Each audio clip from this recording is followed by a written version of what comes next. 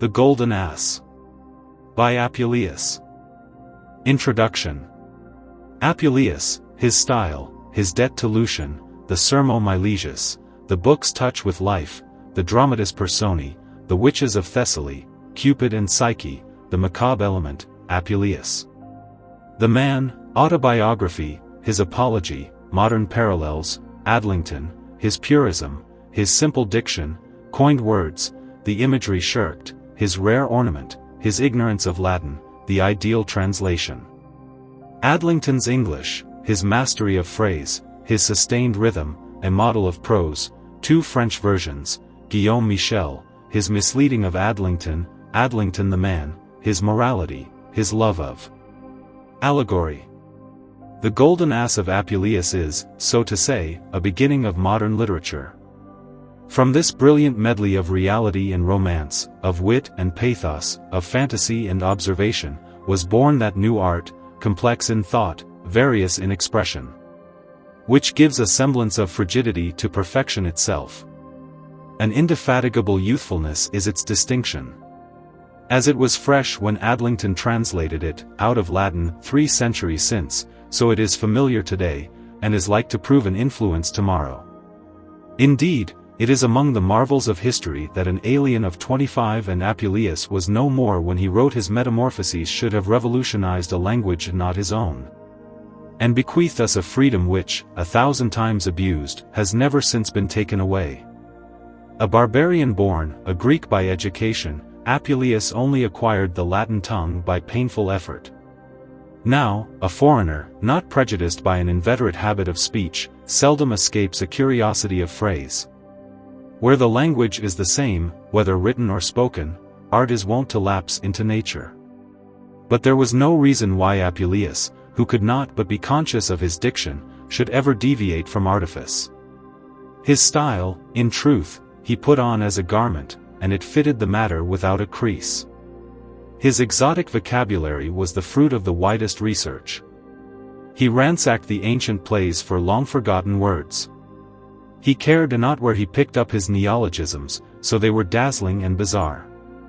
Greece, his own Carthage, the gutters of Rome, contribute to the wealth of his diction, for he knew naught of that pedantry which would cramp expression for authority's sake. The literary use of slang was almost his own invention. He would twist the vulgar words of every day into quaint, unheard-of meanings, nor did he ever deny shelter to those loafers and footpads of speech which inspire the grammarian with horror. On every page you encounter a proverb, a catchword, a literary allusion, a flagrant redundancy. One quality only was distasteful to him, the commonplace. He is ever the literary fop, conscious of his trappings and assured of a handsome effect.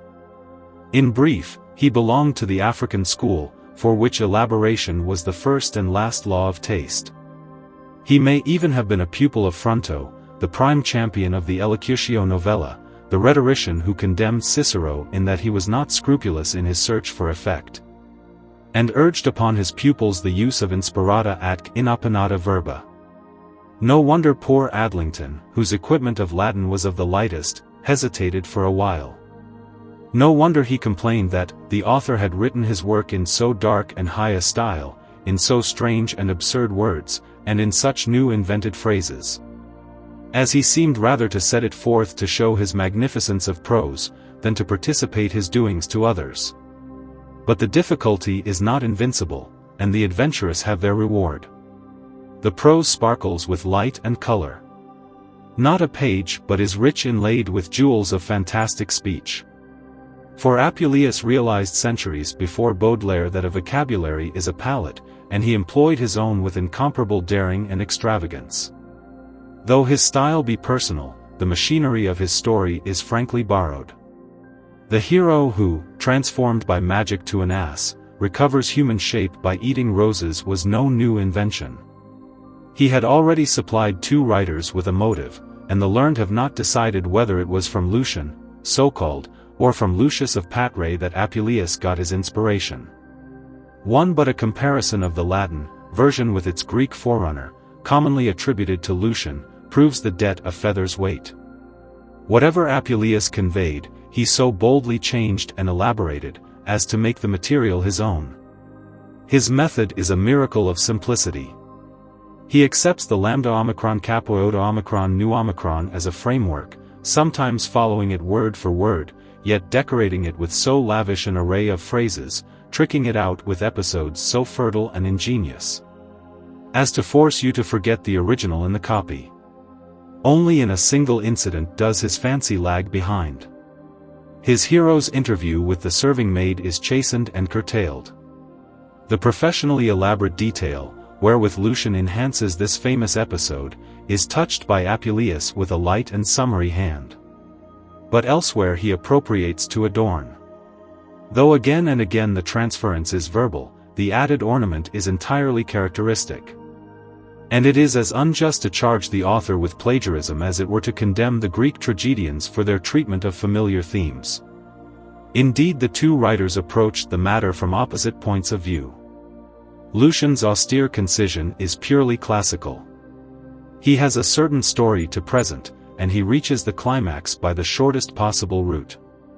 The progress is interrupted neither by phrase nor interlude, and at the end you chiefly admire the cold elegance, wherewith the misfortunes of Lucius are expressed, so to say, in their lowest terms. Apuleius, on the other hand, is unrestrainedly romantic. He cares not how he loiters by the way. He is always ready to beguile his reader with a Milesian story, one of those quaint and witty interludes, which have traveled the world over, and become part, not merely of every literature, but of every life.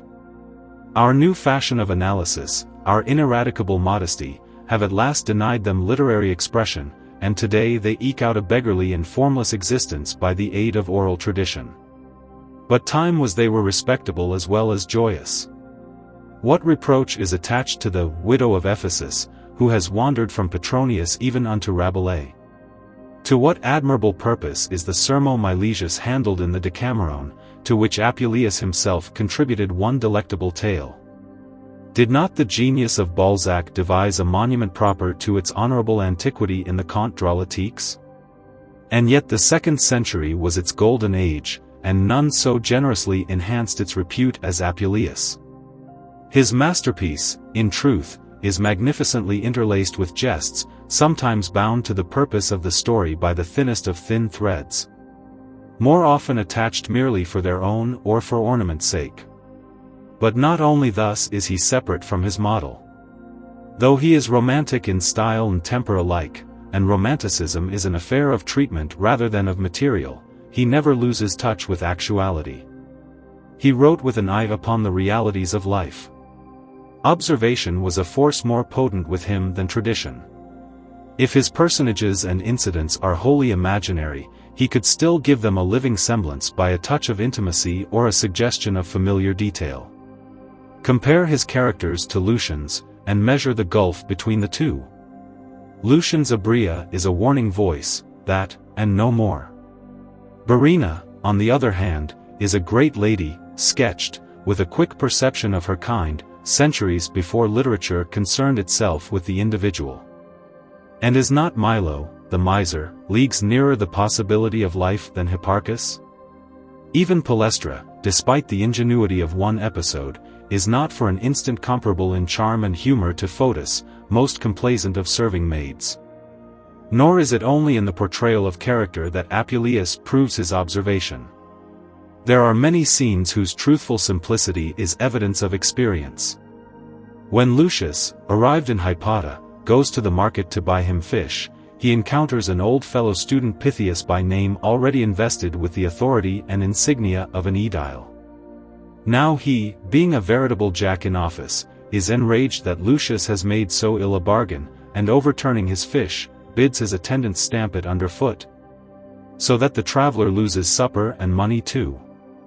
The incident is neither apposite nor romantic, it is no more Milesian than mystical, but it bears the very pressure of life, and you feel that it was transferred straight from a notebook. Again, where shall you find a franker piece of realism than the picture of the mill, whereto the luckless ass was bound? Very ugly and evil-favored were the men, covered only with ragged cloths. And how horrible a spectacle the horses, with their raw necks, their hollow flanks, their broken ribs. The Greek author, disdaining atmosphere, is content to set out his incidents in a logical sequence. Apuleius has enveloped his world of marvels in a heavy air of witchery and romance. You wander with Lucius across the hills and through the dales of Thessaly. With all the delight of a fresh curiosity you approach its far-seen towns. You journey at midnight under the stars, listening in terror for the howling of the wolves, or the stealthy ambush. At other whiles, you sit in the robber's cave, and hear the ancient legends of Greece retold. The spring comes on, and the little birds chirp and sing their Stephen melodiously. Secret raids, ravished brides, valiant rescues, the gayest of intrigues, these are the diverse matters of this many-colored book. The play of fancy, the variety of style, the fertility of resource are inexhaustible. Mythology is lifted into life, and life itself transformed to mystery at the wizard's touch. The misery and terror of the ass life are intercepted by the story of Cupid and Psyche, set forth with rare beauty and distinction of style. And yet this interlude, exquisitely planned and phrased, which suggested a worthless play to Tom Heywood, and has been an inspiration to many poets from Mrs. Tighe to Mr. Bridges, is the one conspicuous fault of the book. Admirable in itself, it is out of proportion as well as out of key, and though you turn to it again and again for its own sake, you skip it industriously when it keeps you from robbery and witchcraft. But the most remarkable characteristic of the Golden Ass is the ever-present element of sorcery, of the macabre as Mr. Pater calls it. Grim specters and horrid ghosts stalk through its pages. The merriest Milesian jest turns sudden to the terror of death and corruption. The very story which Boccaccio borrowed is shifted by Apuleius to a weird conclusion.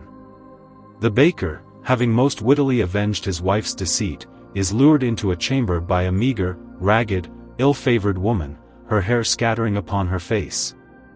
And when the servants burst open the door to find their master, behold, no woman, but only the baker hanging from a rafter dead. And where for pure horror will you match Mero's mutilation of Socrates? Secretly the witch attacks him in his sleep, drives her sword deep into his neck, and dragging out his heart, stops the wound with a sponge. Aristomenes, unwilling witness of the cruelty, half believes it a dream, and gladly they resume the journey, until, when Socrates goes to the river to drink, the sponge falls out and with it the last, faint pulse of life.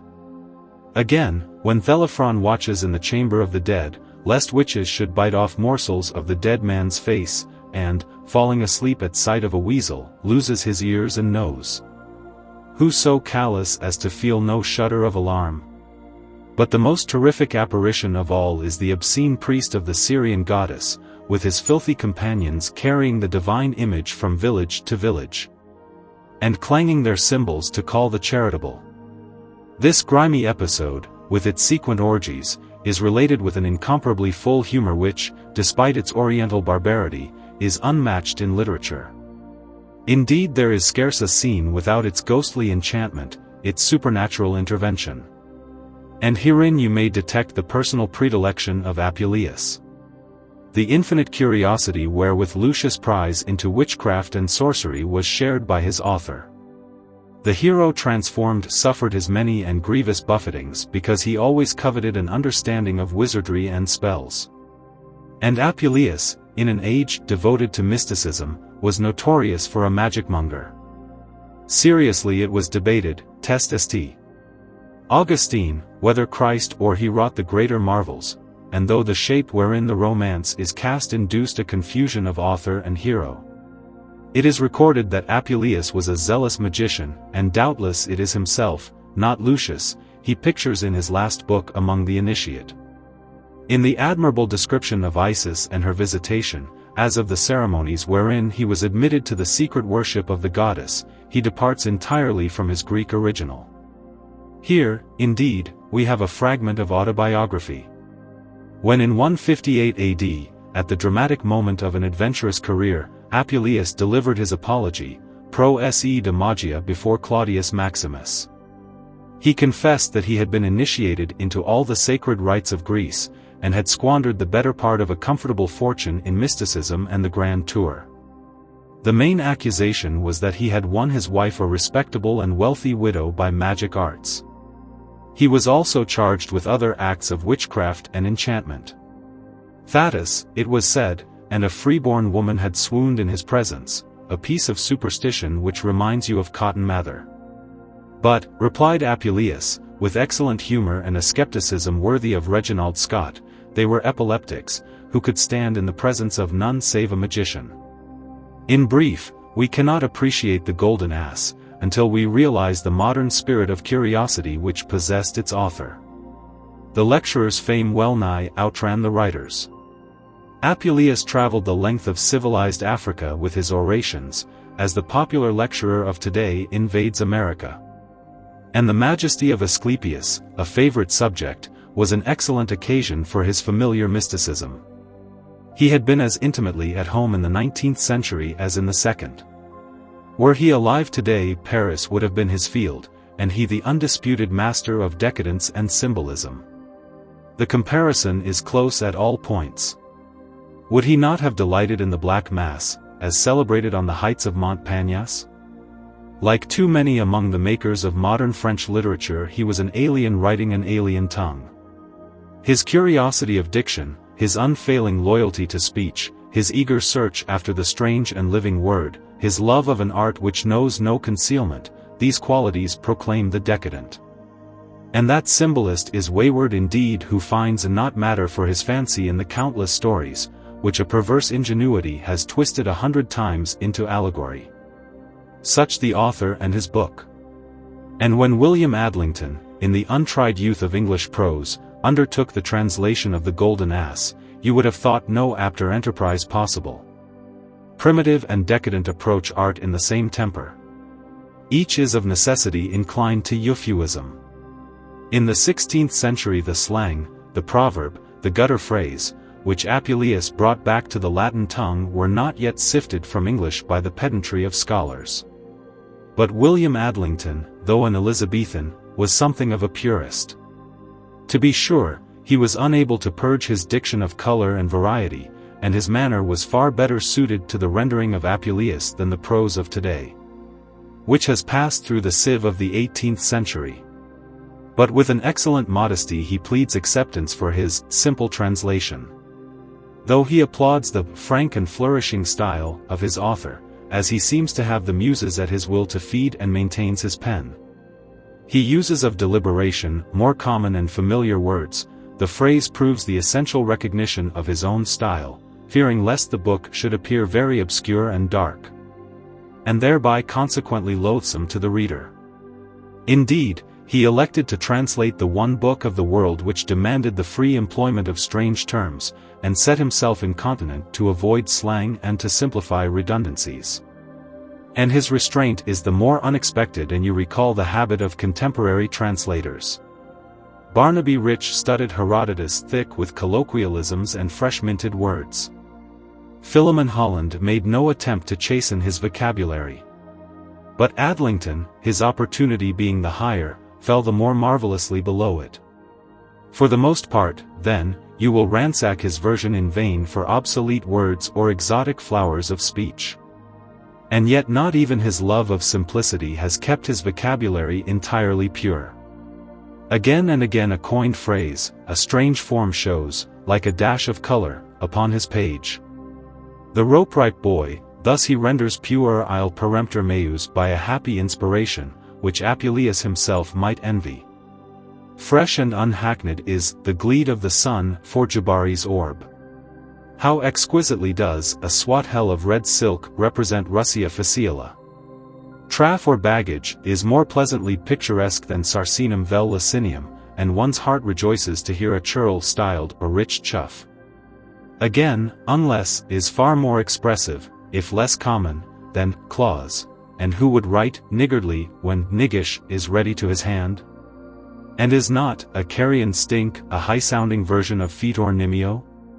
To encounter so sturdy and wholesome a phrase as I smelling his crafty and subtle fetch, though it be a poor echo of ego perspicions malum istum verberonum blatterentum et inconsin cosificantum, is to regret the impoverishment of our English tongue. But not often are we rejoiced by the unexpected, and for the most part Adlington is a scrupulous critic of his diction. As he makes no attempt to represent in English his author's vocabulary, so is he wont to shirk the imagery, and curtail the redundancy affected by Apuleius. Repressing the hyperbolical ostentations of his original, save only when he indulges in exaggerations of his own. When the miserable Thelephron is protecting a dead man from the witch women, thus does Apuleius, with his admirable sense of words. Enhance the horror of crawling minutes. Cum ecce crepusculum eti nox provecta eti nox altior eti dine concubia altiora. Eti jam nox intempesta, for which Adlington writes in all brevity midnight. Apuleius again has a dozen fantastical notions of the dawn, and Adlington cuts them all down to the colorless level of when morning was come. Thus even does he reduce so garishly purple a piece of imagery as commodum punicantibus faloris aurora roseum quasions lacertum coelum inequitabat. When the thieves return to their den after the sack of Milo's house, and sit them down to revelry, Apuleius surpasses even his own habit of opulent description. Ester ac potator, thus he writes in condite pulmentis acervatim, panibus ageratim, poculus agminatum ingestis. Cups and battalions. 'Tis a pretty conceit, and for Adlington it means no more than, they drank and eat exceedingly.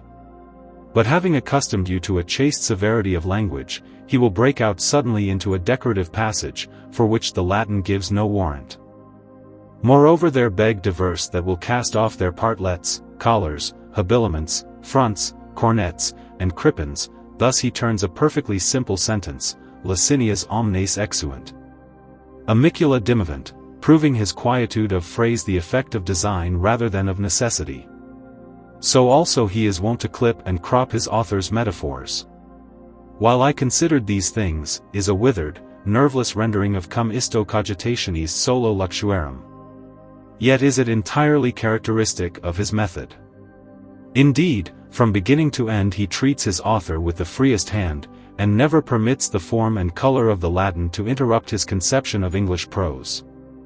But if he sacrificed something by too scrupulous a restraint, he sacrificed still more by his scanty knowledge of Latin. Scholarship was as little fashionable in Tudor England as pedantry, the defect corresponding to its quality, and Adlington laid no claim to profound erudition.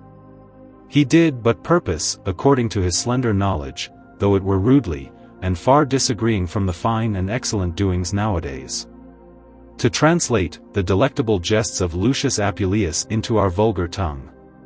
Nor is the confession of slender knowledge a mere parade of modesty, it is wholly justified by the event. To compile a list of errors were superfluous. In truth there is no page without its blunder, though, as we shall presently see, the translator commonly manages to tumble not only into sense but into distinction.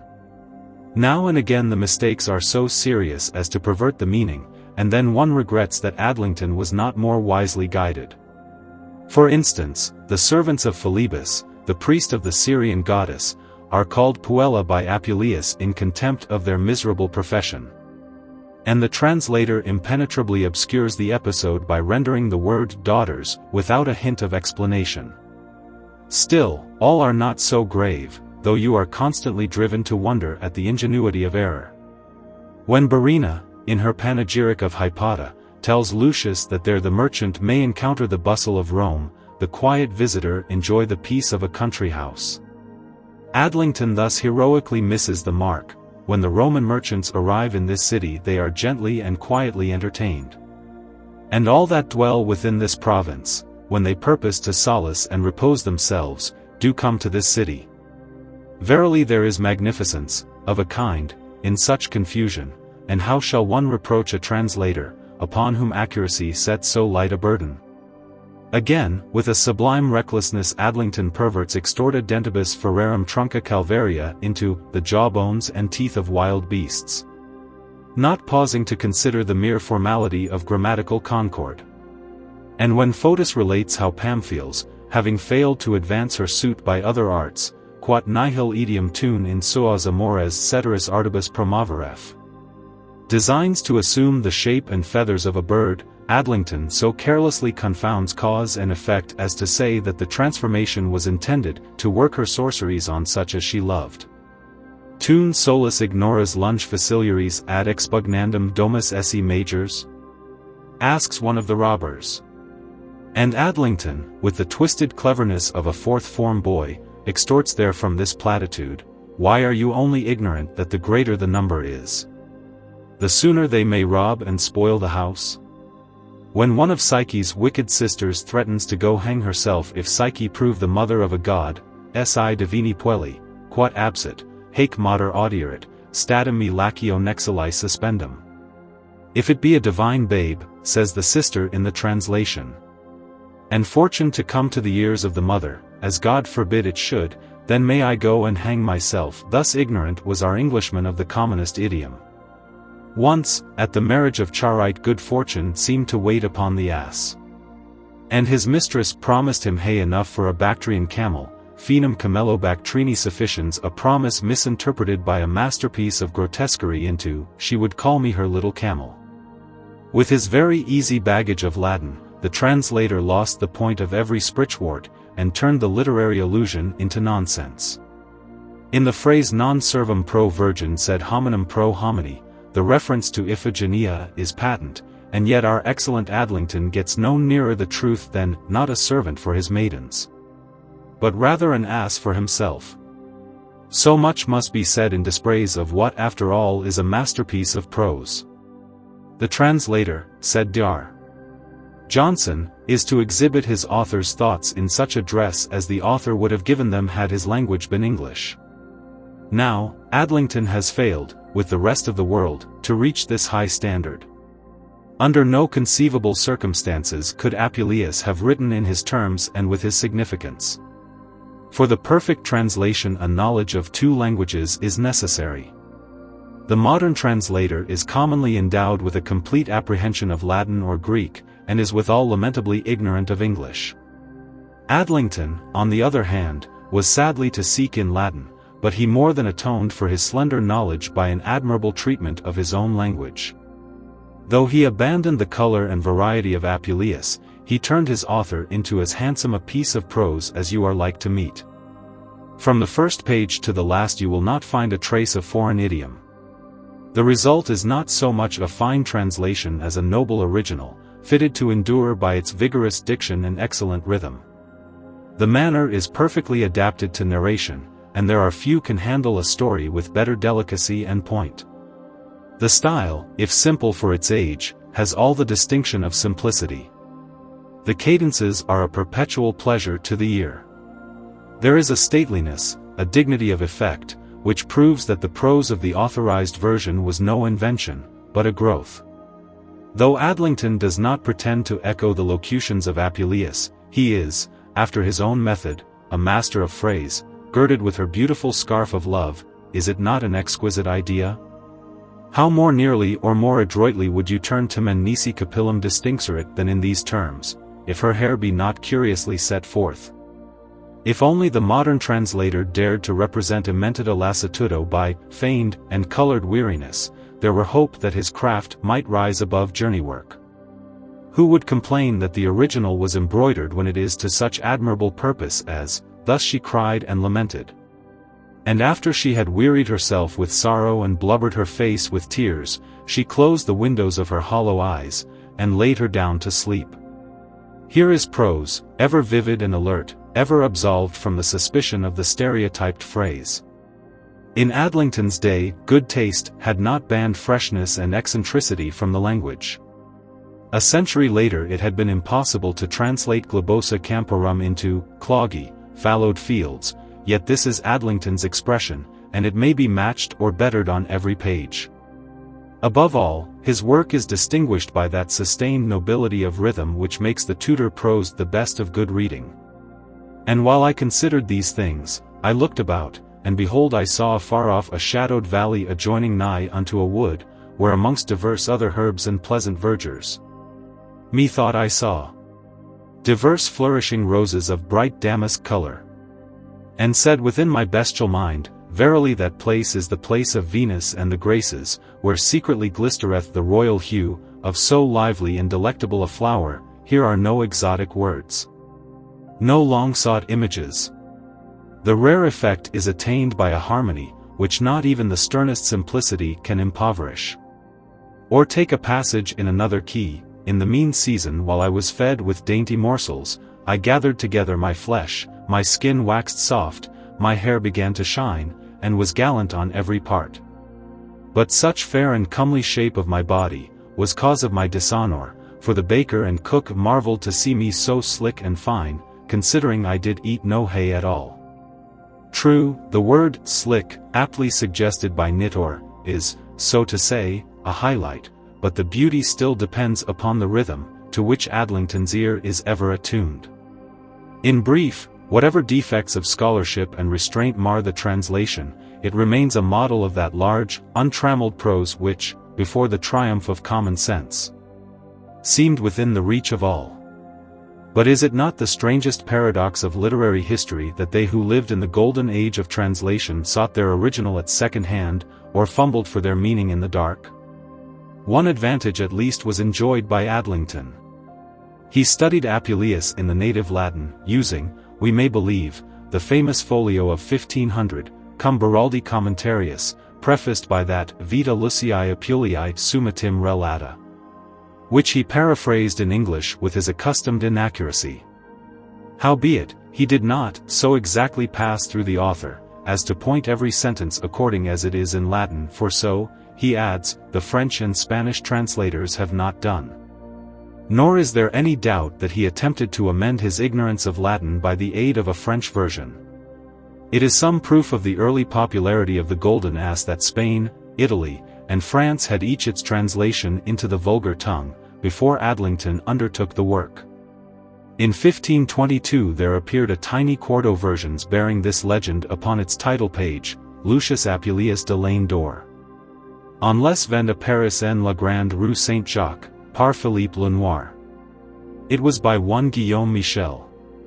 And though before the English translation was making there had appeared another version by Georges de Labouthière, Lyons, 1553, adorned with cuts in the manner of Bernard Salmon. The earlier book was a guide, and too often a blind guide, unto Adlington's footsteps. The Frenchman, indeed, was the riper scholar, but not only did he indulge the tiresome habit of commenting by the way, and without warning, upon his text, but he was also guilty of the most ingenious blunders, which Adlington, as though his own errors were not sufficient, too readily followed. A comparison of the versions sets the matter beyond uncertainty. If again and again the same inaccuracy glares in English and French, it is obvious that the one was borrowed from the other. At the very outset there is a clear clue. Guillaume Michel, according to his habit of expansion, paraphrases Haec me suadent in half a dozen lines. And Adlington, turning his invigilant eye from the Latin, is guilty of the like unwarranted prolixity. Moreover, when Apuleius by a quip says of Marrow, sic reaps nomen aegis tun jubula secretus convenera sentibam, you are puzzled by the ingenuity of Adlington's rendering, being so named because she was a taverner, until you turn to the French and find in tavernier the source of error. Again, Diophanes, the magician in Milo's story, is consulted by a certain merchant, Cerdo by name. The Latin is unmistakable, Cerdo quidem nomini negotiator. Now, Adlington boldly translates a certain cobbler, and instantly the Frenchman's quelques sauveteur explains the blunder. Tout fois mon cheval idi tautre best lane de Milo enemy vulurant souffrir avec yolks piastre, so Michel at the beginning of the fourth book. And thus Adlington, but mine own horse and Milo's ass would not suffer me to feed there with them, but I must seek my dinner in some other place. The renderings agree precisely in a gross inaccuracy. And the Latin nec me cum asino vel equo meo compascuus coitus itinera potuit ad hoc insolitum aelioquin prandera finum is involved enough to explain Adlington's reliance upon the French. Another passage is even more convincing. Ad quandam villam possessoris bedi pervmunt, writes Apuleius, whom Adlington translates, we fortuned to come to one Britunas house. Nor would it appear who this Britanus might be, unless you turn to Michel's French and read, an Aachen village cheese un rich laboureur nommé Berlinus. This strange correspondence in error might be enforced by countless examples. But by this it is evident that, although Adlington did not, like Angel Day, Sir Thomas North, George Nichols, translator of Thucydides, render his author from the French openly and without shame. He consulted the French as well as the Latin, and fared rather the worse therefore. If for a judgment of Adlington the writer there is ample material, of Adlington the man we know nothing more than he vouchsafes himself. That 6 editions appeared in some 70 years is proof of the book's popularity. But its only mention is in the register of the Stationers' Company, where it figures, in the entering of copies, between the July 22, 1565 and the 22 and July 1566, something earlier than the date of the dedication. Weeks. Received of Henry Weeks, thus it runs, for his license for printing of a book entitled The Whole Book of Lucius Apuleius of Ye Golden Ass, 6 shillings and 8 pence. The Epistle Dedicatory to Thomas, Earl of Sussex, is dated from University College in Oxenford, the 18th of September 1566. 3. But whether or no he was a graduate of that seat of learning is still uncertain. His name does not appear in the register of the university, and in vain you consult the common sources of information. He presents his book to his patron in the customary terms of extravagant eulogy, the which if your honourable lordship shall accept, writes he of his Apuleius, and take in good part. I shall not only think my small travel and labour well employed, but shall also receive a further comfort to attempt some more serious matter. If the serious matter were ever attempted, its very gravity has sunk it out of knowledge, unless, indeed, he be the author of that very rare and exceeding obvious tract in verse, entitled A Special Remedy Against the Force of Lawless Love. For this was published in 1579, and ascribed upon the title page to W.A. As the agreement of name and date is perfect, so also the tone of the preface corresponds precisely with Adlington's admonition to the reader of the Golden Ass. When the friendly reader of the special remedy is warned how, like unto a beast love transformeth a man, during the which nothing can be exercised in mind. Nothing by reason or study of mind can be done, you are forthwith reminded of Adlington and of Lucius changed to an ass. The verses are properly forgotten, but by his own confession we know him subject to an invincible morality which, ill according with his century, drove him perchance to undertake this enterprise gloomy enough for oblivion. Lector intend, litaboris, such is the bidding of Apuleius. And Adlington apologizes that, although the matter seem very light and merry, yet the effect thereof tendeth to a good and virtuous moral. Just as the author of the special remedy remarks with Pliny, there is no book so simple, but that therein is somewhat worthy the noting. As though the Milesian tale were judged, not by its pleasantry and delight, but by the quality of its moral sustenance. But Adlington was of those who would allegorize both mythology and romance. The fall of Icarus is an example to proud and arrogant persons, that weeneth to climb up to the heavens, and further, he holds that by Midas is carped the foul sin of avarice. And, as if to excuse the translation of a mere jest and fable, he addresses to the reader a most solemn homily, setting forth the example of Nebuchadnezzar and upholding the efficacy of prayer. Verily under the wrap of this transformation is taxed the life of mortal men, thus he writes in the proper spirit of the divine. Concluding that, we can never be restored to the right figure of ourselves, except we taste and eat the sweet rose of reason and virtue, which the rather by mediation of prayer we may assuredly attain. Nor is this the mere perversion of ingenuity. His prudery is perfectly sincere. In many places he is inclined, by a modest suppression, to mitigate the gaiety of the Apuleian narrative. But only once does he completely sacrifice his author's effect to his own scruples, and the restrained nobility of his prose more than atones for lack of scholarship and a prudish habit of mind. The lapse of 3 centuries has left his book as fresh and living as its original, and withal as brave a piece of narrative as the literature of his century has to show. Charles Whibley. How do you find this book? Any thoughts about the book or the author? Any suggestion for improvement? Please take a moment to share your thoughts in a comment.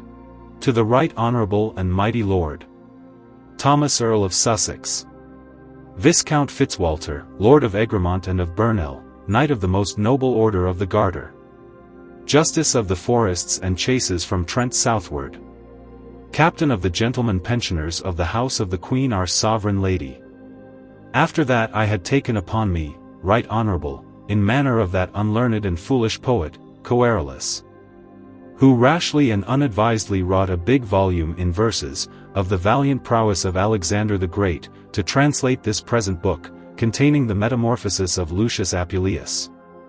Being moved thereunto by the right pleasant pastime and delectable matter therein, I eftsoons consulted with myself, to whom I might best offer so pleasant and worthy a work, devised by the author, it being now barbarously and simply framed in our English tongue.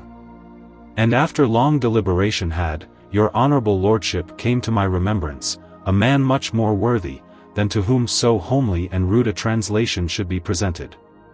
But when I again remembered the jesting and sportful matter of the book, unfit to be offered to any man of gravity and wisdom, I was wholly determined to make no epistle dedicatory at all.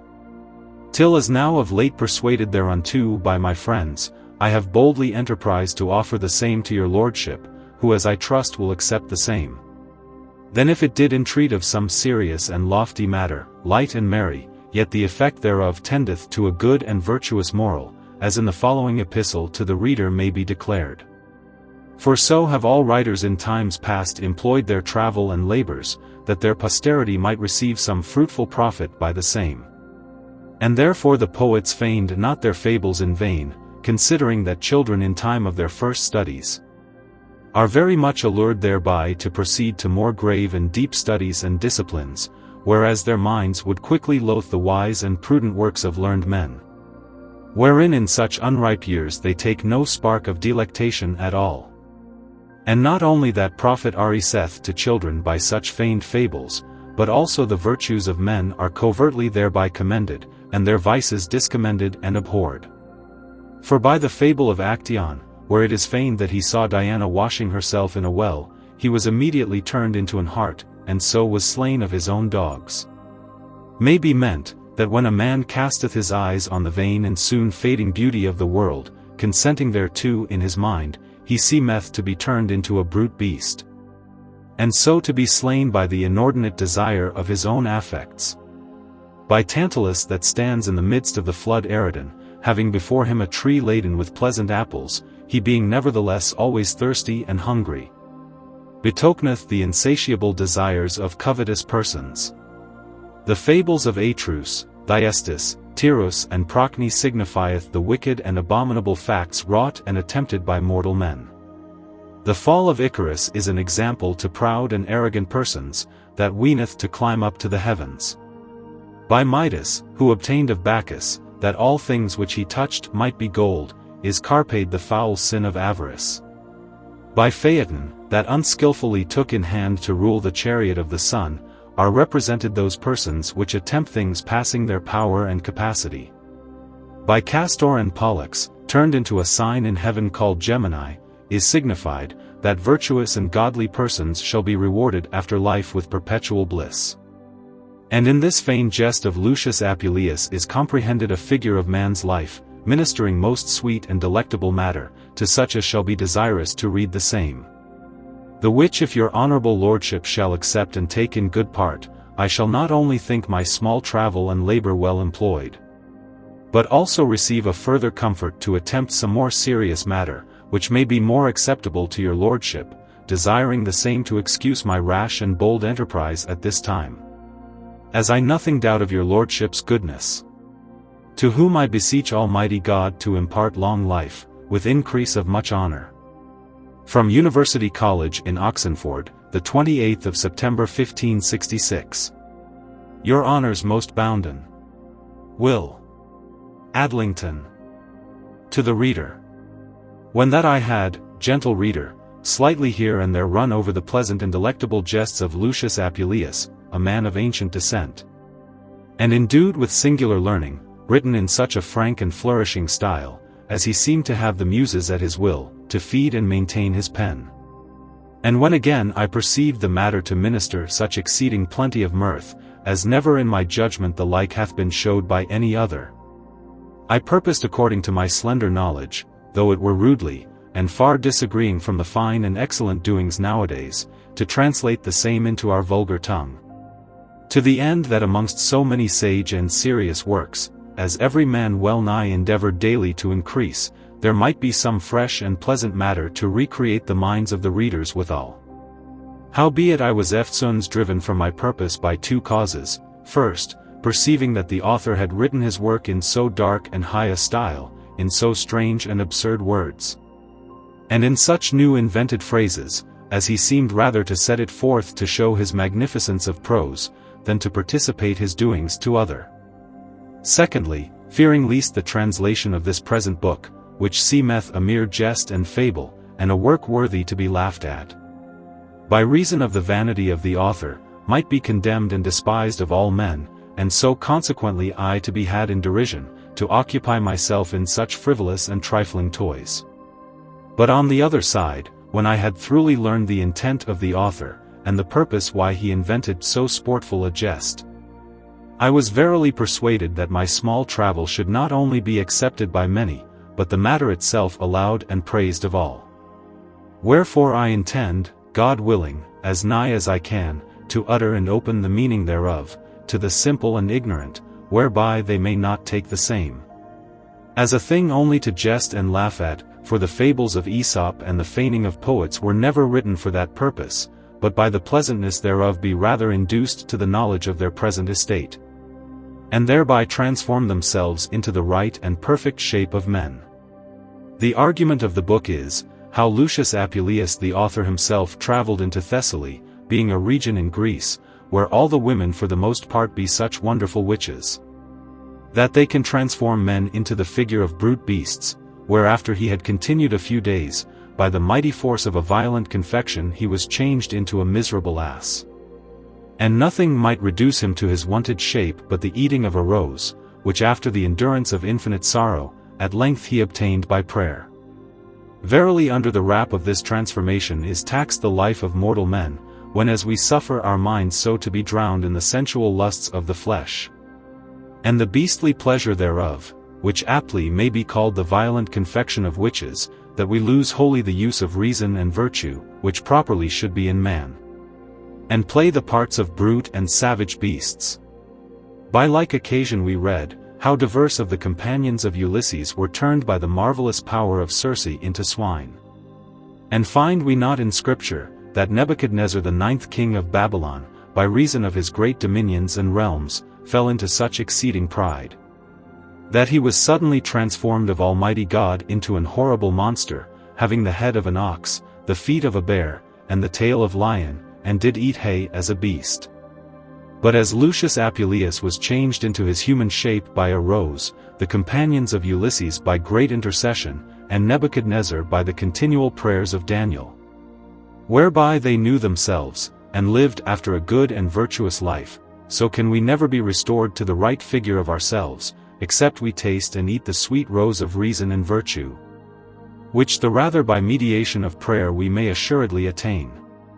Again, may not the meaning of this work be altered and turned in this sort: a man desirous to apply his mind to some excellent art, or given to the study of any of the sciences, at the first appeareth to himself an ass without wit, without knowledge, and not much unlike a brute beast, till such time as by much pain and travel he hath achieved to the perfectness of the same, and tasting the sweet flower and fruit of his studies, doth think himself well brought to the right and very shape of a man. Finally, the metamorphoses of Lucius Apuleius may be resembled to youth without discretion, and his reduction to age possessed with wisdom and virtue. Now since this book of Lucius is a figure of man's life, and toucheth the nature and manners of mortal men, egging them forward from their asinine form, to their human and perfect shape, beside the pleasant and delectable jests therein contained, I trust if my simple translation be nothing excepted, yet the matter itself shall be esteemed by such as not only delight to please their fancies in reading the same, but also take a pattern thereby to regenerate their minds from brutish and beastly custom. Howbeit I have not so exactly passed through the author, as to point every sentence according as it is in Latin, or so absolutely translated every word as it lieth in the prose. For so the French and Spanish translators have not done, considering the same in our vulgar tongue would have appeared very obscure and dark, and thereby consequently loathsome to the reader. But nothing erring as I trust from the true and natural meaning of the author, have used more common and familiar words, yet not so much as I might do, for the plainer setting forth of the same. But howsoever it be, gentle reader, I pray thee take it in good part, considering that for thee I have taken this pain, to the intent that thou mayst read the same with pleasure. The Preface of the Author.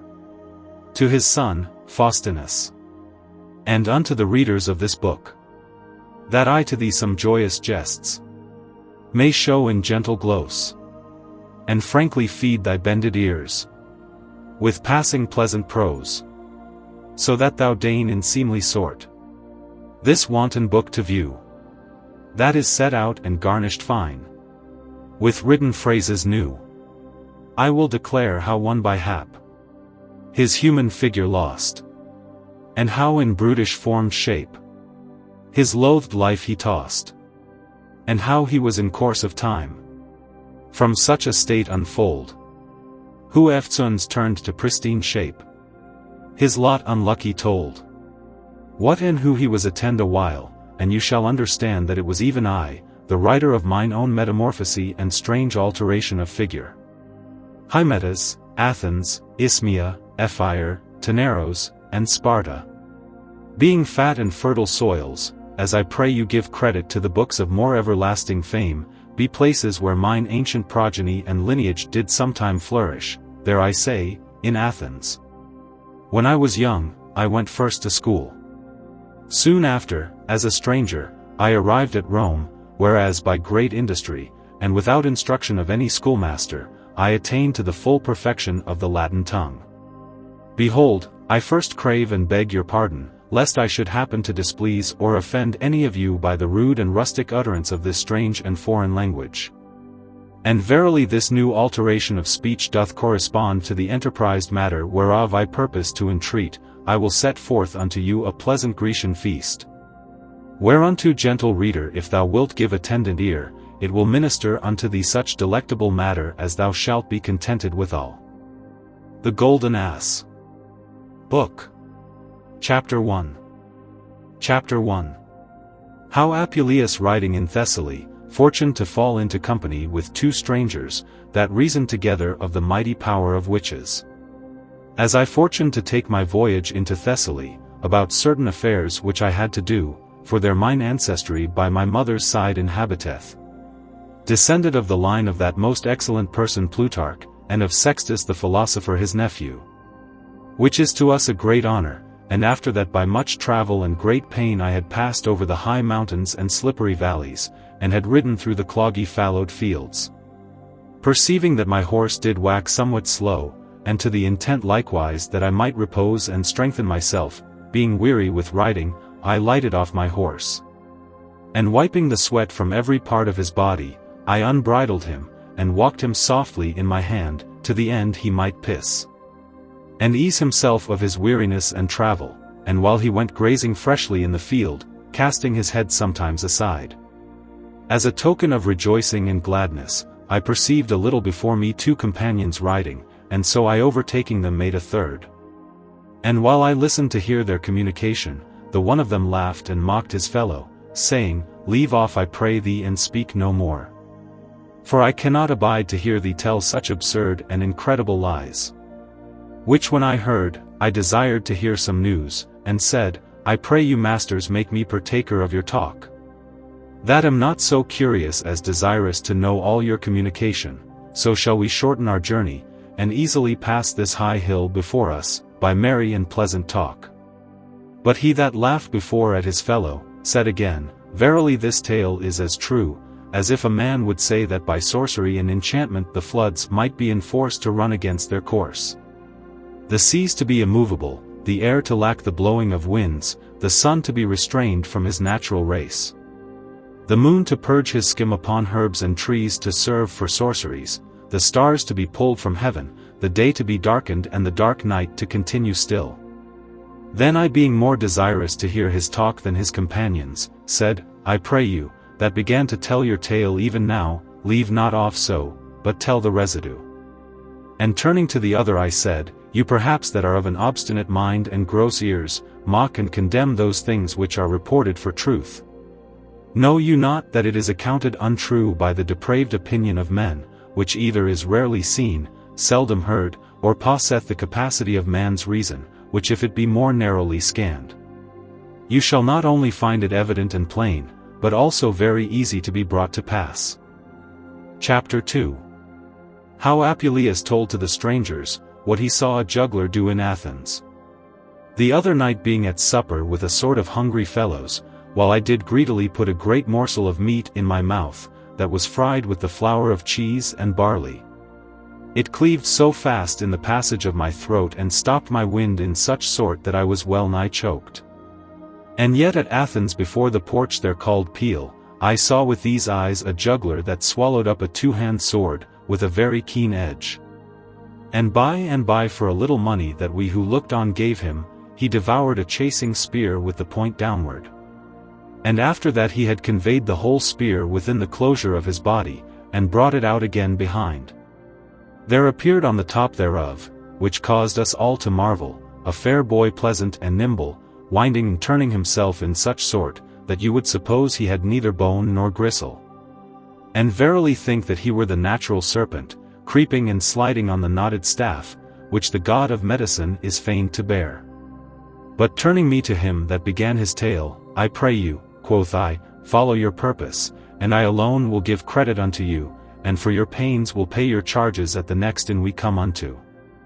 To whom he answered, Certes, sir, I thank you for your gentle offer, and at your request I will proceed in my tale, but first I will swear unto you by the light of this sun that shineth here, that those things shall be true, lest when you come to the next city called Thessaly, you should doubt anything of that which is rife in the mouths of every person, and done before the face of all men. And that I may first make relation to you, what and who I am, and whither I go, and for what purpose, know you that I am of Egan, traveling these countries about from Thessaly to Aetolia, and from Aetolia to Boeotia, to provide for honey, cheese, and other victuals to sell again, and understanding that at Hypata, which is the principal city of all Thessaly, is accustomed to be sold new cheeses of exceeding good taste and relish, I fortuned on a day to go thither, to make my market there, but as it often happeneth, I came in an evil hour. For one Lupus a purveyor had bought and engrossed up all the day before, and so I was deceived. Wherefore towards night being very weary, I went to the bains to refresh myself, and behold, I fortuned to espy my companion Socrates sitting upon the ground, covered with a torn and coarse mantle, who was so meagre and of so sallow and miserable a countenance, that I scantly knew him, for fortune had brought him into such estate and calamity, that he verily seemed as a common beggar that standeth in the streets to crave the benevolence of the passers-by. Towards whom, howbeit he was my singular friend and familiar acquaintance, yet half in despair, I drew nigh and said, Alas my Socrates, what meaneth this? How fareth it with thee? What crime hast thou committed? Verily there is great lamentation and weeping for thee at home, thy children are in ward by decree of the provincial judge, thy wife, having ended her mourning time in lamentable wise, with face and visage blubbered with tears, in such sort that she hath well nigh wept out both her eyes, is constrained by her parents to put out of remembrance the unfortunate loss and lack of thee at home, and against her will to take a new husband. And dost thou live here as a ghost or hog, to our great shame and ignominy? Then he answered he to me and said, O my friend Aristomenes, now perceive I well that you are ignorant of the whirling changes, the unstable forces, and slippery inconstancy of fortune, and therewithal he covered his face, even then blushing for very shame, with his rugged mantle insomuch that from his navel downwards he appeared all naked. But I not willing to see him any longer in such great misery and calamity, took him by the hand and lifted him up from the ground, who having his face covered in such sort, Let fortune, quoth he, triumph yet more, let her have her sway, and finish that which she hath begun. And therewithal I put off one of my garments and covered him, and immediately I brought him to the bain, and caused him to be anointed, wiped, and the filthy scurf of his body to be rubbed away.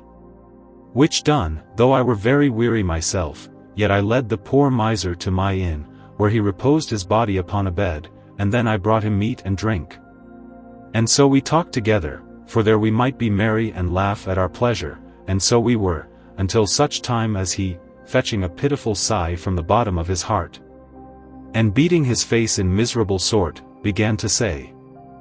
Chapter III. How Socrates in his return from Macedonia to Larissa was spoiled and robbed, and how he fell acquainted with one Mero a witch. Alas, poor miser that I am, that for the only desire to see a game of trial of weapons, am fallen into these miseries and wretched snares of misfortune. For in my return from Macedonia, whereas I sold all my wares, and played the merchant by the space of 10 months, a little before that I came to Larissa, I turned out of the way to view the situation of the country there, and behold, in the bottom of a deep valley I was suddenly environed with a company of thieves, who robbed and spoiled me of such things as I had, and yet would hardly suffer me to escape. But I, being in such extremity, in the end was happily delivered from their hands, and so I fortuned to come to the house of an old woman that sold wine, called Mero, who had her tongue sufficiently instructed to flattery, unto whom I opened the causes of my long peregrination and careful travel, and of mine unlucky adventure, and after that I had declared to her such things as then presently came to my remembrance, she gently entertained me and made me good cheer.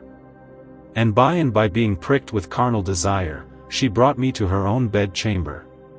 Whereas I, poor miser, the very first night of our lying together did purchase to myself this miserable face, and for her lodging I gave to her such apparel as the thieves left to cover me withal.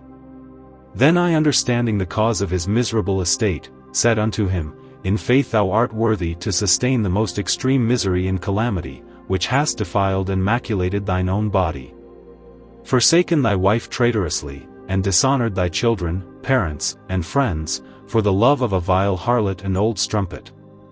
When Socrates heard me rail against Mero in such sort, he held up his finger to me, and as half abashed said, Peace, peace, I pray you, and looking about lest anybody should hear. I pray you, quoth he, I pray you take heed what you say against so venerable a woman as she is, lest by your intemperate tongue you catch some harm. Then with resemblance of admiration, What, quoth I, is she so excellent a person as you name her to be? I pray you tell me.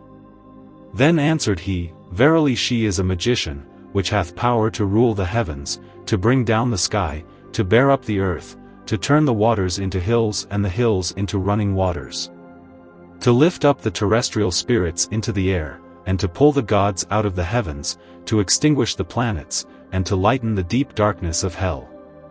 Then said I unto Socrates, Leave off this high and mystical kind of talk, and tell the matter in a more plain and simple fashion. Then answered he, Will you hear one or two, or more of her facts which she hath done, for whereas she enforceth not only the inhabitants of the country here, but also the Indians and the Ethiopians the one and the other, and also the Antic tons, to love her in most raging sort, such as are but trifles and chips of her occupation, but I pray you give ear. And I will declare of more greater matters, which she hath done openly and before the face of all men. Chapter IV. How Mero the witch turned diverse persons into miserable beasts. In faith, Aristomenes, to tell you the truth, this woman had a certain lover, whom by the utterance of one only word she turned into a beaver, because he loved another woman beside her, and the reason why she transformed him into such a beast is, for that it is his nature, when he perceiveth the hunters and hounds to draw after him, to bite off his members, and lay them in the way, that the hounds may be at a stop when they find them. And to the intent it might so happen unto him, for that he fancied another woman, she turned him into that kind of shape. Similarly she changed one of her neighbors, being an old man and one that sold wine, into a frog, in that he was one of her occupation, and therefore she bare him a grudge. And now the poor miser, swimming in one of his pipes of wine, and well nigh drowned in the dregs, doth cry and call with an hoarse voice, for his old guests and acquaintance that pass by. Likewise she turned one of the advocates of the court, because he pleaded and spake against her in a rightful cause, into a horned ram, and now the poor ram is become an advocate. Moreover she caused, that the wife of a certain lover that she had should never be delivered of her child, but according to the computation of all men. It is 8 years past since the poor woman first began to swell, and now she is increased so big, that she seemeth as though she would bring forth some great elephant, which when it was known abroad, and published throughout all the town, they took indignation against her, and ordained that the next day she should most cruelly be stoned to death. Which purpose of theirs she prevented by the virtue of her enchantments, and as Medea, who obtained of King Creon but 1 day's respite before her departure, did burn all his house, him and his daughter, so she, by her conjurations and invocations of spirits, which she useth in a certain hole in her house, as she herself declared unto me the next day following, closed all the persons in the town so sure in their houses, and with such violence of power, that for the space of 2 days they could not get forth, nor open their gates nor door, nor break down their walls, whereby they were enforced by mutual consent to cry unto her, and to bind themselves strictly by oaths, that they would never afterwards molest or hurt her, and moreover, if any did offer her any injury they would be ready to defend her. Whereupon she, moved by their promises, and stirred by pity, released all the town. But she conveyed the principal author of this ordinance about midnight, with all his house, the walls, the ground, and the foundation, into another town, distant from thence 100 miles. Situate and being on the top of an high hill, and by reason thereof destitute of water, and because the edifices and houses were so nigh built together, that it was not possible for the house to stand there, she threw it down before the gate of the town. Then I spake and said, O my friend Socrates, you have declared unto me many marvelous things and strange chances, and moreover stricken me with no small trouble of mind, yea rather with great fear, lest the same old woman using the like practice, should fortune to hear all our communication. Wherefore let us now sleep, and after that we have taken our rest, let us rise betimes in the morning, and ride away hence before day, as far as we can possible. Chapter V. How Socrates and Aristomenes slept together in one chamber, and how they were handled by witches. In speaking these words, and devising with myself of our departing the next morrow, lest Mero the witch should play by us as she had done by divers other persons, it fortuned that Socrates did fall asleep, and slept very soundly, by reason of his travel and plenty of meat and wine wherewithal he had filled himself. Wherefore I closed and barred fast the doors of the chamber, and put my bed behind the door, and so laid me down to rest. But I could in no wise sleep, for the great fear which was in my heart, until it was about midnight, and then I began to slumber.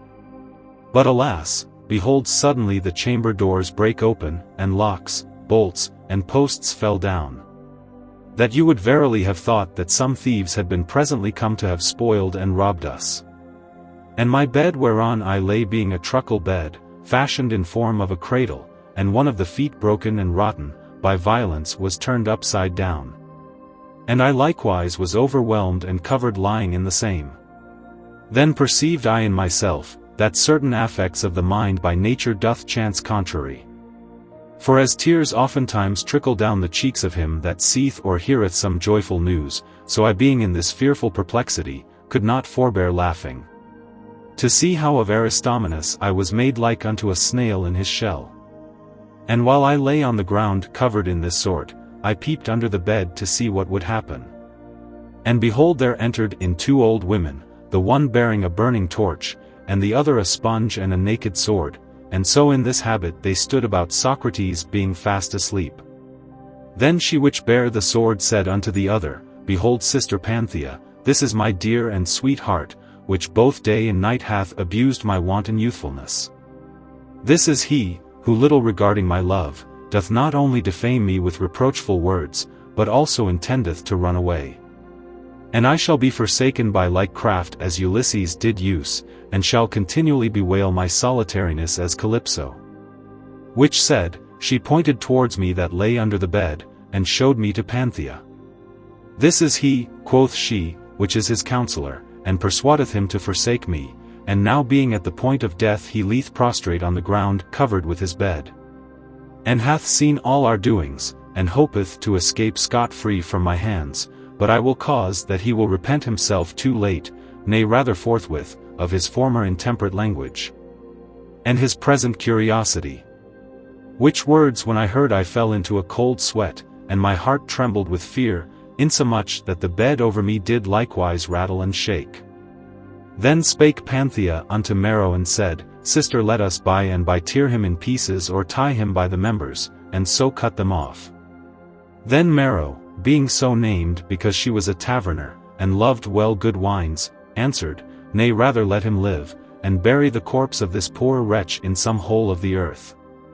And therewithal she turned the head of Socrates on the other side and thrust her sword up to the hilts into the left part of his neck, and received the blood that gushed out, into a pot, that no drop thereof fell beside, which things I saw with mine own eyes, and as I think to the intent that she might alter nothing that pertained to sacrifice, which she accustomed to make.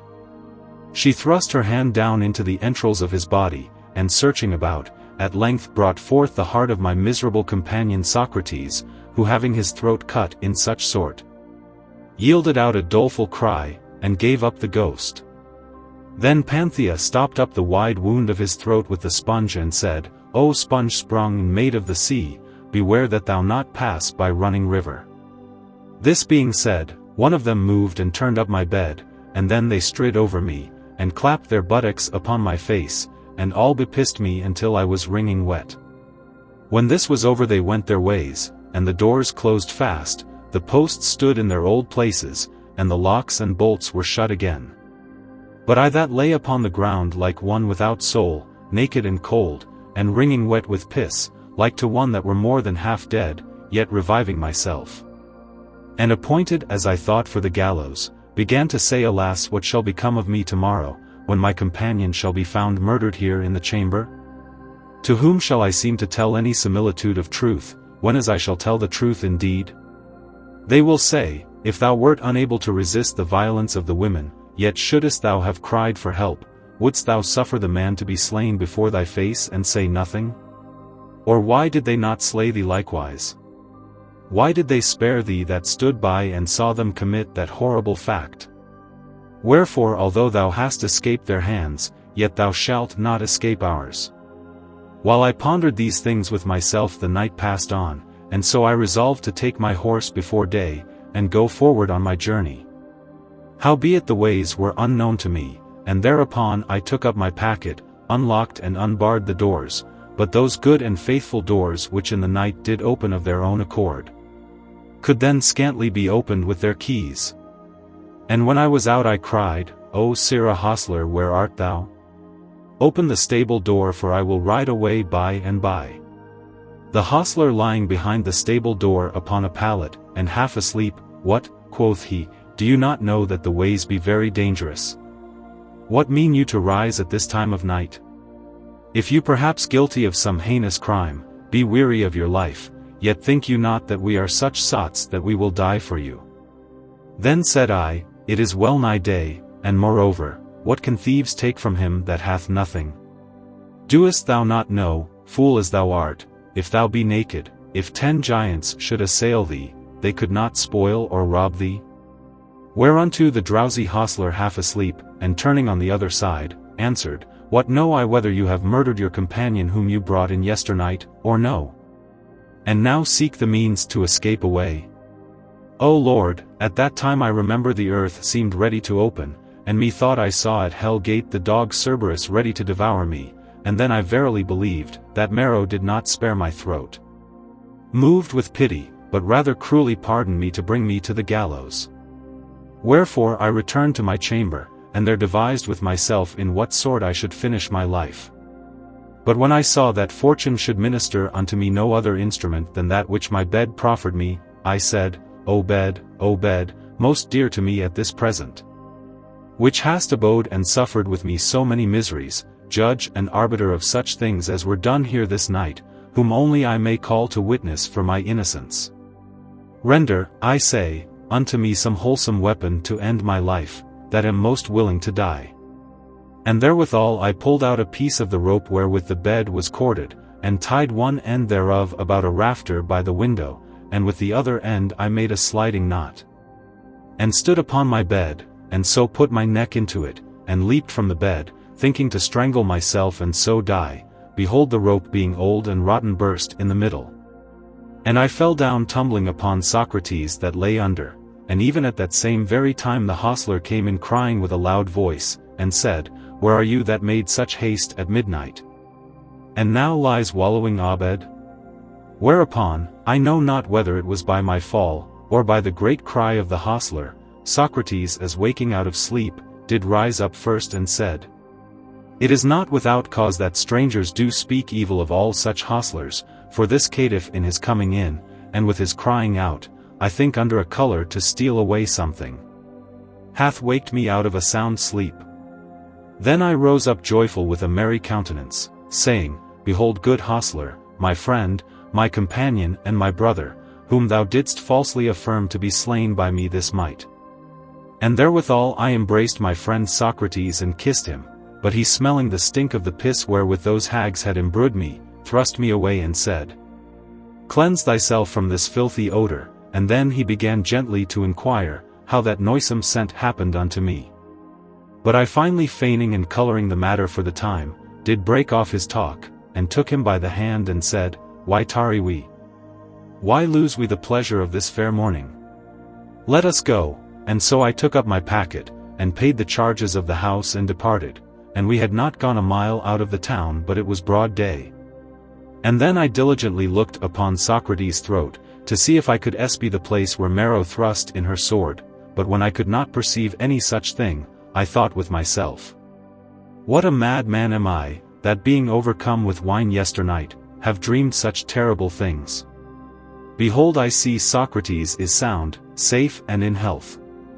Where is his wound? Where is the sponge? Where is his great and new cut?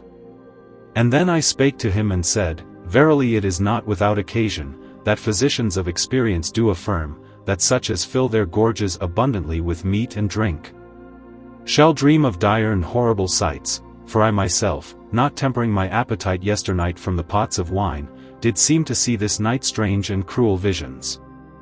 That even yet I think myself sprinkled and wet with human blood, whereunto Socrates laughing made answer and said, Nay, thou art not wet with the blood of men, but art embrued with stinking piss. And verily I dreamed that my throat was cut, and that I felt the pain of the wound, and that my heart was pulled out of my belly, and the remembrance thereof makes me now to fear. For my knees do so tremble that I can scarce go any further, and therefore I would fain eat somewhat to strengthen and revive my spirits. Then said I, Behold here thy breakfast, and therewithal I opened my scrip that hanged upon my shoulder, and gave him bread and cheese, and we sat down under a great plane tree. And I eat part with him. And while I beheld him eating greedily, I perceived that he waxed meagre and pale, and that his lively colour faded away, insomuch that being in great fear, and remembering those terrible furies of whom I lately dreamed, the first morsel of bread that I put in my mouth, that was but very small, did so stick in my jaws, that I could neither swallow it down, nor yet yield it up, and moreover the small time of our being together increased my fear. And what is he that seeing his companion die in the highway before his face, would not greatly lament and be sorry?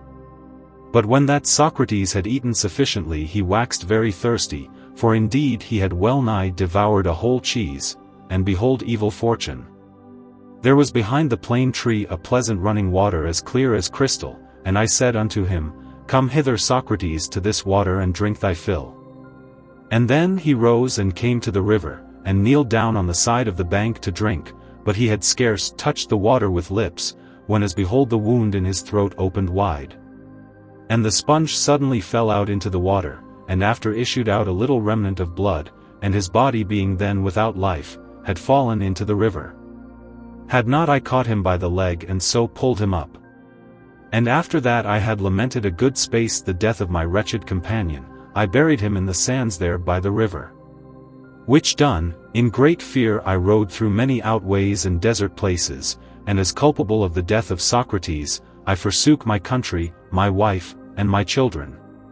and came to Aetolia, where I married another wife. This tale told Aristomenes, and his fellow, which before obstinately would give no credit unto him, began to say, Verily there was never so foolish a tale, nor a more absurd lie told than this.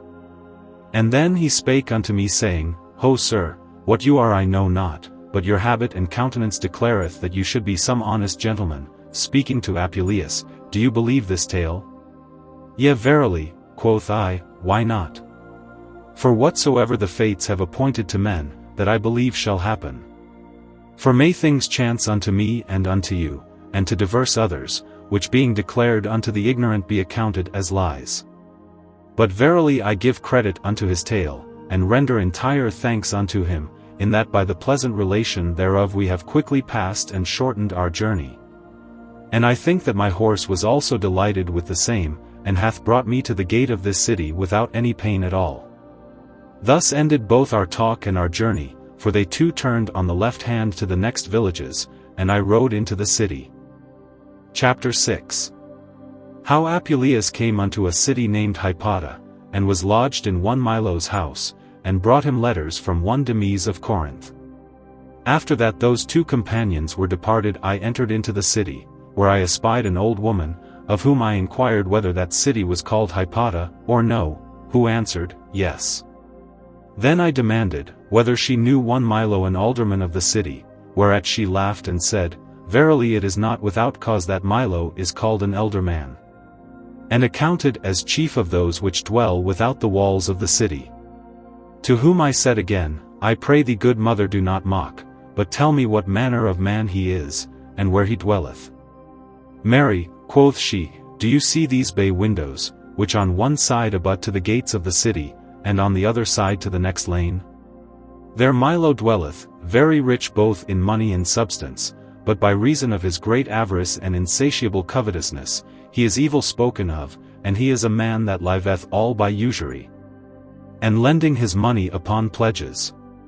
Moreover he dwelleth in a small house, and is ever counting his money, and hath a wife that is a companion of his extreme misery, neither keepeth he more in his house than only one maid, who goeth apparelled like unto a beggar. Which when I heard, I laughed in myself and thought, in faith my friend Demes hath served me well, which hath sent me being a stranger, unto such a man, in whose house I shall not be afeard either of smoke or of the scent of meat. And therewithal I rode to the door, which was fast barred, and knocked aloud. Then there came forth a maid which said, Ho, sirrah, that knocks so fast, in what kind of sort will you borrow money? Know you not that we use to take no gage, unless it be either plate or jewels? To whom I answered, I pray you, maid, speak more gently, and tell me whether thy master be within or no?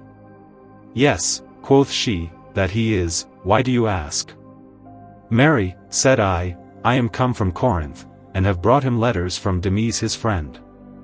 Then said the maid, I pray you tarry here till I tell him so, and therewithal she closed fast the door, and went in, and after a while she returned again and said, My master desireth you to alight and come in.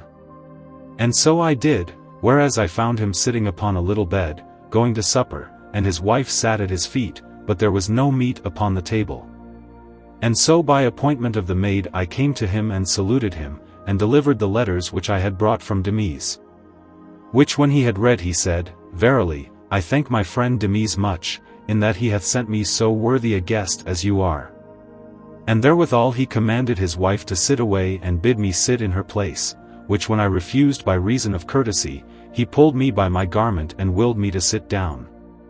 For we have, quoth he, no other stool here, nor no other great store of household stuff, for fear of robbing. Then I according to his commandment, sat down, and he fell in further communication with me and said, Verily I do conjecture by the comely feature of your body, and by the maidenly shamefastness of your face that you are a gentleman born, as my friend Demes hath no less declared the same in his letters. Wherefore I pray you take in good part our poor lodging, and behold yonder chamber is at your commandment, use it as your own, and if you be contented therewithal, you shall resemble and follow the virtuous qualities of your good father Theseus, who disdained not the slender and poor cottage of Hecate.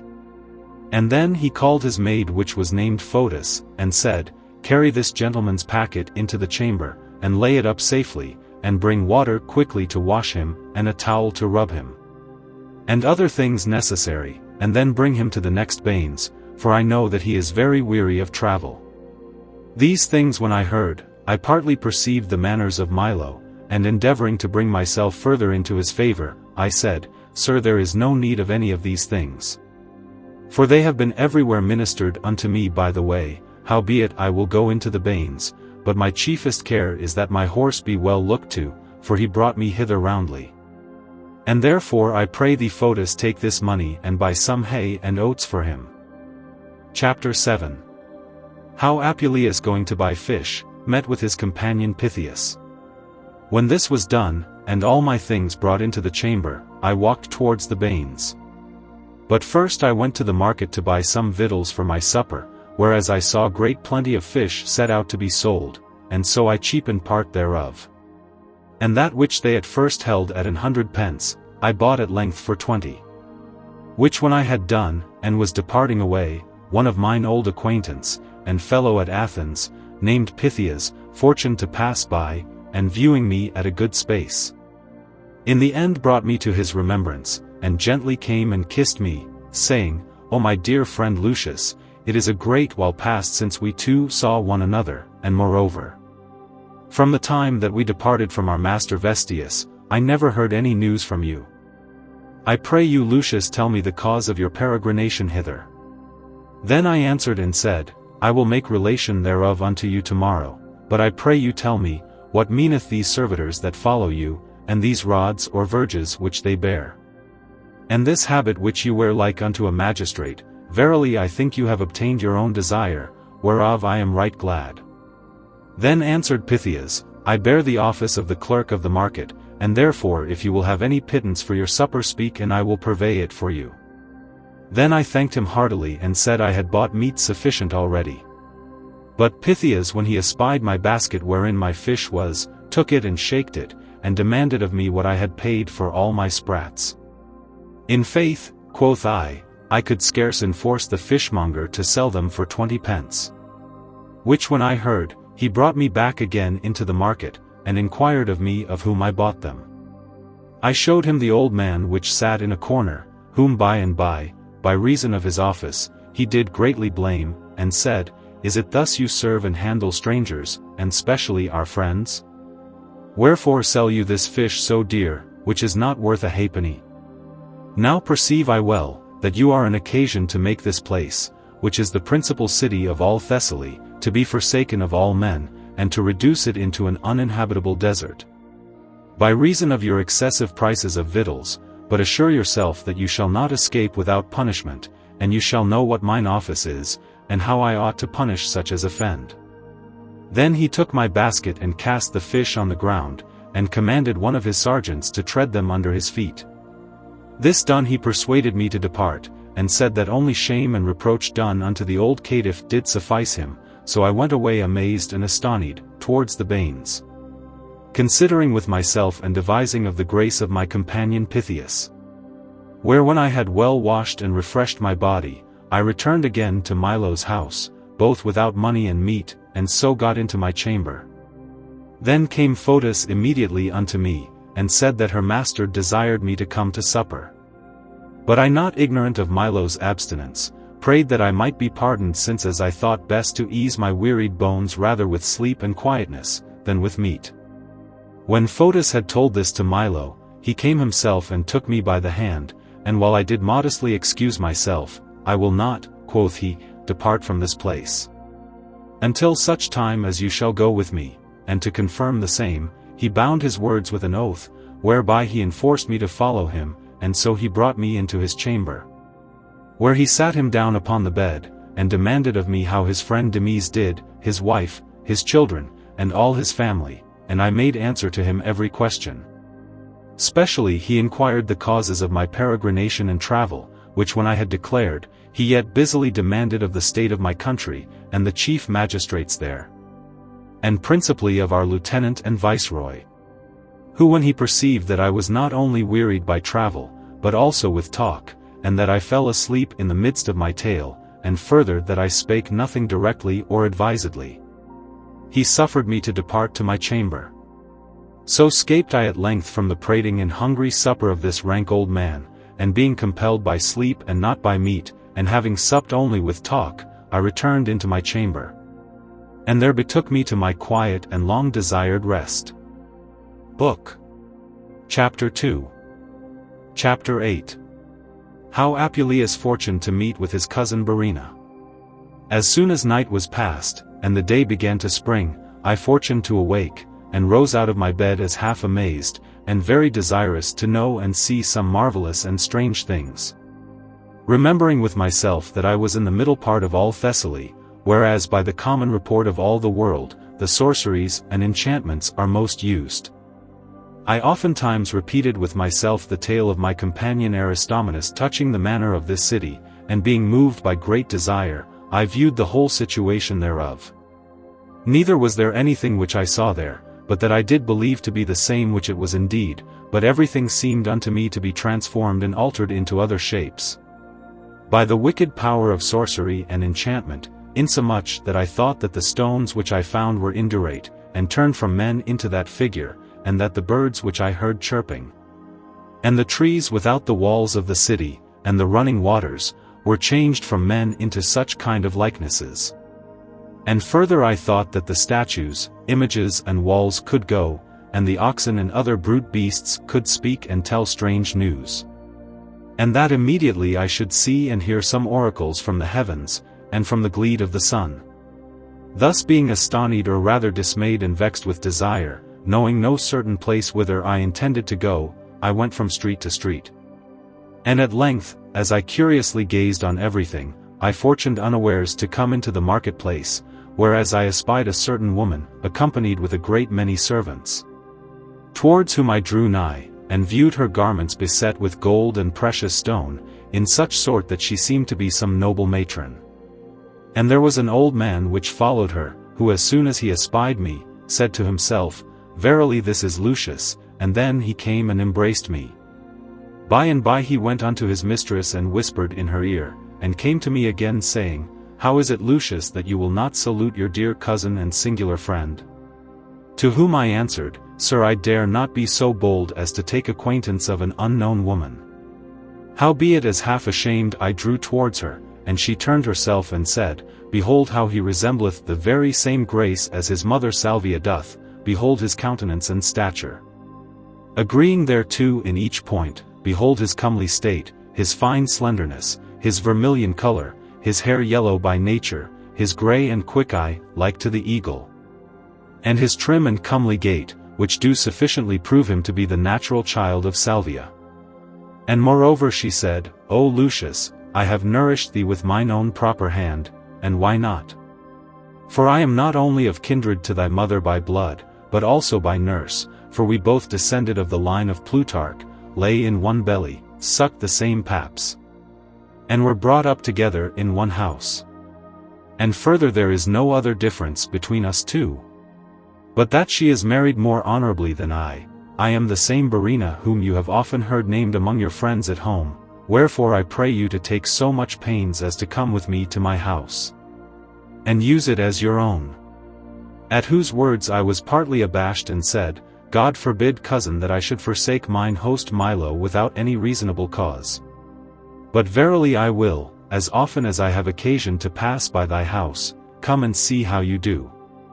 And while we were talking thus together, little by little we came to her house, and behold the gates of the same were very beautifully set with pillars quadrangle wise, on the top whereof were placed carved statues and images, but principally the goddess of victory was so lively and with such excellency portrayed and set forth, that you would have verily have thought that she had flied, and hovered with her wings hither and thither.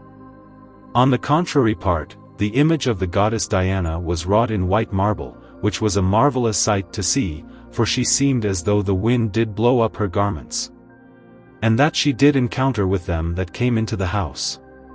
On each side of her were dogs made of stone, that seemed to menace with their fiery eyes, their pricked ears, their bended nostrils, their grinning teeth in such sort that you would have thought they had bayed and barked.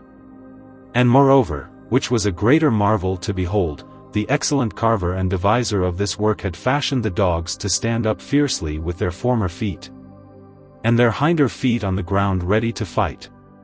Behind the back of the goddess was carved a stone in manner of a cavern, environed with moss, herbs, leaves, sprigs, green branches and boughs, growing in and about the same. Insomuch that within the stone it glistered and shone marvelously.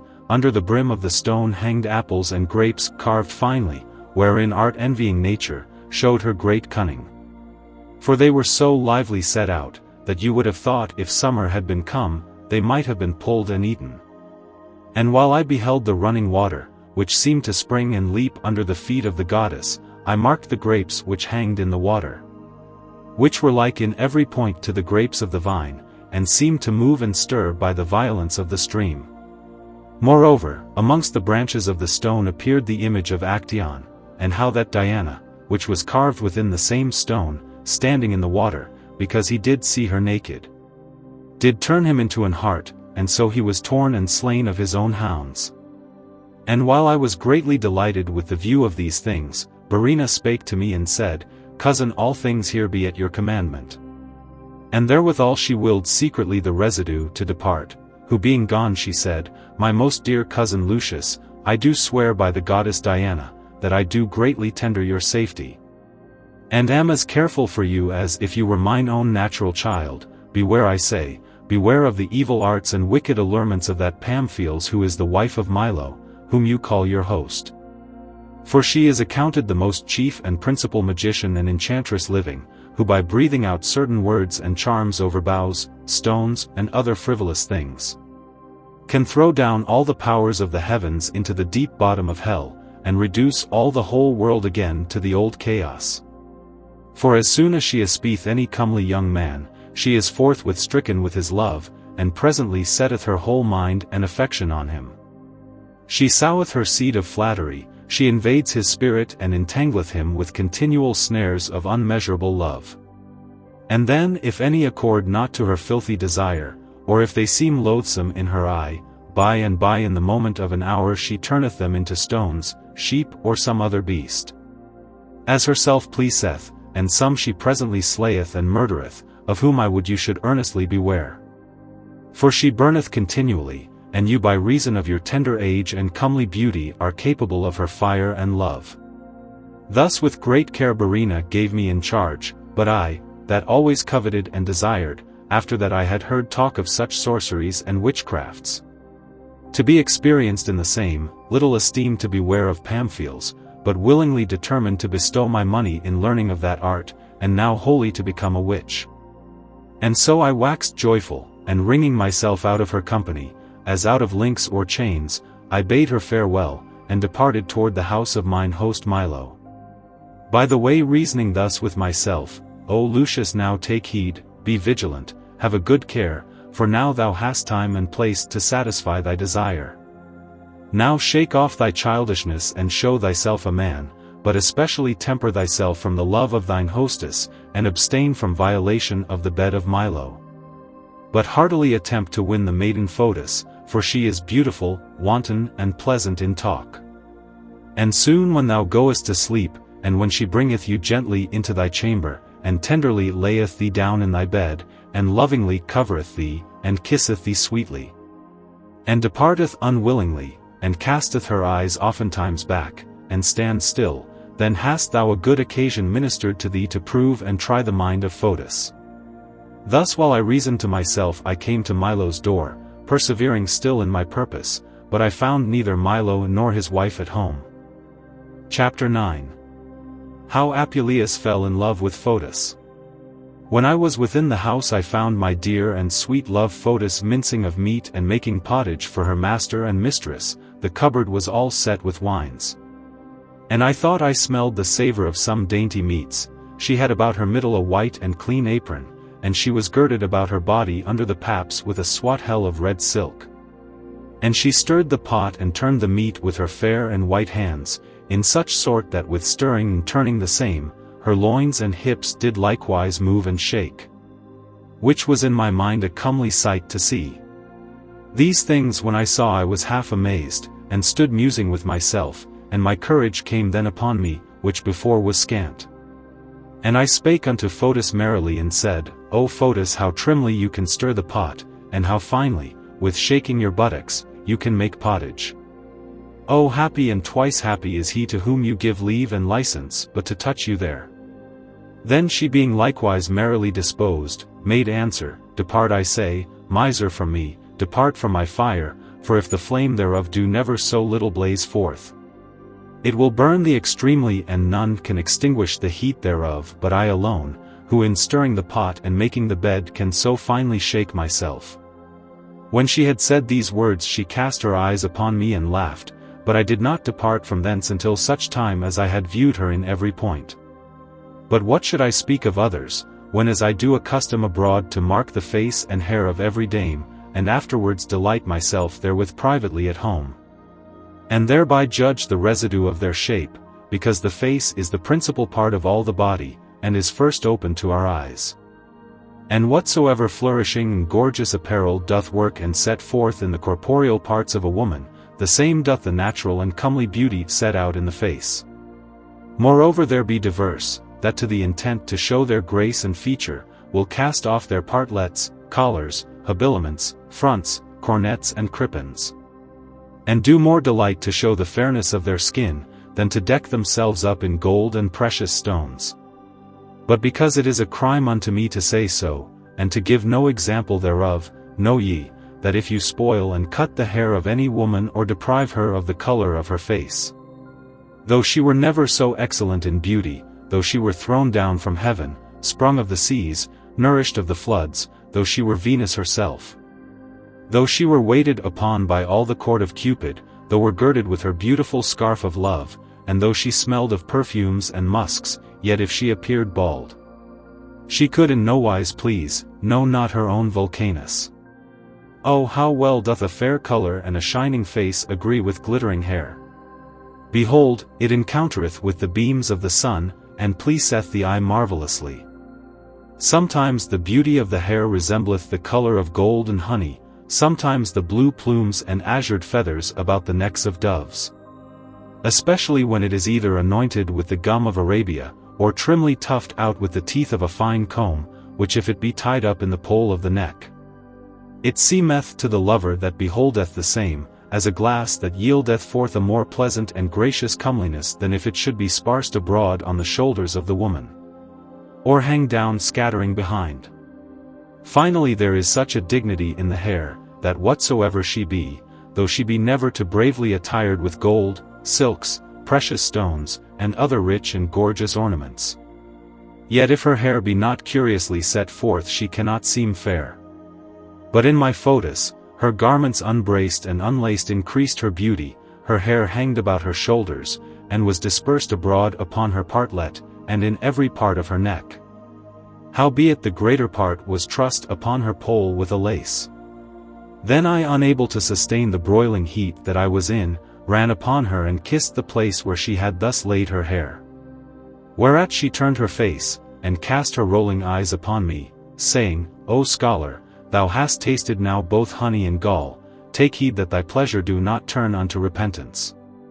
Tush, quoth I, my sweetheart, I am contented for such another kiss to be broiled here upon this fire, wherewithal I embraced and kissed her more often, and she embraced and kissed me likewise. And moreover her breath smelled like cinnamon, and the liquor of her tongue was like unto sweet nectar, wherewith when my mind was greatly delighted I said, Behold Fotis, I am yours, and shall presently die unless you take pity upon me.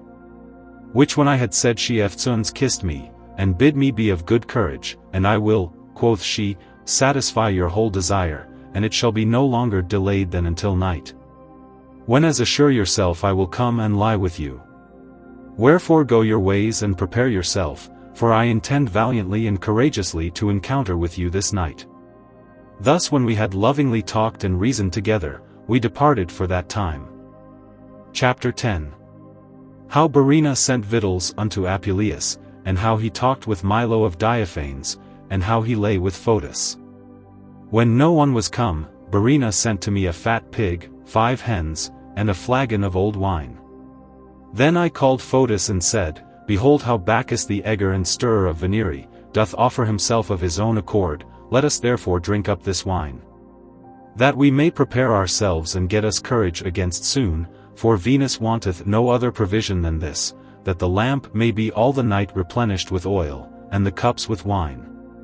The residue of the day I passed away at the bains and in banqueting, and towards evening I went to supper, for I was bid by Milo, and so I sat down at the table. Out of Pamphyle's sight as much as I could, being mindful of the commandment of Barina, and sometimes I would cast mine eyes upon her as upon the furies of hell. But I eftsoons turning my face behind me, and beholding my Fotis ministering at the table, was again refreshed and made merry. And behold, when Pamphyles did see the candles standing on the table, she said, Verily we shall have much rain tomorrow. Which when her husband did hear, he demanded of her by what reason she knew it. Marry, quoth she, the light on the table showeth the same. Then Milo laughed and said, Verily we nourish a Sibyl prophesier, which by the view of a candle doth divine of celestial things, and of the sun itself. Then I mused in my mind and said unto Milo, Of truth it is a good experience and proof of divination. Neither is it any marvel, for although this light is but a small light, and made by the hands of men, yet hath it a remembrance of that great and heavenly light, as of his parent. And doth show unto us what will happen in the skies above. For I knew at Corinth a certain man of Assyria, who would give answers in every part of the city, and for the gain of money would tell every man his fortune. To some he would tell the days of their marriages, to others he would tell when they should build, that their edifices should continue. To others, when they should best go about their affairs. To others, when they should go by sea or land. To me, purposing to take my journey hither, he declared many things strange and variable. For sometimes he said that I should win glory enough, sometimes he said I should write a great history, sometimes again he said that I should devise an incredible tale, and sometimes that I should make books. Whereat Milo laughed again, and inquired of me, of what stature this man of Assyria was, and what he was named. In faith, quoth I, he is a tall man and somewhat black, and he is called Diophanes. Then said Milo, The same is he and no other, who similarly hath declared many things here unto us, whereby he got and obtained great substance and treasure. But the poor miser fell at length into the hands of unpitiful and cruel fortune, for being on a day amongst a great assembly of people, to tell the simple sort their fortune. A certain cobbler came unto him, and desired him to tell when it should be best for him to take his voyage. The which he promised to do. The cobbler opened his purse and told 100 pence to him for his pains.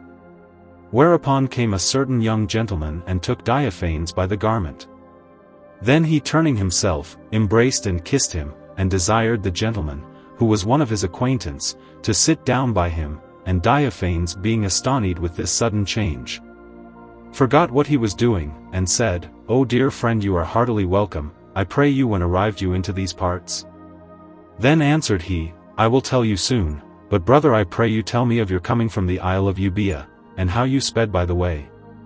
Whereunto Diophanes this notable Assyrian, not yet come unto his mind, but half amazed, soon answered and said, I would to God that all our enemies and evil willers might fall into the like dangerous peregrination and trouble. For the ship where we were in, after it was by the waves of the seas and by the great tempests tossed hither and thither, in great peril, and after that the mast and stern brake likewise in pieces, could in no wise be brought to shore, but sunk into the water, and so we did swim, and hardly escaped to land. And after that, whatsoever was given unto us in recompense of our losses, either by the pity of strangers, or by the benevolence of our friends, was taken away from us by thieves. Whose violence when my brother Eraswadus did essay to resist, he was cruelly murdered by them before my face. These things when he had sadly declared, the cobbler took up his money again which he had told out to pay for the telling of his fortune, and ran away. Then Diophanes coming to himself perceived what he had done, and we all that stood by laughed greatly. But that, quoth Milo, which Diophanes did tell unto you Lucius, that you should be happy and have a prosperous journey, was only true. Thus Milo reasoned with me. But I was not a little sorry that I had trained him into such a vein of talk, that I lost a good part of the night, and the sweet pleasure thereof. But at length I boldly said to Milo, "Let Diophanes fare well with his evil fortune, and get again that which he lost by sea and land, for I verily do yet feel the weariness of my travel, whereof I pray you pardon me. And give me license to depart to bed." Wherewithal I rose up and went unto my chamber, where I found all things finely prepared, and the children's bed, because they should not hear what we did in the night, was removed far off without the chamber door. The table was all covered with those meats that were left at supper, the cups were filled half full with water, to temper and delay the wines, the flagon stood ready prepared. And there lacked nothing that was necessary for the preparation of Venus. And when I was entering into the bed, behold my Fotis, who had brought her mistress to bed, came in and gave me roses and flowers which she had in her apron, and some she threw about the bed. And kissed me sweetly, and tied a garland about my head, and bespread the chamber with the residue. Which when she had done, she took a cup of wine and delayed it with hot water, and proffered it me to drink. And before I had drunk it all off she pulled it from my mouth, and then gave it me again, and in this manner we emptied the pot twice or thrice together. Thus when I had well replenished myself with wine, and was now ready unto venery not only in mind but also in body, I removed my clothes, and showing to Fotis my great impatience I said, "O my sweetheart, take pity upon me and help me, for as you see I am now prepared unto the battle, which you yourself did appoint." For after that I felt the first arrow of cruel Cupid within my breast, I bent my bow very strong, and now fear, because it is bended so hard, lest my string should break, but that thou mayst the better please me, undress thy hair and come and embrace me lovingly. Whereupon she made no long delay, but set aside all the meat and wine, and then she unapparelled herself, and unattired her hair, presenting her amiable body unto me in manner of fair Venus, when she goeth under the waves of the sea. "Now," quoth she, "is come the hour of jousting, now is come the time of war, wherefore show thyself like unto a man, for I will not retire, I will not fly the field, see then thou be valiant. See thou be courageous, since there is no time appointed when our skirmish shall cease." In saying these words she came to me to bed, and embraced me sweetly, and so we passed all the night in pastime and pleasure, and never slept until it was day, but we would eftsoons refresh our weariness, and provoke our pleasure, and renew our venery by drinking of wine. In which sort we pleasantly passed away many other nights following. Chapter XI. How Apuleius supped with Verina, and what a strange tale Bellerophon told at the table. It fortuned on a day, that Verina desired me earnestly to sup with her, and she would in no wise take any excusation. Whereupon I went to Fotis, to ask counsel of her as of some divine, who although she was unwilling that I should depart 1 foot from her company, yet at length she gave me license to be absent for a while, saying, "Beware that you tarry not long at supper there, for there is a rabblement of common beretters and disturbers of the public peace, that rove about in the streets and murder all such as they may take, neither can law nor justice redress them in any case. And they will the sooner set upon you, by reason of your comeliness and audacity, in that you are not afeard at any time to walk in the streets." Then I answered and said, "Have no care of me, Fotis, for I esteem the pleasure which I have with thee, above the dainty meats that I eat abroad, and therefore I will return again quickly. Nevertheless I mind not to come without company, for I have here my sword, whereby I hope to defend myself." And so in this sort I went to supper, and behold I found in Verina's house a great company of strangers, and the chief and principal of the city. The beds made of citron and ivory were richly adorned and spread with cloth of gold, the cups were garnished preciously, and there were divers other things of sundry fashion, but of like estimation and price. Here stood a glass gorgeously wrought, there stood another of crystal finely painted. There stood a cup of glittering silver, and there stood another of shining gold, and here was another of amber artificially carved and made with precious stones. Finally, there was all things that might be desired. The servitors waited orderly at the table in rich apparel, the pages arrayed in silk robes, did fill great gems and pearls made in the form of cups, with excellent wine. Then one brought in candles and torches, and when we were set down and placed in order, we began to talk, to laugh, and to be merry. And Verena spake unto me and said, I pray you, cousin, how like you our country? Verily I think there is no other city which hath the like temples, banes, and other commodities which we have here. Further we have abundance of household stuff, we have pleasure, we have ease, and when the Roman merchants arrive in this city they are gently and quietly entertained. And all that dwell within this province, when they purpose to solace and repose themselves, do come to this city. Whereunto I answered, Verily, quoth I, you tell truth, for I can find no place in all the world which I like better than this, but I greatly fear the blind inevitable trenches of witches. For they say that the dead bodies are digged out of their graves, and the bones of them that are burnt be stolen away, and the toes and fingers of such as are slain are cut off, and afflict and torment such as live. And the old witches, as soon as they hear of the death of any person, do forthwith go and uncover the hearse and spoil the corpse, to work their enchantments. Then another sitting at the table spake and said, In faith you say true, neither yet do they spare or favor the living. For I know one not far hence that was cruelly handled by them, who being not contented with cutting off his nose, did likewise cut off his ears, whereat all the people laughed heartily.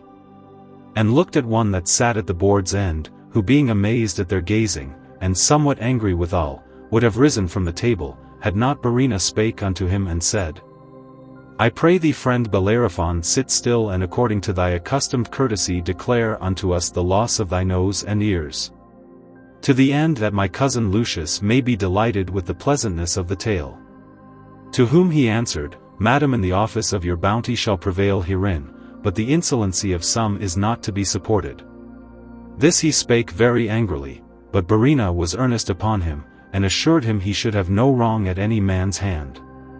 Whereby he was enforced to declare the same, and so lapping up the end of the tablecloth and carpet together, he leaned with his elbow thereon, and held out 3 forefingers of his right hand in manner of an orator, and said, When I was a young man I went unto a certain city called Malay, to see the games and triumphs there named Olympia. And being desirous to come into this famous province, after that I had travelled over all Thessaly, I fortuned in an evil hour to come to the city Larissa. Where while I went up and down to view the streets to seek some relief for my poor estate, for I had spent all my money, I espied an old man standing on a stone in the midst of the marketplace, crying with a loud voice and saying, that if any man would watch a dead corpse that night he should be reasonably rewarded for this pains. Which when I heard, I said to one who passed by, What is here to do? Do dead men use to run away in this country? Then answered he, Hold your peace, for you are but a babe and a stranger here, and not without cause you are ignorant how you are in Thessaly, where the women witches bite off by morsels the flesh and faces of dead men, and thereby work their sorceries and enchantments.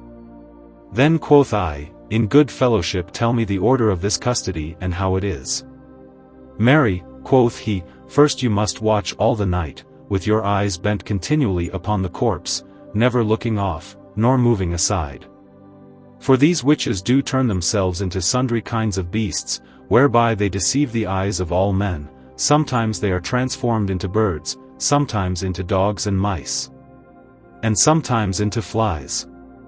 Moreover they will charm the keepers of the corpse asleep, neither can it be declared what means and shifts these wicked women do use to bring their purpose to pass, and the reward for such dangerous watching is no more than 4 or 6 shillings.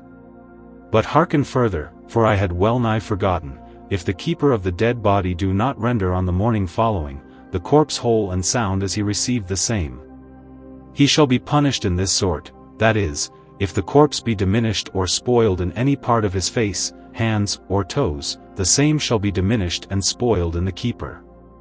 Which when I heard him I took a good heart, and went unto the crier and bid him cease, for I would take the matter in hand, and so I demanded what I should have. Marry, quoth he, 1,000 pence, but beware I say you young man, that you do well defend the dead corpse from the wicked witches, for he was the son of one of the chiefest of the city. Tush, said I, you speak you cannot tell what, behold I am a man made all of iron, and have never desire to sleep, and am more quick of sight than lynx or Argus. I had scarce spoken these words, when he took me by the hand and brought me to a certain house, the gate whereof was closed fast, so that I went through the wicket. Then he brought me into a chamber somewhat dark, and showed me a matron clothed in mourning vesture, and weeping in lamentable wise. And he spake unto her and said, Behold, here is one that will enterprise to watch the corpse of your husband this night. Which when she heard, she turned her blubbered face covered with hair unto me, saying, I pray you, good man, take good heed, and see well to your office. Have no care, quoth I, so you will give me anything above that which is due to be given. Wherewith she was contented, and then she arose and brought me into a chamber whereas the corpse lay covered with white sheets, and she called 7 witnesses, before whom she showed the dead body, and every part and parcel thereof, and with weeping eyes desired them all to testify the matter. Which done, she said these words of course as follow, Behold, his nose is whole, his eyes safe, his ears without scar, his lips untouched, and his chin sound, all which was written and noted in tables, and subscribed with the hands of witnesses to confirm the same. Which done, I said unto the matron, Madam, I pray you that I may have all things here necessary. What is that? Quoth she. Marry, quoth I, a great lamp with oil, pots of wine, and water to delay the same, and some other drink and dainty dish that was left at supper. Then she shaked her head and said, Away, fool as thou art, thinkest thou to play the glutton here and to look for dainty meats where so long time hath not been seen any smoke at all? Comest thou hither to eat, where we should weep and lament? And therewithal she turned back, and commanded her maiden Marina to deliver me a lamp with oil, which when she had done they closed the chamber door and departed. Now when I was alone, I rubbed mine eyes, and armed myself to keep the corpse, and to the intent I would not sleep, I began to sing, and so I passed the time until it was midnight.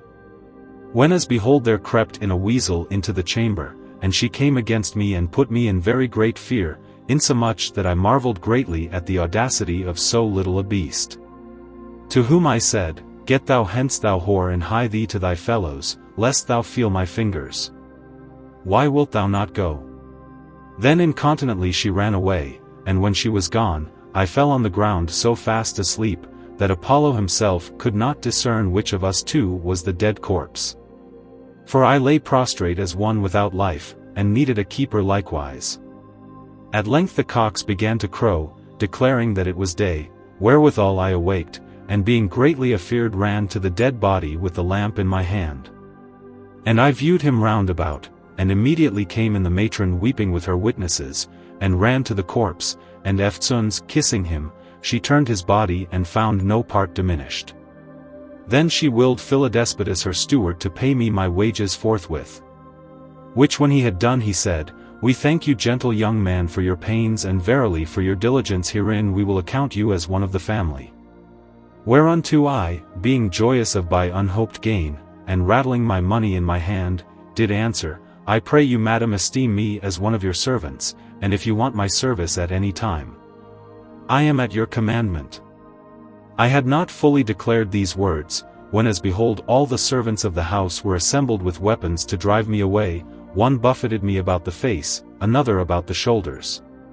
Some struck me in the sides, some kicked me, and some tore my garments, and so I was handled amongst them and driven from the house, as the proud young man Adonis who was torn by a boar. And when I was come into the next street, I mused with myself, and remembered mine unwise and unadvised words which I had spoken, whereby I considered that I had deserved much more punishment, and that I was worthily beaten for my folly. And by the corpse came forth, which because it was the body of one of the chief of the city, was carried in funeral pomp round about the marketplace, according to the rite of the country there. And forthwith stepped out an old man weeping and lamenting, and ran unto the bier and embraced it, and with deep sighs and sobs cried out in this sort, O masters, I pray you by the faith which you profess, and by the duty which you owe unto the will public, take pity and mercy upon this dead corpse, who is miserably murdered. And do vengeance on this wicked and cursed woman his wife which hath committed this fact, for it is she and no other which hath poisoned her husband my sister's son, to the intent to maintain her whoredom, and to get his heritage. In this sort the old man complained before the face of all people. Then they, astonished at these sayings, and because the thing seemed to be true, cried out, burn her, and they sought for stones to throw at her, and willed the boys in the street to do the same. But she, weeping in lamentable wise, did swear by all the gods, that she was not culpable of this crime. No, quoth the old man, here is one sent by the providence of God to try out the matter, even Zachlos an Egyptian, who is the most principal prophesier in all this country, and who was hired of me for money to reduce the soul of this man from hell, and to revive his body for the trial hereof. And therewithal he brought forth a certain young man clothed in linen raiment, having on his feet a pair of pantoffles, and his crown shaven, who kissed his hands and knees, saying, O priest, have mercy, I pray thee, by the celestial planets, by the powers infernal, by the virtue of the natural elements, by the silences of the night, by the building of swallows nigh unto the town Coptun, by the increase of the flood Nilus, by the secret mysteries of Memphis, and by the instruments and trumpets of the isle Pharos. Have mercy, I say, and call to life this dead body, and make that his eyes which he closed and shut, may be open and see. Howbeit we mean not to strive against the law of death, neither intend we to deprive the earth of his right, but to the end this fact may be known, we crave but a small time and space of life. Whereat this prophet was moved, and took a certain herb and laid it 3 times against the mouth of the dead, and he took another and laid upon his breast in like sort.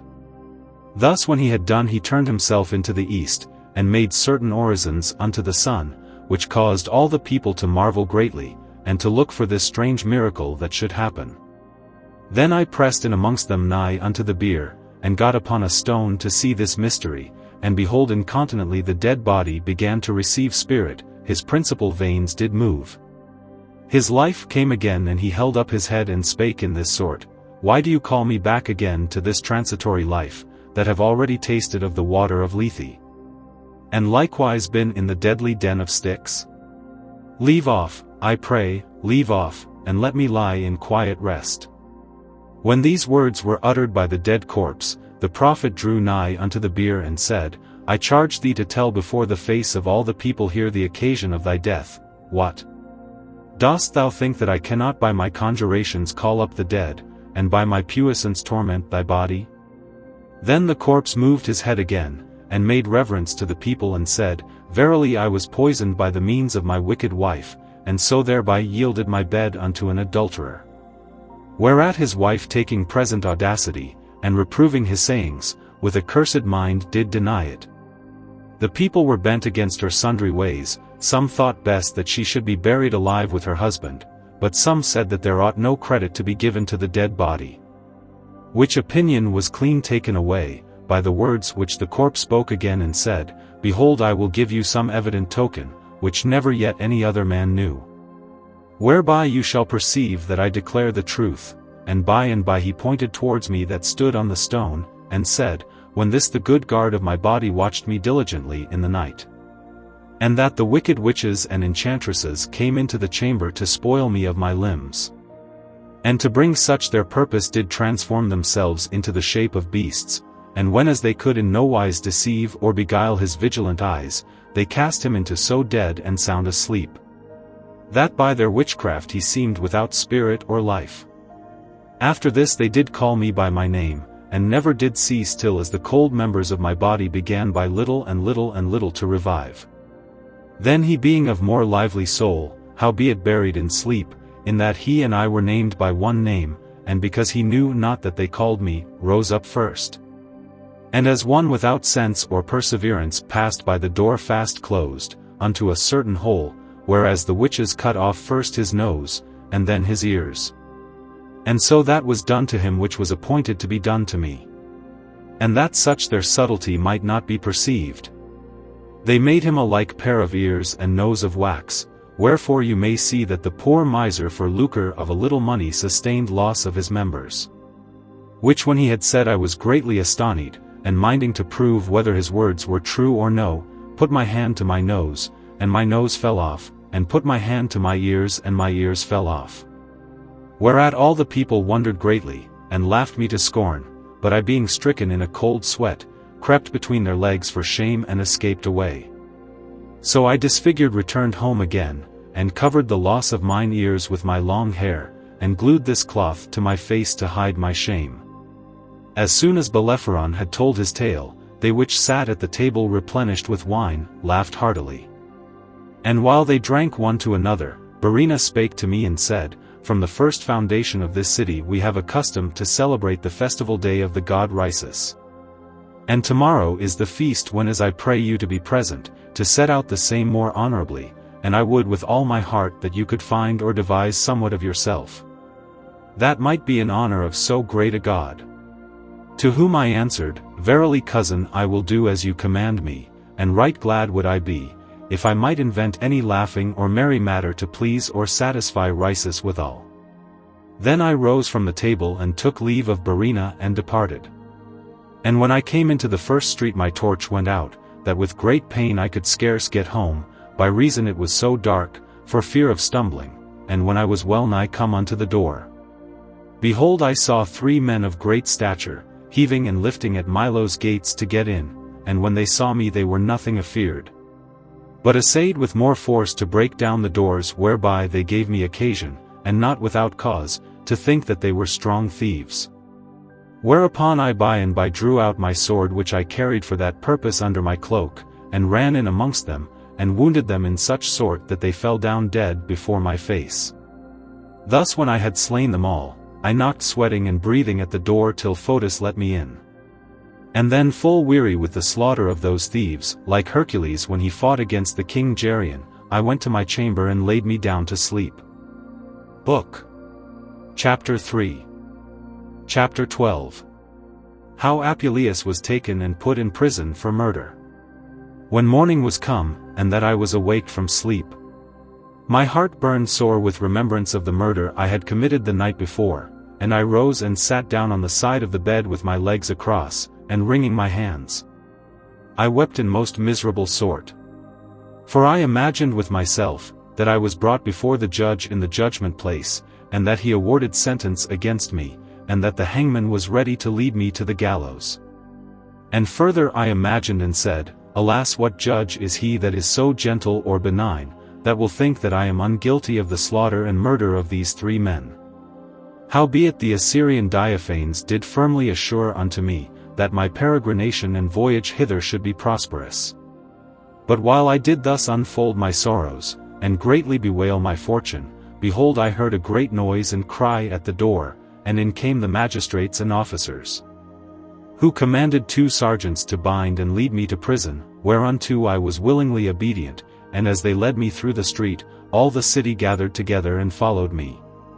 And although I looked always on the ground for very shame, yet sometimes I cast my head aside and marveled greatly that among so many thousand people there was not one but laughed exceedingly.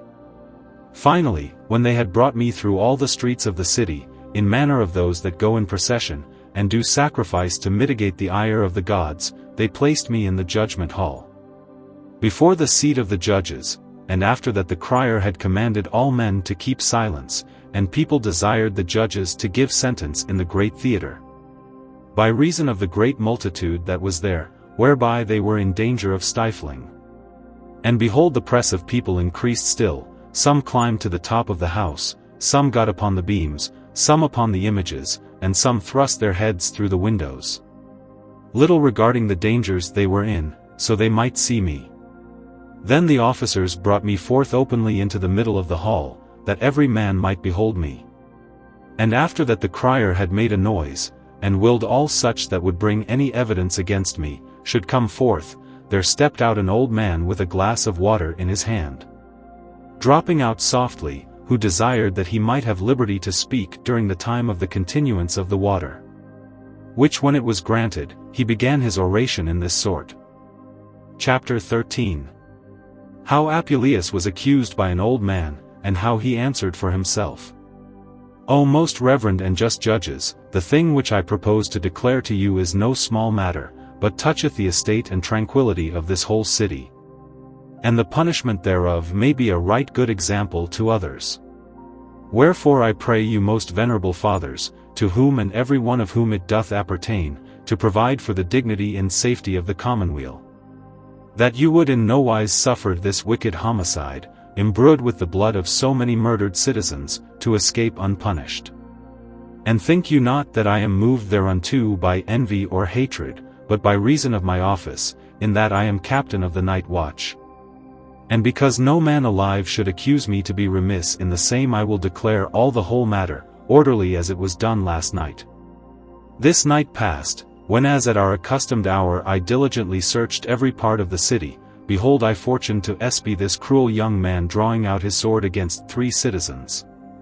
And after a long combat foughten between them, he murdered one after another miserably, which when he had done, moved in his conscience at so great a crime, he ran away, and aided by the reason of darkness, slipped into a house, and there lay hidden all night, but by the providence of the gods, which suffereth no heinous offense to pass unpunished, he was taken by us this morning before he escaped any further, and so brought hither to your honorable presence to receive his desert accordingly. So have you here a guilty person, a culpable homicide, and an accused stranger, wherefore pronounce you judgment against this man being an alien, when as you would most severely and sharply revenge such an offense found in a known citizen. In this sort the cruel accuser finished and ended his terrible tale. Then the crier commanded me to speak, if I had anything to say for myself, but I could in no wise utter any word at all for weeping. And on the other side I esteemed not so much his rigorous accusation, as I did consider mine own miserable conscience. Howbeit, being inspired by divine audacity, at length I gon say, verily I know that it is an hard thing for him that is accused to have slain 3 persons, to persuade you that he is innocent. Although he should declare the whole truth, and confess the matter how it was indeed, but if your honors will vouchsafe to give me audience, I will show you, that if I am condemned to die, I have not deserved it as mine own desert, but that I was moved by fortune and reasonable cause to do that fact. For returning somewhat late from supper yesternight, being well tippled with wine, which I will not deny, and approaching nigh to my common lodging, which was in the house of one Milo, a citizen of this city, I fortuned to espy 3 great thieves attempting to break down his walls and gates, and to open the locks to enter in. And when they had removed the doors out of the hooks, they consulted amongst themselves, how they would handle such as they found in the house. And one of them being of more courage, and of greater stature than the rest, spake unto his fellows and said, Tush, you are but boys, take men's hearts unto you. And let us enter into every part of the house, and such as we find asleep let us kill, and so by that means we shall escape without danger. Verily ye 3 judges, I confess that I drew out my sword against those 3 citizens, but I thought it was the office and duty of one that beareth goodwill to this will public, so to do. Especially since they put me in great fear, and essayed to rob and spoil my friend Milo. But when those cruel and terrible men would in no case run away, nor fear my naked sword, but boldly resist against me, I ran upon them and fought valiantly. One of them, which was the captain, invaded me strongly, and drew me by the hair with both his hands, and began to beat me with a great stone, but in the end I proved the hardier man, and threw him down at my feet and killed him. I took likewise the second that clasped me about the legs and bit me, and slew him also. And the third that came running violently against me, after that I had stricken him under the stomach, fell down dead. Thus when I had delivered myself, the house, mine host, and all his family from this present danger, I thought that I should not only escape unpunished, but also have some great reward of the city for my pains. Moreover, I that have always been clear and unspotted of crime, and that have esteemed mine innocence above all the treasure of the world, can find no reasonable cause why upon mine accusation I should be condemned to die, since first I was moved to set upon the thieves by just occasion. Secondly, because there is none that can affirm, that there hath been at any time either grudge or hatred between us. Thirdly, we were men mere strangers and of no acquaintance. Last of all, no man can prove that I committed that fact for lucre or gain.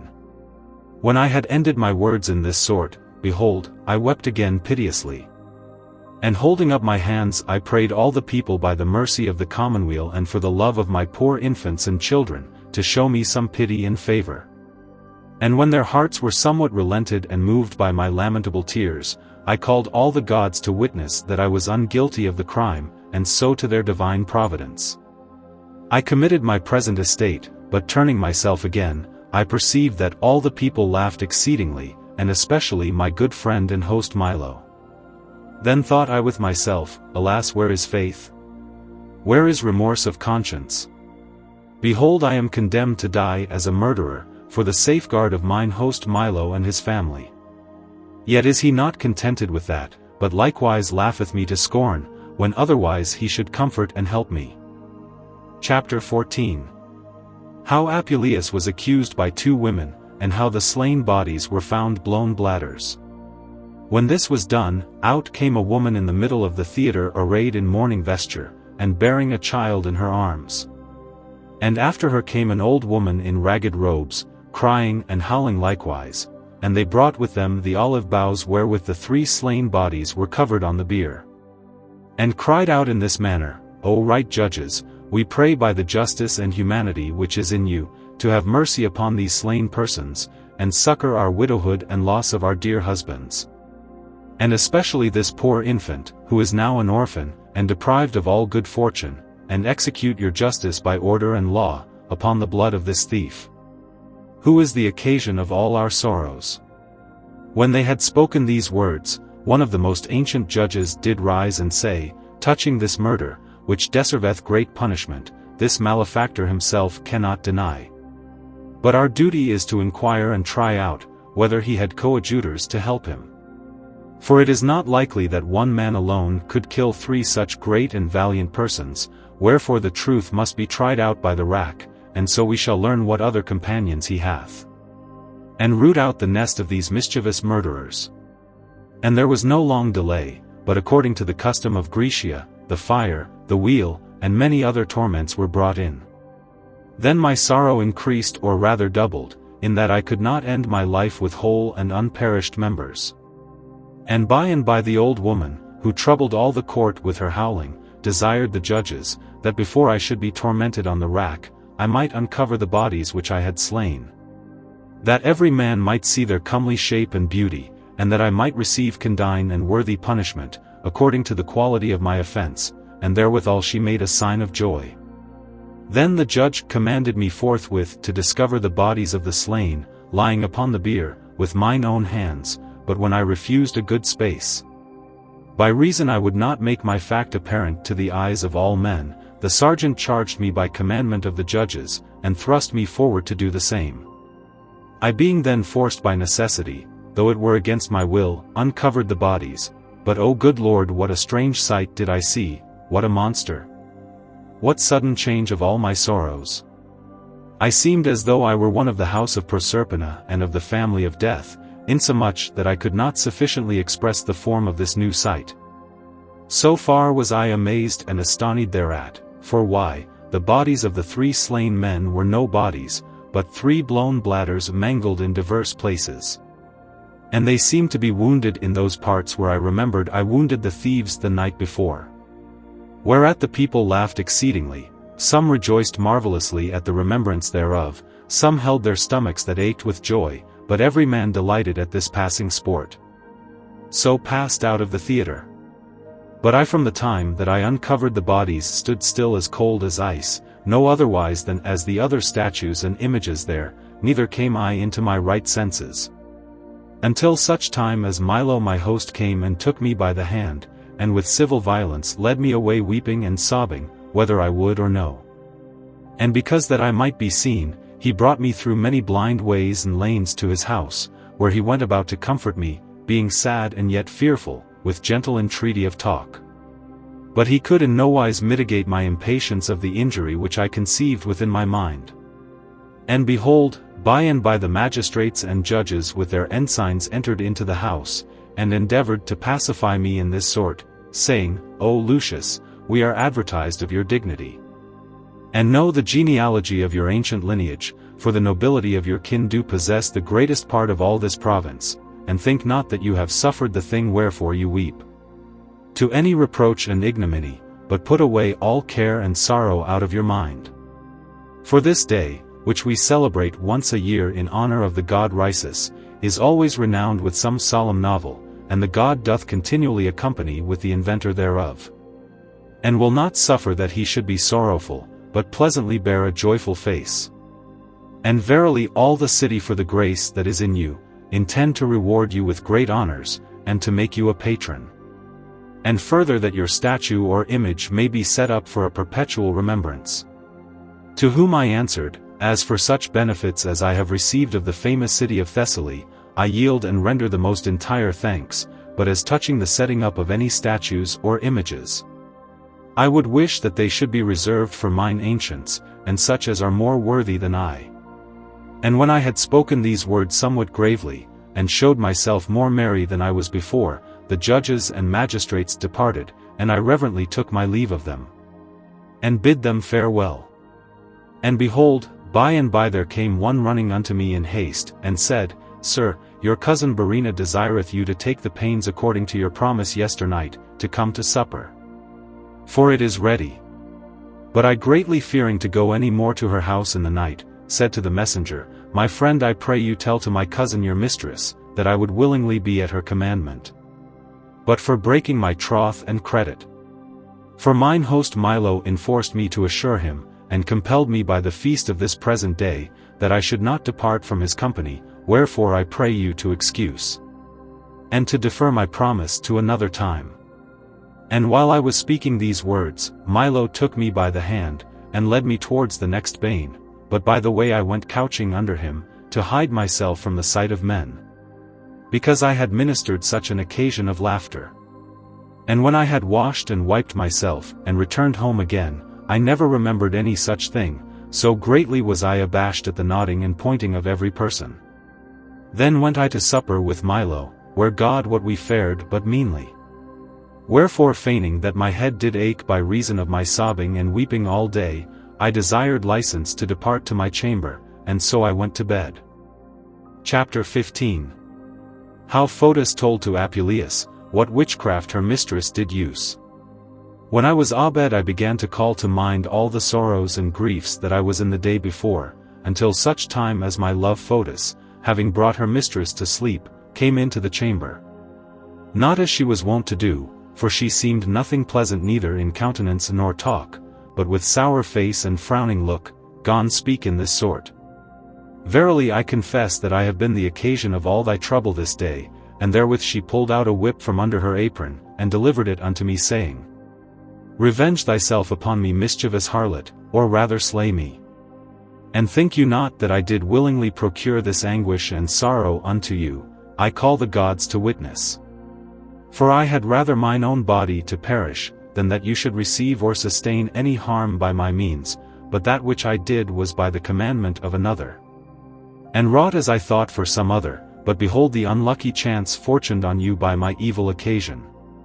Then I, very curious and desirous to know the matter, answered, In faith, quoth I, this most pestilent and evil-favored whip which thou hast brought to scourge thee withal, shall first be broken in 1,000 pieces, than it should touch or hurt thy delicate and dainty skin.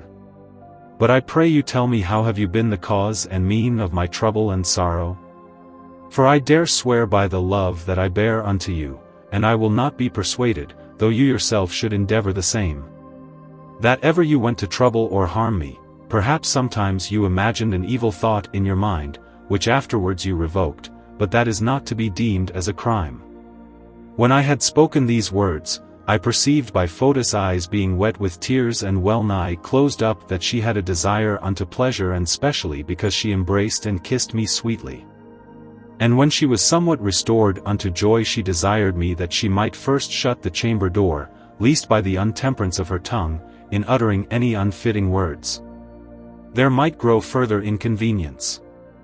Wherewithal she barred and propped the door, and came to me again, and embracing me lovingly about the neck with both her arms, spake with a soft voice and said, I do greatly fear to discover the privities of this house, and to utter the secret mysteries of my dame. But I have such confidence in you and in your wisdom, by reason that you are come of so noble a line, and endowed with so profound sapience, and further instructed in so many holy and divine things, that you will faithfully keep silence, and that whatsoever I shall reveal or declare unto you, you would close them within the bottom of your heart, and never discover the same, for I ensure you, the love that I bear unto you, enforceth me to utter it.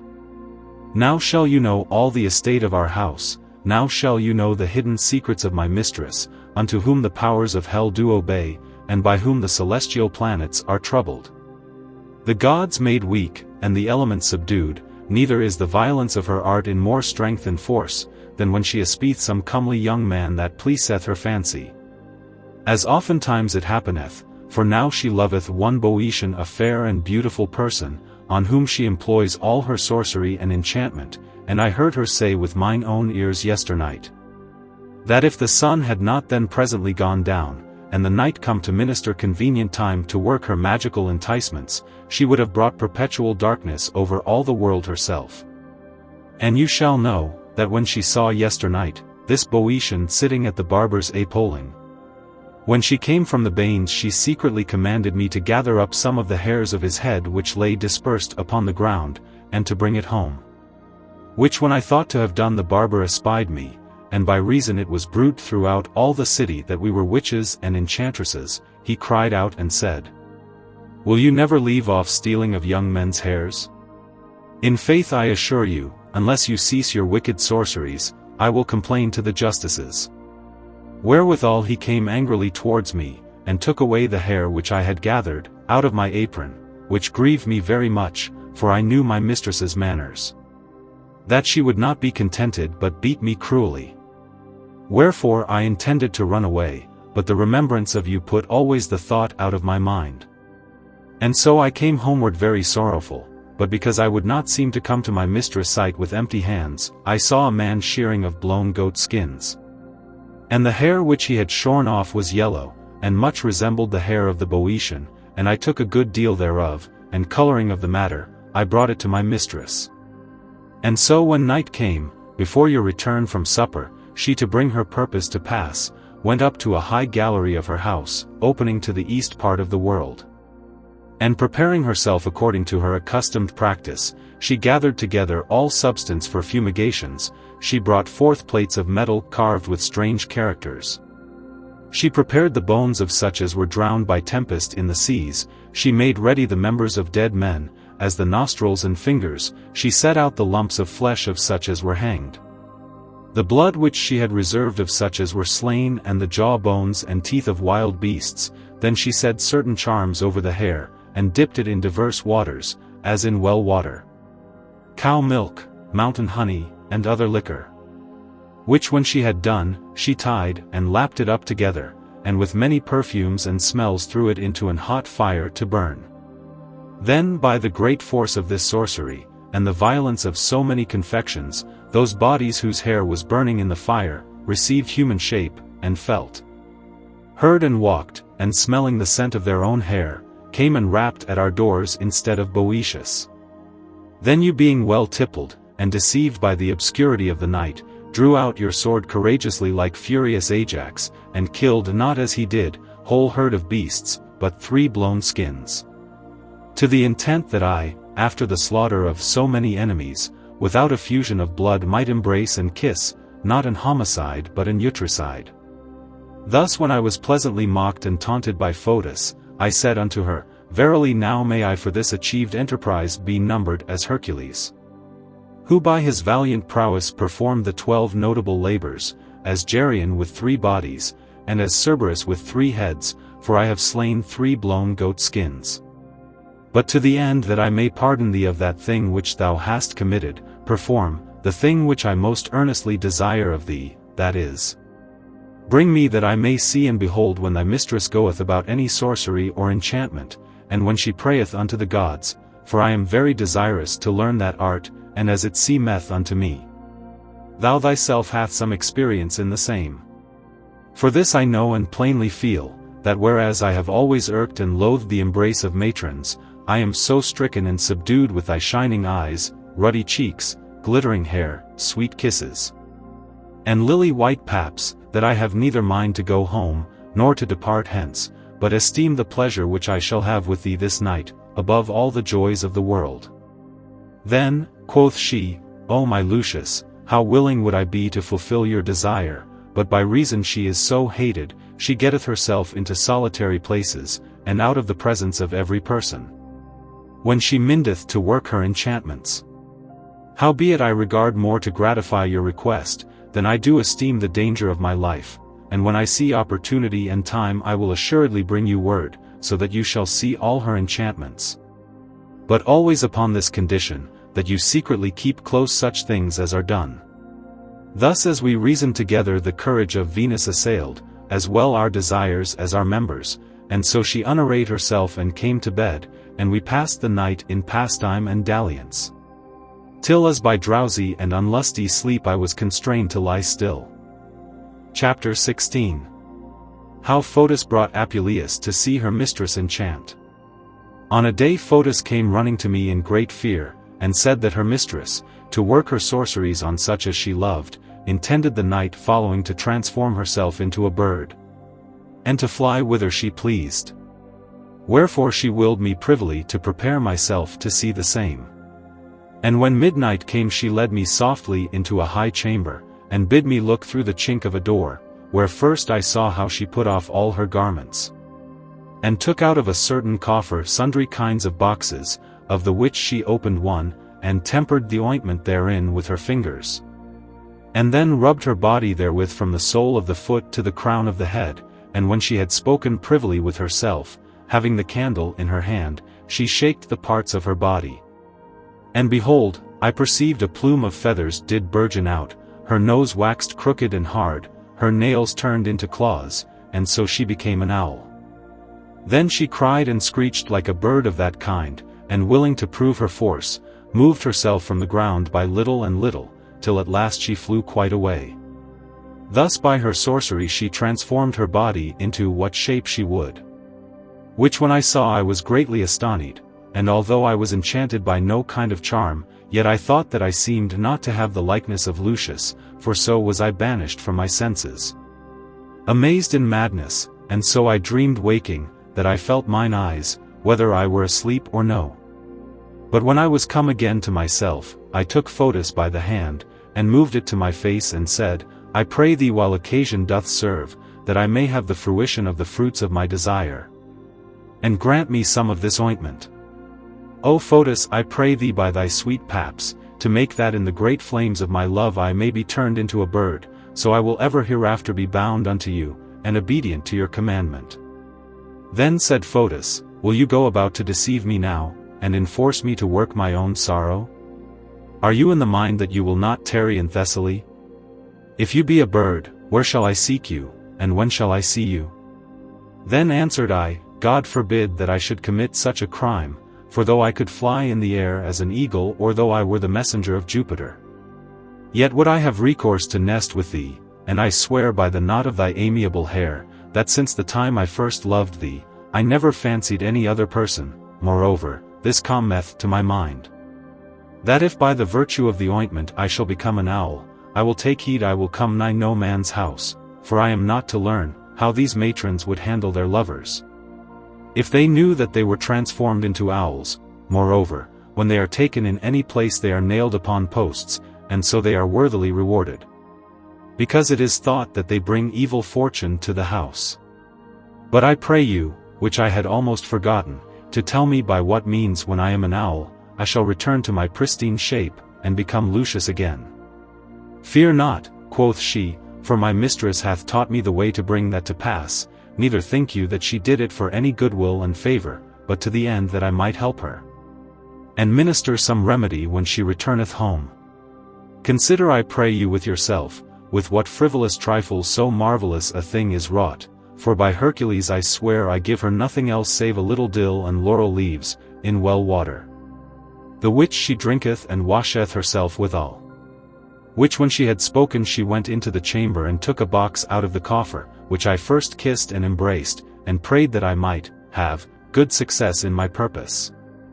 And then I put off all my garments, and greedily thrust my hand into the box, and took out a good deal of ointment and rubbed myself withal. Chapter XVII. How Apuleius, thinking to be turned into a bird, was turned into an ass, and how he was led away by thieves. After that I had well rubbed every part and member of my body, I hovered with mine arms, and moved myself, looking still when I should be changed into a bird as Pamphilus was. And behold, neither feathers nor appearance of feathers did burgeon out, but verily my hair did turn in ruggedness, and my tender skin waxed tough and hard. My fingers and toes, losing the number of 5, changed into hoofs, and out of mine arse grew a great tail. Now my face became monstrous, my nostrils wide, my lips hanging down, and mine ears rugged with hair. Neither could I see any comfort of my transformation, for my members increased likewise. And so without all help, viewing every part of my poor body, I perceived that I was no bird, but a plain ass. Then I thought to blame Fotis, but being deprived as well of language as of human shape, I looked upon her with my hanging lips and watery eyes, who as soon as she espied me in such sort, cried out, Alas, poor wretch that I am utterly cast away. The fear I was in, and my haste hath beguiled me, but especially the mistaking of the box, hath deceived me.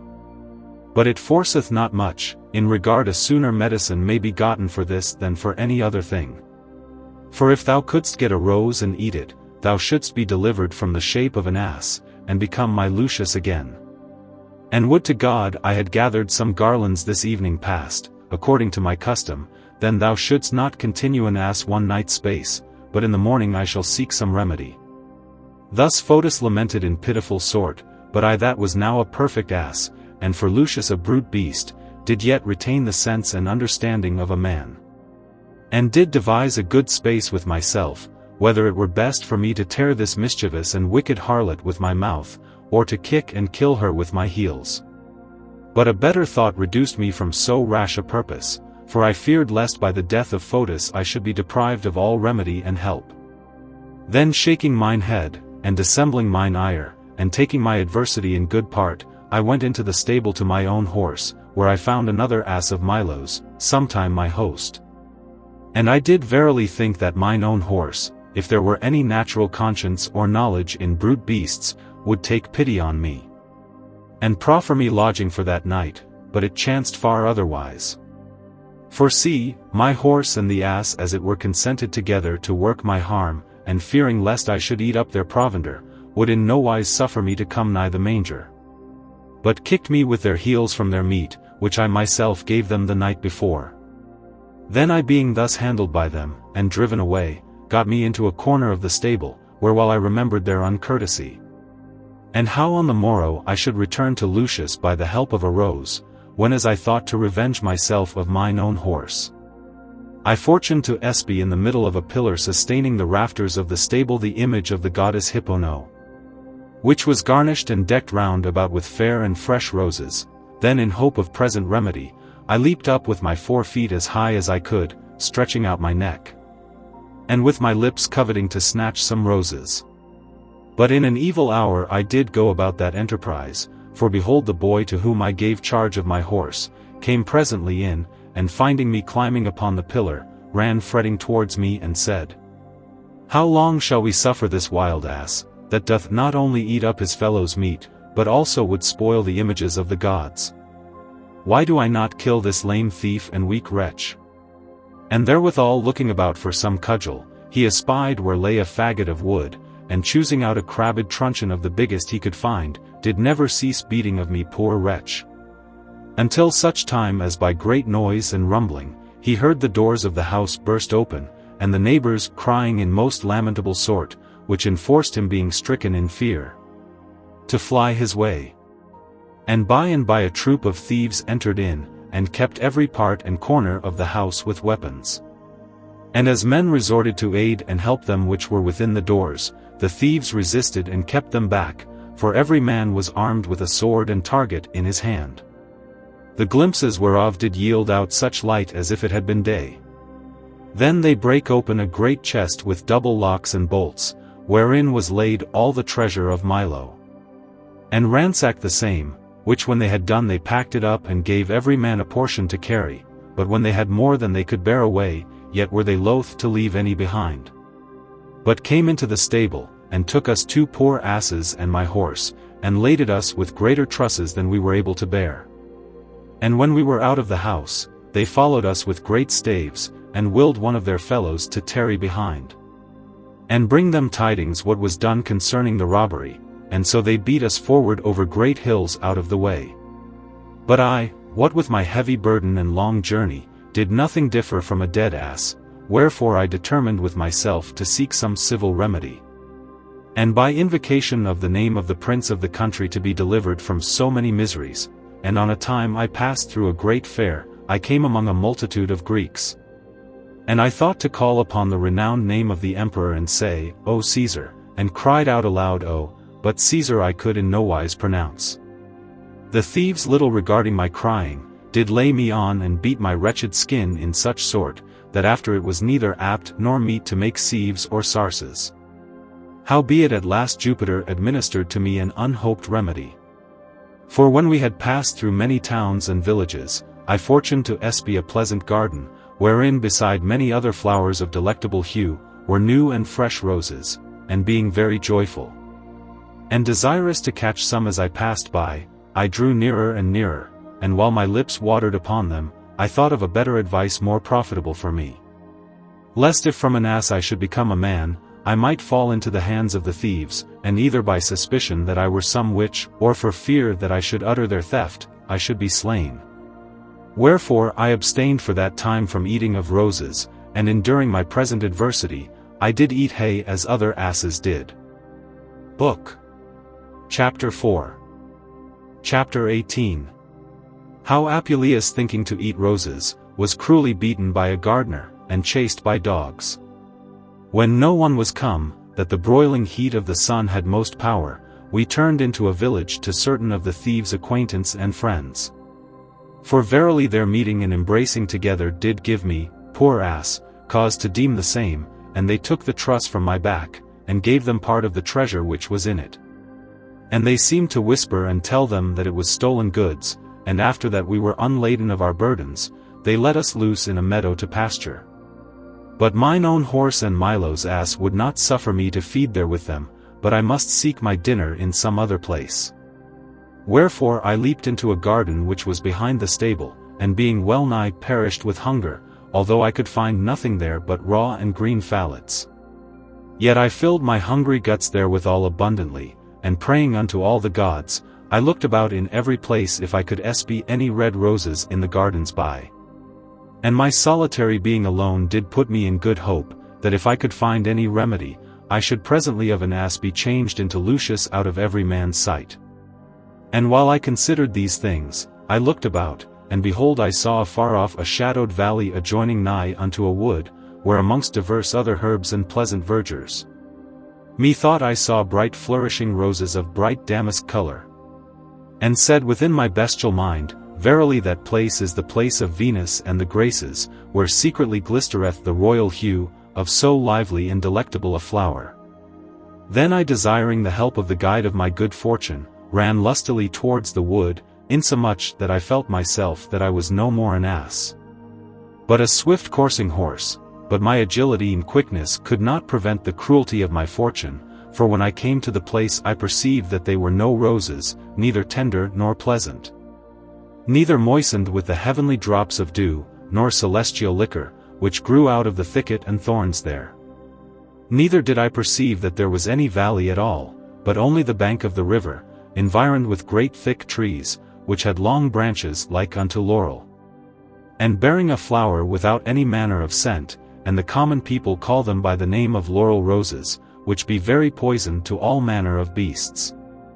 Then was I so entangled with unhappy fortune that I little esteemed mine own danger, and went willingly to eat of these roses, though I knew them to be present poison. And as I drew near I saw a young man that seemed to be the gardener, come upon me, and when he perceived that I had devoured all his herbs in the garden, he came swearing with a great staff in his hand, and laid upon me in such sort, that I was well nigh dead, but I speedily devised some remedy myself. For I lift up my legs and kicked him with my hinder heels, that I left him lying at the hill foot well nigh slain, and so I ran away. Incontinently came out his wife, who seeing her husband half dead, cried and howled in pitiful sort, and went toward her husband, to the intent that by her loud cries she might purchase to me present destruction. Then all the persons of the town, moved by her noise, came forth, and cried for dogs to tear me down. Out came a great company of ban-dogs and mastiffs, more fit to pull down bears and lions than me, whom when I beheld I thought verily I should presently die, but I turned myself about, and ran as fast as ever I might to the stable from whence I came. Then the men of the town called in their dogs, and took me and bound me to the staple of a post, and scourged me with a great knotted whip till I was well nigh dead. And they would undoubtedly have slain me, had it not come to pass, that what with the pain of their beating, and the green herbs that lay in my guts, I caught such a lask that I all besprinkled their faces with my liquid dung, and enforced them to leave off. Chapter XIX. How Apuleius was prevented of his purpose, and how the thieves came to their den. Not long after, the thieves laded us again, but especially me, and brought us forth of the stable, and when we had gone a good part of our journey, what with the long way, my great burden, the beating of staves, and my worn hooves, I was so weary that I could scantly go. Then I saw a little before me a river running with fair water, and I said to myself, Behold, now I have found a good occasion, for I will fall down when I come yonder. And surely I will not rise again, neither with scourging nor with beating, for I had rather be slain there presently, than go any further. And the cause why I had determined so to do was this: I thought that the thieves, when they did see me so feeble and weak that I could not travel, to the intent they would not stay in their journey, they would take the burden from my back and put it on my fellows, and so for my further punishment to leave me as a prey to the wolves and ravening beasts. But evil fortune prevented so good a consideration. For the other ass, being of the same purpose that I was of, by feigned and colored weariness fell down first, with all his burden on the ground as though he were dead. And he would not rise neither with beating nor with pricking, nor stand upon his legs, though they pulled him by the tail, by his legs, and by his ears, which when the thieves beheld, as without all hope, they said one unto another, What should we stand here so long about a dead, or rather a stony ass? Let us be gone. And so they took his burden, and divided some to me, and some to my horse. And then they drew out their swords and cut off his legs, and threw his body from the point of a hill down into a great valley. Then I, considering with myself of the evil fortune of my poor companion, and purposed now to forget all subtlety and deceit, and to play the good ass to get my master's favor. For I perceived by their talk that we were come home well nigh at our journey's end. And after that we had passed over a little hill, we came to our appointed place, and when we were unladen of our burdens, and all things carried in, I tumbled and wallowed in the dust, to refresh myself instead of water. The thing and the time compelleth me to make description of the places, and especially of the den where the thieves did inhabit. I will prove my wit in what I can do. And then consider you whether I was an ass in judgment and sense, or no. For first there was an exceeding great hill compassed about with big trees very high, with many turning bottoms full of sharp stones, whereby it was inaccessible. There was many winding and hollow valleys, environed with thickets and thorns, and naturally fortressed round about. From the top of the hill ran a running water as clear as silver, that watered all the valleys below, that it seemed like unto a sea enclosed, or a standing flood. Before the den where was no hill stood an high tower, and at the foot thereof were sheepcotes fenced and walled with clay. Before the gate of the house were paths made instead of walls, in such sort that you could easily judge it to be a very den for thieves. And there was nothing else except a little cote covered with thatch, wherein the thieves did nightly accustom to watch by order, as I after perceived. And when they were all crept into the house, and we were all tied fast with halters at the door, they began to chide with an old woman there, crooked with age, who had the government and rule of all the house, and said, How is it, old witch, old trot, and strumpet, that thou sittest idly all day at home, and having no regard to our perilous labors? Hast provided nothing for our suppers, but sittest eating and swilling thyself from morning till night? Then the old woman trembled, and scantly able to speak gone say, Behold, my puissant and faithful masters, you shall have meat and pottage enough by and by, here is first store of bread, wine plenty. Filled and clean rinsed pots, likewise here is hot water prepared to bathe you.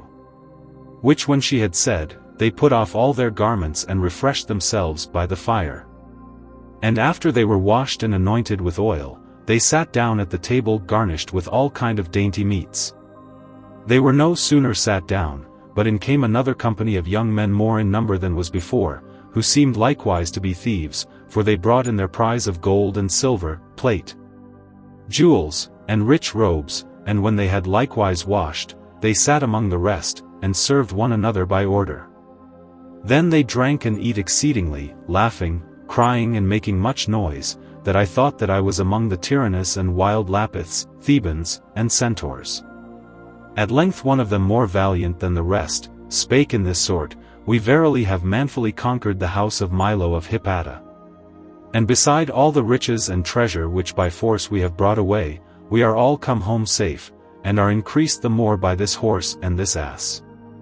But you that have roved about in the country of Boeotia, have lost your valiant captain Lamachus, whose life I more regarded than all the treasure which you have brought, and therefore the memory of him shall be renowned forever amongst the most noble kings and valiant captains, but you accustom when you go abroad, like men with ganders' hearts to creep through every corner and hole for every trifle. Then one of them that came last answered, Why are you only ignorant, that the greater the number is, the sooner they may rob and spoil the house? And although the family be dispersed in diverse lodgings, yet every man had rather to defend his own life, than to save the riches of his master, but when there be but a few thieves, then will they not only rather regard themselves, but also their substance, how little or great soever it be. And to the intent you may believe me I will show you an example. We were come nothing nigh to Thebes, where is the fountain of our art and science. But we learned where a rich chuff called Chryseros did dwell, who for fear of offices in the public well dissembled his estate, and lived sole and solitary in a small cote. Howbeit replenished with abundance of treasure, and went daily in ragged and torn apparel. Wherefore we devised with ourselves to go to his house and spoil him of all his riches. And when night came we drew towards the door, which was so strongly closed, that we could neither move it, nor lift it out of the hooks. And we thought it best not to break it open lest by the noise we should raise up to our harm the neighbors by.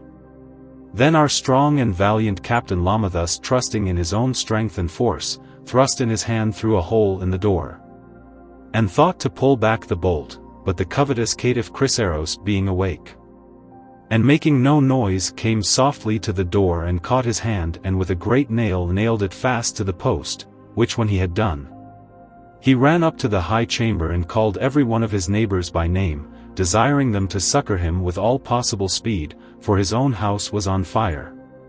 Then everyone for fear of his own danger came running out to aid him, wherewith we fearing our present peril, knew not what was best to be done, whether we should leave our companion there, or yield ourselves to die with him, but we by his consent devised a better way, for we cut off his arm by the elbow and so let it hang there, then we bound his wound with cloths, lest we should be traced by the drops of blood, which done we took Lamachus and led him away, for fear we would be taken, but being so nigh pursued that we were in present danger, and that Lamachus could not keep our company by reason of faintness.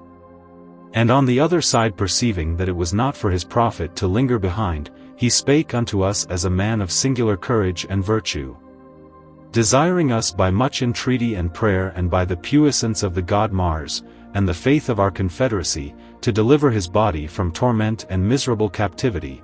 And further he said, How is it possible that so courageous a captain can live without his hand, wherewith he could sometime rob and slay so many people? I would think myself sufficiently happy if I could be slain by one of you. But when he saw that we all refused to commit any such fact, he drew out his sword with his other hand, and after that he had often kissed it, he drove it clean through his body. Then we honored the corpse of so puissant a man, and wrapped it in linen cloths and threw it into the sea. So lieth our master Lamachus, buried and hid in the grave of water, and ended his life as I have declared. But Alcinous, though he were a man of great enterprise, yet could he not beware by Lamachus, nor void himself from evil fortune, for on a day when he had entered into an old woman's house to rob her, he went up into a high chamber, where he should first have strangled her, but he had more regard to throw down the bags of money and gold out at a window, to us that stood under. And when he was so greedy that he would leave nothing behind, he went into the old woman's bed where she lay asleep, and would have taken off the coverlet to have thrown down likewise. But she awaked, and kneeling on her knees, desired him in this manner, O sir, I pray you cast not away such torn and ragged cloths into my neighbors' houses, for they are rich enough, and need no such things. Then Alcinous, thinking her words to be true, was brought in belief, that such things as he had thrown out already, and such things as he should throw out after, was not fallen down to his fellows, but to other men's houses, wherefore he went to the window to see, and as he thought to behold the places round about, thrusting his body out of the window, the old woman marked him well, and came behind him softly, and though she had but small strength, yet with sudden force she took him by the heels and thrust him out headlong. And so he fell upon a marvelous great stone and burst his ribs, whereby he vomited and spewed great flakes of blood, and presently died. Then we threw him to the river likewise, as we had done Lamathus before. When we had thus lost two of our companions, we liked not Thebes, but marched towards the next city called Plataea, where we found a man of great fame called Demochares, that purposed to set forth a great game, where should be a trial of all kind of weapons. He was come of a good house, marvelous rich, liberal, and well deserved that which he had, and had prepared many shows and pleasures for the common people, insomuch that there is no man can either by wit or eloquence show in words his worthy preparations. For first he had provided all sorts of arms, he greatly delighted in hunting and chasing. He ordained great towers and tables to move hither and thither, he made many places to chase and encounter in, he had ready a great number of men and wild beasts. And many condemned persons were brought from the judgment place, to try and fight with those beasts. But amongst so great preparations of noble price, he bestowed the most part of his patrimony in buying of bears, which he nourished to his great cost, and esteemed more than all the other beasts, which either by chasing he caught himself, or which he dearly bought, or which were given him from divers of his friends. Howbeit for all his sumptuous cost, he could not be free from the malicious eyes of envy, for some of them were well nigh dead with too long tying up, some meagre with the broiling heat of the sun, some languished with lying, but all having sundry diseases, were so afflicted that they died one after another, and there was well nigh none left, in such sort that you might see them lying in the streets piteously dead. And the common people, having no other meat to feed on, little regarding any curiosity, would come forth and fill their bellies with the flesh of the bears. Then by and by Babulus and I devised a pretty sport. We drew one of the greatest of the bears to our lodging, as though we would prepare to eat thereof, where we flayed of his skin, and kept his unless whole, but we meddled not with the head, but cut it off by the neck, and so let it hang to the skin. Then we raised off the flesh from the neck, and cast dust thereon, and set it in the sun to dry. Chapter XX. How Thrasyllus was disguised in a bear's skin, and how he was handled. When the skin was a drying we made merry with the flesh, and then we devised with ourselves, that one of us being more valiant than the rest both in body and courage, so that he would consent thereto, should put on the skin, and feigning that he were a bear, should be led to Demochares' house in the night, by which means we thought to be received and let in. Many were desirous to play the bear, but especially one Thrasyllus of a courageous mind would take this enterprise in hand. Then we put him into the bear's skin, which fitted him finely in every point, we buckled it fast under his belly, and covered the seam with the hair, that it might not be seen. After this we made little holes through the bear's head, and through his nostrils and eyes, for Thrasyllus to see out and take wind at, in such sort that he seemed a very lively and natural beast. When this was done we went into a cave which we hired for the purpose, and he crept in after like a bear with a good courage. Thus we began our subtlety, and then we imagined thus, we feigned letters as though they came from one Nicanor which dwelt in the country of Thracia, which was of great acquaintance with this Demochares, wherein we wrote, that he had sent him being his friend, the first fruits of his coursing and hunting. When night was come, which was a meet time for our purpose, we brought Thrasyllus in our forged letters and presented them to Demochares. When Demochares beheld this mighty bear, and saw the liberality of Nicanor his friend, he commanded his servants to deliver unto us 10 crowns, having great store in his coffers. Then, as the novelty of a thing doth accustom to stir men's minds to behold the same, many persons came on every side to see this bear, but Thrasyllus, lest they should by curious viewing and prying perceive the truth, ran upon them to put them in fear that they durst not come nigh. The people said, Verily Demochares is right happy, in that after the death of so many beasts, he hath gotten meagre fortune's head, so goodly a bear. Then Demochares commanded him with all care to be put in the park with all the other beasts, but immediately I spake unto him and said, Sir, I pray you take heed how you put a beast tired with the heat of the sun and with long travel, among others which as I hear say have diverse maladies and diseases. Let him rather lie in some open place in your house nigh some water, where he may take air and ease himself. For do you not know that such kind of beasts do greatly delight to couch under the shadow of trees and hillocks near pleasant wells and waters? Hereby Demochares admonished, and remembering how many he had before that perished, was contented that we should put the bear where we would. Moreover we said unto him, that we ourselves were determined to lie all night near the bear, to look unto him, and to give him meat and drink at his due hour. Then he answered, Verily masters, you need not put yourselves to such pains, for I have men that serve for nothing but that purpose. So we took leave of him and departed, and when we were come without the gates of the town, we perceived before us a great sepulchre standing out of the highway in a privy and secret place. And thither we went and opened the mouth thereof, whereas we found the sides covered with the corruption of man, and the ashes and dust of his long buried body.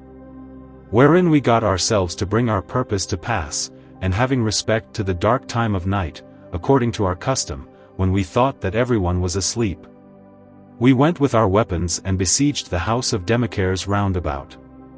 Then Thrasyllus was ready at hand, and leaped out of the cavern, and went to kill all such as he found asleep, but when he came to the porter, he opened the gates and let us in. And then he showed us a large counter, wherein we saw the night before a great abundance of treasure, which when by violence we had broke open. I bid every one of my fellows take as much gold and silver as they could carry away, and bear it to the sepulchre, and still as they carried away I stood at the gate, watching diligently when they would return. The bear running about the house, to make such of the family afeard as fortune to wake and come out. For who is he that is so puissant and courageous, that at the ugly sight of so great a monster will not quail and keep his chamber especially in the night? But when we had brought this matter to so good a point, there chanced a pitiful case, for as I looked for my companions that should come from the sepulchre, behold there was a boy of the house that fortuned to look out of a window, and espied the bear running about, and he went and told all the servants of the house. Whereupon incontinently they came forth with torches, lanterns, and other lights, that they might see all the yard over. They came with clubs, spears, naked swords, greyhounds, and mastiffs to slay the poor beast. Then I during this brawl thought to run away, but because I would see Thrasyllus fight with the dogs, I lay behind the gate to behold him. And although I might perceive that he was well nigh dead, yet remembered he his own faithfulness and ours, and valiantly resisted the gaping and ravenous mouths of the hellhounds. So took he in gree the pageant which willingly he took in hand himself, and with much ado tumbled at length out of the house, but when he was at liberty abroad yet could he not save himself. For all the dogs of the street joined themselves to the greyhounds and mastiffs of the house, and came upon him. Alas, what a pitiful sight it was to see our poor Thrasyllus thus environed and compassed with so many dogs that tore and rent him miserably. Then I, impatient of so great a misery, ran in among the press of people, and aiding him with my words as much as I might, exhorted them all in this manner, O great and extreme mischance! What a precious and excellent beast have we lost! But my words did nothing prevail, for there came out a tall man with a spear in his hand, that thrust him clean through, and afterwards many that stood by drew out their swords. And so they killed him. But verily our good Captain Thrasyllus, the honor of our comfort, received his death so patiently, that he would not bewray the league between us either by crying, howling, or any other means. But being torn with dogs and wounded with weapons, did yield forth a doleful cry, more like unto a beast than a man. And taking his present fortune in good part, with courage and glory enough did finish his life, with such a terror unto the assembly, that no person was hardy until it was day, as to touch him. Though he were stark dead, but at last there came a butcher more valiant than the rest, who opening the paunch of the beast, slid out an hardy and venturous thief. In this manner we lost our Captain Thrasyllus, but he left not his fame and honor. When this was done we packed up our treasure, which we committed to the sepulchre to keep, and got out of the bounds of Plataea, thus thinking with ourselves, that there was more fidelity amongst the dead than amongst the living, by reason that our prize were so surely kept in the sepulchre. So being wearied with the weight of our burdens, and well nigh tired with long travel, having lost 3 of our soldiers, we are come home with these present cheats. Thus when they had spoken in memory of their slain companions, they took cups of gold, and sung hymns unto the god Mars, and laid them down to sleep. Then the old woman gave us fresh barley without measure, insomuch that my horse fed so abundantly that he might well think he was at some banquet that day. But I that was accustomed to eat bran and flour, thought that but a sour kind of meat. Wherefore being a corner where lay loaves of bread for all the house, I got me thither and filled my hungry guts therewith. Chapter XXI. How the thieves stole away a gentlewoman, and brought her to their den.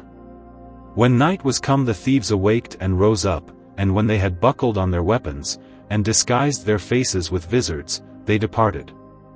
And yet for all the great sleep that came upon me, I could in no wise leave eating, and whereas when I was a man I could be contented with 1 or 2 loaves at the most. Now my guts were so greedy that 3 panniers full would scantly serve me, and while I considered these things the morning came, and being led to a river. Notwithstanding my assy shamefastness I quenched my thirst. And suddenly after, the thieves returned home careful and heavy, bringing no burdens with them, no not so much as traff or baggage, save only a maiden. That seemed by her habit to be some gentlewoman born, and the daughter of some worthy matron of that country, who was so fair and beautiful, that though I were an ass, yet I had a great affection for her. The virgin lamented and tore her hair, and rent her garments, for the great sorrow she was in. But the thieves brought her within the cave, and assisted her to comfort in this sort, Weep not, fair gentlewoman, we pray you. For be you assured we will do no outrage or violence to your person, but take patience a while for our profit. For necessity and poor estate hath compelled us to do this enterprise. We warrant you that your parents, although they be covetous, will be contented to give us a great quantity of money to redeem and ransom you from our hands. With such and like flattering words they endeavored to appease the gentlewoman, howbeit she would in no case be comforted, but put her head betwixt her knees, and cried piteously. Then they called the old woman, and commanded her to sit by the maiden, and pacify her dolor as much as she might.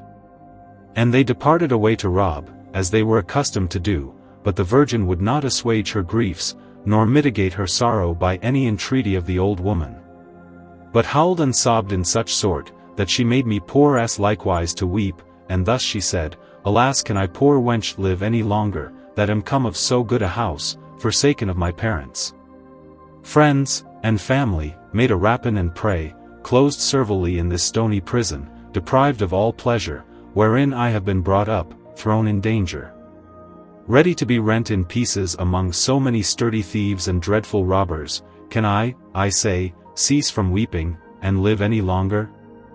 Thus she cried and lamented, and after she had wearied herself with sorrow and blubbered her face with tears, she closed the windows of her hollow eyes, and laid her down to sleep. And after that she had slept, she rose again like a furious and mad woman, and beat her breast and comely face more than she did before. Then the old woman inquired the causes of her new and sudden lamentation. To whom sighing in pitiful sort she answered, Alas, now I am utterly undone, now am I out of all hope, oh give me a knife to kill me, or a halter to hang me. Whereat the old woman was more angry, and severely commanded her to tell her the cause of her sorrow, and why after her sleep, she should renew her dolour and miserable weeping.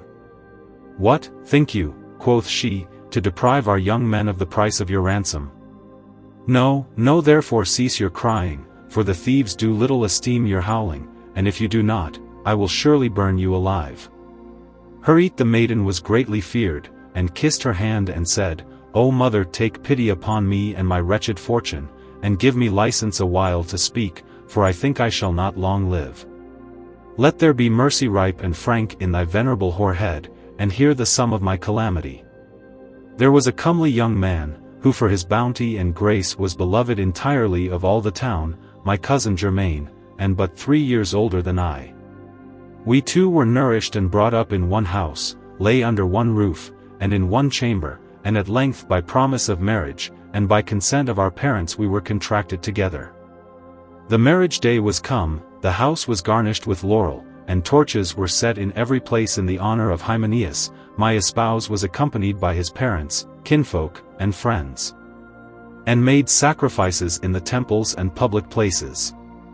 And when my unhappy mother pampered me in her lap, and decked me like a bride, kissing me sweetly, and making me a parent for children, behold, there came in a great multitude of thieves armed like men of war, with naked swords in their hands, who went not about to do any harm, neither to take anything away, but brake into the chamber where I was, and violently took me out of my mother's arms, when none of our family would resist for fear.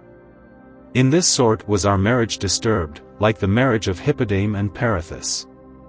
But behold, my good mother, now my unhappy fortune is renewed and increased, for I dreamed in my sleep, that I was pulled out of our house, out of our chamber, and out of my bed, and that I removed about in solitary and unknown places, calling upon the name of my unfortunate husband, and how that he, as soon as he perceived that he was taken away, even smelling with perfumes and crowned with garlands, did trace me by the steps, desiring the aid of the people to assist him, in that his wife was violently stolen away.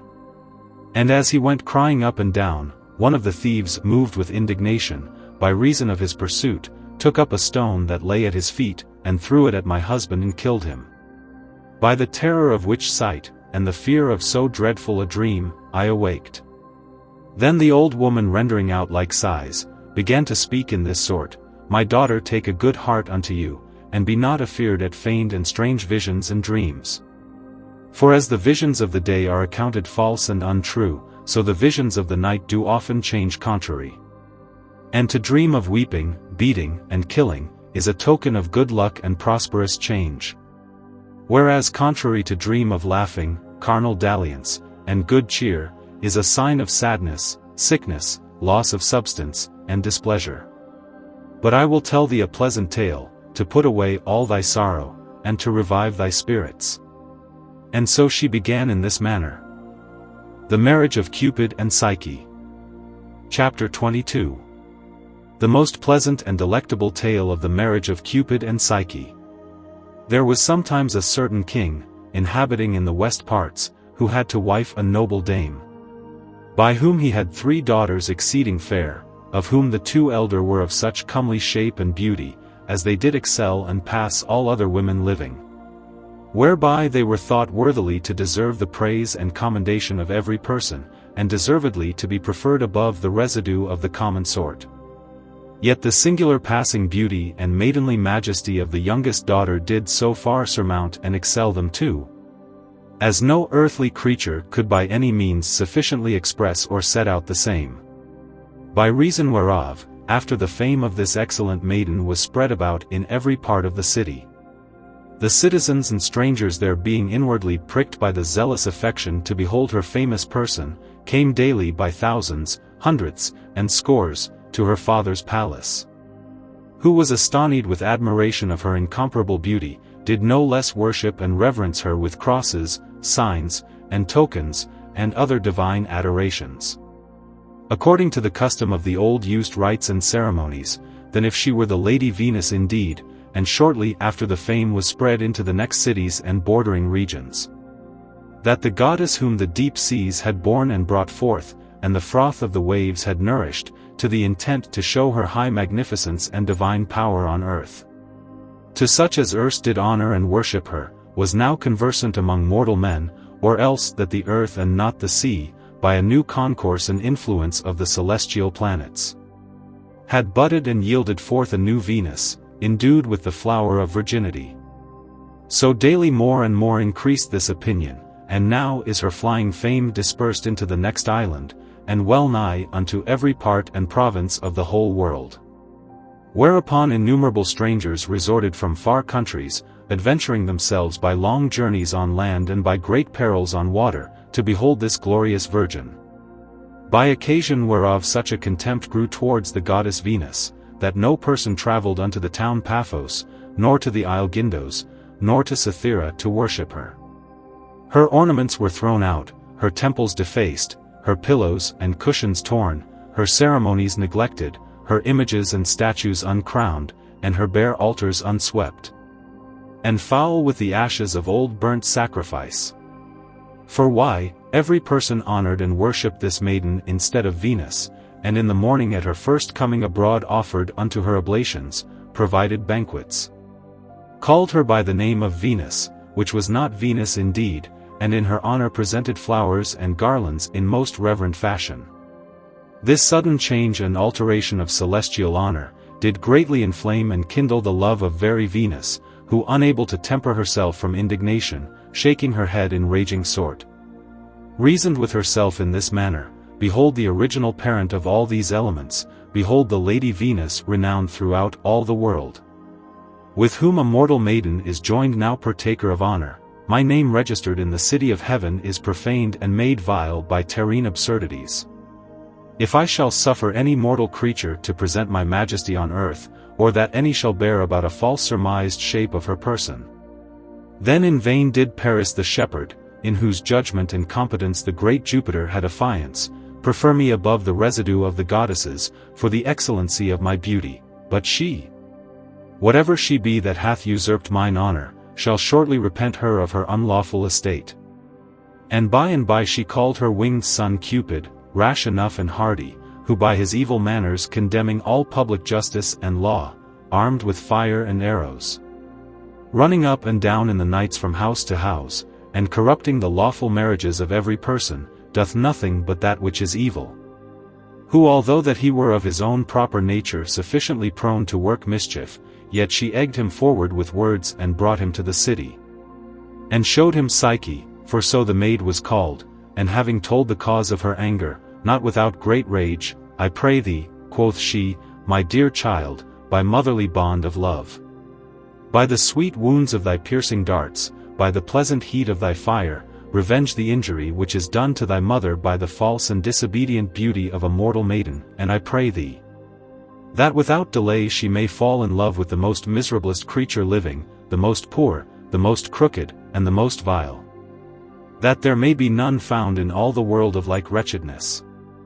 When she had spoken these words she embraced and kissed her son, and took her voyage toward the sea. When she came upon the sea she began to call the gods and goddesses, who were obedient at her voice. For incontinent came the daughters of Nereus, singing with tunes melodiously, Portunus with his bristled and rough beard, Selita with her bosom full of fish, Palamon the driver of the dolphin. The trumpeters of Triton, leaping hither and thither, and blowing with heavenly noise, such was the company which followed Venus, marching towards the ocean sea. In the mean season Psyche with all her beauty received no fruit of honor. She was wondered at of all, she was praised of all, but she perceived that no king nor prince, nor any one of the superior sort did repair to woo her. Everyone marveled at her divine beauty, as it were some image well painted and set out. Her other two sisters, which were nothing so greatly exalted by the people, were royally married to two kings, but the virgin Psyche, sitting alone at home, lamented her solitary life. And being disquieted both in mind and body, although she pleased all the world, yet hated she in herself her own beauty.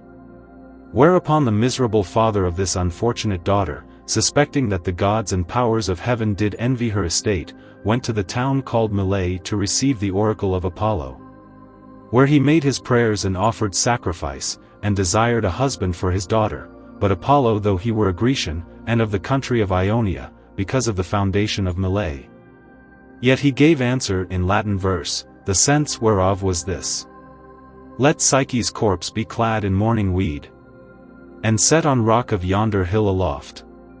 Her husband is no wight of human seed, but serpent dire and fierce as might be thought, who flies with wings above in starry skies, and doth subdue each thing with fiery flight. The gods themselves, and powers that seem so wise, with mighty Jove, be subject to his might. The rivers black, and deadly floods of pain, and darkness eke, as thrall to him remain.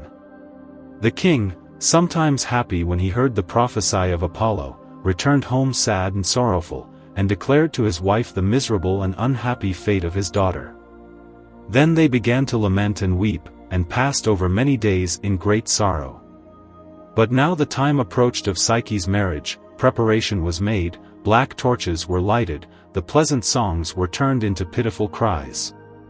The melody of Hymenaeus was ended with deadly howling, the maid that should be married did wipe her eyes with her veil. All the family and people of the city wept likewise, and with great lamentation was ordained a remiss time for that day, but necessity compelled that Psyche should be brought to her appointed place, according to the divine appointment. And when the solemnity was ended, they went to bring the sorrowful spouse, not to her marriage, but to her final end and burial. And while the father and mother of Psyche did go forward weeping and crying unto this enterprise, Psyche spake unto them in this sort, Why torment your unhappy age with continual dolour? Why trouble you your spirits, which are more rather mine than yours? Why soil ye your faces with tears, which I ought to adore and worship? Why tear you my eyes and yours? Why pull you your hoary hairs? Why knock ye your breasts for me? Now you see the reward of my excellent beauty, now you perceive, but too late, the plague of envy. When the people did honor me, and call me new Venus, then ye should have wept. Then you should have sorrowed as though I had been dead, for now I see and perceive that I am come to this misery by the only name of Venus. Bring me, and as fortune has appointed, place me on the top of the rock. I greatly desire to end my marriage, I greatly covet to see my husband. Why do I delay? Why should I refuse him that is appointed to destroy all the world? Thus ended she her words, and thrust herself among the people that followed. Then they brought her to the appointed rock of the high hill, and set her hereon, and so departed. The torches and lights were put out with the tears of the people, and every man gone home. The miserable parents well nigh consumed with sorrow, gave themselves to everlasting darkness. Thus poor Psyche being left alone, weeping and trembling on the top of the rock, was blown by the gentle air and of shrilling Zephyrus, and carried from the hill with a meek wind, which retained her garments up, and by little and little brought her down into a deep valley, where she was laid in a bed of most sweet and fragrant flowers. Thus fair Psyche being sweetly couched among the soft and tender herbs, as in a bed of sweet and fragrant flowers, and having qualified the thoughts and troubles of her restless mind, was now well reposed. And when she had refreshed herself sufficiently with sleep, she rose with a more quiet and pacified mind, and fortune to espy a pleasant wood environed with great and mighty trees. She espied likewise a running river as clear as crystal. In the midst of the wood well nigh at the fall of the river was a princely edifice, wrought and builded not by the art or hand of man, but by the mighty power of God, and you would judge at the first entry therein, that it were some pleasant and worthy mansion for the powers of heaven. For the embuffings above were of citron and ivory, propped and undermined with pillars of gold, the walls covered and sealed with silver, divers sorts of beasts were graven and carved, that seemed to encounter with such as entered in. All things were so curiously and finely wrought, that it seemed either to be the work of some demigod, or of God himself. The pavement was all of precious stones, divided and cut one from another, whereon was carved divers kinds of pictures, in such sort that blessed and thrice blessed were they that might go upon such a pavement. Every part and angle of the house was so well adorned, that by reason of the precious stones and inestimable treasure there, it glittered and shone in such sort, that the chambers, porches, and doors gave light as it had been the sun. Neither otherwise did the other treasure of the house disagree unto so great a majesty, that verily it seemed in every point an heavenly palace, fabricate and built for Jupiter himself. Then Psyche moved with delectation approached nigh and taking a bold heart entered into the house, and beheld everything there with great affection. She saw storehouses wrought exceedingly fine, and replenished with abundance of riches. Finally, there could nothing be devised which lacked there, but among such great store of treasure this was most marvelous, that there was no closure, bolt, nor lock to keep the same. And when with great pleasure she had viewed all these things, she heard a voice without any body, that said, Why do you marvel, madam, at so great riches? Behold, all that you see is at your commandment, wherefore go you into the chamber, and repose yourself upon the bed, and desire what bath you will have. And we whose voices you hear be your servants, and ready to minister unto you according to your desire. In the mean season, royal meats and dainty dishes shall be prepared for you. Then Psyche perceived the felicity of divine providence, and according to the advertisement of the incorporeal voices she first reposed herself upon the bed, and then refreshed her body in the bains. This done, she saw the table garnished with meats, and a chair to sit down. When Psyche was set down, all sorts of divine meats and wines were brought in, not by anybody, but as it were with a wind, for she saw no person before her, but only heard voices on every side. After that all the services were brought to the table, one came in and sung invisibly, another played on the harp, but she saw no man. The harmony of the instruments did so greatly shrill in her ears, that though there were no manner of person, yet seemed she in the midst of a multitude of people. All these pleasures finished, when night approached Psyche went to bed, and when she was laid, that the sweet sleep came upon her, she greatly feared her virginity, because she was alone. Then came her unknown husband and lay with her, and after that he had made a perfect consummation of the marriage, he rose in the morning before day, and departed. Soon after came her invisible servants, and presented to her such things as were necessary for her defloration. And thus she passed forth a great while, and as it happeneth, the novelty of the things by continual custom did increase her pleasure. But especially the sound of the instruments was a comfort to her being alone. During this time that Psyche was in this place of pleasures, her father and mother did nothing but weep and lament, and her two sisters hearing of her most miserable fortune, came with great dolour and sorrow to comfort and speak with her parents. The night following, Psyche's husband spake unto her, for she might feel his eyes, his hands, and his ears, and said, O my sweet spouse and dear wife, fortune doth menace unto thee imminent danger, whereof I wish thee greatly to beware, for know that thy sisters, thinking that thou art dead, be greatly troubled, and are coming to the mountain by thy steps. Whose lamentations if thou fortune to hear, beware that thou do in no wise make answer, or look up towards them, for if thou do thou shalt purchase to me great sorrow, and to thyself utter destruction. Psyche hearing her husband, was contented to do all things as he had commanded. After that he was departed and the night passed away, Psyche lamented and lamented all the day following, thinking that now she was past all hopes of comfort. In that she was closed within the walls of a prison, deprived of human conversation, and commanded not to aid her sorrowful sisters, no nor once to see them. Thus she passed all the day in weeping, and went to bed at night, without any refection of meat or bane. Incontinently after came her husband, who when he had embraced her sweetly, began to say, Is it thus that I find you perform your promise, my sweet wife? What do I find here? Pass you all the day and the night in weeping? And will you not cease in your husband's arms? Go to, do what ye will, purchase your own destruction, and when you find it so, then remember my words, and repent but too late. Then she desired her husband more and more, assuring him that she should die, unless he would grant that she might see her sisters, whereby she might speak with them and comfort them. Whereat at length he was contented, and moreover he willed that she should give them as much gold and jewels as she would.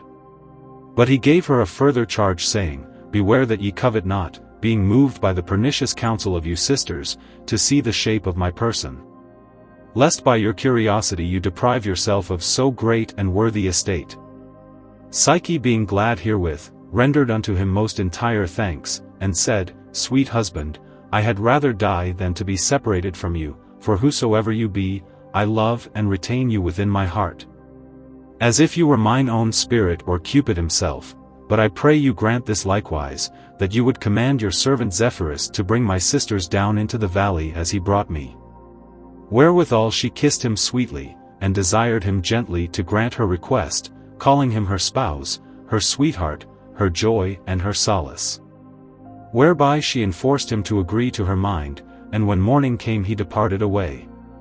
After long search made, the sisters of Psyche came unto the hill where she was set on the rock, and cried with a loud voice in such sort that the stones answered again. And when they called their sister by her name, that their lamentable cries came unto her ears, she came forth and said, Behold, here is she for whom you weep, I pray you torment yourselves no more.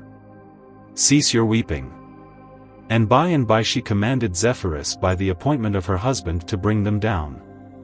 Neither did he delay, for with gentle blasts he retained them up and laid them softly in the valley. I am not able to express the often embracing, kissing and greeting which was between them three. All sorrows and tears were then laid apart. Come in, quoth Psyche, into our house, and refresh your afflicted minds with your sister. After this she showed them the storehouses of treasure, she caused them to hear the voices which served her, the bane was ready, the meats were brought in. And when they had filled themselves with divine delicates, they conceived great envy within their hearts, and one of them being curious, did demand what her husband was, of what estate, and who was lord of so precious a house. But Psyche, remembering the promise which she had made to her husband, feigned that he was a young man, of comely stature, with a flaxen beard, and had great delight in hunting the dales and hills by.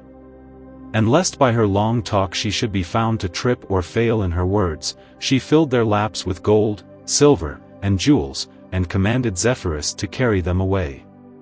When they were brought up to the mountain, they made their ways homeward to their own houses, and murmured with envy that they bare against Psyche, saying, Behold cruel and contrary fortune.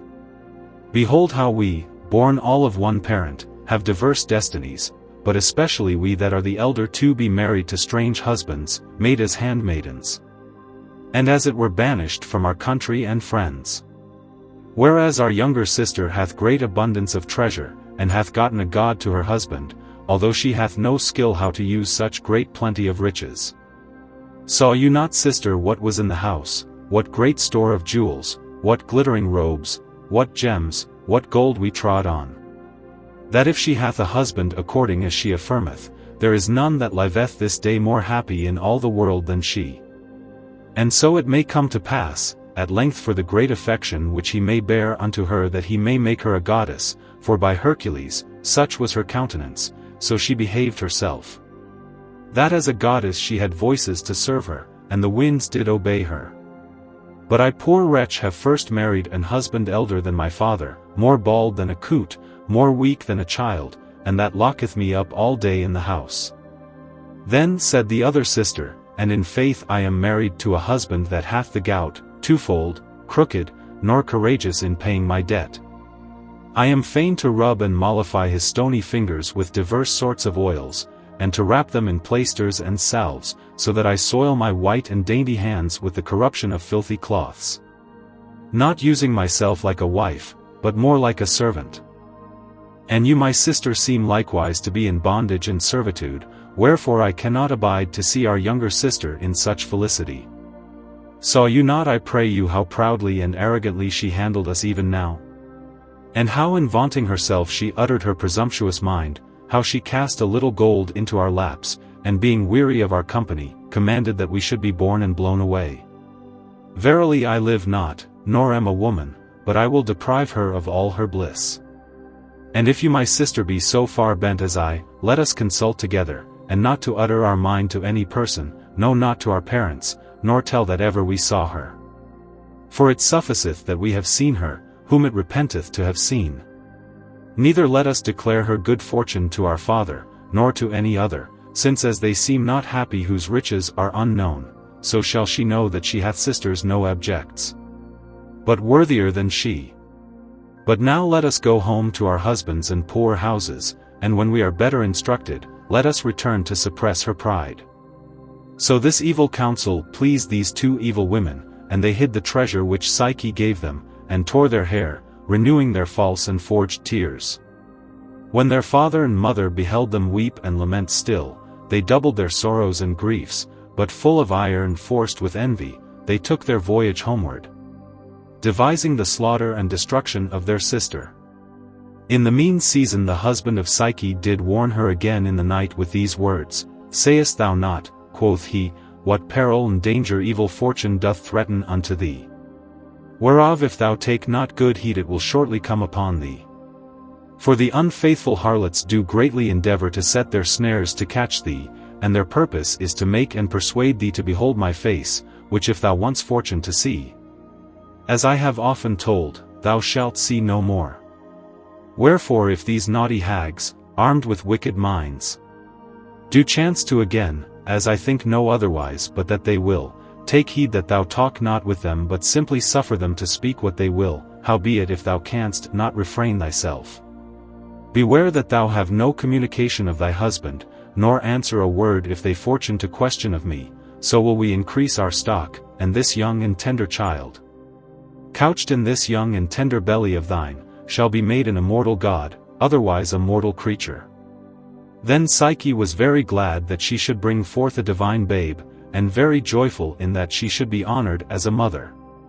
She reckoned and numbered carefully the days and months that passed, and being never with child before, did marvel greatly that in so short a time her belly should swell so big. But those pestilent and wicked furies breathing out their serpentine poison, took shipping to bring their enterprise to pass.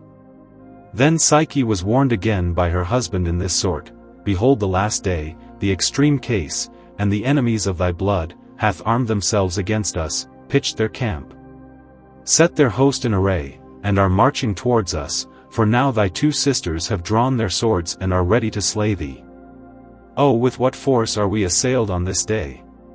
O sweet Psyche, I pray thee to take pity on thyself, of me, and deliver thy husband and this infant within thy belly from so great danger, and see not, neither hear these cursed women, which are not worthy to be called thy sisters, for their great hatred and breach of sisterly amity, for they will come like sirens to the mountains, and yield out their piteous and lamentable cries.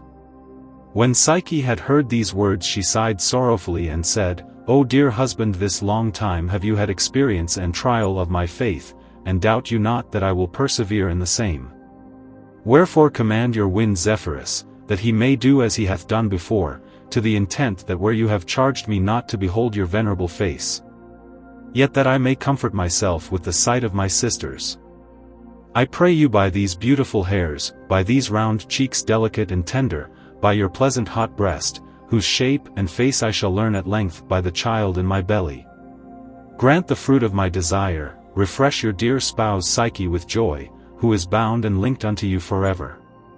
I little esteem to see your visage and figure, little do I regard the night and darkness thereof, for you are my only light.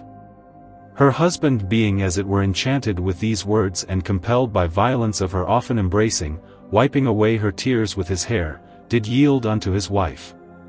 And when morning came, departed as he was accustomed to do. Now her sisters arrived on land, and never rested till they came to the rock, without visiting their parents, and leapt down rashly from the hill themselves. Then Zephyrus according to the divine commandment brought them down, although it were against his will, and laid them in the valley without any harm. By and by they went into the palace to their sister without leave, and when they had eftsoons embraced their prey, and thanked her with flattering words for the treasure which she gave them, they said, O dear sister Psyche, know you that you are now no more a child, but a mother. Oh, what great joy bear you unto us in your belly! What a comfort will it be unto all the house! How happy shall we be, that shall see this infant nourished amongst so great plenty of treasure! That if he be like his parents, as it is necessary he should, there is no doubt but a new Cupid shall be born. By this kind of measures they went about to win Psyche by little and little, but because they were weary with travel, they sat them down in chairs. And after that they had washed their bodies in bains they went into a parlor, where all kind of meats were ready prepared. Psyche commanded one to play with his harp, it was done. Then immediately others sung, others tuned their instruments, but no person was seen, by whose sweet harmony and modulation the sisters of Psyche were greatly delighted. Howbeit the wickedness of these cursed women was nothing suppressed by the sweet noise of these instruments, but they settled themselves to work their treasons against Psyche, demanding who was her husband, and of what parentage. Then she, having forgotten by too much simplicity what she had spoken before of her husband, invented a new answer, and said that her husband was of a great province, a merchant, and a man of middle age, having his beard interspersed with grey hairs. Which when she had spoken, because she would have no further talk, she filled their laps with gold and silver, and bid Zephyrus to bear them away. In their return homeward they murmured within themselves, saying, How say you, sister, to so apparent a lie of Psyche? First she said that her husband was a young man of flourishing years, and had a flaxen beard, and now she saith that he is half grey with age. What is he that in so short a space can become so old? You shall find it no otherwise, my sister, but that either this cursed queen hath invented a great lie, or else that she never saw the shape of her husband. And if it be so that she never saw him, then verily she is married to some god, and hath a young god in her belly.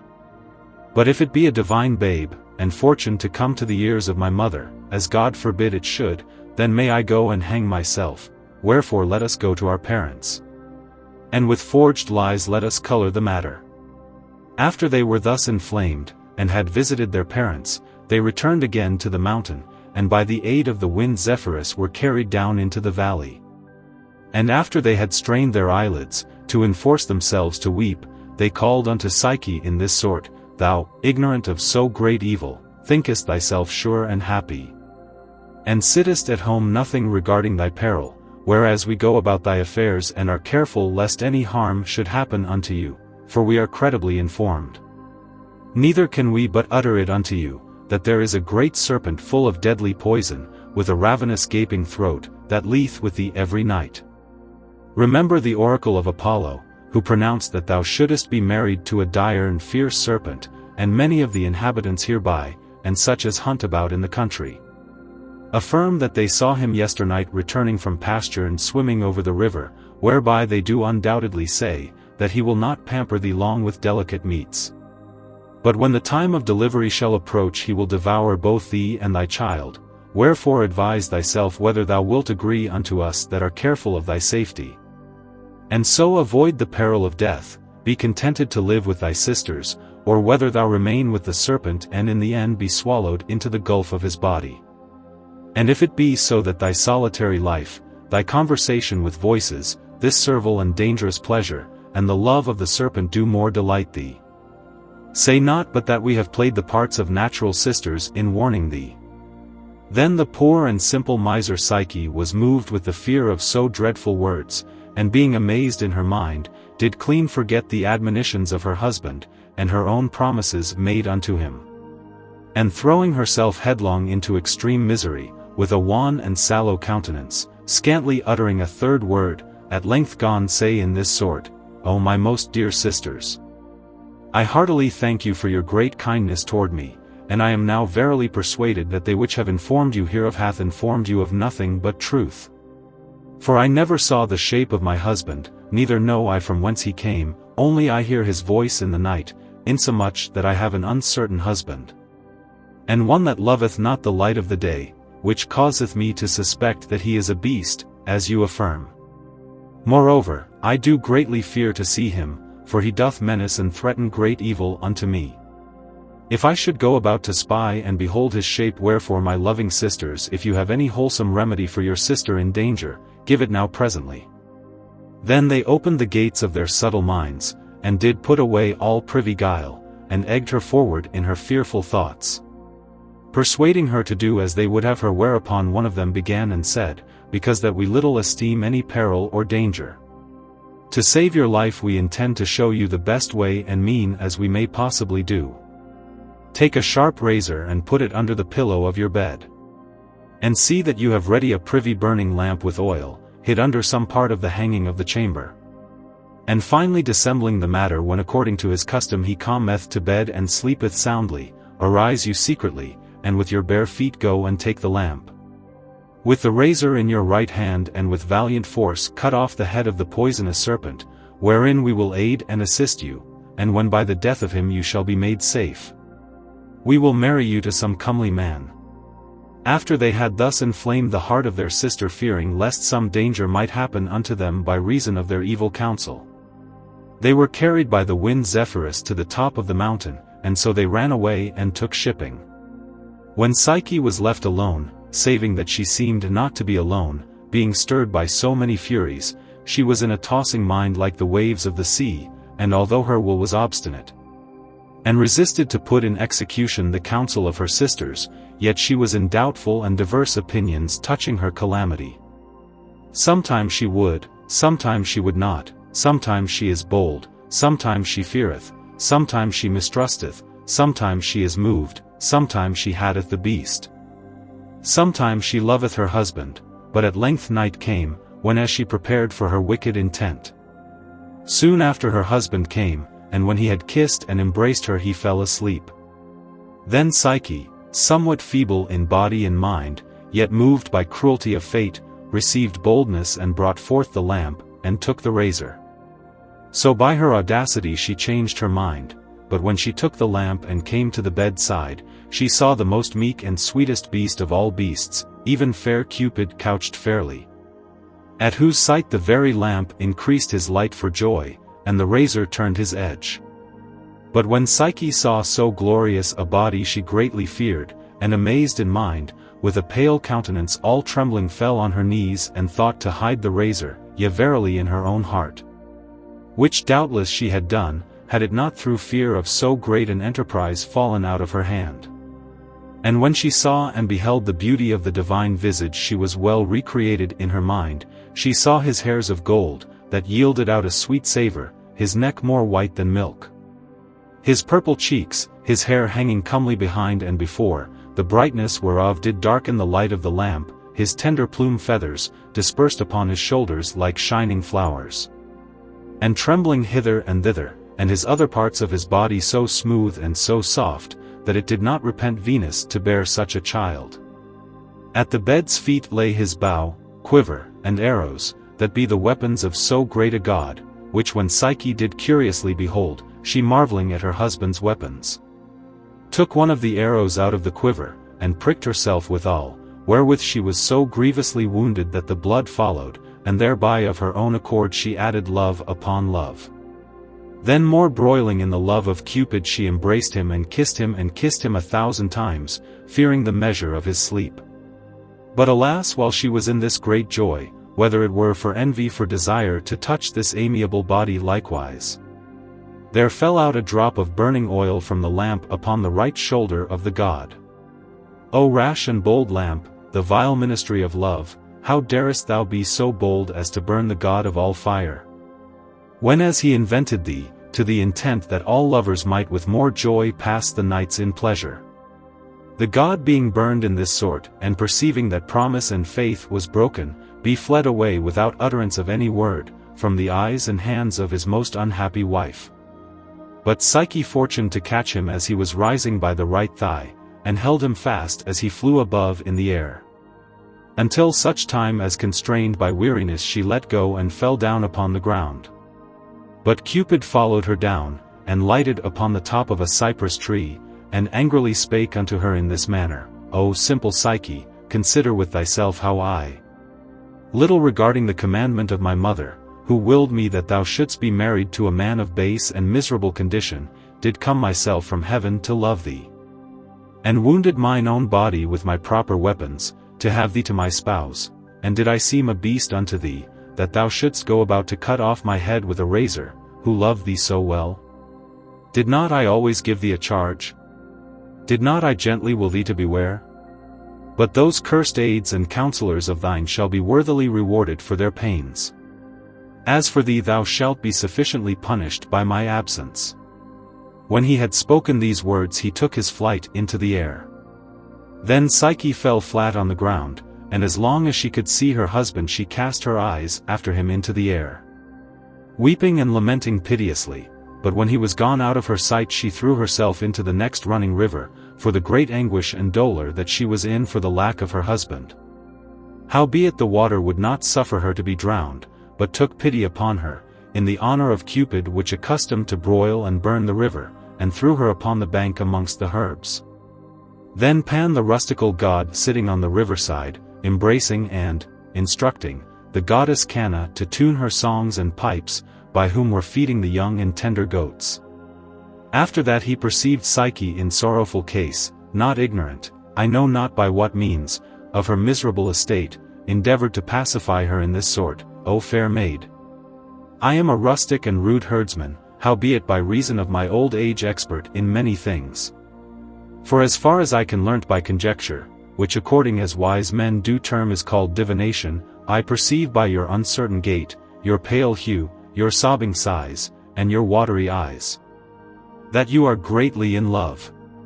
Wherefore hearken to me, and go not about to slay yourself, nor weep not at all, but rather adore and worship the great god Cupid, and win him unto you by your gentle promise of service. When the god of shepherds had spoken these words, she gave no answer, but made reverence to him as to a god, and so departed. After that Psyche had gone a little way, she fortuned unawares to come to a city where the husband of one of her sisters did dwell. Which when Psyche did understand, she caused that her sister had knowledge of her coming, and so they met together, and after great embracing and salutation, the sister of Psyche demanded the cause of her travel thither. Mary, quoth she, do you not remember the counsel you gave me, whereby you would that I should kill the beast which under colour of my husband did lie with me every night? You shall understand, that as soon as I brought forth the lamp to see and behold his shape, I perceived that he was the son of Venus, even Cupid himself that lay with me. Then I being stricken with great pleasure, and desirous to embrace him, could not thoroughly assuage my delight. But alas, by evil ill chanced the oil of the lamp fortune to fall on his shoulder, which caused him to awake, and seeing me armed with fire and weapons, gone say, how darest thou be so bold to do so great a mischief? Depart from me and take such things as thou didst bring, for I will have thy sister, and named you, to my wife, and she shall be placed in thy felicity. And by he commanded Zephyrus to carry me away from the bounds of his house. Psyche had scantly finished her tale, but her sister, pierced with the prick of carnal desire and wicked envy, ran home. And feigning to her husband that she had heard word of the death of her parents, took shipping and came to the mountain. And although there blew a contrary wind, yet being brought in a vain hope, she cried, O Cupid, take me a more worthy wife, and thou Zephyrus bear down thy mistress. And so she cast herself headlong from the mountain, but she fell not into the valley neither alive nor dead, for all the members and parts of her body were torn amongst the rocks. Whereby she was made prey unto the birds and wild beasts, as she worthily deserved. Neither was the vengeance of the other delayed, for Psyche, travelling in that country, fortuned to come to another city where her other sister did dwell. To whom when she had declared all such things as she told to her other sister, she ran likewise unto the rock and was slain in like sort. Then Psyche travelled about in the country to seek her husband Cupid, but he was gotten into his mother's chamber, and there bewailed the sorrowful wound which he caught by the oil of a burning lamp.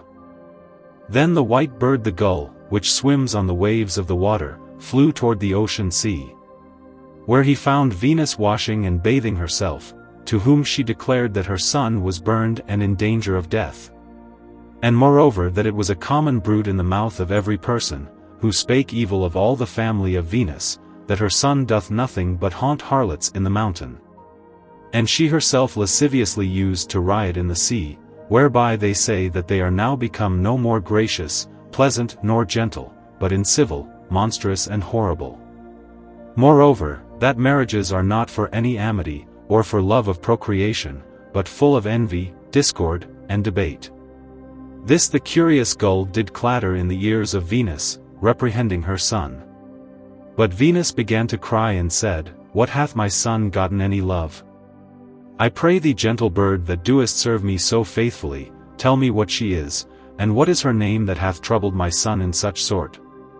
Whether she be any of the nymphs, of the number of the goddesses, of the company of the muses, or of the mystery of the graces? To whom the bird answered, Madam, I know not what she is, but this I know, that she is called Psyche. Then Venus with indignation cried out, What is it she? The usurper of my beauty, the vicar of my name? What did he think that I was a bawd, by whose show he fell acquainted with the maid?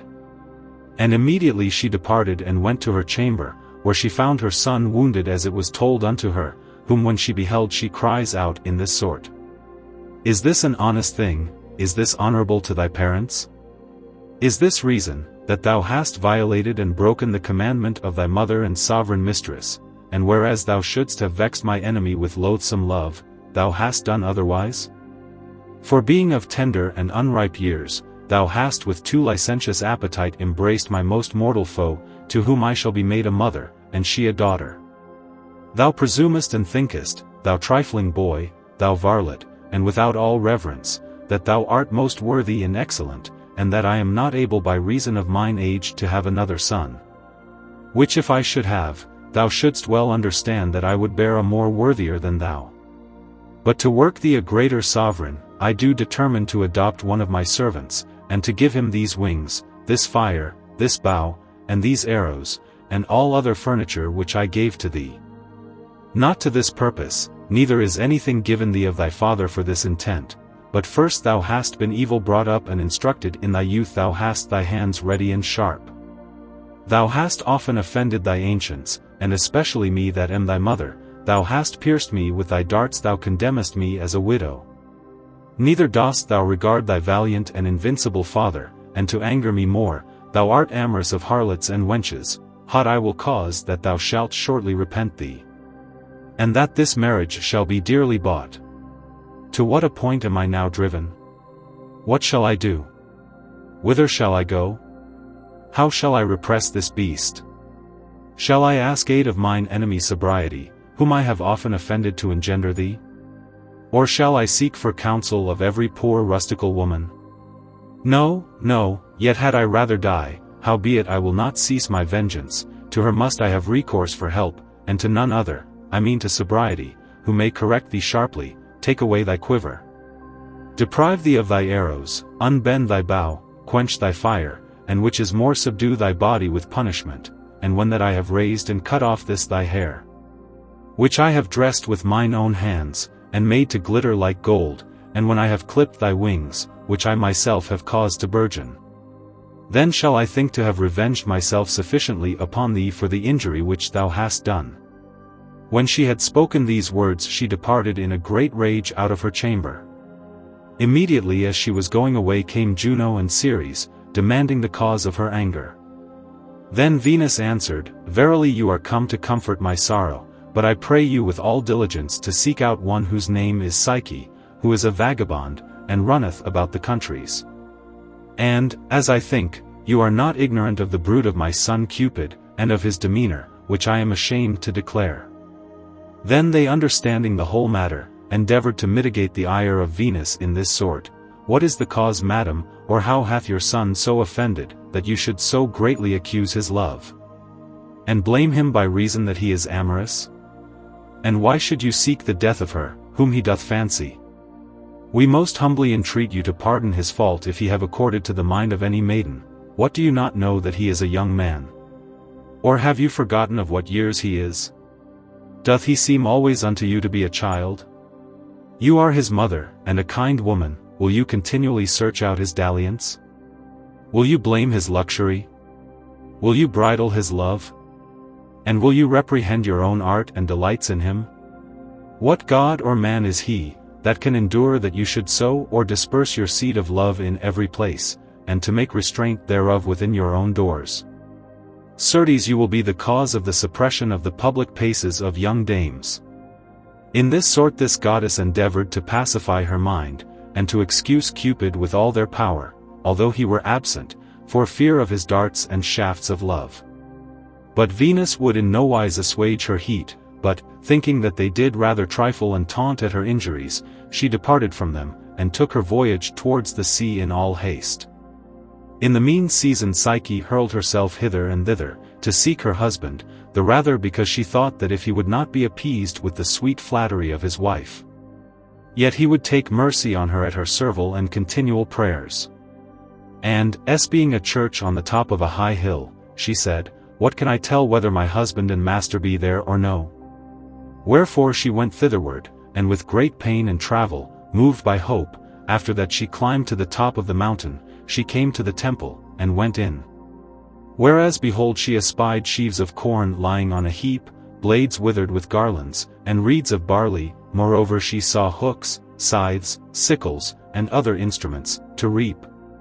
But everything lay out of order, and as it were cast in by the hands of laborers, which when Psyche saw she gathered up and put everything in order.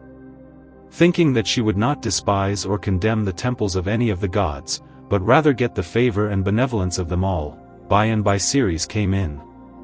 And beholding her busy and curious in her chapel, cried out afar off, and said, O Psyche needful of mercy, Venus searcheth for thee in every place to revenge herself and to punish thee grievously. But thou hast more mind to be here, and carest for nothing less, than for thy safety. Then Psyche fell on her knees before her, watering her feet with her tears, wiping the ground with her hair, and with great weeping and lamentation desired pardon, saying, O great and holy goddess! I pray thee by thy plenteous and liberal right hand, by the joyful ceremonies of thy harvest, by the secrets of thy sacrifice, by the flying chariots of thy dragons, by the tillage of the ground of Sicily, which thou hast invented, by the marriage of Proserpina, by the diligent inquisition of thy daughter, and by the other secrets which are within the temple of Lucius in the land of Athens, take pity on me thy servant Psyche, and let me hide myself a few days amongst these sheaves of corn, until the ire of so great a goddess be past, or until that I be refreshed of my great labor and travel. Then answered Ceres, Verily Psyche, I am greatly moved by thy prayers and tears, and desire with all my heart to aid thee, but if I should suffer thee to be hidden here, I should increase the displeasure of my cousin, with whom I have made a treaty of peace, and an ancient promise of amity, wherefore I advise thee to depart hence and take it not in evil part in that I will not suffer thee to abide and remain here within my temple. Then Psyche driven away contrary to her hope, was double afflicted with sorrow and so she returned back again. And behold she perceived afar off in a valley a temple standing within a forest, fair and curiously wrought, and minding to overpass no place whither better hope did direct her. And to the intent she would desire pardon of every god, she approached nigh unto the sacred door, whereas she saw precious riches and vestments engraven with letters of gold, hanging upon branches of trees, and the posts of the temple testifying the name of the goddess Juno, to whom they were dedicate. Then she kneeled down upon her knees, and embraced the altar with her hands, and wiping her tears, gone pray in this sort, O dear spouse and sister of the great god Jupiter, which art adored and worshipped amongst the great temples of Samos, called upon by women with child, worshipped at high Carthage, because thou wast brought from heaven by the lion, the rivers of the flood Inachus do celebrate thee, and know that thou art the wife of the great god, and the goddess of goddesses. All the east part of the world have thee in veneration, all the world calleth thee Lucina. I pray thee to be my advocate in my tribulations, deliver me from the great danger which pursueth me, and save me that am weary with so long labors and sorrow, for I know that it is thou that succourest and helpest such women as are with child and in danger.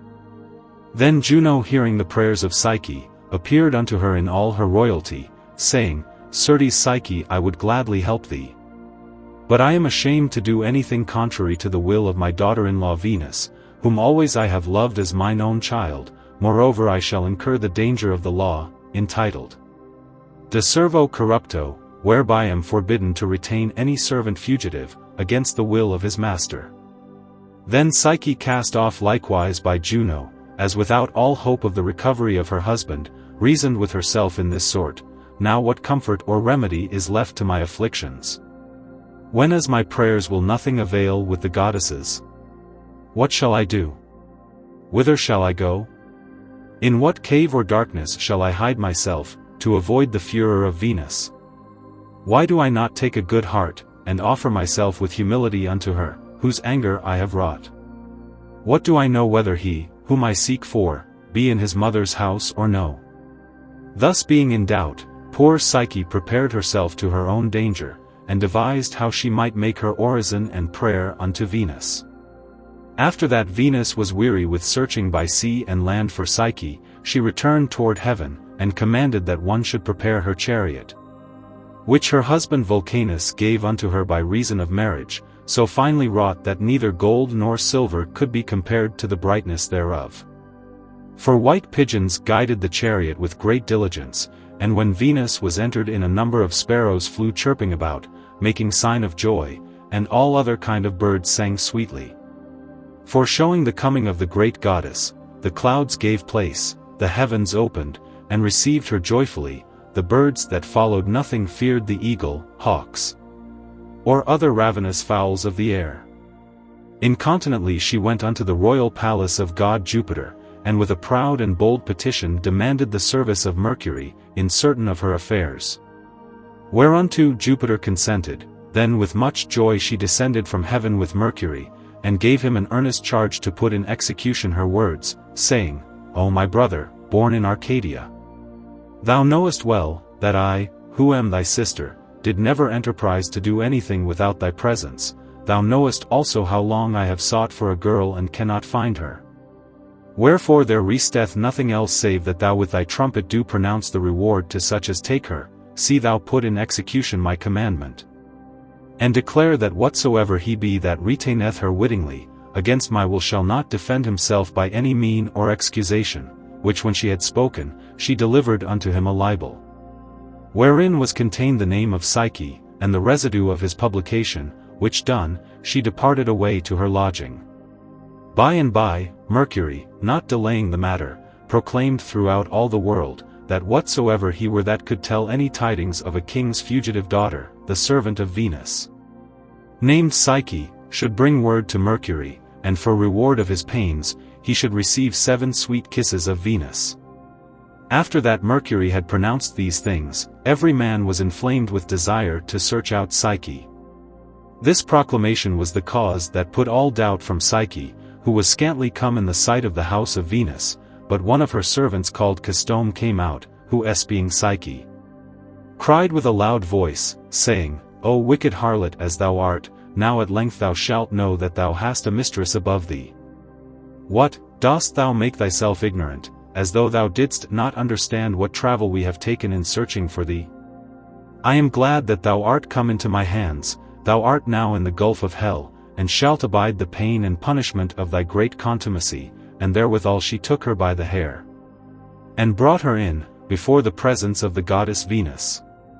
When Venus spied her, she began to laugh, and as angry persons accustomed to do, she shaked her head, and scratched her right ear, saying, O goddess, goddess, you are now come at length to visit your husband that is in danger of death. By your means, be you assured, I will handle you like a daughter. Where be my maidens, sorrow and sadness? To whom, when they came, she delivered Psyche to be cruelly tormented. Then they fulfilled the commandment of their mistress, and after they had piteously scourged her with rods and whips, they presented her again before Venus. Then she began to laugh again, saying, Behold, she thinketh, that by reason of her great belly, which she hath gotten by playing the whore, to move me to pity, and to make me a grandmother to her child. Am not I happy, that in the flourishing time of all mine age, shall be called a grandmother? And the son of a vile harlot shall be accounted the nephew of Venus. Howbeit I am a fool to term him by the name of my son, since as the marriage was made between unequal persons, in the field without witnesses, and not by the consent of parents, wherefore the marriage is illegitimate, and the child, that shall be born, a bastard. If we fortune to suffer thee to live so long till thou be delivered. When Venus had spoken these words, she leaped upon the face of poor Psyche, and, tearing her apparel, took her by the hair, and dashed her head upon the ground. Then she took a great quantity of wheat, of barley, poppy seed, peason, lentils, and beans, and mingled them all together on a heap, saying, Thou evil-favored girl, thou seemest unable to get the grace of thy lover, by no other means, but only by diligent and painful service. Wherefore I will prove what thou canst do. See that thou separate all these grains one from another, disposing them orderly in their quantity, and let it be done before night. When she had appointed this task unto Psyche, she departed to a great banquet that was prepared that day. But Psyche went not about to dissever the grain, as being a thing impossible to be brought to pass by reason it lay so confusedly scattered, but being astonied at the cruel commandment of Venus, sat still and said nothing.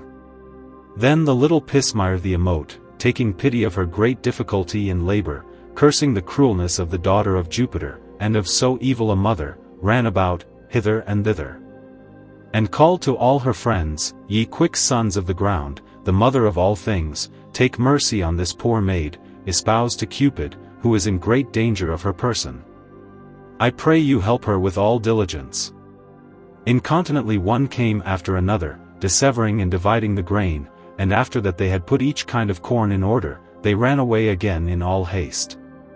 When night came, Venus returned home from the banquet well tippled with wine, smelling of balm, and crowned with garlands of roses, who when she had espied what Psyche had done, gone say, This is not the labor of thy hands, but rather of his that is amorous of thee. Then she gave her a morsel of brown bread, and went to sleep. In the mean season, Cupid was closed fast in the surest chamber of the house, partly because he should not hurt himself with wanton dalliance, and partly because he should not speak with his love, so these two lovers were divided one from another. When night was past, Venus called Psyche, and said, Sayest thou yonder forest that extendeth out in length with the river? There be great sheep shining like gold, and kept by no manner of person. I command thee that thou go thither and bring me home some of the wool of their fleeces. Psyche arose willingly not to do her commandment, but to throw herself headlong into water to end her sorrows. Then a green reed inspired by divine inspiration, with a gracious tune and melody gone say, O Psyche, I pray thee not to trouble or pollute my water by the death of thee. And yet beware that thou go not towards the terrible sheep of this coast, until such time as the heat of the sun be past, for when the sun is in his force, then seem they most dreadful and furious. With their sharp horns, their stony foreheads and their gaping throats, wherewith they arm themselves to the destruction of mankind.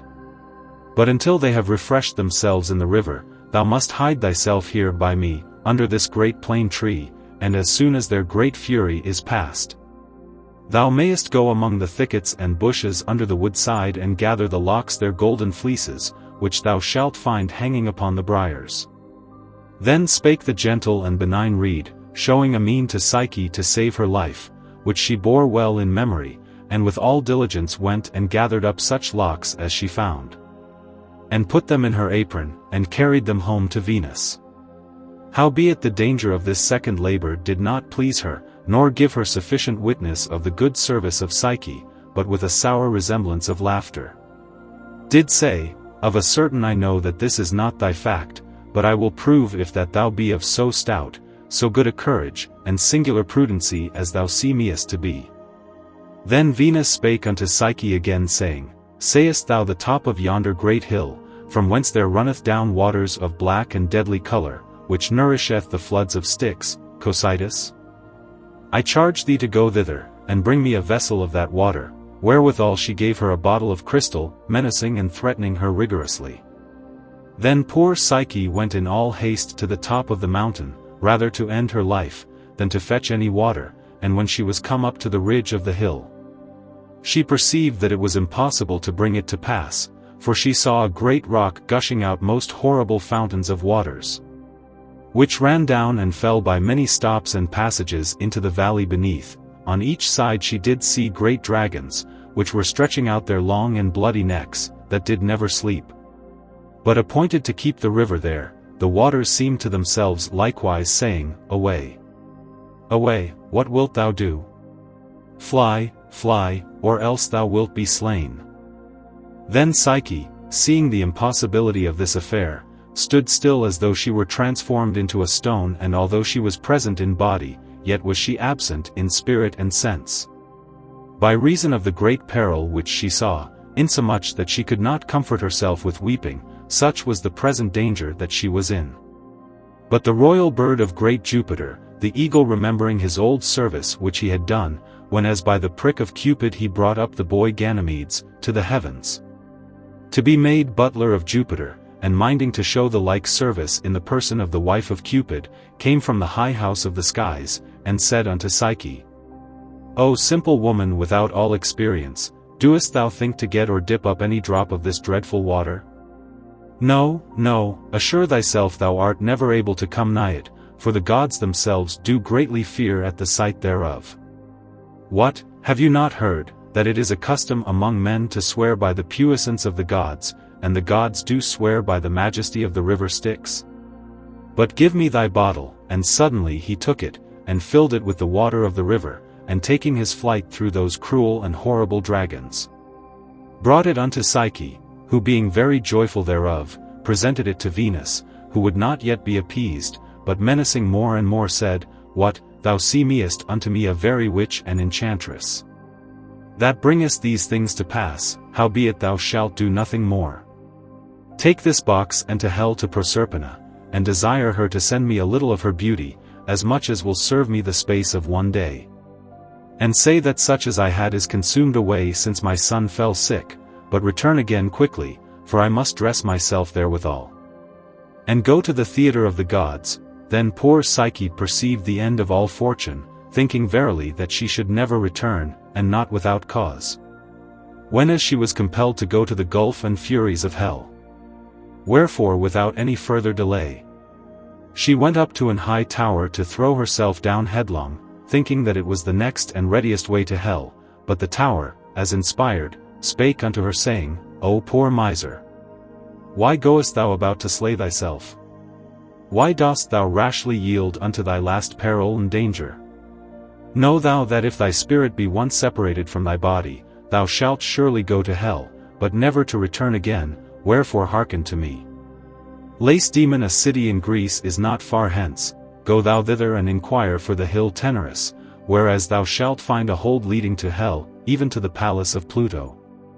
But take heed thou go not with empty hands to that place of darkness, but carry 2 sops sodden in the flour of barley and honey in thy hands, and 2 halfpence in thy mouth.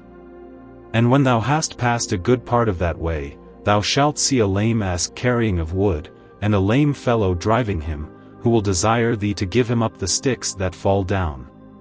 But pass thou on and do nothing. By and by thou shalt come unto a river of hell, whereas Charon is ferryman, who will first have his fare paid him, before he will carry the souls over the river in his boat. Whereby you may see that avarice reigneth amongst the dead, neither Charon nor Pluto will do anything for naught, for if it be a poor man that would pass over and lacketh money, he shall be compelled to die in his journey before they will show him any relief. Wherefore deliver to Carrion Charon one of the halfpence, which thou bearest for thy passage, and let him receive it out of thy mouth. And it shall come to pass as thou sittest in the boat thou shalt see an old man swimming on the top of the river, holding up his deadly hands, and desiring thee to receive him into the bark. But have no regard to his piteous cry. When thou art passed over the flood, thou shalt be old women spinning, who will desire thee to help them, but beware thou do not consent unto them in any case. For these and like baits and traps will Venus set to make thee let fall one of thy sops, and think not that the keeping of thy sops is a light matter. For if thou lose one of them thou shalt be assured never to return again to this world. Then shalt thou see a great and marvelous dog, with 3 heads, barking continually at the souls of such as enter in, but he can do them no other harm. He leeth day and night before the gate of Proserpina, and keepeth the house of Pluto with great diligence, to whom if thou cast one of thy sops, thou mayest have access to Proserpina without all danger. She will make thee good cheer, and entertain thee with delicate meat and drink, but sit thou upon the ground, and desire brown bread. And then declare thy message unto her, and when thou hast received such beauty as she giveth, in thy return appease the rage of the dog with thy other sop. And give thy other halfpenny to covetous Charon, and come the same way again into the world as thou wentest, but above all things have a regard that thou look not in the box. Neither be not too curious about the treasure of the divine beauty. In this manner the tower spake unto Psyche, and advertised her what she should do, and immediately she took 2 halfpence, 2 sops, and all things necessary, and went to the mountain Tenerus to go towards hell. After that Psyche had passed by the lame ass, paid her halfpenny for passage, neglected the old man in the river, denied to help the woman spinning, and filled the ravenous month of the dog with a sop, she came to the chamber of Proserpina. There Psyche would not sit in any royal seat, nor eat any delicate meats, but kneeled at the feet of Proserpina, only contented with coarse bread, declared her message. And after she had received a mystical secret in a box, she departed, and stopped the mouth of the dog with the other sop, and paid the boatman the other halfpenny. When Psyche was returned from hell, to the light of the world, she was ravished with great desire, saying, Am not I a fool, that knowing that I carry here the divine beauty, will not take a little thereof to garnish my face, to please my love withal? And by she opened the box where she could perceive no beauty nor anything else, save only an infernal and deadly sleep, which immediately invaded all her members as soon as the box was uncovered, in such sort that she fell down upon the ground, and lay there as a sleeping corpse. But Cupid being now healed of his wound and malady, not able to endure the absence of Psyche, got him secretly out at a window of the chamber where he was enclosed, and, receiving his wings, took his flight towards his loving wife, whom when he had found, he wiped away the sleep from her face, and put it again into the box, and awaked her with the tip of one of his arrows, saying, O wretched caitiff, behold thou wert well nigh perished again, with the overmuch curiosity. Well, go thou, and do thy message to my mother, and in the mean season I will provide for all things accordingly. Wherewithal he took his flight into the air, and Psyche brought her present to Venus.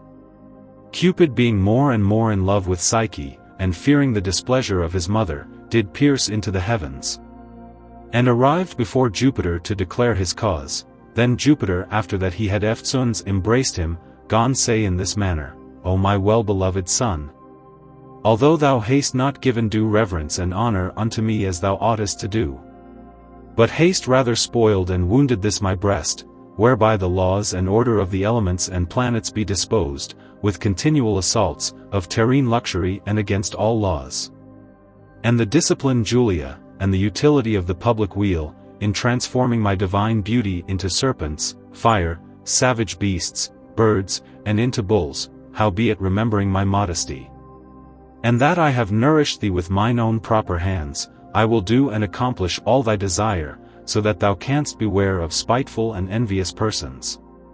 And if there be any excellent maiden of comely beauty in the world, remember yet the benefit which I shall show unto thee by recompense of her love towards me again. When he had spoken these words he commanded Mercury to call all the gods to council. And if any of the celestial powers did fail of appearance he would be condemned in 10,000 pounds, which sentence was such a terror to all the goddesses, that the high theatre was replenished. And Jupiter began to speak in this sort, O ye gods, registered in the books of the Muses, you all know this young man Cupid whom I have nourished with mine own hands, whose raging flames of his first youth, I thought best to bridle and restrain. It sufficeth that he is defamed in every place for his adulterous living, wherefore all occasion ought to be taken away by mean of marriage. He hath chosen a maiden that fancieth him well, and hath bereaved her of her virginity, let him have her still, and possess her according to his own pleasure. Then he returned to Venus, and said, And you my daughter, take you no care, neither fear the dishonour of your progeny and estate, neither have regard in that it is a mortal marriage, for it seemeth unto me just, lawful, and legitimate by the law civil. Incontinently after Jupiter commanded Mercury to bring up Psyche, the spouse of Cupid, into the palace of heaven. And then he took a pot of immortality, and said, Hold Psyche, and drink, to the end thou mayest be immortal, and that Cupid may be thine everlasting husband. By and by the great banquet and marriage feast was sumptuously prepared. Cupid sat down with his dear spouse between his arms, Juno likewise with Jupiter, and all the other gods in order. Ganymedes filled the pot of Jupiter, and Bacchus served the rest. Their drink was nectar, the wine of the gods. Vulcanus prepared supper, the Hours decked up the house with roses and other sweet smells, the Graces threw about balm, the Muses sang with sweet harmony. Apollo tuned pleasantly to the harp, Venus danced finely, Satyrus and Paniscus played on their pipes. And thus Psyche was married to Cupid, and after she was delivered of a child whom we call Pleasure. This the trifling old woman declared unto the captive maiden, but I, poor ass, not standing far off, was not a little sorry in that I lacked pen and ink to write so worthy a tale. Book. Chapter VI. Chapter XXIII. How Apuleius carried away the gentlewoman, and how they were taken again by the thieves, and what a kind of death was invented for them. By and by the thieves came home laden with treasure, and many of them which were of strongest courage, leaving behind such as were lame and wounded. To heal and air themselves, said they would return back again to fetch the rest of their pillage, which they had hidden in a certain cave, and so they snatched up their dinner greedily, and brought us forth into the way and beat us before them with staves.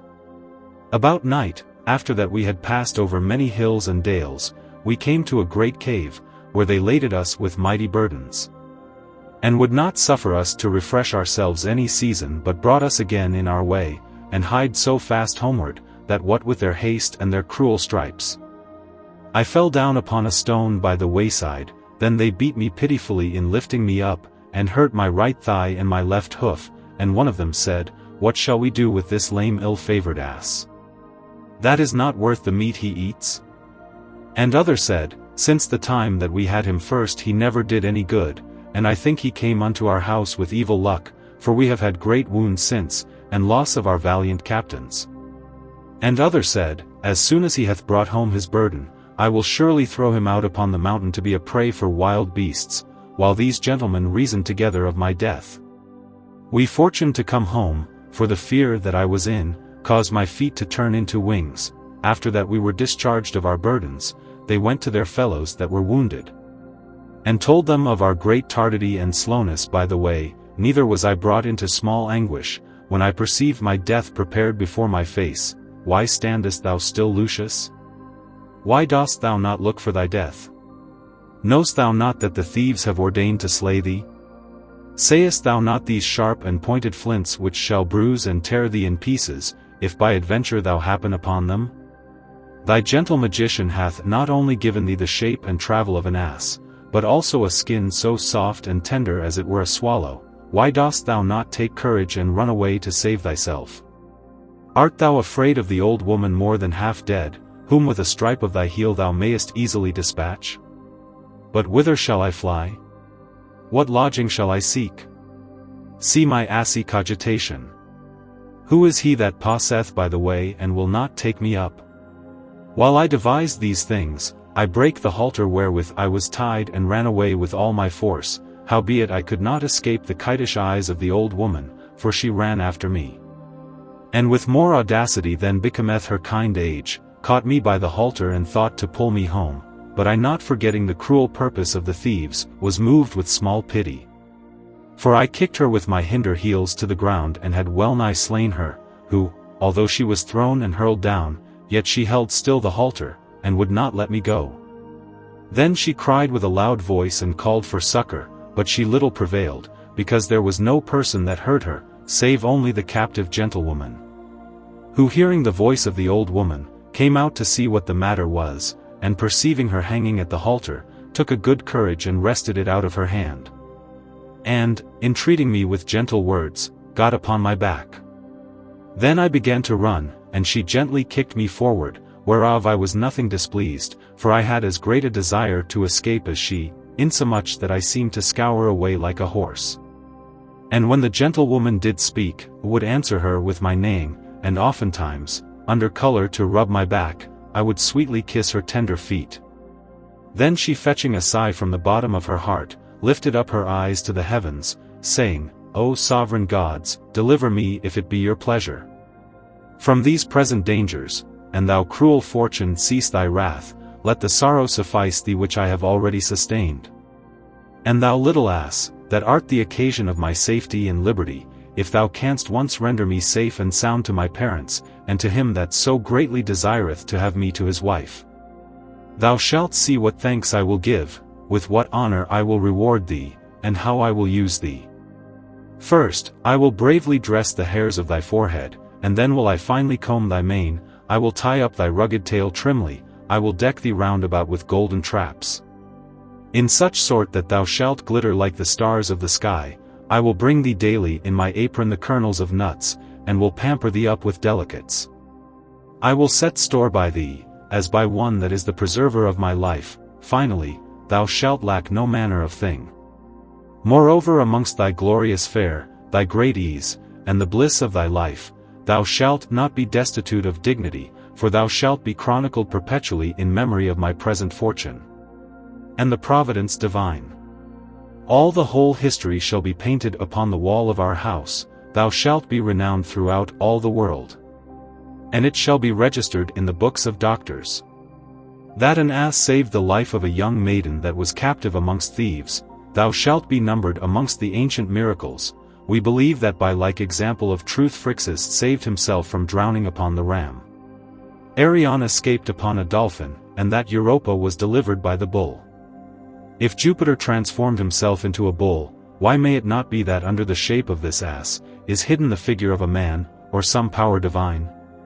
While that the Virgin did thus sorrowfully unfold her desires, we fortuned to come to a place where three ways did meet, and she took me by the halter, and would have me to turn on the right hand to her father's house.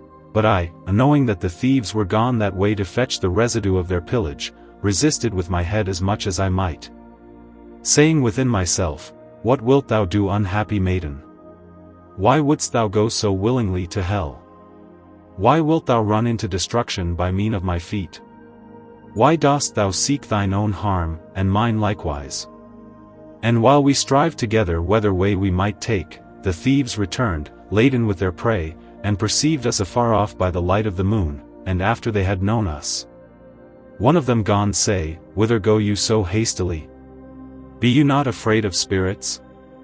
And you harlot, do you not go to see your parents? Come on, we will bear you company. And therewithal they took me by the halter, and drave me back again, beating me cruelly with a great staff, that they had, full of knobs. Then I returning again to my ready destruction, and remembering the grief of my hoof, began to shake my head, and to wax lame. But he that led me by the halter said, What, dost thou stumble? Canst thou not go? These rotten feet of thine ran well enough, but they cannot walk. Thou couldst mince it finely even now with the gentlewoman, that thou seemedst to pass the horse Pegasus in swiftness. In saying of these words they beat me again, that they broke a great staff upon me. And when we were come almost home, we saw the old woman hanging upon a bough of a cypress tree. Then one of them cut down the bough whereon she hanged, and cast her into the bottom of a great ditch. After this they bound the maiden and fell greedily to their victuals, which the miserable old woman had prepared for them. At which time they began to devise with themselves of our death, and how they might be revenged. Diverse was the opinions of this diverse number. The first said, that he thought best the maid should be burned alive. The second said she should be thrown out to wild beasts. The third said, she should be hanged upon a gibbet. The fourth said she should be flayed alive. Thus was the death of the poor maiden scanned between them four.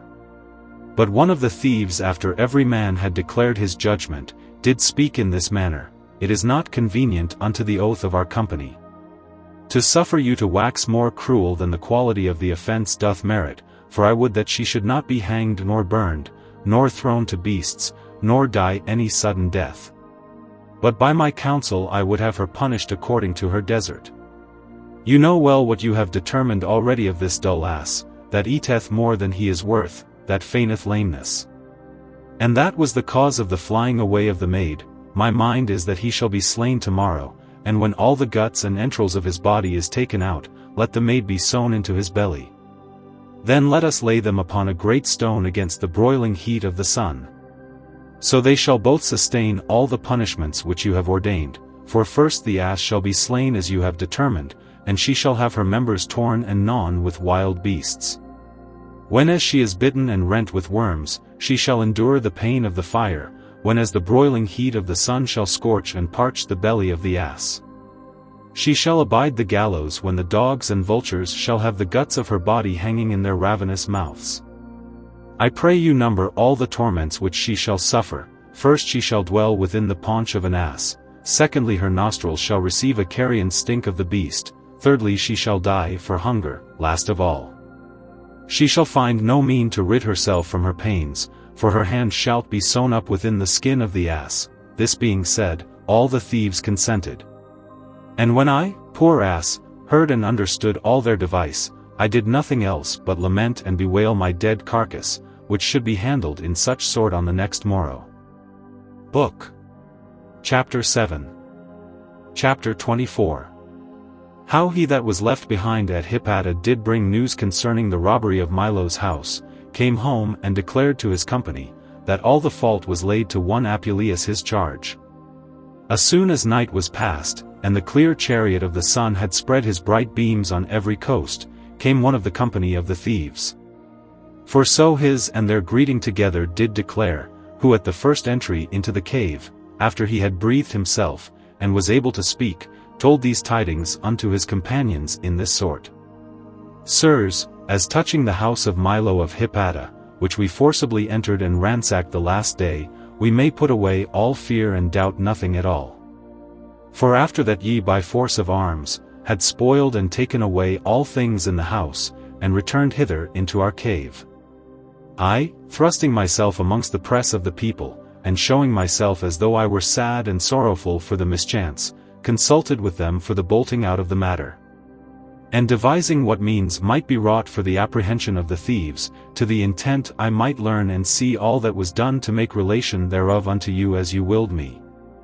Insomuch that the whole fact at length by manifest and evident proofs as also by the common opinion and judgment of the people, was laid to one Lucius Apuleius charge as manifest author of this common robbery, who a few days before by false and forged letters and colored honesty, fell so far in favor with this Milo, that he entertained him into his house, and received him as a chief of his familiar friends, which Lucius after that he had sojourned there a good space, and won the heart of Milo's maid, by feigned love, did thoroughly learn the ways and doors of all the house, and curiously viewed the coffers and chests, wherein was laid the whole substance of Milo. Neither was there small cause given to judge him culpable, since as the very same night that this robbery was done he fled away, and could not be found in no place, and to the intent he might clean escape, and better prevent such as made hue and cry after him, he took his white horse and galloped away, and after this,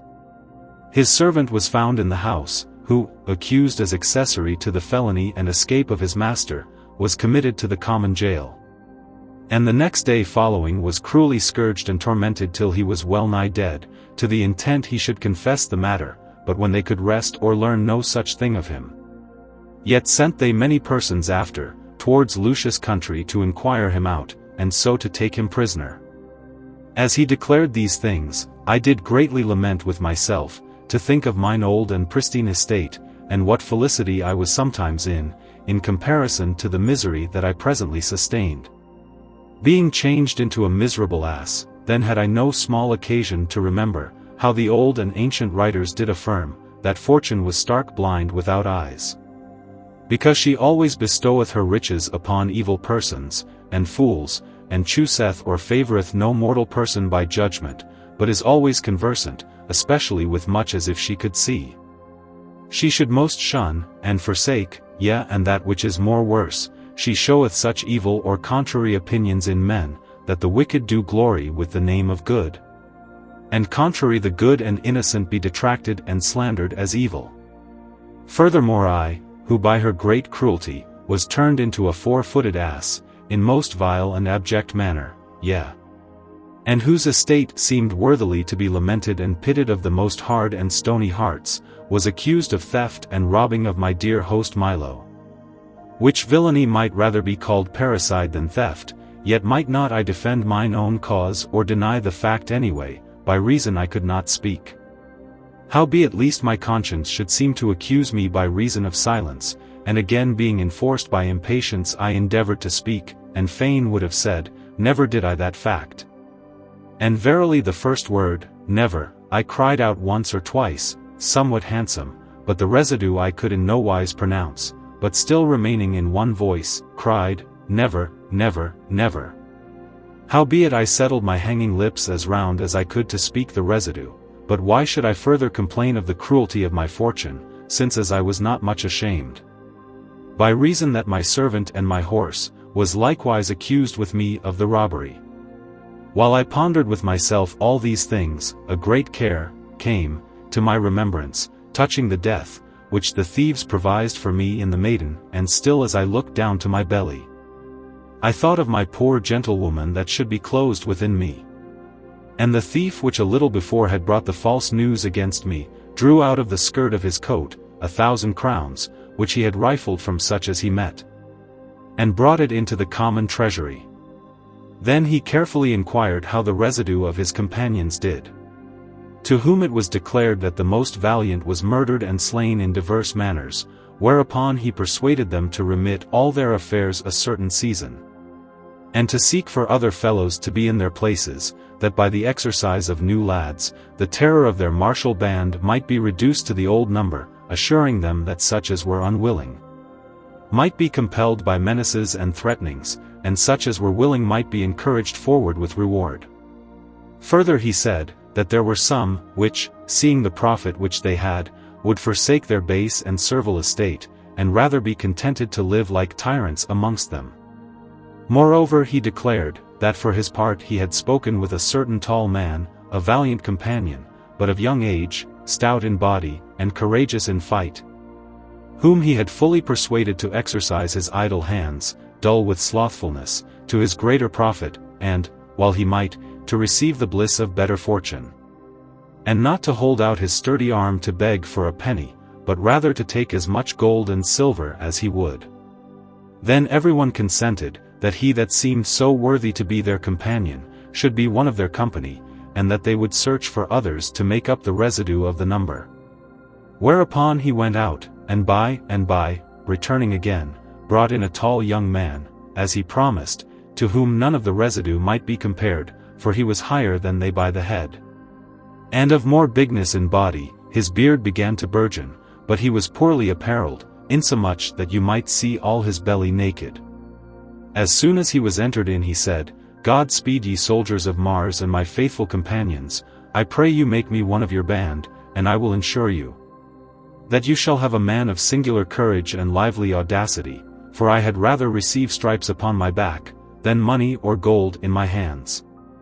And as for death, which every man doth fear, I pass nothing at all, yet think you not that I am an abject or a beggar, neither judge you my virtue and prowess by ragged clothes.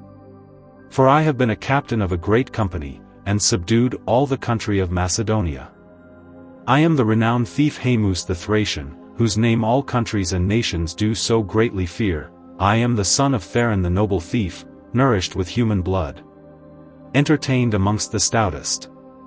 Finally I am inheritor and follower of all my father's virtues, yet I lost in a short time all my company and all my riches, by one assault, which I made upon a factor of the prince, which sometime had been captain of 200 men, for fortune was clean against me. Hearken and I will tell you the whole matter. There was a certain man in the court of the emperor, which had many offices, and in great favor, who at last by the envy of diverse persons was banished away and compelled to forsake the court, his wife Platina, a woman of rare faith and singular shamefastness, having borne 10 children to her husband, despised all worldly pomp and delicacy, and determined to follow her husband, and to be partaker of his perils and danger, wherefore she cut off her hair, disguised herself like a man, and took with her all her treasure, passing through the hands of the soldiers, and the naked swords without any fear, whereby she endured many miseries, and was partaker of much affliction, to save the life of her husband, such was her love which she bare unto him. And when they had escaped many perilous dangers, as well by land as by sea, they went together towards Zacinthe, to continue there according as fortune had appointed. But when they were arrived on the sea coast of Actium, where we in our return from Macedonia were roving about, when night came, they returned into a house not far distant from their ship, where they lay all night. Then we entered in and took away all their substance, but verily we were in great danger, for the good matron perceiving us incontinently by the noise of the gate, went into the chamber, and called up every man by his name, and likewise the neighbors that dwelled round about, insomuch that by reason of the fear that everyone was in, we hardly escaped away, but this most holy woman, faithful and true to her husband, as the truth must be declared, returned to Caesar, desiring his aid and puissance, and demanding vengeance of the injury done to her husband, who granted all her desire. Then went my company to rack, insomuch that every man was slain, so great was the authority in word of the prince. Howbeit, when all my band was lost, and taken by search of the emperor's army, I only stole away and delivered myself from the violence of the soldiers, for I clothed myself in a woman's attire, and mounted upon an ass, that carried barley sheaves, and, passing through the middle of them all, I escaped away, because everyone deemed that I was a woman by reason I lacked a beard. Howbeit I left not off for all this, nor did degenerate from the glory of my father, or mine own virtue, but freshly coming from the bloody skirmish, and disguised like a woman, I invaded towns and castles alone to get some prey. And therewithal he pulled out 2,000 crowns, which he had under his coat, saying, Hold here the dowry which I present unto you, hold eke my person, which you shall always find trusty and faithful, if you willingly receive me, and I will ensure you that in so doing, within short space I wilt make and turn this stony house of yours into gold. Then by and by everyone consented to make him their captain, and so they gave him better garments, and threw away his old. When they had changed his attire, he embraced them one after another, then placed they him in the highest room of the table, and drunk unto him in token of good luck. Chapter XXV. How the death of the ass, and the gentlewoman was stayed.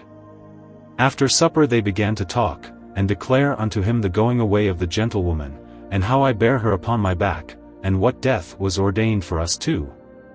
Then he desired to see her, whereupon the gentlewoman was brought forth fast bound, whom as soon as he beheld, he turned himself wringing his nose, and blamed them saying, I am not so much a beast, or so rash a fellow to drive you quite from your purpose, but my conscience will not suffer me to conceal anything that toucheth your profit, since I am as careful for you. Howbeit if my counsel do displease you, you may at your liberty proceed in your enterprise. I doubt not but all thieves, and such as have a good judgment, will prefer their own lucre and gain above all things in the world, and above their vengeance, which purchaseth damage to diverse persons. Therefore if you put this virgin in the ass belly, you shall but execute your indignation against her, without all manner of profit. But I would advise you to carry the virgin to some town and to sell her, and such a brave girl as she is, may be sold for a great quantity of money. And I myself know certain bawdy merchants, amongst whom peradventure one will give us sums of gold for her. This is my opinion touching this affair, but advise you what you intend to do, for you may rule me in this case. In this manner the good thief pleaded and defended our cause, being a good patron to the silly virgin, and to me poor ass. But they stayed hereupon a good space, with long deliberation, which made my heart, God wot, and spirit greatly to quail. Howbeit in the end they consented to his opinion, and by the maiden was unloosed of her bonds, who seeing the young man, and hearing the name of brothels and bawdy merchants, began to wax joyful, and smiled with herself. Then began I to deem evil of the generation of women, when as I saw the maiden, who was appointed to be married to a young gentleman, and who so greatly desired the same, was now delighted with the talk of a wicked brothel house, and other things dishonest. In this sort the consent and manners of women depended in the judgment of an ass. Chapter XXVI. How all the thieves were brought asleep by their new companion. Then the young man spake again, saying, Masters, why go we not about to make our prayers unto Mars, touching this selling of the maiden, and to seek for other companions? But as far as I see, here is no other manner of beast to make sacrifice withal, nor wine sufficient for us to drink. Let me have, quoth he, 10 more with me, and we will go to the next castle, to provide for meat and other things necessary. So he and 10 more with him, went their way. In the mean season, the residue made a great fire and an altar with green turfs in the honor of Mars. By and by after they came again, bringing with them bottles of wine, and a great number of beasts, amongst which there was a big ram goat, fat, old, and hairy, which they killed and offered unto Mars. Then supper was prepared sumptuously, and the new companion said unto the other, You ought to accompt me not only your captain in robbery and fight, but also in pleasures and jollity.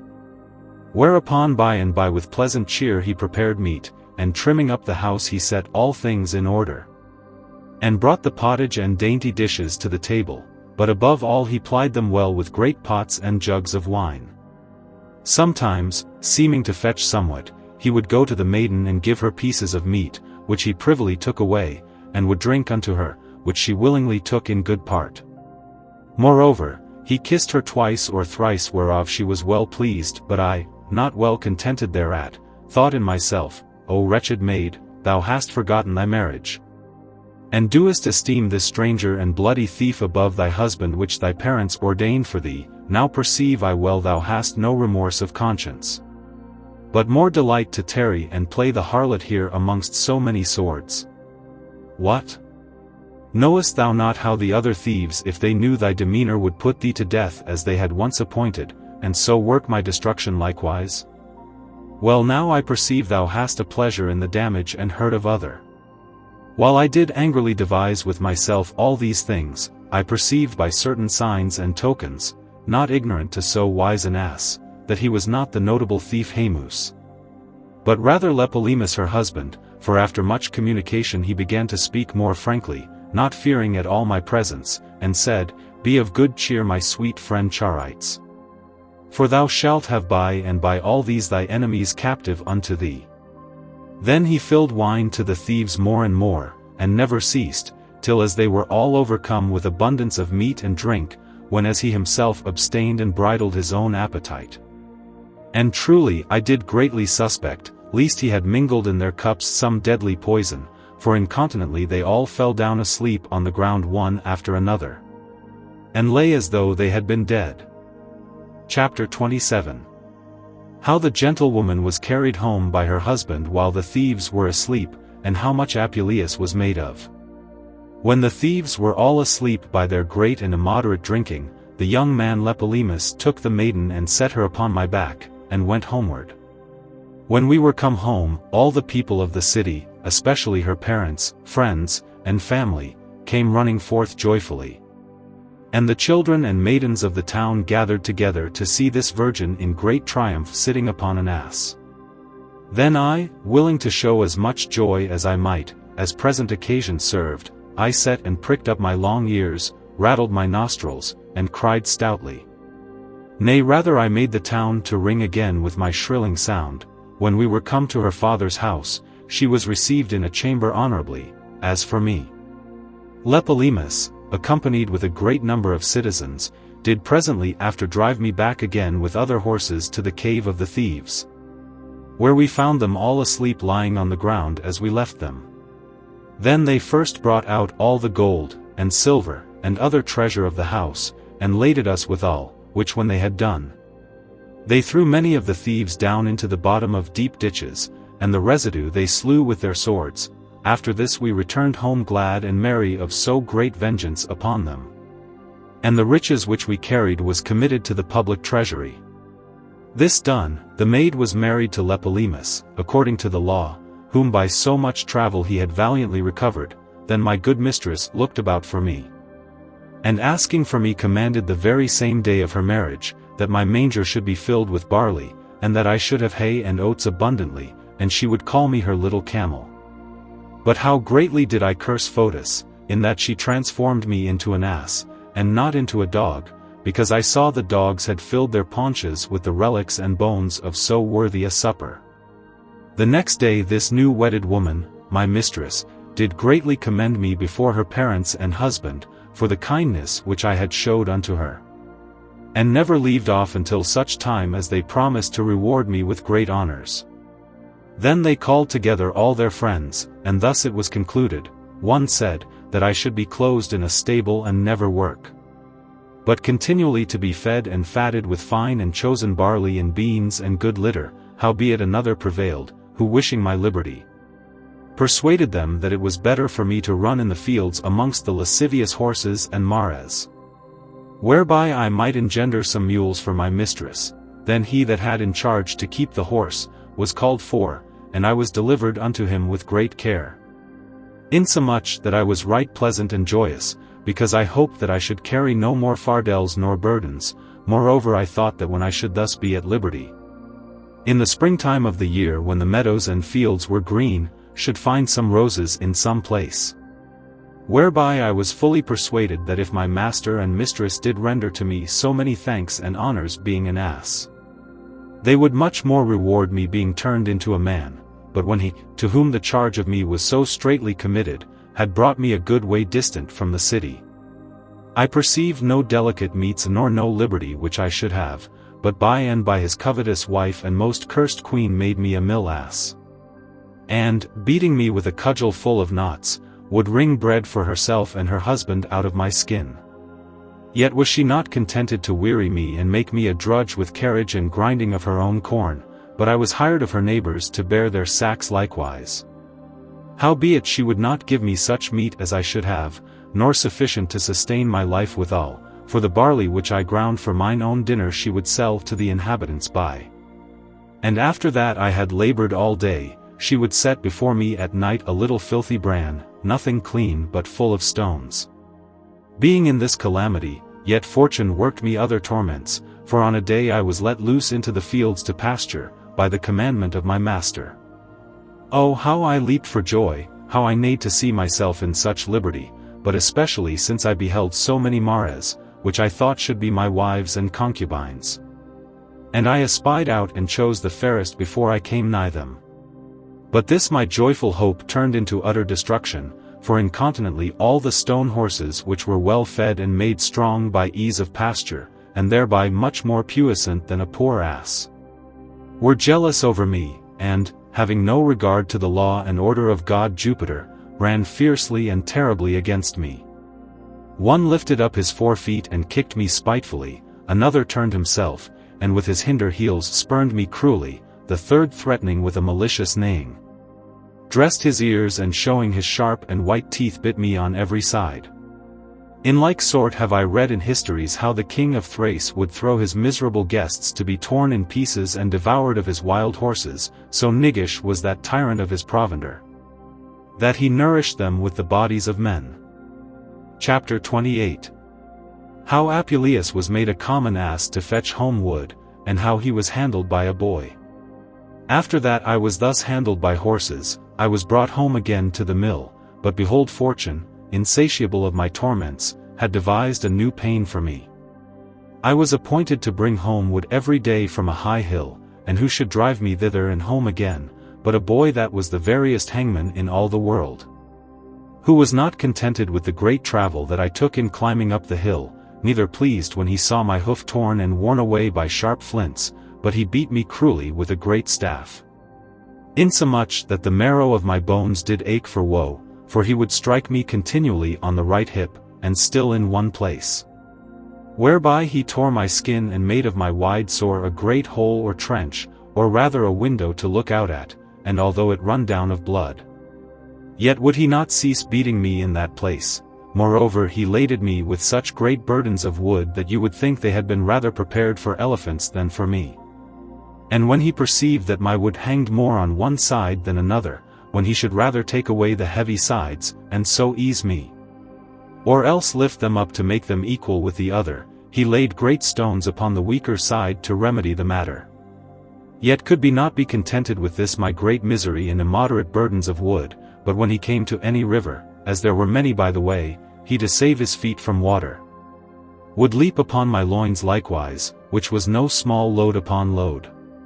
And if by adversity I had fell down in any dirty or miry place, when he should have pulled me out either with ropes, or lifted me up by the tail, he would never help me, but lay me on from top to toe with a mighty staff, till he had left no hair on all my body, no not so much as on mine ears, whereby I was compelled by force of blows to stand up. The same hangman boy did invent another torment for me. He gathered a great many sharp thorns as sharp as needles and bound them together like a faggot, and tied them at my tail to prick me. Then was I afflicted on every side, for if I had endeavored to run away, the thorns would have pricked me, if I had stood still, the boy would have beaten me, and yet the boy beat me to make me run. Whereby I perceived that the hangman did devise nothing else save only to kill me by some manner of means, and he would swear and threaten to do me worse harm. And because he might have some occasion to execute his malicious mind, upon a day, after that I had endeavored too much by my patience, I lifted up my heels and spurned him well favoredly. Then he invented this vengeance against me, after that he had well laded me with shrubs and rubble, and trussed it round upon my back. He brought me out into the way, then he stole a burning coal out of a man's house of the next village, and put it into the middle of the rubble. The rubble and shrubs being very dry, did fall on a light fire and burned me on every side. I could see no remedy how I might save myself, and in such a case it was not best for me to stand still, but fortune was favorable towards me, perhaps to reserve me for more dangers. For I espied a great hole full of rain water that fell the day before. Thither I ran hastily and plunged myself therein, in such sort that I quenched the fire, and was delivered from that present peril. But the vile boy, to excuse himself, declared to all the neighbors and shepherds about, that I willingly tumbled in the fire as I passed through the village. Then he laughed upon me, saying, "How long shall we nourish and keep this fiery ass in vain?" Chapter XXIX. How Apuleius was accused of lechery by the boy. A few days after, the boy invented another mischief, for when he had sold all the wood which I bare, to certain men dwelling in a village by, he led me homeward unladen, and then he cried that he was not able to rule me, and that he would not drive me any longer to the hill for wood, saying, "Do you not see this slow and dull ass, who besides all the mischiefs that he hath wrought already, inventeth daily more and more? For he espieth any woman passing by the way, whether she be old or married, or if it be a young child, he will throw his burden from his back, and runneth fiercely upon them. And after that he hath thrown them down, he will stride over them to commit his boogery and beastly pleasure, moreover he will feign as though he would kiss them. But he will bite their faces cruelly, which thing may work us great displeasure, or rather to be imputed unto us as a crime. And even now when he espied an honest maiden passing by the highway, he by and by threw down his wood and run after her, and when he had thrown her down upon the ground, he would have ravished her before the face of all the world, had it not been that by reason of her crying out, she was succored and pulled from his heels, and so delivered. And if it had so come to pass that this fearful maid had been slain by him, what danger had we been in? By these and like lies, he provoked the shepherds earnestly against me, which grieved me, God wot, full sore, that said nothing. Then one of the shepherds said, "Why do we not make sacrifice of this common adulterous ass? My son," quoth he, "let us kill him and throw his guts to the dogs, and reserve his flesh for the laborer's supper. Then let us cast dust upon his skin, and carry it home to our master, and say that the wolves have devoured him." The boy that was my evil accuser made no delay, but prepared himself to execute the sentence of the shepherd, rejoicing at my present danger. But oh, how greatly did I then repent that the stripe which I gave him with my heel had not killed him. Then he drew out his sword and made it sharp upon the whetstone to slay me, but another of the shepherds gone say, "Verily it is a great offense to kill so fair an ass." And so, by accusation of luxury and lascivious wantonness, to lack so necessary his labor and service, where otherwise if he would cut off his stones, he might not only be deprived of his courage but also become gentle, that we should be delivered from all fear and danger. Moreover he would be thereby more fat and better in flesh. For I know myself as well many asses, as also most fierce horses, that by reason of their wantonness have been most mad and terrible. But, when they were gelded and cut, they have become gentle and tame, and tractable to all use. Wherefore I would counsel you to geld him. And if you consent thereto, I will by and by, when I go to the next market, fetch mine irons and tools for the purpose, and I ensure you after that I have gelded and cut off his stones, I will deliver him unto you as tame as a lamb. When I did perceive that I was delivered from death, and reserved to be gelded, I was greatly sorry, insomuch that I thought all the hinder part of my body and my stones did ache for woe. But I sought about to kill myself by some manner of means, to the end if I should die, I would die with unperished members. Chapter XXX. How the boy that led Apuleius to the field, was slain in the wood. While I devised with myself in what manner I might end my life, the rope-ripe boy on the next morrow led me to the same hill again, and tied me to a bough of a great oak.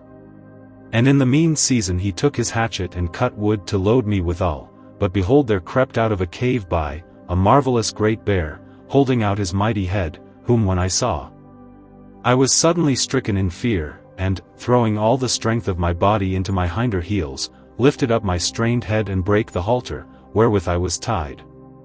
Then there was no need to bid me run away, for I scoured not only on foot, but tumbled over the stones and rocks with my body till I came into the open fields. To the intent I would escape from the terrible bear, but especially from the boy that was worse than the bear. Then a certain stranger that passed by the way, espying me alone as a stray ass, took me up and rode upon my back, beating me with a staff, which he bare in his hand, through a wide and unknown lane. Whereat I was nothing displeased, but willingly went forward to avoid the cruel pain of gelding, which the shepherds had ordained for me, but as for the stripes I was nothing moved, since I was accustomed to be beaten so every day. But evil fortune would not suffer me to continue in so good estate long, for the shepherds looking about for a cow that they had lost, after they had sought in divers places, fortuned to come upon us unawares. Who when they espied and knew me, they would have taken me by the halter, but he that rode upon my back resisted them, saying, O Lord masters, what intend you to do? Will you rob me? Then said the shepherds, What? Thinkest thou we handle thee otherwise than thou deservest, which hast stolen away our ass? Why dost thou not rather tell us where thou hast hidden the boy whom thou hast slain? And therewithal they pulled him down to the ground, beating him with their fists, and spurning him with their feet. Then he answered unto them, saying, that he saw no manner of boy, but only found the ass loose and straying abroad. Which he took up to the intent to have some reward for the finding of him and to restore him again to his master. And I would to God, quoth he, that this ass, which verily was never seen, could speak as a man to give witness of mine innocence, then would you be ashamed of the injury which you have done to me. Thus, reasoning for himself, he nothing prevailed, for they tied the halter about my neck, and, meagre his face, pulled me quite away, and led me back again through the woods of the hill to the place where the boy accustomed to resort. And after they could find him in no place, at length they found his body rent and torn in pieces, and his members dispersed in sundry places. Which I well knew was done by the cruel bear, and verily I would have told it if I might have spoken, but, which I could only do, I greatly rejoiced at his death, although it came too late. Then they gathered together the pieces of his body and buried them. By and by they laid the fault to my new master, that took me up by the way, and, bringing him home fast bound to their houses, purposed on the next morrow to accuse him of murder, and to lead him before the justices to have judgment of death. Chapter XXXI. How Apuleius was cruelly beaten by the mother of the boy that was slain. In the mean season, while the parents of the boy did lament and for the death of their son, the shepherd, according to his promise, came with his instruments and tools to geld me. Then one of them said, Tush, we little esteem the mischief he did yesterday, but now we are contented that tomorrow his stones shall not only be cut off, but also his head. So was it brought to pass, that my death was delayed till the next morrow, but what thanks did I give to that good boy, who, being so slain, was the cause of my pardon for one short day.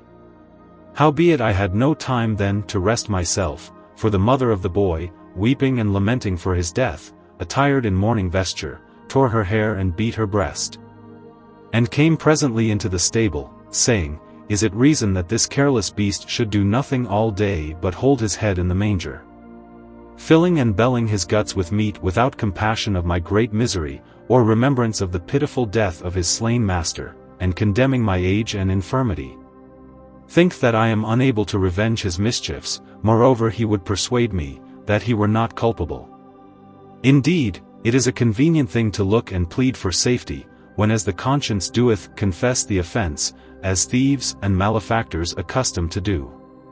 But O good Lord, thou cursed beast, if thou couldest utter the contents of thine own mind, whom, though it were the veriest fool in all the world, mightest thou persuade that this murder was void or without thy fault, when as it lay in thy power, either to keep off the thieves with thy heels, or else to bite and tear them with thy teeth? Couldst not thou, that so often in his lifetime didst spurn and kick him, defend him now at the point of death by the like mean? Yet at least, thou shouldest have taken him upon thy back, and so brought him from the cruel hands of the thieves, where contrary thou runnest away alone, forsaking thy good master, thy pastor and conductor. Knowest thou not, that such as deny their wholesome help and aid to them which lie in danger of death, ought to be punished, because they have offended against good manners, and the law natural? But I promise thee, thou shalt not long rejoice at my harms, thou shalt feel the smart of thy homicide and offense. I will see what I can do. And therewithal she unclosed her apron, and bound all my feet together, to the end I might not help myself.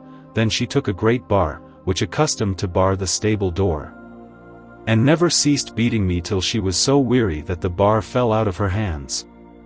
Whereupon she, complaining of the soon faintness of her arms, ran to her fire and brought a firebrand and thrust it under my tail, burning me continually, till such time as, having but one remedy, I all arrayed her face and eyes with my dirty dung, whereby, what with the stink thereof, and what with the filthiness that fell in her eyes, she was well nigh blinded. So I enforced the queen to leave off, otherwise I had died as Meleager did by the stick, which his mad mother Althea cast into the fire. Book. Chapter VIII. Chapter XXXII. How a young man came and declared the miserable death of Lepolemus and his wife Charites. About midnight came a young man, which seemed to be one of the family of the good woman Charites, who sometimes endured so much misery and calamity with me amongst the thieves.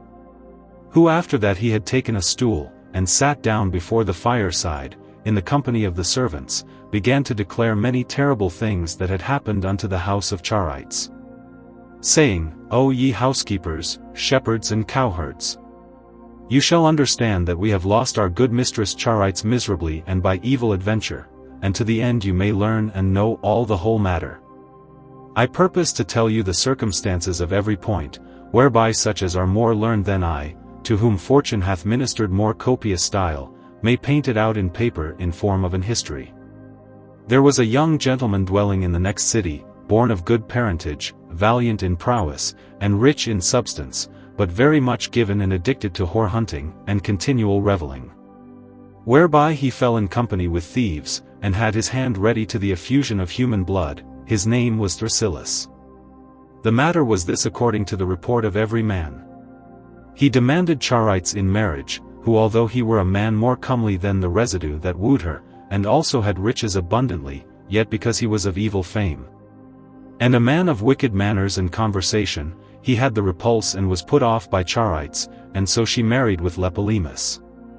Howbeit this young man secretly loved her, yet moved somewhat at her refusal, he busily searched some means to work his damnable intent, and, having found occasion and opportunity to accomplish his purpose, which he had long time concealed, brought to pass that the same day that Charites was delivered by the subtle mean and valiant audacity of her husband, from the puissance of the thieves, he mingled himself among the assembly, feigning that he was glad of the new marriage, and coming home again of the maiden, whereby, by reason that he came of so noble parents, he was received and entertained into the house as one of their chief and principal friends, howbeit under cloak of a faithful well-willer. He dissimuled his mischievous mind and intent, in continuance of time by much familiarity and often conversation and banqueting together, he fell more and more in favor. Like as we see it fortuneth to lovers, who first do little delight themselves in love, till as by continual acquaintance they kiss and embrace each other. Thrasyllus perceiving that it was a hard matter to break his mind secretly to Charites, whereby he was wholly barred from the accomplishment of his luxurious appetite, and on the other side perceiving that the love of her and her husband was so strongly linked together, that the bond between them might in no wise be dissevered, moreover, it was a thing impossible to ravish her, although he had consented thereto, yet was he still provoked forward by vehement lust, when as he saw himself unable to bring his purpose to pass. Howbeit at length the thing which seemed so hard and difficile, thorough hope of his fortified love, did now appear easy and facile, but mark I pray you diligently to what end the furious force of his inordinate desire came. On a day Tlepolemus went to the chase with Thrasyllus, to hunt for goats, for his wife Charites desired him earnestly to meddle with no other beasts, which were of more fierce and wild nature. When they were come within the chase to a great thicket fortressed about with briars and thorns, they compassed round with their dogs and beset every place with nets. By and by warning was given to let loose. The dogs rushed in with such a cry, that all the forest rang again with the noise, but behold there leaped out no goat, nor deer, nor gentle hind, but an horrible and dangerous wild boar. Hard and thick-skinned, bristled terribly with thorns, foaming at the mouth, grinding his teeth, and looking direfully with fiery eyes. The dogs that first set upon him, he tore and rent with his tusks, and then he ran quite through the nets, and escaped away. When we saw the fury of this beast, we were greatly stricken with fear, and because we never accustomed to chase such dreadful boars, and further because we were unarmed and without weapons, we got and hid ourselves under bushes and trees. Then Thrasyllus, having found opportunity to work his treason, said to Tlepolemus, "What stand we here amazed? Why show we ourselves like dastards? Why lose we so worthy a prey with our feminine hearts? Let us mount upon our horses, and pursue him incontinently. Take you a hunting staff, and I will take a chasing spear." By and by they leaped upon their horses, and followed the beast. But he returning against them with furious force, pried with his eyes, on whom he might first assail with his tusks, Tlepolemus struck the beast first on the back with his hunting staff. Thrasyllus, feigning to aid and assist him, came behind, and cut off the hinder legs of Tlepolemus' horse, in such sort that he fell down to the ground with his master, and suddenly the boar came upon Tlepolemus and furiously tore and rent him with his teeth. Howbeit, Thrasyllus was not sufficed to see him thus wounded, but when he desired his friendly help, he thrust Tlepolemus through the right thigh with his spear. The more because he thought the wound of the spear would be taken for a wound of the boar's teeth, then he killed the beast likewise, and when he was thus miserably slain, every one of us came out of our holes, and went towards our slain master. But although that Thrasyllus was joyful of the death of Tlepolemus, whom he did greatly hate, yet he cloaked the matter with a sorrowful countenance, he feigned a dolorous face. He often embraced the body which himself slew, he played all the parts of a mourning person, saving there fell no tears from his eyes. Thus he resembled us in each point, who verily and not without occasion had cause to lament for our master, laying all the blame of this homicide unto the boar. Incontinently after the sorrowful news of the death of Tlepolemus, came to the ears of all the family, but especially to Charites, who after she had heard such pitiful tidings, as a mad and raging woman, ran up and down the streets, crying and howling lamentably. All the citizens gathered together, and such as they met bare them company running towards the chase. When they came to the slain body of Tlepolemus, Charites threw herself upon him weeping and lamenting grievously for his death, in such sort, that she would have presently ended her life. Upon the corpse of her slain husband, whom she so entirely loved, had it not been that her parents and friends did comfort her, and pulled her away, the body was taken up, and in funeral pomp brought to the city and buried. In the mean season, Thrasyllus feigned much sorrow for the death of Tlepolemus, but in his heart he was well pleased and joyful.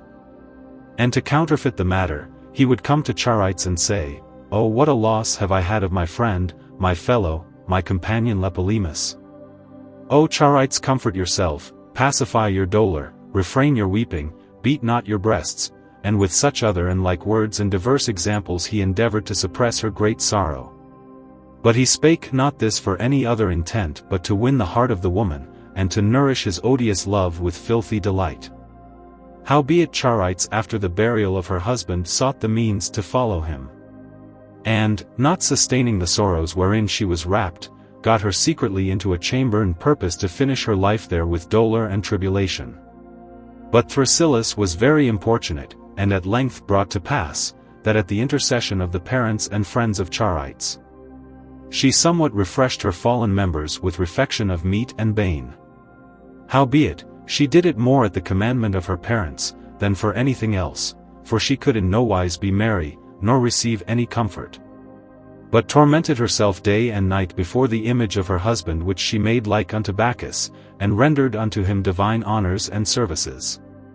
In the mean season Thrasyllus, not able to refrain any longer, before Charites had assuaged her dolor, before her troubled mind had pacified her fury, even in the middle of all her griefs, while she tore her hair and rent her garments, demanded her in marriage, and so without shame, he detected the secrets and unspeakable deceits of his heart.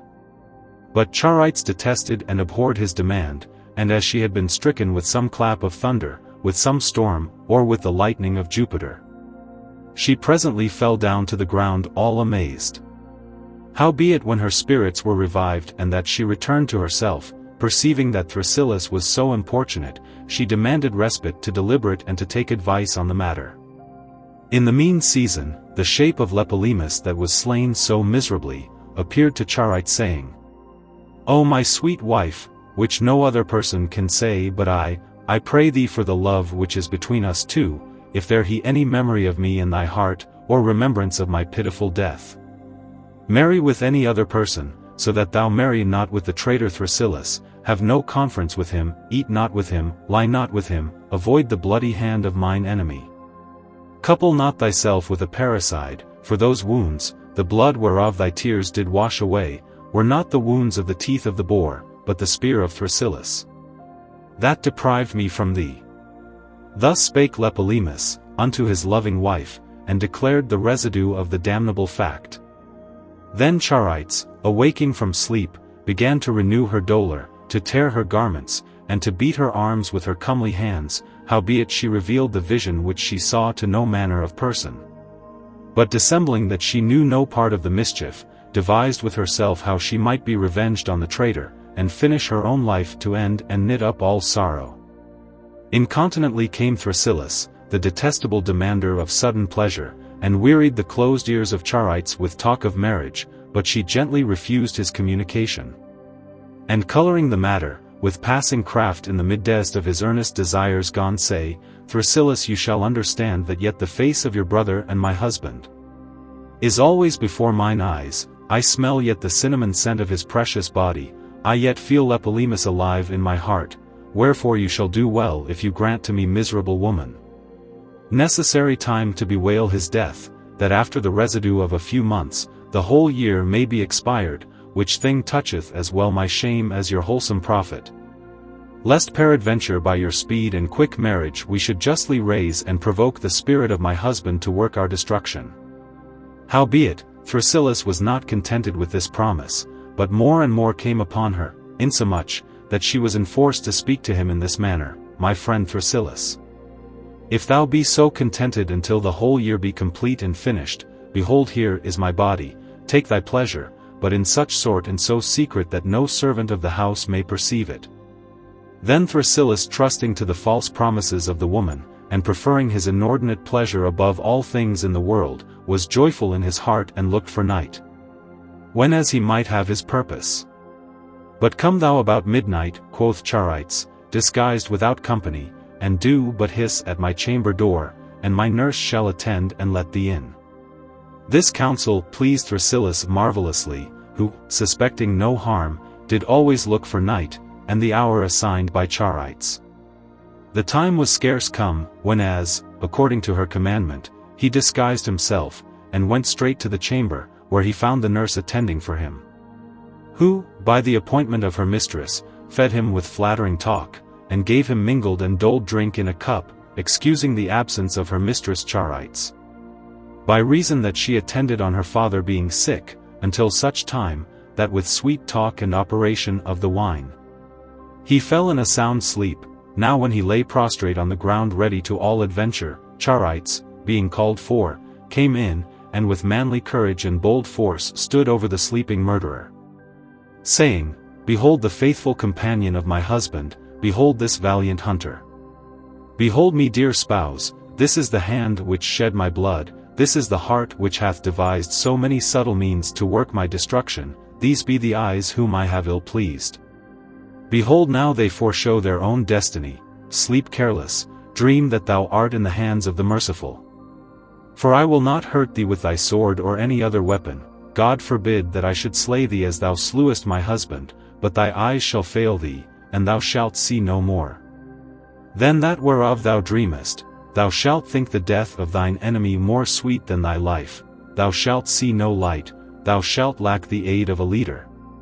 Thou shalt not have me as thou hopest, thou shalt have no delight of my marriage, thou shalt not die, and yet living thou shalt have no joy. But wander between light and darkness as an unsure image, thou shalt seek for the hand that pricked out thine eyes. Yet shalt thou not know of whom thou shouldest complain, I will make sacrifice with the blood of thine eyes upon the grave of my husband. But what gainest thou through my delay? Perhaps thou dreamest that thou embracest me in thy arms, leave off the darkness of sleep and awake thou to receive a penal deprivation of thy sight, lift up thy face. Regard thy vengeance and evil fortune, reckon thy misery. So pleaseth thine eyes to a chaste woman, that thou shalt have blindness to thy companion, and an everlasting remorse of thy miserable conscience. When she had spoken these words, she took a great needle from her head and pricked out both his eyes, which done, she by and by caught the naked sword which her husband Apuleius accustomed to wear, and ran throughout all the city like a mad woman towards the sepulchre of her husband.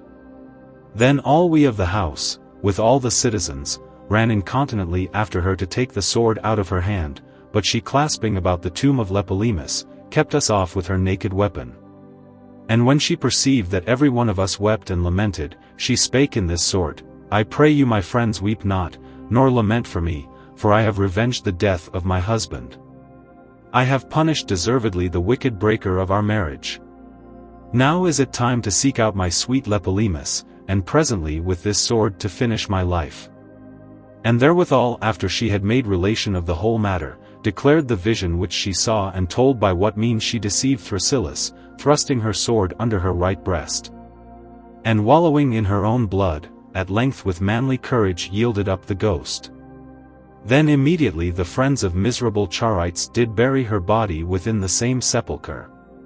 Thrasyllus hearing all the matter, and knowing not by what means he might end his life, for he thought his sword was not sufficient to revenge so great a crime, at length went to the same sepulchre, and cried with a loud voice, saying, O ye dead spirits whom I have so highly and greatly offended, vouchsafe to receive me, behold I make sacrifice unto you with my whole body, which said.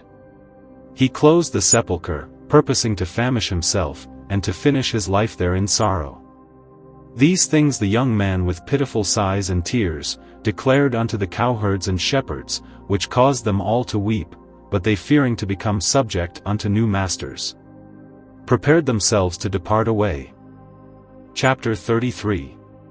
How Apuleius was led away by the horse-keeper, and what danger he was in. By and by the horse-keeper, to whom the charge of me was committed, brought forth all his substance, and laded me in other horses withal, and so departed thence, we bare women, children, pullets, sparrows, kids, whelps, and other things which were not able to keep pace with us, and that which I bare upon my back, although it was a mighty burden, yet seemed it very light because I was driven away from him that most terribly had appointed to kill me. When we had passed over a great mountain full of trees, and were come again into the open fields, behold we approached nigh to a fair and rich castle, where it was told unto us that we were not able to pass in our journey that night, by reason of the great number of terrible wolves which were in the country about, so fierce and cruel that they put every man in fear, in such sort that they would invade and set upon such which passed by like thieves, and devour both them and their beasts. Moreover, we were advertised that there lay in the way where we should pass, many dead bodies eaten and torn with wolves. Wherefore we were willed to stay there all night, and on the next morning, to go close and round together, whereby we might pass and escape all dangers. But, notwithstanding this good counsel, our caitiff drivers were so covetous to go forward, and so fearful of pursuit, that they never stayed till the morning, but being well nigh midnight, they made us trudge in our way apace. Then I, fearing the great danger which might happen, ran amongst the middle of the other horses, to the end I might defend and save my poor buttocks from the wolves. Whereat every man much marveled to see, that I scoured away swifter than the other horses. But such was my agility, not to get me any praise, but rather for fear. At that time I remembered with myself, that the valiant horse Pegasus did fly in the air more to avoid the danger of dreadful Chimera, than for anything else. The shepherds which drave us before them were well armed like warriors. One had a spear, another had a sheep hook, some had darts, some clubs, some gathered up great stones. Some held up their sharp javelins, and some feared away the wolves with light firebrands. Finally we lacked nothing to make up an army, but only drums and trumpets. But when we had passed these dangers, not without small fear, we fortuned to fall into worse, for the wolves came not upon us, either because of the great multitude of our company, or else because of our firebrands, or peradventure they were gone to some other place, for we could see none. But the inhabitants of the next villages, supposing that we were thieves by reason of the great multitude, for the defense of their own substance, and for the fear that they were in, set great and mighty mastiffs upon us, which they had kept and nourished for the safety of their houses, who compassing us round about leaped on every side, tearing us with their teeth, in such sort that they pulled many of us to the ground. Verily it was a pitiful sight to see so many dogs, some following such as flied, some invading such as stood still, some tearing those which lay prostrate, but generally there were none which escaped clear. Behold, upon this another danger ensued. The inhabitants of the town stood in their garrets and windows, throwing great stones upon our heads, that we could not tell whether it were best for us to avoid the gaping mouths of the dogs at hand or the peril of the stones afar.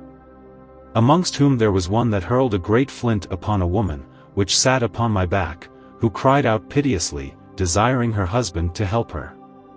Then he, coming to succor and aid his wife, began to speak in this sort: Alas, masters, what mean you to trouble us poor laboring men so cruelly? What mean you to revenge yourselves upon us, that do you no harm? What think you to gain by us? You dwell not in caves or dens, you are no people barbarous, that you should delight in effusion of human blood. At these words the tempest of stones did cease, and the storm of the dogs vanished away. Then one, standing on the top of a great cypress tree, spake unto us saying, Think you not, masters, that we do this to the intent to rifle or take away any of your goods, but for the safeguard of ourselves and family? Now a God's name you may depart away. So we went forward, some wounded with stones, some bitten with dogs, but generally there was none which escaped free. Chapter 34. How the shepherds determined to abide in a certain wood to cure their wounds. When we had gone a good part of our way, we came to a certain wood environed with great trees and compassed about with pleasant meadows. Whereas the shepherds appointed to continue a certain space to cure their wounds and sores. Then they sat down on the ground to refresh their weary minds, and afterwards they sought for medicines to heal their bodies. Some washed away their blood with the water of the running river, some stopped their wounds with sponges and cloths. In this manner everyone provided for his own safety. In the mean season we perceived an old man, who seemed to be a shepherd, by reason of the goats and sheep that fed round about him. Then one of our company demanded whether he had any milk, butter, or cheese to sell. To whom he made answer saying, Do you look for any meat or drink, or any other refection here? Know you not in what place you be?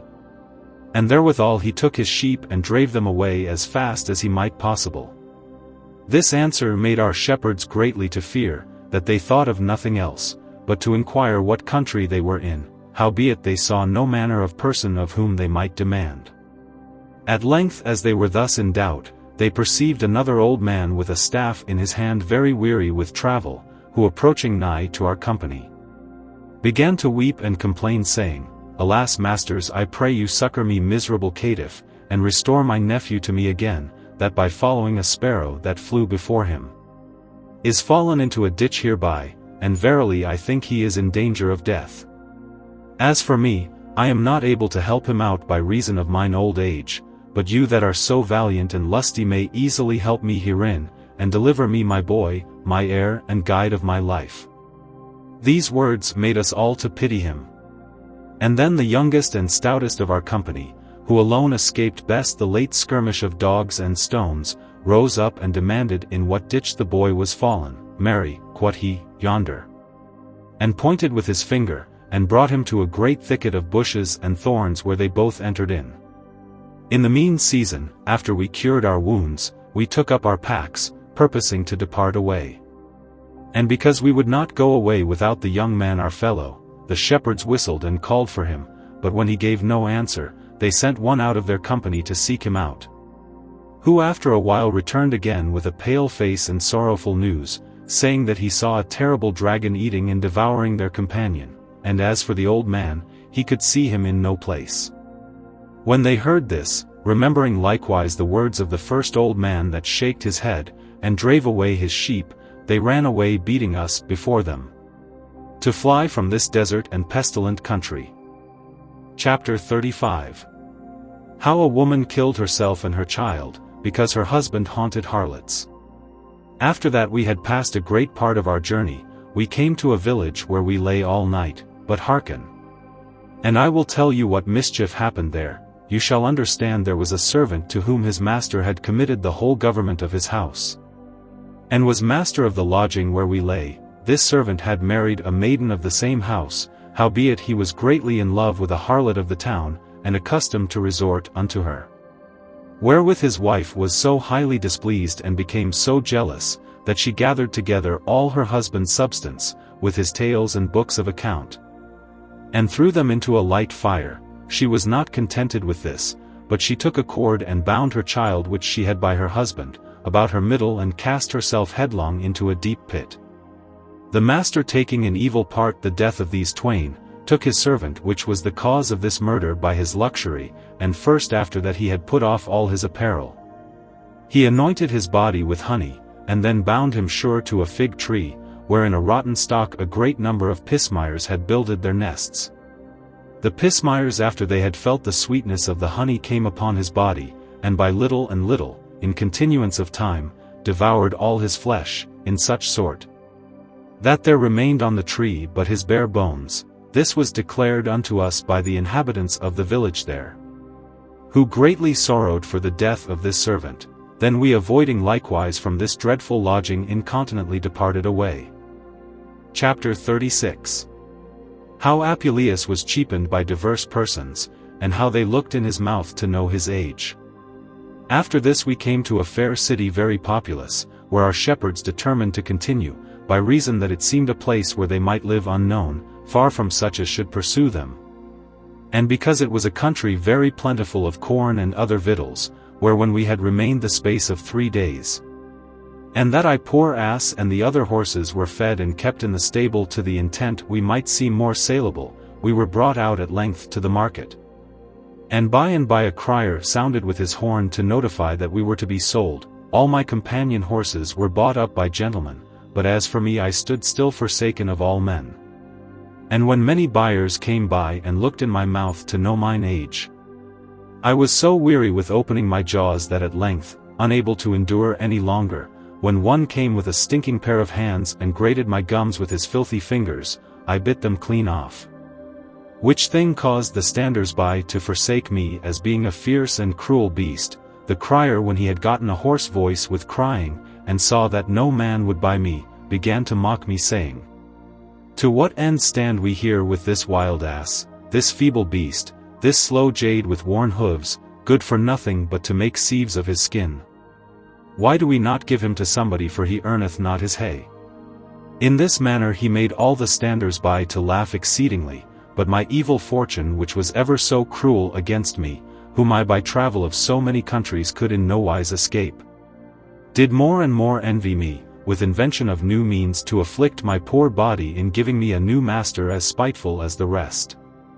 There was an old man, somewhat bald, with long and grey hair, one of the number of those that go from door to door, throughout all the villages, bearing the image of the goddess Syria, and playing with cymbals to get the alms of good and charitable folks. This old man came hastily towards the crier, and demanded where I was bred. Mary, quoth he, in Cappadocia. Then he inquired what age I was of. The crier answered as a mathematician, which disposed to me my planets, that I was 5 years old. And willed the old man to look in my mouth, for I would not willingly, quoth he, incur the penalty of the law Cornelia, in selling a free citizen for a servile slave. By a God's name this fair beast to ride home on, and about in the country, but this curious buyer did never stint to question of my qualities. And at length he demanded whether I were gentle or no. Gentle, quoth the crier, as gentle as a lamb, tractable to all use, he will never bite, he will never kick. But you would rather think that under the shape of an ass there were some well-advised man, which verily you may easily conject. For if you would thrust your nose in his tail you shall perceive how patient he is. Thus the crier mocked the old man, but he perceiving his taunts and jests, waxed very angry saying, Away doting crier, I pray the omnipotent and omniparent goddess Syria, Saint Sabid, Bellona, with her mother Idea, and Venus, with Adonis, to strike out both thine eyes. That with taunting mocks hast scoffed me in this sort, dost thou think that I will put a goddess upon the back of any fierce beast, whereby her divine image should be thrown down on the ground? And so I poor miser should be compelled, tearing my hair, to look for some physician to help her? When I heard him speak thus, I thought with myself suddenly to leap upon him like a mad ass, to the intent he should not buy me. But incontinently there came another merchant that prevented my thought, and offered 17 pence for me. Then my master was glad and received the money, and delivered me to my new master who was called Philebus, and he carried his new servant home, and before he came to his house, he called out his daughters saying, Behold my daughters. What a gentle servant I have bought for you. Then they were marvelous glad, and coming out prattling and shouting for joy, thought verily that he had brought home a fit and convenable servant for their purpose, but when they perceived that it was an ass, they began to provoke him, saying that he had not bought a servant for his maidens, but rather an ass for himself. Howbeit, quoth they, keep him not wholly for your own riding, but let us likewise have him at commandment. Therewithal they led me into the stable, and tied me to the manger. There was a certain young man with a mighty body, well skilled in playing on instruments before the gods to get money, who, as soon as he had espied me, entertained me very well, for he filled my rack and manger full of meat, and spake merrily saying, O master ass, you are very welcome. Now you shall take my office in hand, you are come to supply my room, and to ease me of my miserable labor, but I pray God thou mayest long live and please my master well, to the end thou mayest continually deliver me from so great pain. When I heard these words I did prognosticate my misery to come. The day following I saw there a great number of persons apparelled in diverse colors, having painted faces, mitres on their heads, vestments colored like saffron, surplices of silk, and on their feet yellow shoes, who attired the goddess in a robe of purple, and put her upon my back. Then they went forth with their arms naked to their shoulders, bearing with them great swords and mighty axes, and dancing like mad persons. After that we had passed many small villages, we fortuned to come to one Bretoni's house, where at our first entry they began to hurl themselves hither and thither, as though they were mad. They made 1,000 gestures with their feet and their hands, they would bite themselves. Finally, everyone took his weapon and wounded his arms in diverse places. Amongst whom there was one more mad than the rest, that let many deep sighs from the bottom of his heart, as though he had been ravished in spirit, or replenished with divine power.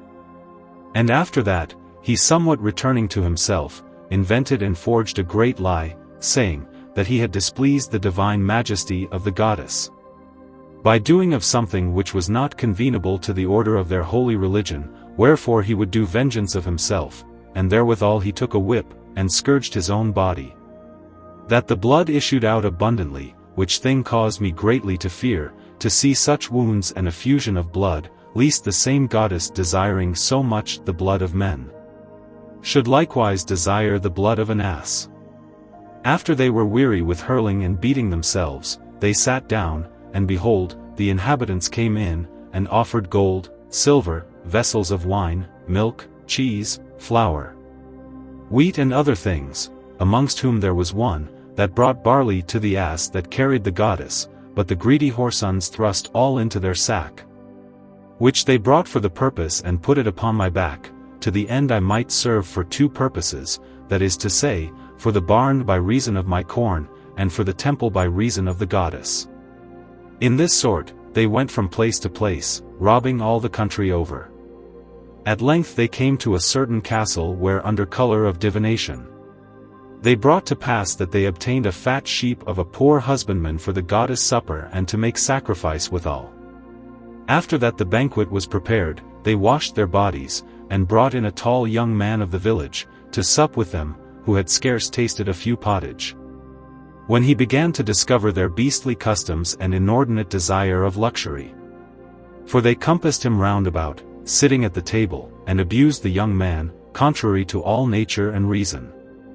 When I beheld this horrible fact, I could not but attempt to utter my mind and say, O masters, but I could pronounce no more but the first letter O, which I roared out so valiantly, that the young men of the town seeking for a stray ass, that they had lost the same night, and hearing my voice, whereby they judged that I had been theirs, entered into the house unawares, and found these persons committing their vile abomination, which when they saw, they declared to all the inhabitants by their unnatural villainy, mocking and laughing at this the pure and clean chastity of their religion. In the mean season, Phelibus and his company, by reason of the bruit which was dispersed throughout all the region there of their beastly wickedness, put all their trumpery upon my back, and departed away about midnight. When we had passed a great part of our journey, before the rising of the sun, we came into a wild desert, where they conspired together to slay me. For after they had taken the goddess from my back and set her gingerly upon the ground, they likewise took off my harness, and bound me surely to an oak, beating me with their whip, in such sort that all my body was mortified. Amongst whom there was one that threatened to cut off my legs with his hatchet, because by my noise I defamed his chastity, but the other regarding more their own profit than my utility, thought best to spare my life, because I might carry home the goddess. So they laded me again, driving me before them with their naked swords, till they came to a noble city, where the principal patron bearing high reverence unto the goddess, came in great devotion before us with tympani, cymbals, and other instruments, and received her, and all our company with much sacrifice and veneration. But there I remember, I thought myself in most danger, for there was one that brought to the master of the house, a side of a fat buck for a present, which being hanged behind the kitchen door, not far from the ground, was clean eaten up by a greyhound, that came in. The cook when he saw the venison devoured, lamented and wept pitifully. And because supper time approached nigh, when as he should be reproved of too much negligence, he took a halter to hang himself, but his wife perceiving whereabout he went, ran incontinently to him, and taking the halter in both her hands, stopped him of his purpose, saying, O husband, are you out of your wits? Pray husband follow my counsel, carry this strange ass out into some secret place and kill him, which done, cut off one of his sides, and sauce it well like the side of the buck, and set it before your master. Then the cook hearing the counsel of his wife, was well pleased to slay me to save himself, and so he went to the whetstone, to sharp his tools accordingly. Book. Chapter IX. Chapter XXXVII. How Apuleius saved himself from the cook, breaking his halter, and of other things that happened. In this manner the traitorous cook prepared himself to slay me, and when he was ready with his knives to do his feat, I devised with myself how I might escape the present peril. And I did not long delay, for incontinently I brake the halter wherewith I was tied, and flinging my heels hither and thither to save myself, at length I ran hastily into a parlour, where the master of the house was feasting with the priests of the goddess Syria, and disquieted all the company, throwing down their meats and drinks from the table. The master of the house, dismayed at my great disorder, commanded one of his servants to take me up, and lock me in some strong place, to the end I might disturb them no more. But I little regarded my imprisonment, considering that I was happily delivered from the hands of the traitorous cook. Howbeit fortune, or the fatal disposition of the divine providence, which neither can be avoided by wise counsel, neither yet by any wholesome remedy, invented a new torment. For by and by a young lad came running into the parlor all trembling, and declared to the master of the house, that there was a mad dog running about in the streets, which had done much harm. For he had bitten many greyhounds and horses in the inn by, and he spared neither man nor beast.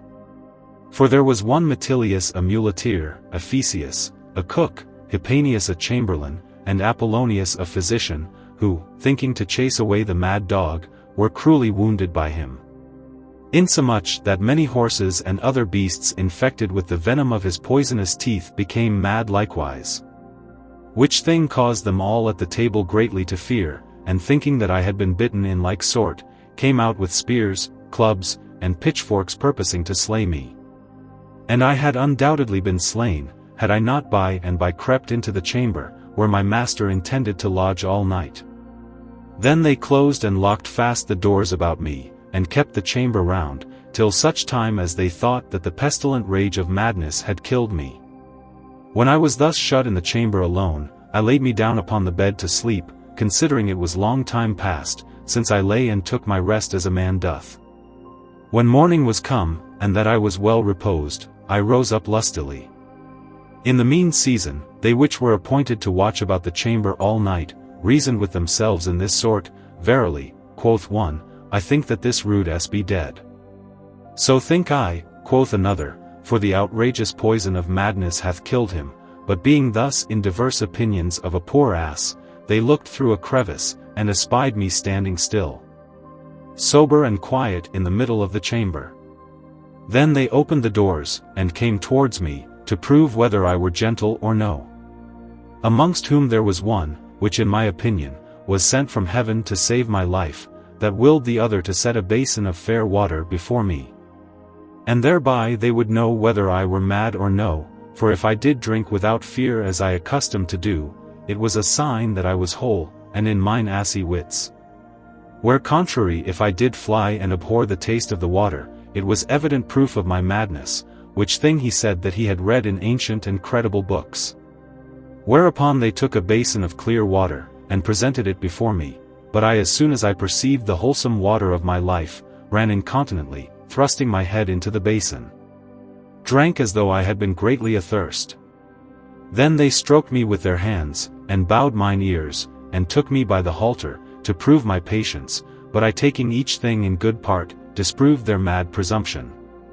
By my meek and gentle behavior, when I was thus delivered from this double danger, the next day I was laded again with the goddess Syria, and other trumpery, and was brought into the way with trumpets and cymbals to beg in the villages which we passed by according to our custom.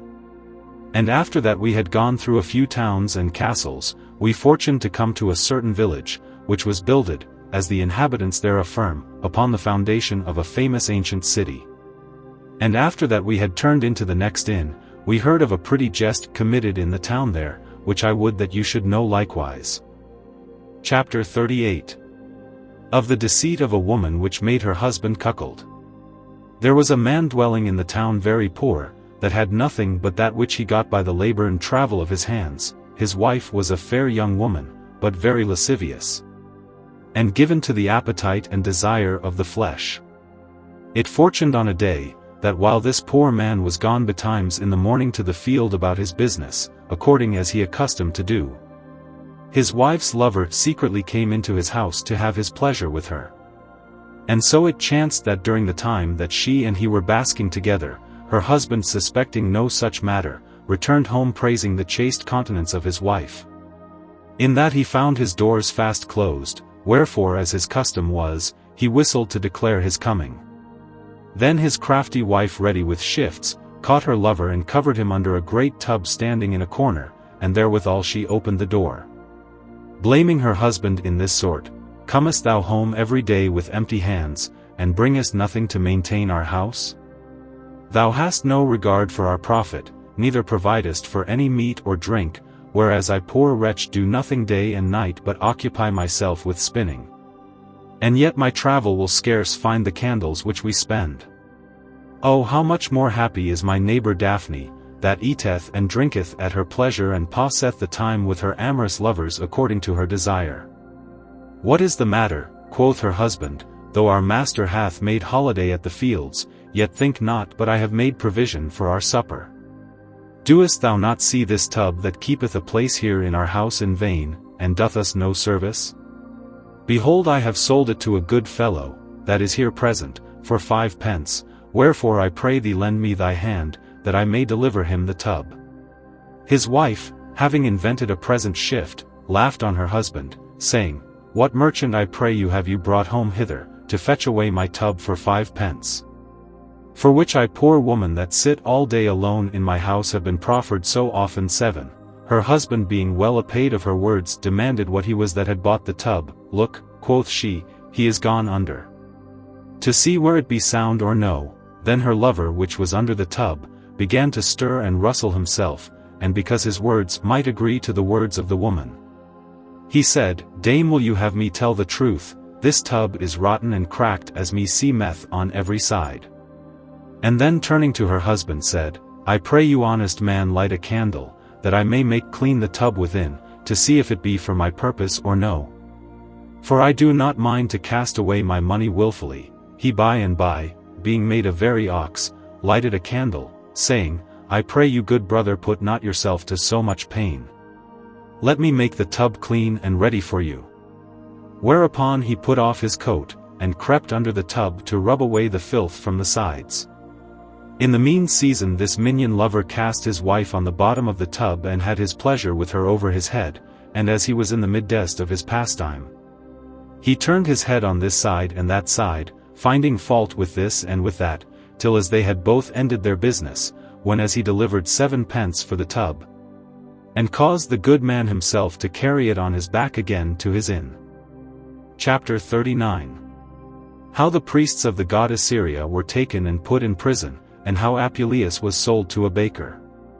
After that we had tarried there a few days at the cost and charges of the whole village, and had gotten much money by our divination and prognostication of things to come. The priests of the goddess Syria invented a new means to pick men's purses, for they had certain lots, whereon were written, Coniuncti terram proscindent boves ut in futurum loida germinant sata, that is to say, the oxen tied and yoked together, do till the ground to the intent it may bring forth his increase, and by these kind of lots they deceive many of the simple sort, for if one had demanded whether he should have a good wife or no, they would say that his lot did testify the same, that he should be tied and yoked to a good woman and have increase of children.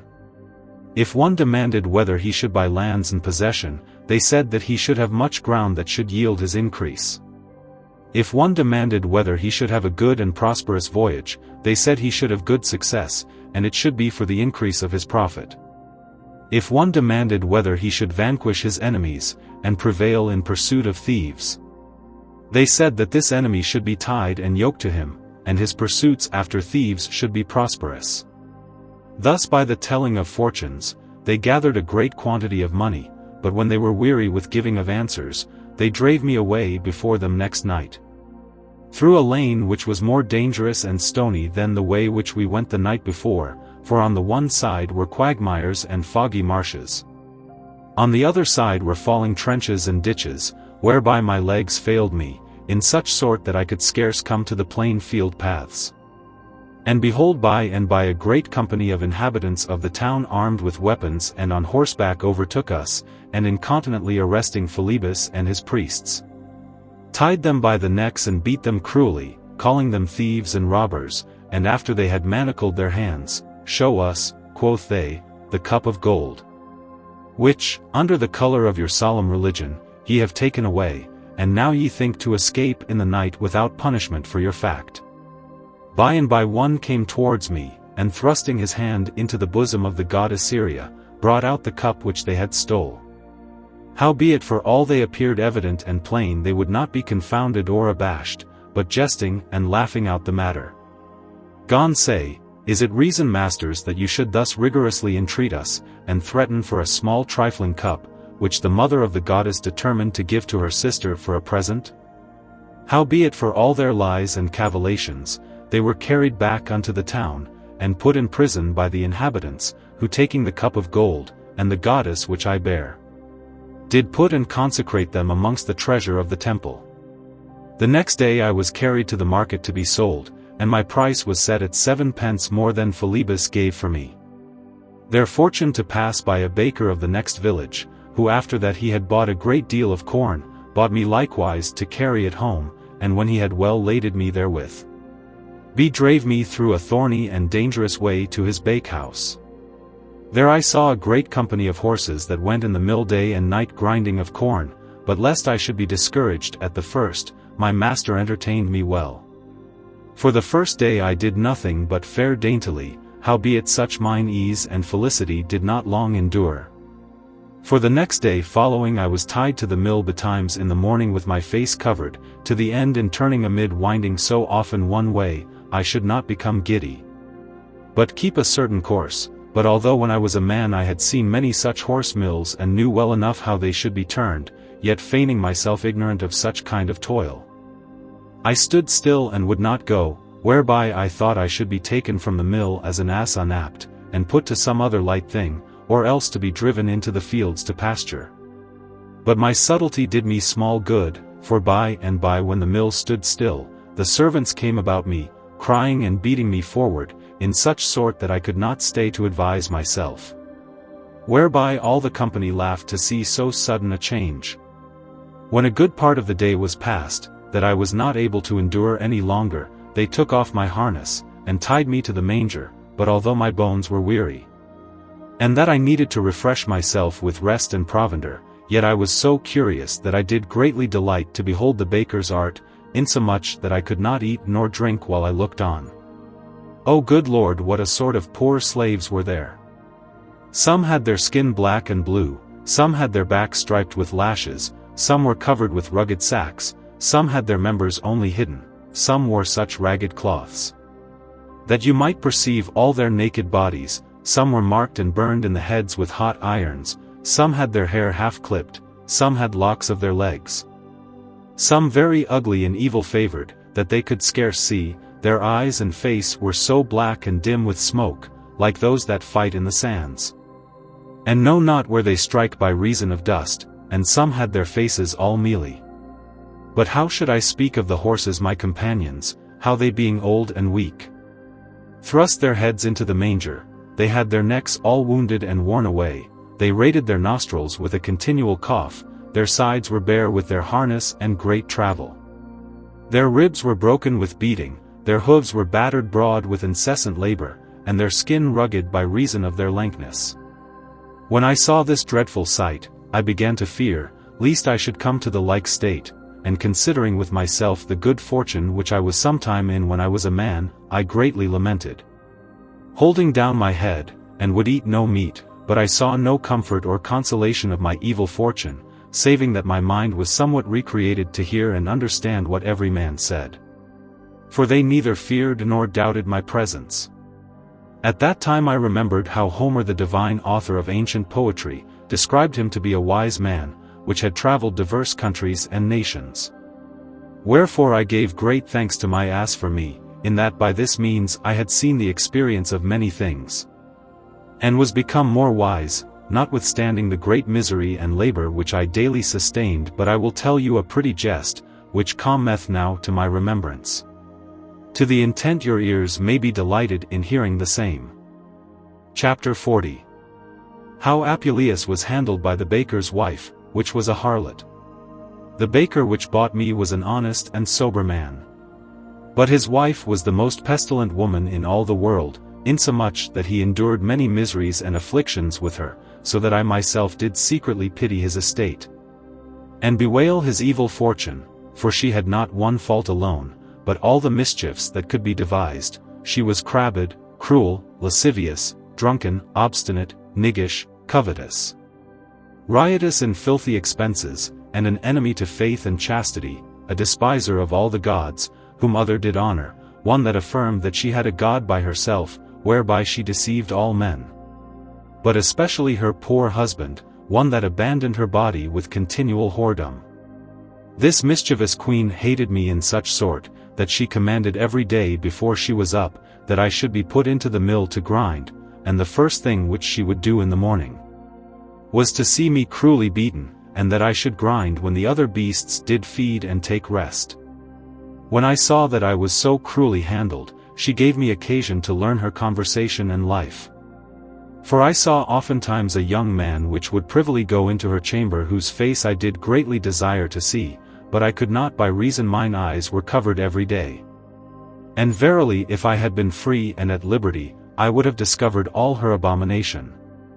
She had an old woman, a bawd, a messenger of mischief, that daily haunted to her house, and made good cheer with her to the utter undoing and impoverishment of her husband. But I that was greatly offended with the negligence of Fotis, who made me an ass, instead of a bird, did yet comfort myself by this only mean, in that to the miserable deformity of my shape I had long ears, whereby I might hear all things that was done. On a day I heard the old bawd say to the baker's wife, "Dame, you have chosen, without my counsel, a young man to your lover, who as me seemeth, is dull, fearful, without any grace, and dastard-like coucheth at the frowning look of your odious husband. Whereby you have no delight nor pleasure with him. How far better is the young man Philosopher, who is comely, beautiful, in the flower of his youth, liberal, courteous, valiant and stout against the diligent prize and watches of your husband, whereby to embrace the worthiest dames of this country, and worthy to wear a crown of gold. For one part that he played to one that was jealous over his wife. Hearken how it was, and then judge the diversity of these two lovers. Know you not one Barbarus, a senator of our town, whom the vulgar people call likewise Scorpion for his severity of manners? This Barbarus had a gentlewoman to his wife, whom he caused daily to be enclosed within his house, with diligent custody. Then the baker's wife said, I know her very well, for we two dwelleth together in one house. Then you know, quoth the old woman, the whole tale of Philosopher? No, verily, said she, but I greatly desire to know it, therefore I pray you, mother, tell me the whole story. By and by the old woman, which knew well to babble, began to tell as followeth. Chapter 41. How Barbarus, being jealous over his wife, commanded that she should be kept close in his house, and what happened. You shall understand that on a day this Barbarus, preparing himself to ride abroad, and willing to keep the chastity of his wife, whom he so well loved, alone to himself, called his man Myrmex, whose faith he had tried and proved in many things, and secretly committed to him the custody of his wife, willing him that he should threaten that if any man did but touch her with his finger as he passed by, he would not only put him in prison, and bind him hand and foot, but also cause him to be put to death, or else to be famished for lack of sustenance, which words he confirmed by an oath of all the gods in heaven, and so departed away, when Barbarus was gone. Myrmex, being greatly astonied of his master's threatenings, would not suffer his mistress to go abroad, but as she sat all day a-spinning, he was so careful that he sat by her. When night came he went with her to the bains, holding her by the garment. So faithful he was to fulfill the commandment of his master, howbeit the beauty of this matron could not be hidden from the burning eyes of Philosopher, who, considering her great chastity and how she was diligently kept by Myrmex, thought it impossible to have his purpose, yet, endeavoring by all kind of means to enterprise the matter. And remembering the fragility of man, that might be enticed and corrupted with money, since as by gold the adamant gates may be opened, on a day, when he found Myrmex alone, he discovered his love, desiring him to show his favor, otherwise he should certainly die, with assurance that he need not to fear whenas he might privily be let in and out in the night, without knowledge of any person. When he thought, with these and other gentle words to allure and prick forward the obstinate mind of Myrmex, he showed him glittering gold in his hand, saying that he would give his mistress 20 crowns and him 10, but Myrmex, hearing these words, was greatly troubled, abhorring in his mind to commit such a mischief, wherefore he stopped his ears, and turning his head departed away. Howbeit the glittering view of these crowns could never be out of his mind, but being at home he seemed to see the money before his eyes, which was so worthy a prey, wherefore poor Myrmex, being in diverse opinions, could not tell what to do, for on the one side he considered the promise which he made to his master, and the punishment that should ensue if he did contrary. On the other side he thought of the gain, and the passing pleasure of the crowns of gold.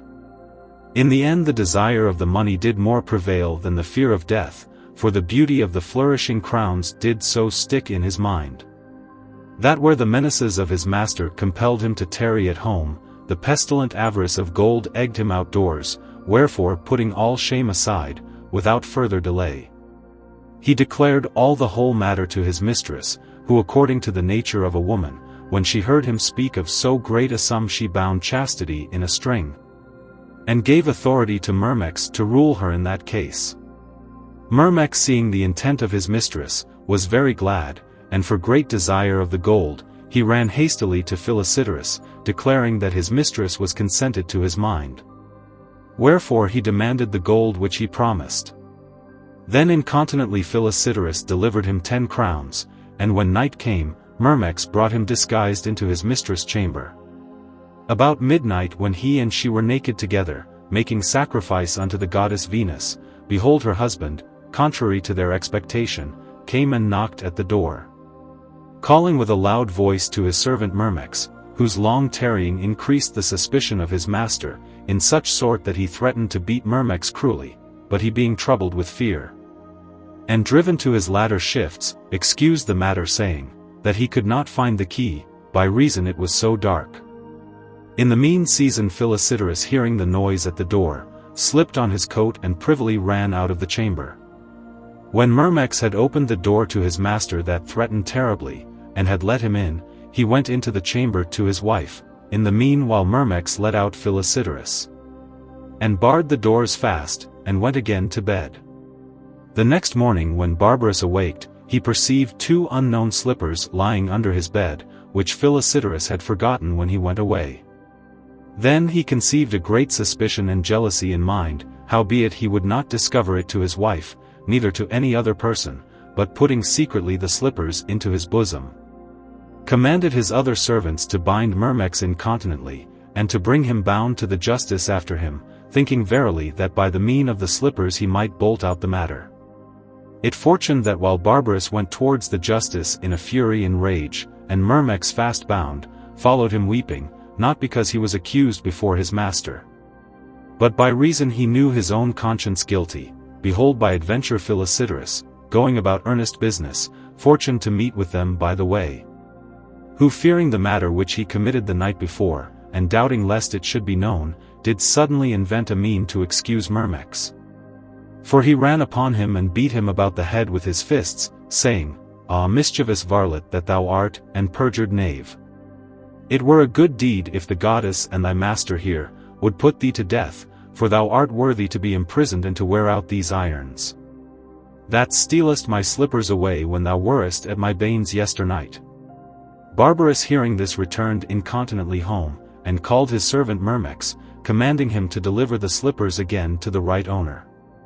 The old woman had scant finished her tale when the baker's wife gone say, Verily she is blessed and most blessed, that hath the fruition of so worthy a lover, but as for me poor miser, I am fallen into the hands of a coward, who is not only afraid of my husband but also of every clap of the mill, and dares not do nothing, before the blind face of yonder scabbed ass.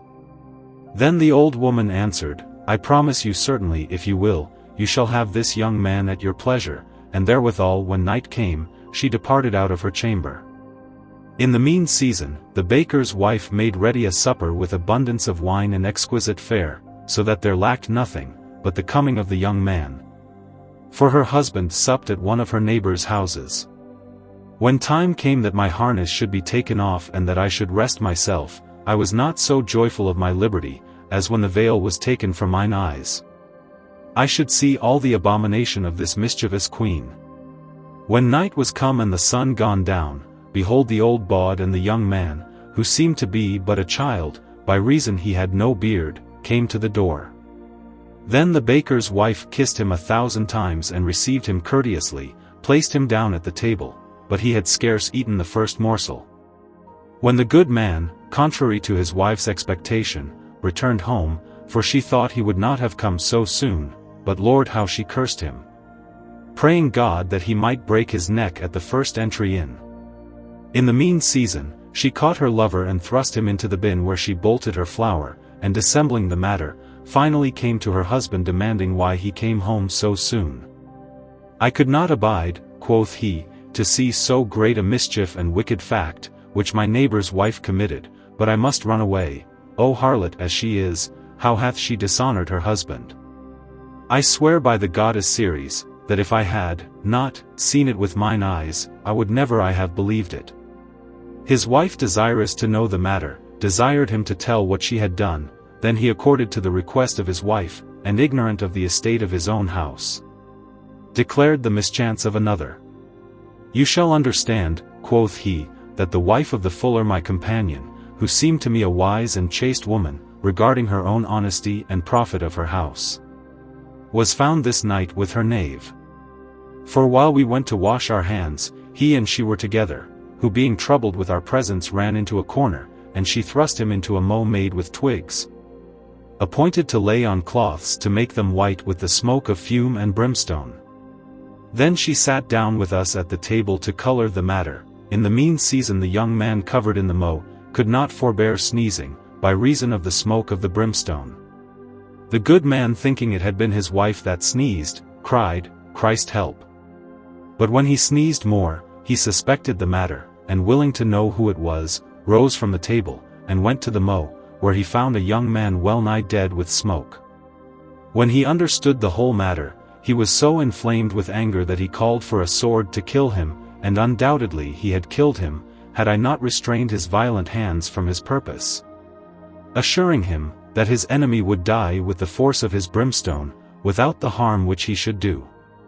Howbeit my words would not appease his fury, but as necessity required he took the young man well nigh choked, and carried him out at the doors.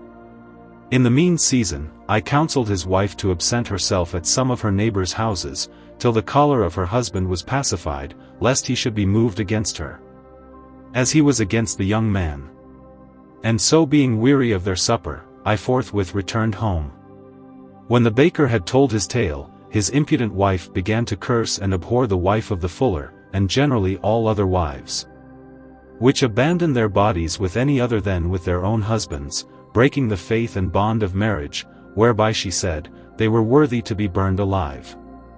But knowing her own guilty conscience and proper whoredom, lest her lover should be hurt lying in the bin, she willed her husband to go to bed, but he having eaten nothing, said that he would sup before he went to rest, whereby she was compelled to meagre her eyes, to set such things on the table as she had prepared for her lover. But I, considering the great mischief of this wicked queen, devised with myself how I might reveal the matter to my master. And by kicking away the cover of the bin, where like a snail the young man was couched, to make her whoredom apparent and known. At length I was aided by the providence of God, for there was an old man to whom the custody of us was committed, that drave me poor ass, and the other horses the same time to the water to drink. Then had I good occasion ministered, to revenge the injury of my master, for as I passed by, I perceived the fingers of the young man upon the side of the bin, and lifting up my heels, I spurned off the flesh with the force of my hoofs, whereby he was compelled to cry out, and to throw down the bin on the ground, and so the whoredom of the baker's wife was known and revealed.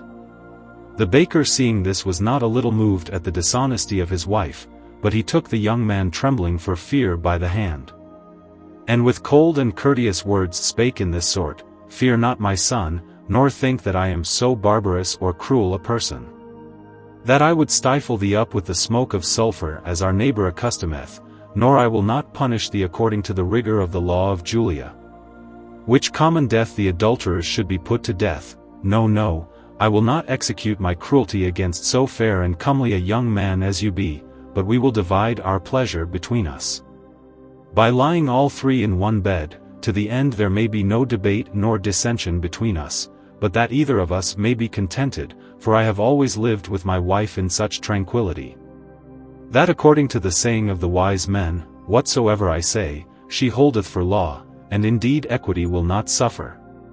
But that the husband should bear more authority than the wife. With these and like words he led the young man to his chamber, and closed his wife in another chamber.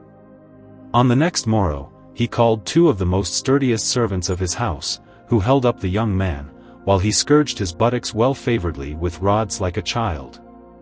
When he had well beaten him, he said, Art not thou ashamed, thou that art so tender and delicate a child, to desire the violation of honest marriages, and to defame thyself with wicked living. Whereby thou hast gotten the name of an adulterer? After he had spoken these and like words, he whipped him again, and chased him out of his house. The young man, who was the comeliest of all the adulterers, ran away, and did nothing else that night save only bewail his striped and painted buttocks. Soon after the baker sent one to his wife, who divorced her away in his name, but she beside her own natural mischief, offended at this great contumely.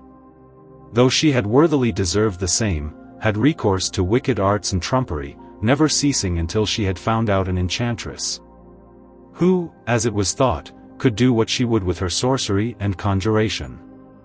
The baker's wife began to entreat her, promising that she would largely recompense her, if she could bring one of these things to pass, either to make that her husband may be reconciled to her again, or else, if he would not agree thereto, to send an ill spirit into him, to dispossess the spirit of her husband. Then the witch with her abominable science, began to conjure and to make her ceremonies, to turn the heart of the baker to his wife, but all was in vain. Wherefore, considering on the one side that she could not bring her purpose to pass, and on the other side the loss of her gain, she ran hastily to the baker, threatening to send an evil spirit to kill him, by mean of her conjurations.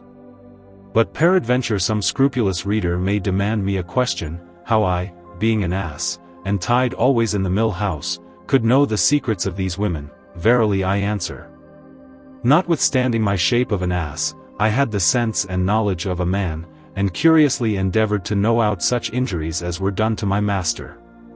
About no one there came a woman into the mill house, very sorrowful, raggedly attired, with bare feet, meager, ill-favored, and her hair scattering upon her face. This woman took the baker by the hand, and feigning that she had some secret matter to tell him, went into a chamber, where they remained a good space, till all the corn was ground, when as the servants were compelled to call their master to give them more corn, but when they had called very often, and no person gave answer, they began to mistrust, insomuch that they brake open the door. When they were come in, they could not find the woman, but only their master hanging dead upon a rafter of the chamber.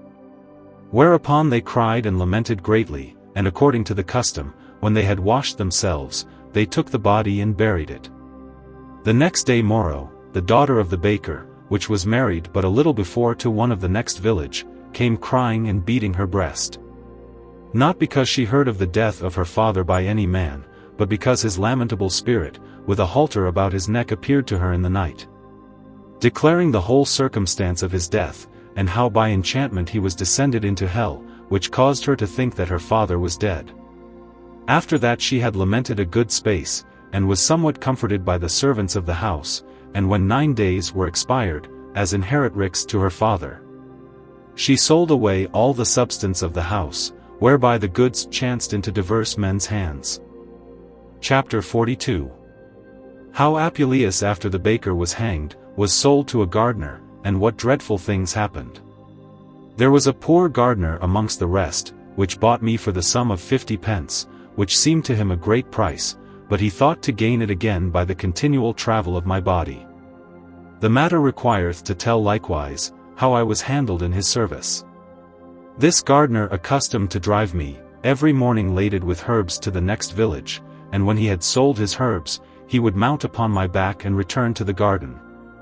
And while he digged the ground and watered the herbs, and went about other business, I did nothing but repose myself with great ease. But when winter approached with sharp hail, rain, and frosts, and I standing under a hedge side, was well nigh killed up with cold, and my master was so poor that he had no lodging for himself, much less had he any litter or place to cover me withal.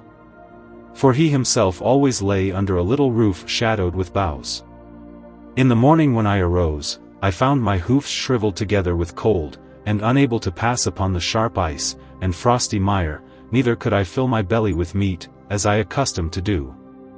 For my master and I supped together, and had both one fare, howbeit it was very slender, since as we had nothing else saving old and unsavourous sallets which were suffered to grow for seed, like long brooms, and that had lost all their sweet sap and juice. It fortuned on a day that an honest man of the next village was benighted and constrained by reason of the rain to lodge, very lagged and weary, in our garden. Where although he was but meanly received, yet it served well enough considering time and necessity. This honest man to recompense our entertainment, promised to give my master some corn, oil, and 2 bottles of wine, wherefore my master not delaying the matter, laded me with sacks and bottles, and rode to the town which was 7 miles off. When we came to the honest man's house, he entertained and feasted my master exceedingly. And it fortuned while they eat and drank together as sign of great amity there chanced a strange and dreadful case, for there was a hen which ran cackling about the yard, as though she would have laid an egg. The good man of the house perceiving her, said, O good and profitable pullet that feedest us every day with thy fruit, thou seemest as though thou wouldest give us some pittance for our dinner. Ho boy, put the pannier in the corner that the hen may lay. Then the boy did as his master commanded, but the hen forsaking the pannier, came toward her master and laid at his feet not an egg, which every man knoweth, but a chicken with feathers, claws, and eyes, which incontinently ran peeping after his dame. By and by happened a more strange thing, which would cause any man to abhor. Under the table where they sat, the ground opened, and there appeared a great well and fountain of blood, insomuch that the drops thereof sparkled about the table. At the same time while they wondered at this dreadful sight one of the servants came running out of the cellar, and told that all the wine was boiled out of the vessels, as though there had been some great fire under. By and by a weasel was seen that drew into the house a dead serpent, and out of the mouth of a shepherd's dog leaped a live frog. And immediately after one brought word that a ram had strangled the same dog at one bit. All these things that happened, astonied the good man of the house, and the residue that were present, insomuch that they could not tell what to do, or with what sacrifice to appease the anger of the gods. While every man was thus stricken in fear, behold, one brought word to the good man of the house, that his 3 sons who had been brought up in good literature, and endued with good manners were dead, for they 3 had great acquaintance and ancient amity with a poor man which was their neighbor, and dwelled hard by them, and next unto him dwelled another young man very rich both in lands and goods, but bending from the race of his progeny's dissensions, and ruling himself in the town according to his own will. This young royster did mortally hate this poor man, insomuch that he would kill his sheep, steal his oxen, and spoil his corn and other fruits before the time of ripeness. Yet was he not contented with this, but he would encroach upon the poor man's ground, and claim all the heritage as his own. The poor man, which was very simple and fearful, seeing all his goods taken away by the avarice of the rich man, called together and assembled many of his friends to show them all his land, to the end he might have but so much ground of his father's heritage, as might bury him. Amongst whom, he found these 3 brethren, as friends to help and aid him in his adversity and tribulation. Howbeit, the presence of these honest citizens, could in no wise persuade him to leave his extort power, no nor yet to cause any temperance of his tongue. But the more they went about with gentle words to tell him his faults, the more would he fret and likewise fume, swearing all the oaths under God, that he little regarded the presence of the whole city, whereupon incontinently he commanded his servants to take the poor man by the ears, and carry him out of his ground, which greatly offended all the standers by. Then one of the brethren spake unto him somewhat boldly, saying, It is but a folly to have such affiance in your riches, whereby you should use your tyranny against the poor, whenas the law is common for all men, and a redress may be had to suppress your insolency. These words chafed him more than the burning oil, or flaming brimstone, or scourge of whips, saying, that they should be hanged and their law too, before he would be subject unto any person. And therewithal he called out his bandogs and great mastiffs, which accustomed to eat the carrion and carcass of dead beasts in the fields, and to set upon such as passed by the way. Then he commanded they should be put upon all the assistants to tear them in pieces, who as soon as they heard the hiss of their master, ran fiercely upon them, invading them on every side, insomuch that the more they flied to escape away, the more cruel and terrible were the dogs. It fortuned amongst all this fearful company, that in running, the youngest of the 3 brethren stumbled at a stone, and fell down to the ground, Then the dogs came upon him and tore him in pieces with their teeth. Whereby he was compelled to cry for succor. His other 2 brethren, hearing his lamentable voice, ran towards him to help him, casting their cloaks about their left arms.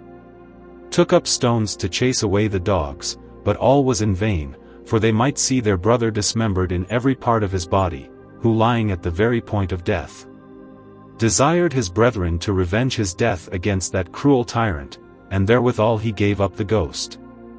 The other 2 brethren, perceiving so great a murder, and neglecting their own lives, like desperate persons dressed themselves against the tyrant, and threw a great number of stones at him. But the bloody thief, exercised in such and like mischiefs, took a spear and thrust it clean through the body, howbeit he fell not down to the ground. For the spear that came out at his back ran into the earth, and sustained him up.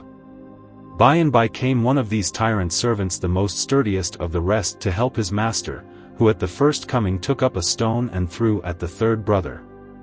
But by reason the stone ran along his arm it did not hurt him, which chanced otherwise than all men's expectation was.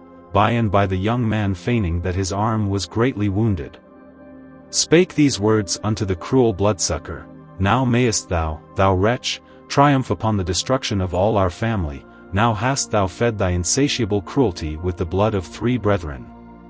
Now mayest thou rejoice at the fall of us citizens, yet think not but that how far thou dost remove and extend the bounds of thy land, thou shalt have some neighbor.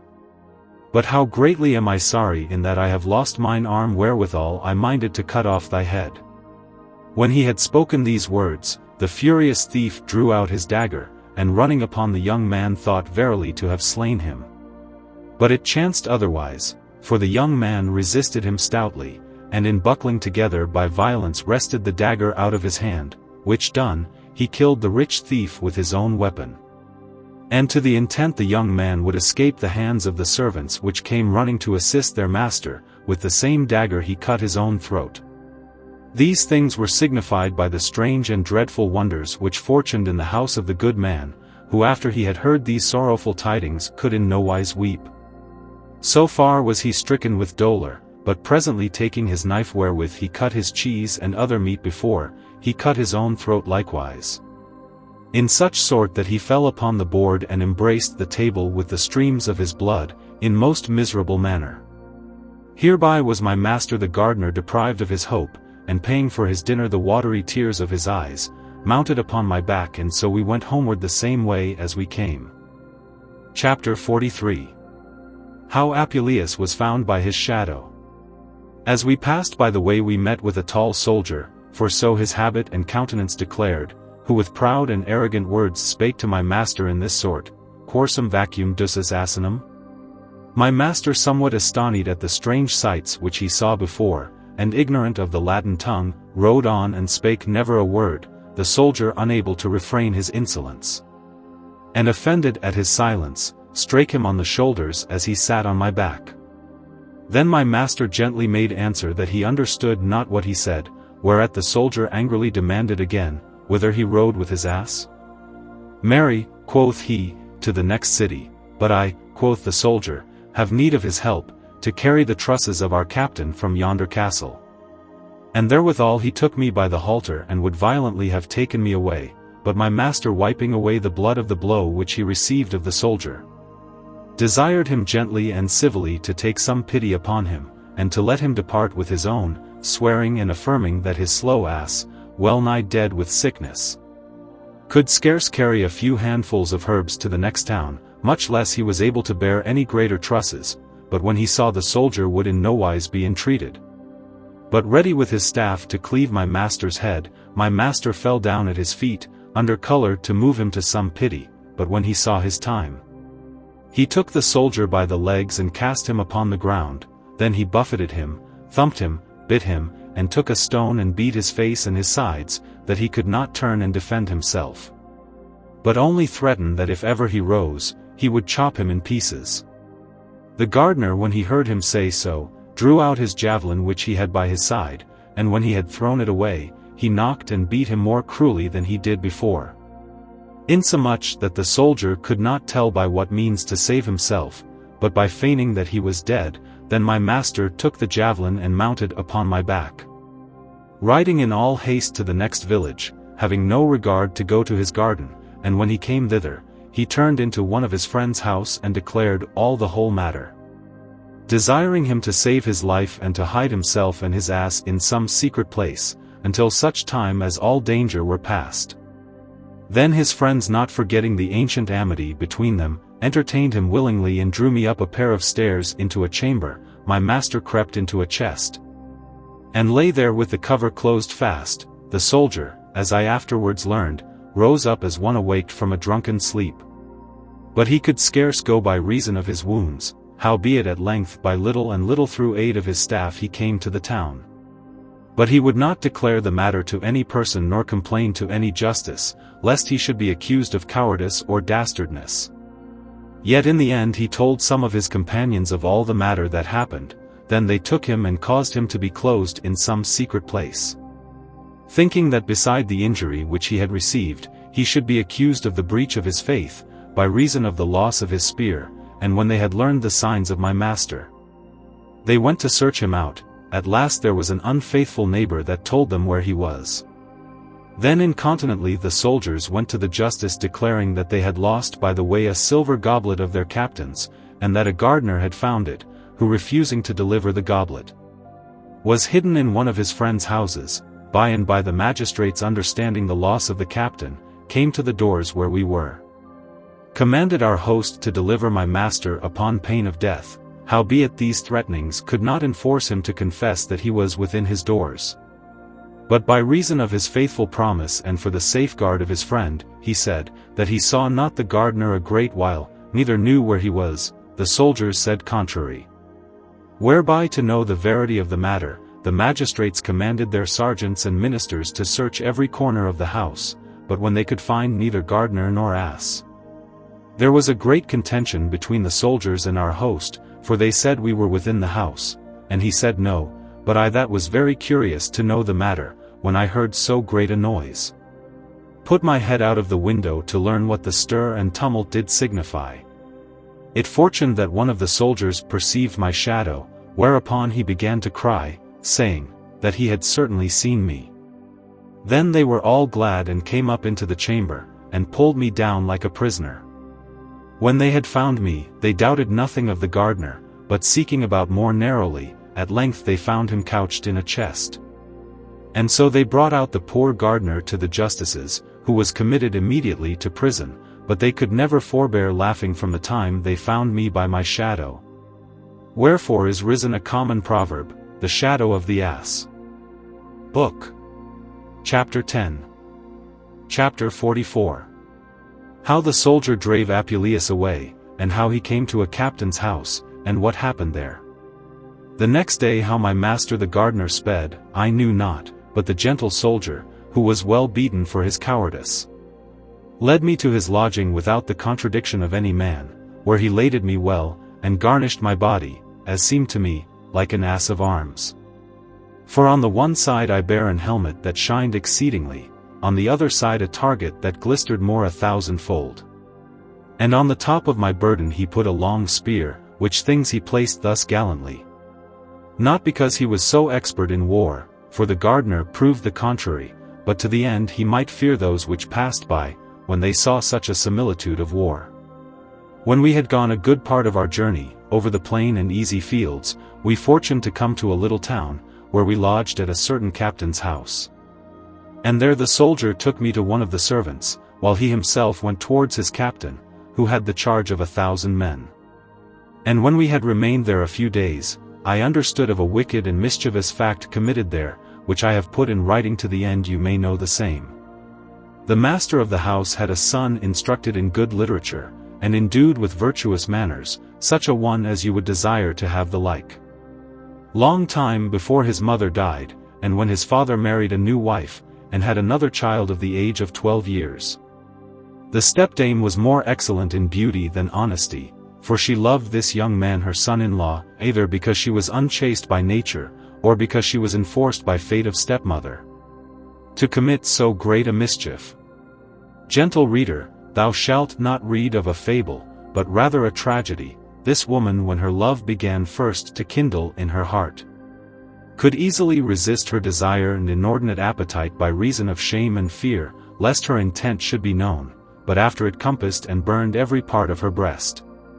She was compelled to yield unto the raging flame of Cupid, and under color of the disease and infirmity of her body, to conceal the wound of her restless mind. Every man knoweth well the signs and tokens of love, and the malady convenient to the same. Her countenance was pale, her eyes sorrowful, her knees weak, and there was no comfort in her, but continual weeping and sobbing, insomuch that you would have thought that she had some spice of an ague, saving that she wept unmeasurably. The physicians knew not her disease.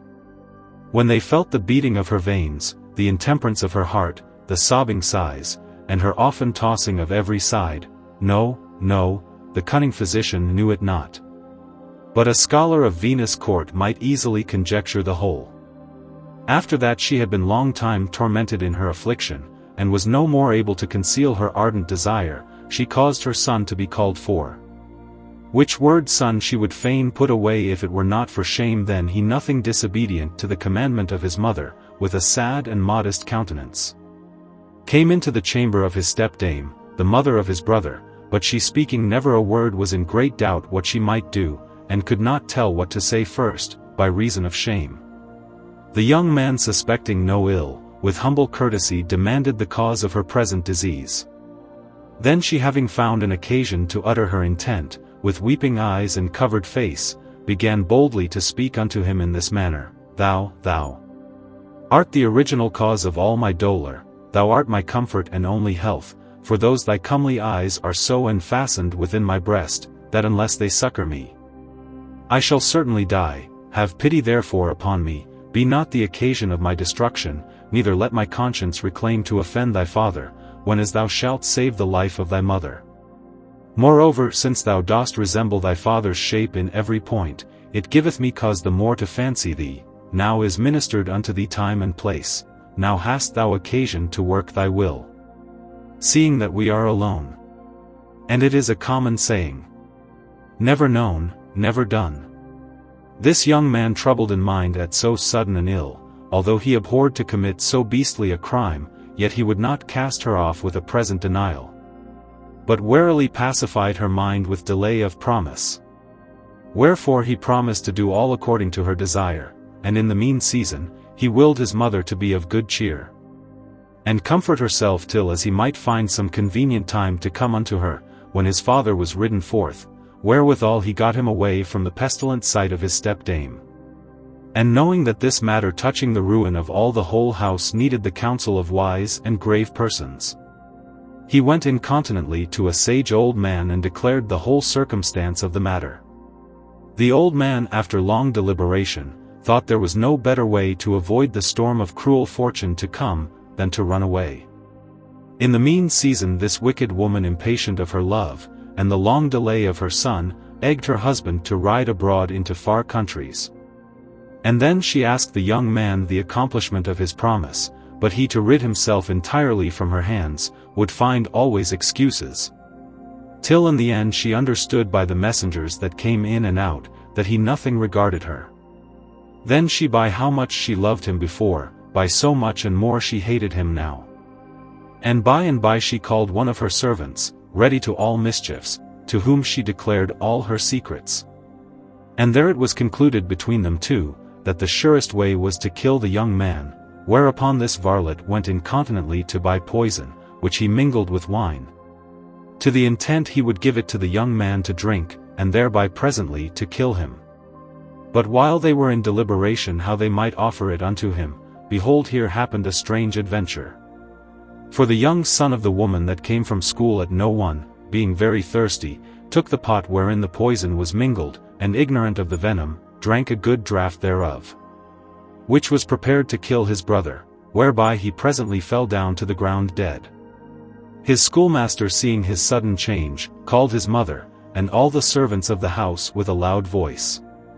Incontinently every man declared his opinion, touching the death of the child, but the cruel woman, the only example of stepmother's malice, was nothing moved by the bitter death of her son, or by her own conscience of parricide, or by the misfortune of her house, or by the dolour of her husband, but rather devised the destruction of all her family. For by and by she sent a messenger after her husband to tell him the great misfortune which happened after his departure. And when he came home, the wicked woman declared that his son had empoisoned his brother, because he would not consent to his will, and told him divers other leasings. Adding in the end that he threatened to kill her likewise, because she discovered the fact. Then the unhappy father was stricken with double dolour of the death of his 2 children. For on the one side he saw his younger son slain before his eyes, on the other side, he seemed to see the elder condemned to die for his offence, again, where he beheld his wife lament in such sort. It gave him further occasion to hate his son more deadly. But the funerals of his younger son were scarce finished, when the old man the father with weeping eyes even at the return from the grave, went to the justice and accused his son of the slaughter of his brother, and how he threatened to slay his wife, whereby the rather at his weeping and lamentation. He moved all the magistrates and people to pity, insomuch that without any delay, or further inquisition they cried all that he should be stoned to death.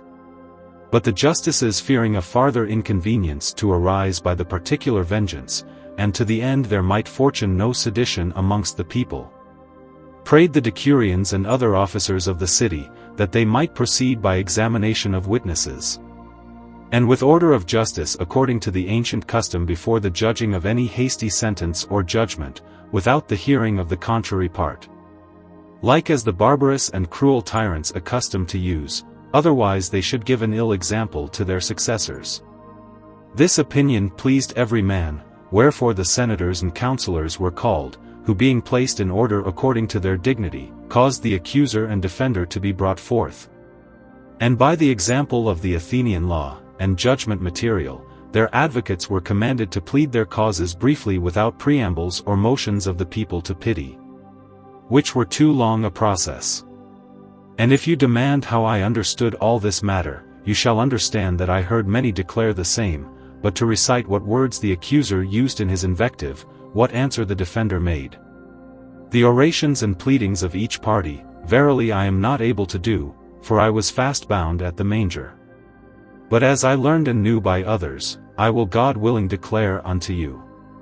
So it was ordered, that after the pleadings of both sides was ended, they thought best to try and bolt out the verity by witnesses, all presumptions and likelihood set apart, and to call in the servant, who only was reported to know all the matter. By and by the servant came in, who nothing abashed, at the fear of so great a judgment, or at the presence of the judges, or at his own guilty conscience, which he so finely feigned, but with a bold countenance presented himself before the justices and confirmed the accusation against the young man, saying, O ye judges, on a day when this young man loathed and hated his stepmother, he called me, desiring me to poison his brother, whereby he might revenge himself. And if I would do it and keep the matter secret, he promised to give me a good reward for my pains. But when the young man perceived that I would not accord to his will, he threatened to slay me. Whereupon he went himself and bought poison, and after tempered it with wine, and then gave it me to give the child, which when I refused he offered it to his brother with his own hands. When the varlet with a trembling countenance had ended these words which seemed a likelihood of truth, the judgment was ended, neither was there found any judge or counsellor so merciful to the young man accused, as would not judge him culpable, but that he should be put and sewn in a skin, with a dog, a cock, a snake, and an ape, according to the law against parricides, wherefore they wanted nothing but, as the ancient custom was, to put white stones and black into a pot, and to take them out again, to see whether the young man accused should be acquitted by judgment or condemned, which was a thing irrevocable. In the mean season he was delivered to the hands of the executioner.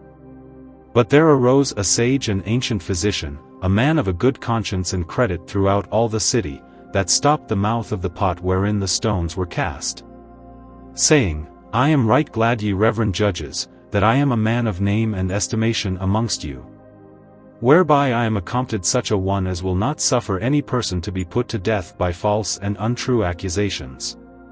Considering there hath been no homicide or murder committed by this young man in this case, neither you, being sworn to judge uprightly, to be misinformed and abused by invented lies and tales. For I cannot but declare and open my conscience, lest I should be found to bear small honor and faith to the gods, wherefore I pray you give ear, and I will show you the whole truth of the matter. You shall understand that this servant which hath merited to be hanged, came one of these days to speak with me, promising to give me 100 crowns, if I would give him present poison, which would cause a man to die suddenly, saying, that he would have it for one that was sick of an incurable disease, to the end he might be delivered from all torment. But I, smelling his crafty and subtle fetch, and fearing lest he would work some mischief withal, gave him a drink. But to the intent I might clear myself from all danger that might happen, I would not presently take the money which he offered. But lest any of the crowns should lack weight or be found counterfeit, I willed him to scale the purse wherein they were put, with his manual sign, whereby the next day we might go together to the goldsmith to try them, which he did. Wherefore, understanding that he was brought present before you this day, I hastily commanded one of my servants to fetch the purse which he had sealed. And here I bring it unto you to see whether he will deny his own sign or no, and you may easily conject that his words are untrue, which he alleged against the young man, touching the buying of the poison, considering he bought the poison himself. When the physician had spoken these words, you might perceive how the traitorous knave changed his color, how he sweat for fear, how he trembled in every part of his body, and how he set one leg upon another, scratching his head and grinding his teeth, whereby there was no person but would judge him culpable. In the end, when he was somewhat returned to his former subtlety, he began to deny all that was said, and stoutly affirmed that the physician did lie.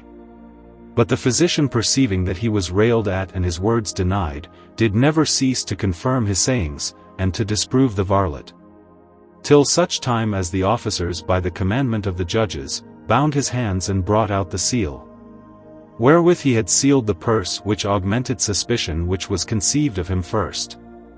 Howbeit, neither the fear of the wheel or any other torment according to the use of the Grecians, which were ready prepared, no, nor yet the fire could enforce him to confess the matter. So obstinate and grounded was he in his mischievous mind. But the physician, perceiving that the menaces of these torments did nothing prevail, gone say, I cannot suffer or abide that this young man who is innocent, should against all law and conscience be punished and condemned to die, and the other which is culpable, should escape so easily. And after mock and flout at your judgment, for I will give you an evident proof and argument of this present crime.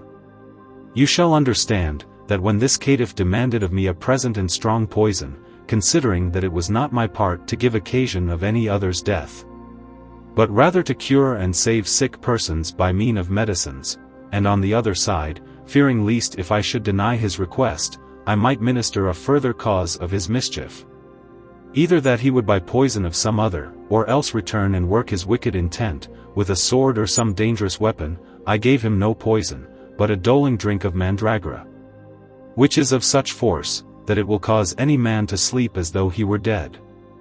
Neither is it any marvel if this most desperate man, who is certainly assured to be put to death, ordained by an ancient custom, can suffer and abide these facile and easy torments.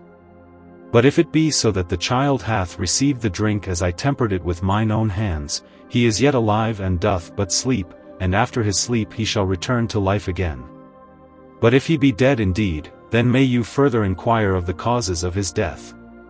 The opinion of this ancient physician was found good, and every man had a desire to go to the sepulchre where the child was laid.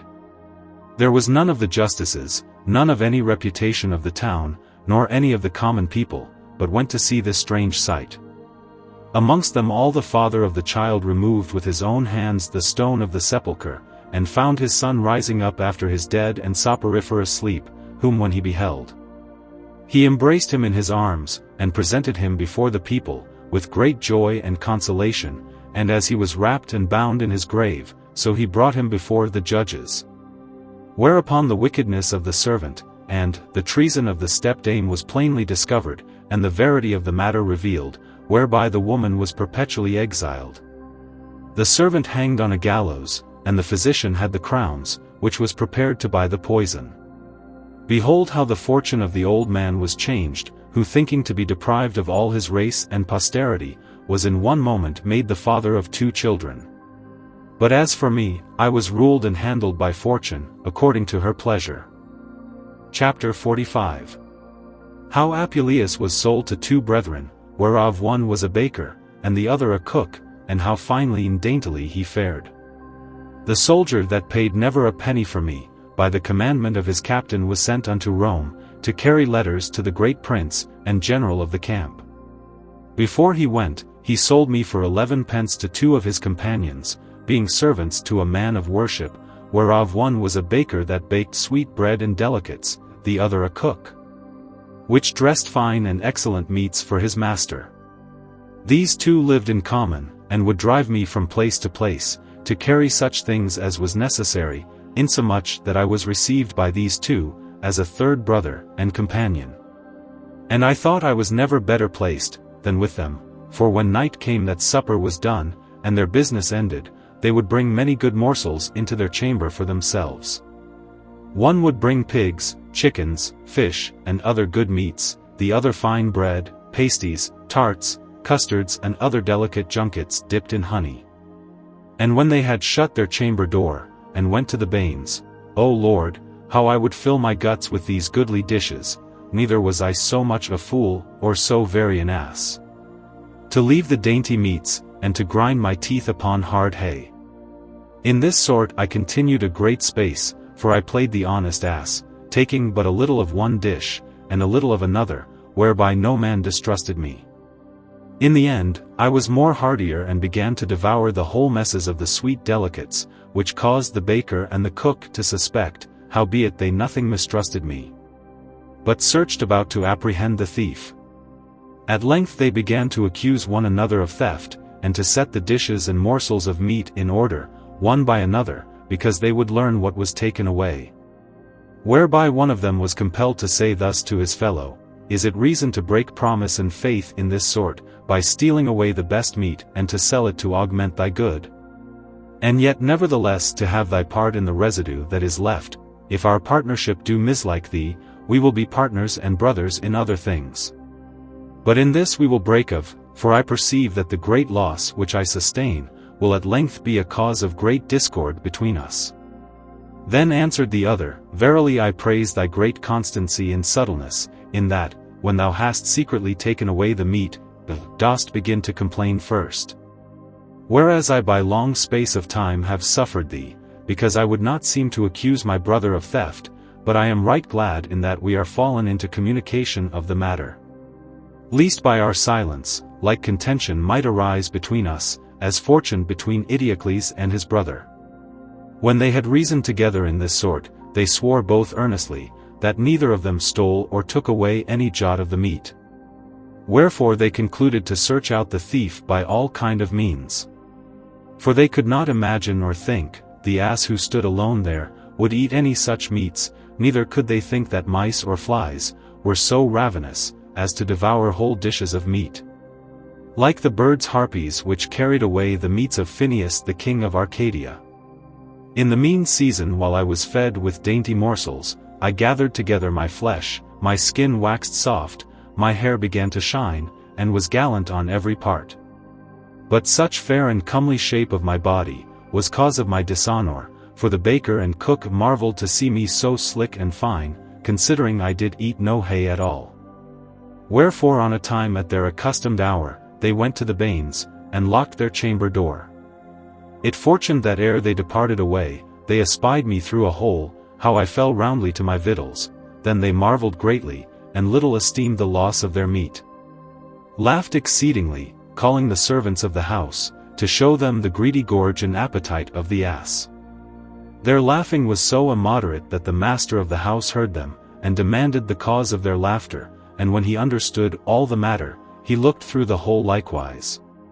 Wherewith he took such a delectation that he commanded the door to be opened, that he might see me at his pleasure. Then I, perceiving every man laugh, was nothing abashed, but rather more bold, whereby I never rested eating, till such time as the master of the house commanded me to be brought into his parlor as a novelty, and there caused all kinds of meats which were never touched to be set on the table.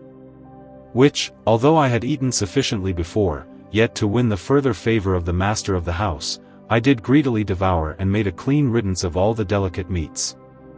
And to prove my nature holy, they gave me such meats as every ass doth abhor, for they put before me beef and vinegar, birds and pepper, fish and verjuice. In the mean season they that beheld me at the table did nothing but laugh.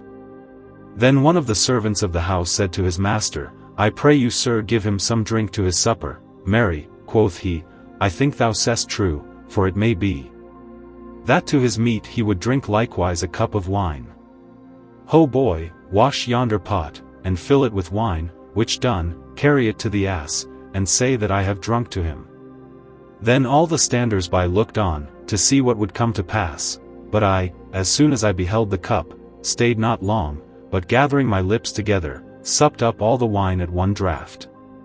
The master being right joyful hurried caused the baker and cook which had bought me, to come before him, to whom he delivered 4 times as much for me, as they paid. Which done he committed me to one of his rich libertines, and charged him to look well to me, and that I should lack nothing. Who obeyed his master's commandment in every point, and to the end he would creep further into his favor, he taught me 1,000 qualities. First he instructed me to sit at the table upon my tail, and how I should leap and dance, holding up my former feet. Moreover he taught me how I should answer when anybody spake unto me, with nodding my head, which was a strange and marvelous thing, and if I did lack drink, should look still upon the pot. All which things I did willingly bring to pass, and obeyed his doctrine. Howbeit, I could have done all these things without his teaching. But I feared greatly lest in showing myself cunning without a master, should pretend some great and strange wonder, and thereby be thrown out to wild beasts. But my fame was spread about in every place, and the qualities which I could do, insomuch that my master was renowned throughout all the country by reason of me. For every man would say, Behold the gentleman that hath an ass, that will eat and drink with him, that will dance, and understand what is said to him, will show his fantasy by signs. But first I will tell you, which I should have done before, who my master was, and of what country. His name was Thrasyllus. He was born at Corinth, which is a principal town of Achaia, and he had passed many offices of honor, till he had taken upon him the degree quinquennial, according as his birth and dignity required, who to show his worthiness, and to purchase the benevolence of every person, appointed public joys and triumphs, to endure the space of 3 days. And to bring his endeavor to pass, he came into Thessaly to buy excellent beasts, and valiant fighters for the purpose. Chapter 46. How a certain matron fell in love with Apuleius, how he had his pleasure with her, and what other things happened.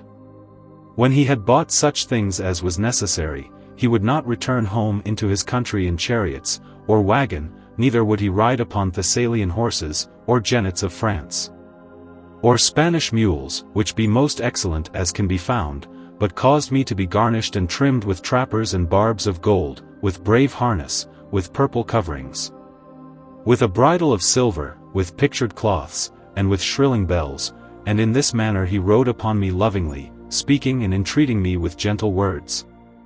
But above all things he did greatly rejoice in that I was his servant to bear him upon my back, and his companion to feed with him at the table. After long time, when we had travelled as well by sea as land, and fortuned to arrive at Corinth, the people of the town came about us on every side, not so much to do honor to Thrasyllus, as to see me, for my fame was so greatly spread there, that I gained my master much money, and when the people was desirous to see me play pranks, they caused the gates to be shut, and such as entered in should pay money, by means whereof I was a profitable companion to them every day. There fortuned to be amongst the assembly a noble and rich matron that conceived much delight to behold me, and could find no remedy to her passions and disordinate appetite, but continually desired to have her pleasure with me, as Pasiphae had with a bull. In the end she promised a great reward to my keeper for the custody of me one night, who for gain of a little money accorded to her desire, and when I had supped in a parlour with my master, we departed away and went into our chamber, where we found the fair matron, who had tarried a great space for our coming. I am not able to recite unto you how all things were prepared, there were 4 eunuchs that lay on a bed of down on the ground with bolsters accordingly for us to lie on. The coverlet was of cloth of gold, and the pillows soft and tender, whereon the delicate matron had accustomed to lay her head. Then the eunuchs, not minding to delay any longer the pleasure of their mistress, closed the doors of the chamber and departed away. Within the chamber were lamps that gave a clear light all the place over. Then she put off all her garments to her naked skin. And taking the lamp that stood next to her, began to anoint all her body with balm, and mine likewise, but especially my nose, which done, she kissed me, not as they accustomed to do at the stews, or in brothel houses, or in the curtain schools for gain of money, but purely, sincerely, and with great affection, casting out these and like loving words: Thou art he whom I love. Thou art he whom I only desire, without thee I cannot live, and other like preamble of talk as women can use well enough, when as they mind to show or declare their burning passions and great affection of love. Then she took me by the halter and cast me down upon the bed, which was nothing strange unto me, considering that she was so beautiful a matron, and I so well boldened out with wine, and perfumed with balm, whereby I was readily prepared for the purpose. But nothing grieved me so much as to think, how I should with my huge and great legs embrace so fair a matron, or how I should touch her fine, dainty, and silken skin, with my hard hoofs, or how it was possible to kiss her soft, pretty and ruddy lips, with my monstrous mouth and stony teeth, or how she, who was young and tender, could be able to receive me. And I verily thought, if I should hurt the woman by any kind of mean, should be thrown to the wild beasts. But in the mean season she kissed me, and looked in my mouth with burning eyes, saying, I hold thee my cunny, I hold thee my nops, my sparrow, and therewithal she eftsoons embraced my body round about, and had her pleasure with me. Whereby I thought the mother of miniatures did not ceaseless quench her inordinate desire with a bull.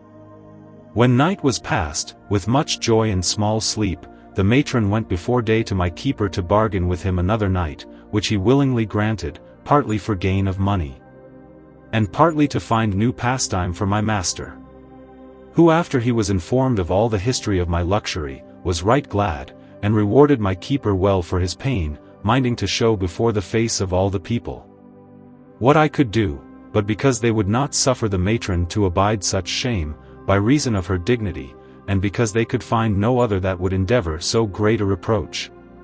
At length they obtained for money a poor woman, which was condemned to be eaten of wild beasts, with whom I should openly have to do. But first I will tell you what tale I heard concerning this woman.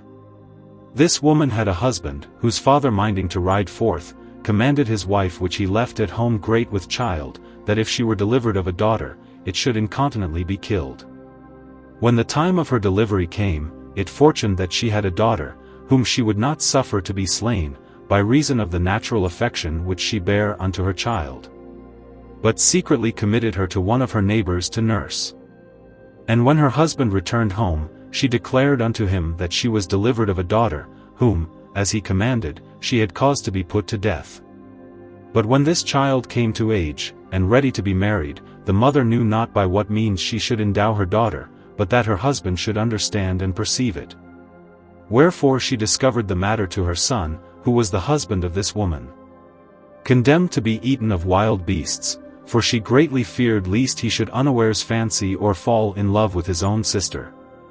The young man, understanding the whole matter, to please and gratify his mother, went immediately to the young maiden, keeping the matter secret in his heart, for fear of inconvenience, and, lamenting to see his sister forsaken both of mother and father, incontinently after endowed her with part of his own goods, and would have married her to one of his especial and trusty friends. But although he brought this to pass very secretly and sagely, yet in the end cruel fortune sowed great sedition in his house. For his wife, who was now condemned to beasts, waxed jealous of her husband and began to suspect the young woman as a harlot and common queen, insomuch that she invented all manner of means to dispatch her out of the way. And in the end she invented this kind of mischief: she privily stole away her husband's ring, and went into the country, whereas she commanded one of her trusty servants to take the ring and carry it to the maiden, to whom he should declare that her brother did pray her to come into the country to him, and that she should come alone without any person. And to the end she should not delay but come with all speed he should deliver her the ring, which should be a sufficient testimony of the message. This maiden as soon as she had received the ring of her brother, being very willing and desirous to obey his commandment, for she knew no otherwise but that he had sent for her, went in all haste as the messenger willed her to do. But when she was come to the snare and engine which was prepared for her, the mischievous woman, like one that were mad, and possessed with some ill spirit, when the poor maiden called for help with a loud voice to her brother, the wicked harlot, weening that she had invented and feigned the matter, took a burning firebrand and thrust it into her secret place, whereby she died miserably. The husband of this maiden, but especially her brother, advertised of her death, came to the place where she was slain, and after great lamentation and weeping, they caused her to be buried honorably. This young man her brother taking in ill part the miserable death of his sister, as it was convenient he should, conceived so great dolour within his mind and was stricken with so pestilent fury of bitter anguish, that he fell into the burning passions of a dangerous ague, whereby he seemed in such necessity, that he needed to have some speedy remedy to save his life.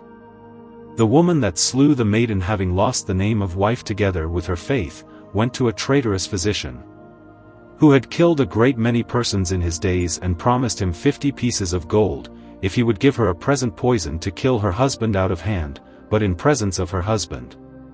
She feigned that it was necessary for him to receive a certain kind of drink, which the masters and doctors of physic do call a sacred potion, to the intent he might purge choler and scour the interior parts of his body. But the physician instead of that drink prepared a mortal and deadly poison, and when he had tempered it accordingly, he took the pot in the presence of the family and other neighbors and friends of the sick young man, and offered it to his patient. But the bold and hardy woman, to the end she might accomplish her wicked intent, and also gain the money which she had promised the physician, stayed the pot with her hand, saying, I pray you, master physician, minister not this drink unto my dear husband, until such time as you have drunk some part thereof yourself, for what know I, whether you have mingled any poison in the drink or no, wherein I would have you not to be offended, for I know that you are a man of wisdom and learning. But this I do to the intent the conscience and love that I bear to the health and safeguard of my husband, may be apparent. The physician being greatly troubled at the wickedness of this mischievous woman, as void of all counsel and leisure to consider of the matter, and lest he might give any cause of suspicion to the standers-by, or show any scruple of his guilty conscience, by reason of long delay, took the pot in his hand, and presently drunk a good draught thereof, which done, the young man having no mistrust, drunk up the residue. The physician would have gone immediately home to receive a counter-poison, to expel and drive out the first poison, but the wicked woman persevering in her mischief, would not suffer him to depart afoot, until such time as the poison began to work in him. And then by much prayer and intercession she licensed him to go home, by the way the poison invaded the entrails and bowels of the whole body of the physician, in such sort that with great pain he came to his own house, where he had scarce time to speak to his wife, and to will her to receive the promised salutary of the death of 2 persons. But he yielded up the ghost, and the other young man lived not long after, but likewise died, amongst the feigned and deceitful tears of his cursed wife. A few days after, when the young man was buried and the funeral ended, the physician's wife demanded of her the 50 pieces of gold which she promised her husband for the drink. Whereat the ill-disposed woman, with resemblance of honesty, answered her with gentle words, and promised to give her the 50 pieces of gold, if she would fetch her a little of that same drink, to proceed and make an end of all her enterprise. The physician's wife, partly to win the further favor of this rich woman, and partly to gain the money, ran incontinently home, and brought her a whole root of poison, which when she saw, having now occasion to execute her further malice, and to finish the damnable plot, began to stretch out her bloody hands to murder. She had a daughter by her husband, that was poisoned, who according to order of law, was appointed heir of all the lands and goods of her father, but this woman knowing that the mothers succored their children, and received all their goods after their death, purposed to show herself a like parent to her child, as she was a wife to her husband, whereupon she prepared a dinner with her own hands, and empoisoned both the wife of the physician and her own daughter. The child being young and tender died incontinently by force of the drink. But the physician's wife being stout and strong of complexion, feeling the poison to trill down into her body, doubted the matter, and thereupon knowing of certainty that she had received her bane, ran forthwith to the judge's house, that what with her cries and exclamations, she raised up the people of the town, and promising them to show diverse wicked and mischievous acts, caused that the doors and gates were opened. When she came in she declared from the beginning to the end the abomination of this woman, but she had scarce ended her tale, when opening her falling lips, and grinding her teeth together, she fell down dead before the face of the judge, who incontinently to try the truth of the matter, caused the cursed woman, and her servants to be pulled out of the house, and enforced by pain of torment to confess the verity, which being known, this mischievous woman far less than she deserved. But because there could be no more cruel a death invented for the quality of her offense, was condemned to be eaten with wild beasts. Behold, with this woman was I appointed to have to do before the face of the people, but I being wrapped in great anguish, and envying the day of the triumph, when we two should so abandon ourselves together, devised rather to slay myself, than to pollute my body with this mischievous harlot, and so forever to remain defamed. But it was impossible for me so to do, considering that I lacked hands, and was not able to hold a knife in my hoofs, howbeit standing in a pretty cabin, I rejoiced in myself to see that springtime was come, and that all things flourished, and that I was in good hope to find some roses, to render me my human shape. When the day of triumph came, I was led with great pomp and benevolence to the appointed place, where when I was brought, I first saw the preamble of that triumph, dedicated with dancers and merry taunting jests, and in the mean season was placed before the gate of the theatre. Whereas on the one side I saw the green and fresh grass growing before the entry thereof, whereon I greatly desired to feed. On the other side I conceived a great delectation to see when the theatre gates were opened, how all things was finely prepared and set forth, for there I might see young children and maidens in the flower of their youth of excellent beauty, and attired gorgeously, dancing and moved in comely order, according to the order of Graecia, for sometime they would dance in length, sometime round together, sometime divide themselves into 4 parts, and sometime loose hands on every side. But when the trumpet gave warning that every man should retire to his place, then began the triumph to appear. First there was a hill of wood, not much unlike that which the poet Homer called Idea, for it was garnished about with all sort of green verdures and lively trees, from the top whereof ran down a clear and fresh fountain, nourishing the waters below, about which wood were many young and tender goats, plucking and feeding daintily on the budding trees. Then came a young man, a shepherd representing Paris, richly arrayed with vestments of Barbary, having a mitre of gold upon his head, and seeming as though he kept the goats.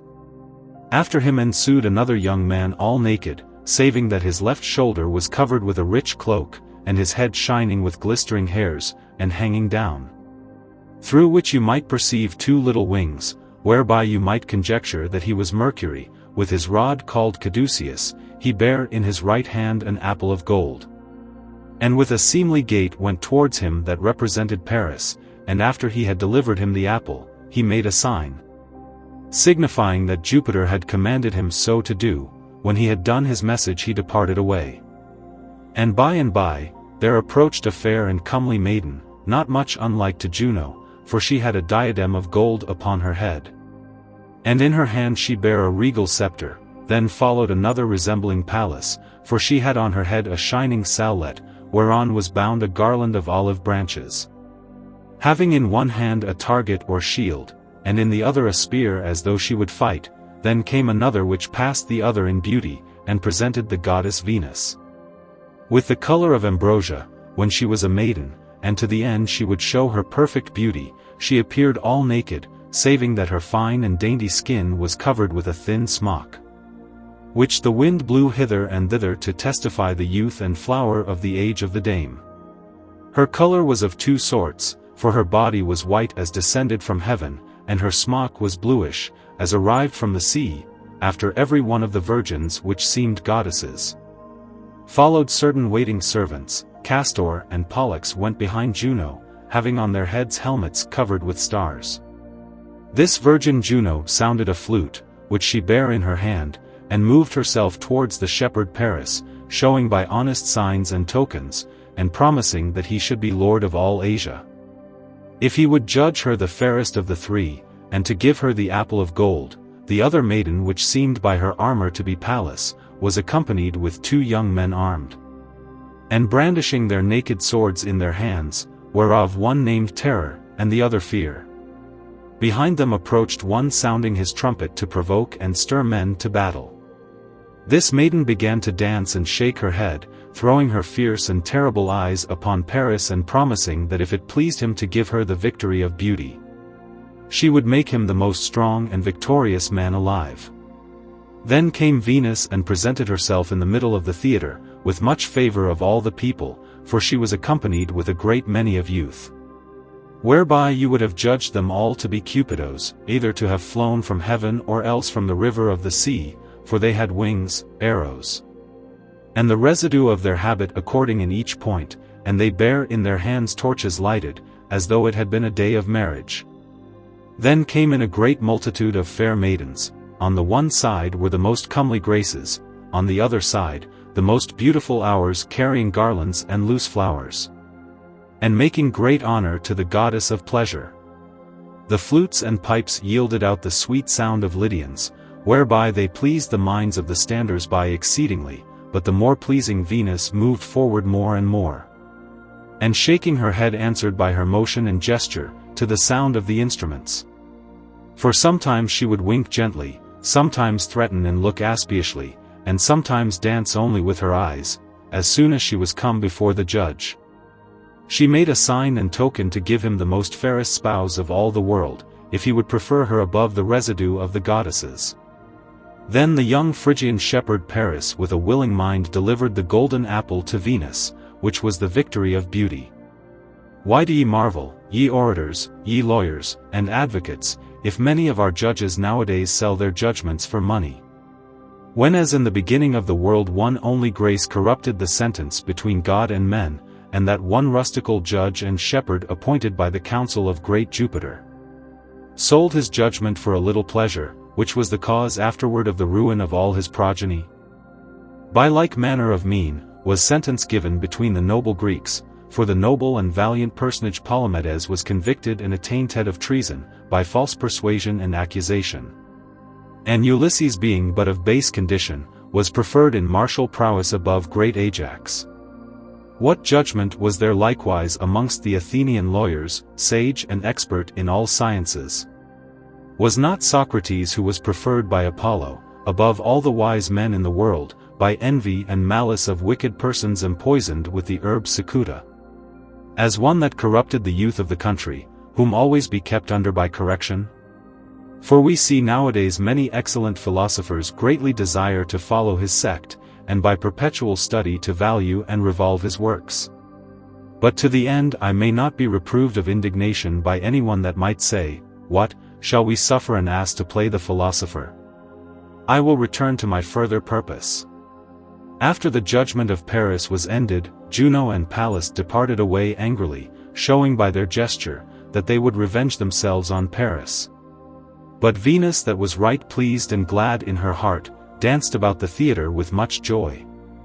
This done, from the top of the hill through a privy spout, ran a flood of the color of saffron, which fell upon the goats, and changed their white hair into yellow, with a sweet odor to all them of the theatre. By and by after, by certain engines, the ground opened, and swallowed up the hill of wood, and then behold there came a man of arms through the multitude, demanding by the consent of the people the woman who was condemned to the beasts, and appointed for me to have to do withal. Our bed was finely and bravely prepared, and covered with silk and other things necessary. But I, beside the shame to commit this horrible fact, and to pollute my body with this wicked harlot, did greatly fear the danger of death, for I thought in myself, that when she and I were together, the savage beast appointed to devour the woman, was not so instructed and taught, or would so temper his greediness, as that he would tear her in pieces lying under me. and spare me with a regard of mine innocence. Wherefore I was more careful for the safeguard of my life, than for the shame that I should abide, but in the mean season while my master made ready the bed. All the residue did greatly delight to see the hunting and pleasantness of the triumph. I began to think and devise for myself. When I perceived that no man had regard to me, that was so tame and gentle an ass, I stole out of the gate that was next me, and then I ran away with all force, and came to Cenchrus, which is the most famous town of all the Carthaginians, bordering upon the seas called Aegeum, and Cyrenaium, where is a great and mighty haven, frequented with many a sundry nation. There, because I would avoid the multitude of the people, I went to a secret place of the sea coast, where I laid me down upon the sand, to ease and refresh myself. For the day was past and the sun gone down, and lying in this sort on the ground, did fall in a sound sleep. Book. Chapter XI. Chapter XLVII. How Apuleius by roses and prayer returned to his human shape. When midnight came that I had slept my first sleep, I awaked with sudden fear, and saw the moon shining bright, as when she is at the full, and seeming as though she leaped out of the sea. Then thought I with myself, that was the most secret time, when the goddess Ceres had most puissance and force. Considering that all human things be governed by her providence, and not only all beasts private and tame, but also all wild and savage beasts be under her protection. And considering that all bodies in the heavens, the earth and the seas, be by her increasing motions increased, and by her diminishing motions diminished, as weary of all my cruel fortune and calamity, I found good hope and sovereign remedy, though it were very late, to be delivered from all my misery. By invocation and prayer, to the excellent beauty of the goddess, whom I saw shining before mine eyes, wherefore shaking off mine assy and drowsy sleep, I arose with a joyful face. And moved by a great affection to purify myself, I plunged myself 7 times into the water of the sea, which number of 7 is convenable and agreeable to holy and divine things, as the worthy and sage philosopher Pythagoras hath declared. Then with a weeping countenance, I made this orison to the puissant goddess, saying, O blessed Queen of Heaven, whether thou be the Dame Ceres which art the original and motherly nurse of all fruitful things in earth, who after the finding of thy daughter Proserpina, through the great joy which thou didst presently conceive, madest barren and unfruitful ground to be ploughed and sown, and now thou inhabitest in the land of Eleusis. Or whether thou be the celestial Venus, who in the beginning of the world didst couple together all kind of things with an engendered love, by an eternal propagation of humankind. Art now worshipped within the temples of the isle Paphos, thou which art the sister of the god Phoebus, who nourishest so many people by the generation of beasts. And art now adored at the sacred places of Ephesus, thou which art horrible Proserpina, by reason of the deadly howlings which thou yieldest, that hast power to stop and put away the invasion of the hags and ghosts which appear unto men, and to keep them down in the closures of the earth, thou which art worshipped in diverse manners, and doest illuminate all the borders of the earth by thy feminine shape, thou which nourishest all the fruits of the world by thy vigor and force. With whatsoever name or fashion it is lawful to call upon thee, I pray thee, to end my great travail and misery, and deliver me from the wretched fortune, which had so long time pursued me. Grant peace and rest if it please thee to my adversities, for I have endured too much labor and peril. Remove from me my shape of mine ass, and render to me my pristine estate, and if I have offended in any point of divine majesty, let me rather die than live, for I am full weary of my life. When I had ended this orison, and discovered my plaints to the goddess, I fortuned to fall asleep, and by appeared unto me a divine and venerable face, worshipped even of the gods themselves. Then by little and little I seemed to see the whole figure of her body, mounting out of the sea and standing before me, wherefore I purpose to describe her divine semblance.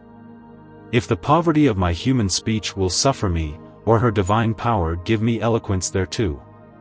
First she had a great abundance of hair, dispersed and scattered about her neck, on the crown of her head she bare many garlands interlaced with flowers. In the middle of her forehead was a compass in fashion of a glass, or resembling the light of the moon, in one of her hands she bare serpents, in the other, blades of corn. Her vestment was of fine silk yielding diverse colors, sometime yellow, sometime rosy, sometime flamy, and sometime, which troubled my spirit sore, dark and obscure. Covered with a black robe in manner of a shield, and pleated in most subtle fashion at the skirts of her garments, the welts appeared comely, whereas here and there the stars glimpsed. And in the middle of them was placed the moon, which shone like a flame of fire. Round about the robe was a coronet or garland made with flowers and fruits. In her right hand she had a timbrel of brass, which gave a pleasant sound. In her left hand she bare a cup of gold, out of the mouth whereof the serpent Aspis lifted up his head. With a swelling throat, her odoriferous feet were covered with shoes interlaced and wrought with victorious palm. Thus the divine shape, breathing out the pleasant spice of fertile Arabia, disdained not with her divine voice to utter these words unto me, Behold, Lucius the first am come. Thy weeping and prayers hath moved me to succor thee. I am she that is the natural mother of all things, mistress and governess of all the elements, the initial progeny of worlds, chief of powers divine, queen of heaven. The principle of the gods celestial, the light of the goddesses, at my will the planets of the air, the wholesome winds of the seas, and the silences of hell be disposed. My name, my divinity is adored throughout all the world in diverse manners, in variable customs and in many names, for the Phrygians call me the mother of the gods, the Athenians Minerva, the Cyprians, Venus, the Candians, Diana, the Sicilians Proserpina, the Eleusinians, Ceres, some Juno, other Bellona, other Hecate, and principally the Ethiopians which dwell in the Orient. And the Egyptians which are excellent in all kind of ancient doctrine, and by their proper ceremonies accustomed to worship me, do call me Queen Isis. Behold, I am come to take pity of thy fortune and tribulation, behold, I am present to favor and aid thee. Leave off thy weeping and lamentation, put away all thy sorrow. For behold the healthful day which is ordained by my providence, therefore be ready to attend to my commandment. This day which shall come after this night, is dedicated to my service, by an eternal religion. My priests and ministers do accustom after the tempests of the sea, be ceased. To offer in my name a new ship as a first fruit of my navigation. I command thee not to profane or despise the sacrifice in any wise, for the great priest shall carry this day following in procession by my exhortation, a garland of roses. Next the timbrel of his right hand, follow thou my procession amongst the people, and when thou comest to the priest make as though thou wouldest kiss his hand, but snatch at the roses. Whereby I will put away the skin and shape of an ass, which kind of beast I have long time abhorred and despised, but above all things beware thou doubt not nor fear any of those things. As hard and difficile to be brought to pass, for in the same hour that I am come to thee, I have commanded the priest by a vision what he shall do. And all the people by my commandment shall be compelled to give thee place and say nothing. Moreover, think not that amongst so fair and joyful ceremonies, and in so good a company that any person shall abhor thy ill-favored and deformed figure, or that any man shall be so hardy as to blame and reprove thy sudden restoration to human shape, whereby they should gather or conceive any sinister opinion. And know thou this of certain, that the residue of thy life until the hour of death shall be bound and subject to me. And think it not an injury to be always serviceable towards me, since as by my mean and benefit thou shalt become a man, thou shalt live blessed in this world. Thou shalt live glorious by my guide and protection, and when thou descendest to hell, where thou shalt see me shine in that subterrene place. Shining, as thou sayest me now, in the darkness of Acheron, and reigning in the deep profundity of Styx, thou shalt worship me, as one that hath been favorable to thee. And if I perceive that thou art obedient to my commandment, addict to my religion, and merit my divine grace, know thou, that I will prolong thy days above the time that the fates have appointed, and the celestial planets ordained. When the divine image had spoken these words, she vanished away. By and by when I awaked, I arose, having the members of my body mixed with fear, joy and sweat, and marveled at the clear presence of the puissant goddess. And being sprinkled with the water of the sea, I recounted orderly her admonitions and divine commandments. Soon after, the darkness chased away, and the clear and golden sun arose, when as behold I saw the streets replenished with people going in a religious sort and in great triumph. All things seemed that day to be joyful, as well all manner of beasts and houses, as also the very day itself seemed to rejoice. For after the hoarfrost, ensued the hot and temperate sun, whereby the little birds weening that the springtime had been come, did chirp and sing in their Stephen melodiously, the mother of stars. The parent of times, and mistress of all the world, the fruitful trees rejoiced at their fertility, the barren and sterile were contented at their shadow, rendering sweet and pleasant shrills. The seas were quiet from winds and tempests, the heaven had chased away the clouds, and appeared fair and clear with his proper light.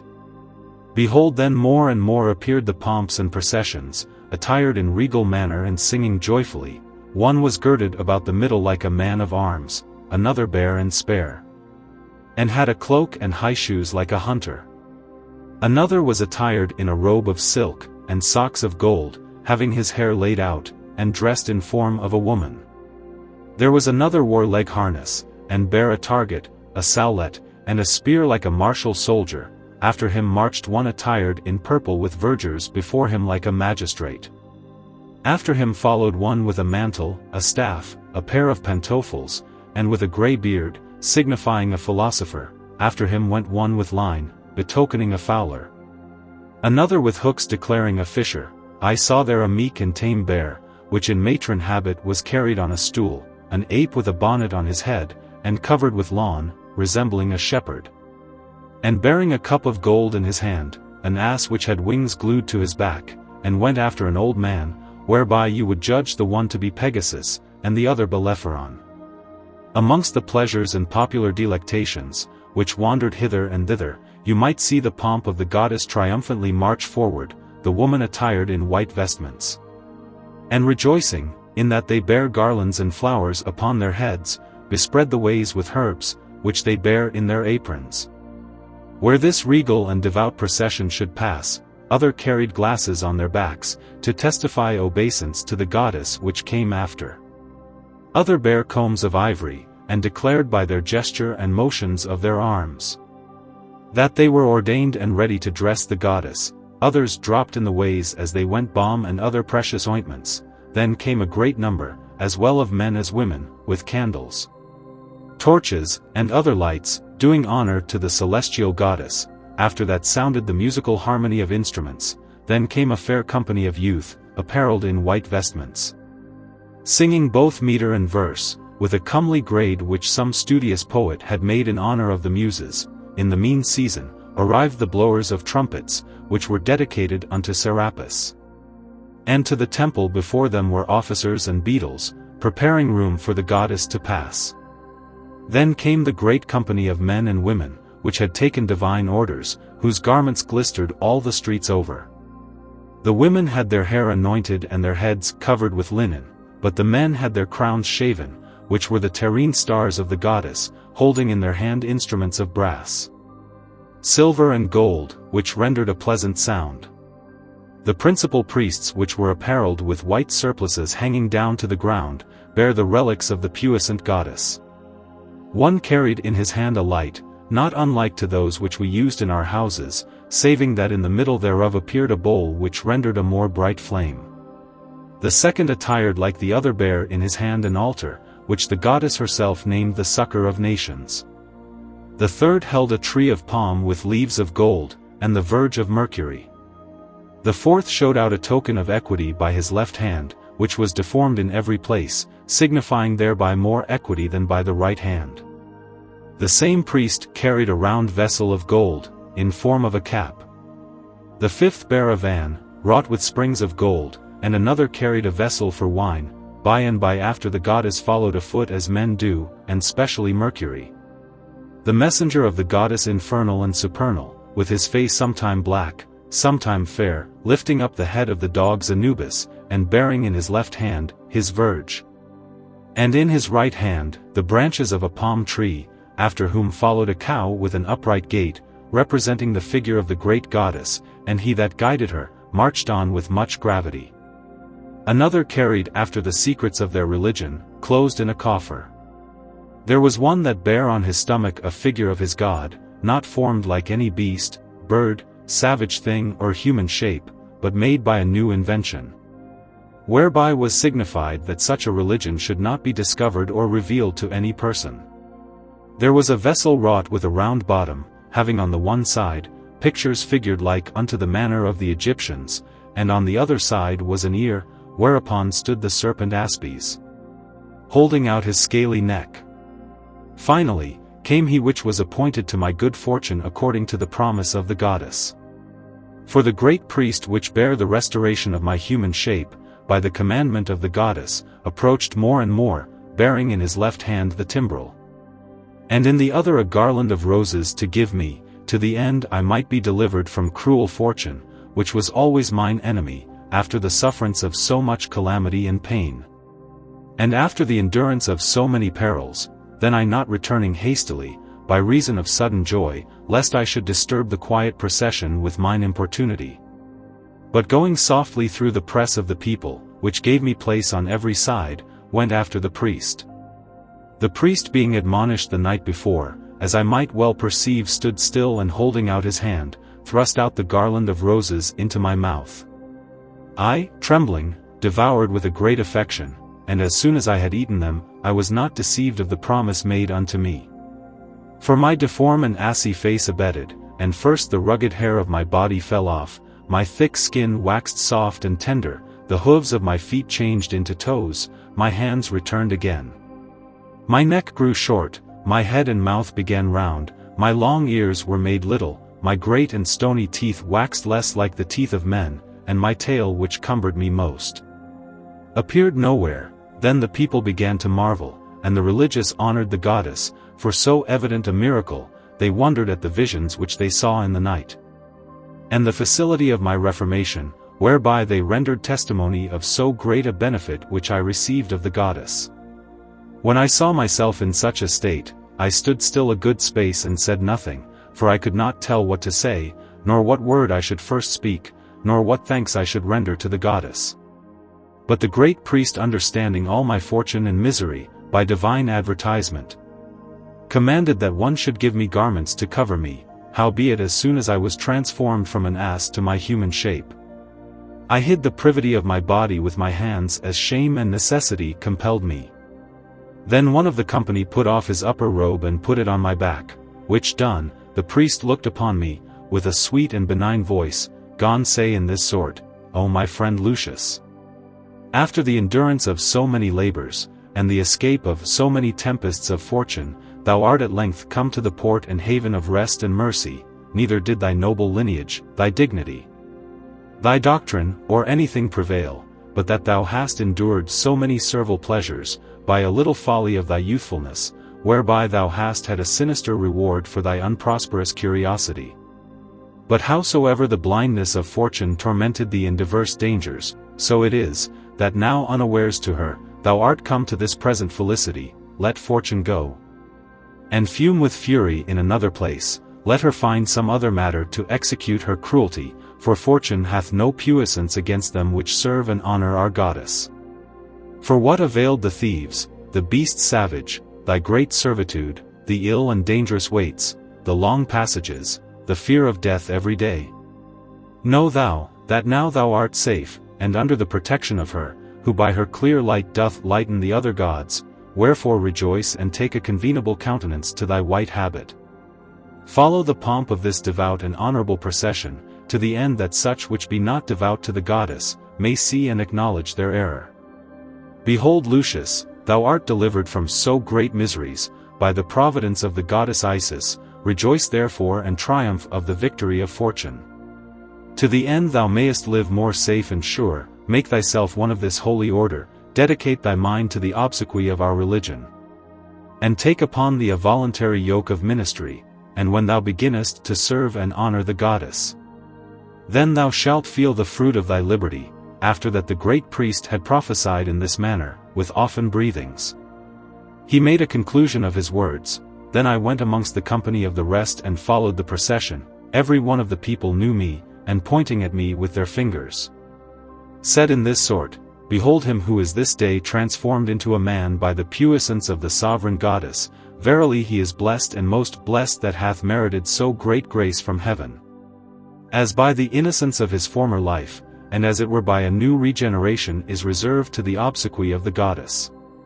In the mean season by little and little we approached nigh unto the sea-coast, even to that place where I lay the night before being an ass. Thereafter the images and relics were orderly disposed, the great priest compassed about with diverse pictures according to the fashion of the Egyptians.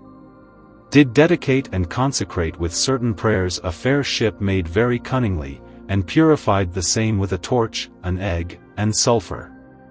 The sail was of white linen cloth, whereon was written certain letters, which testified the navigation to be prosperous. The mast was of a great length, made of a pine tree, round and very excellent with a shining top. The cabin was covered over with coverings of gold, and all the ship was made of citron tree very fair.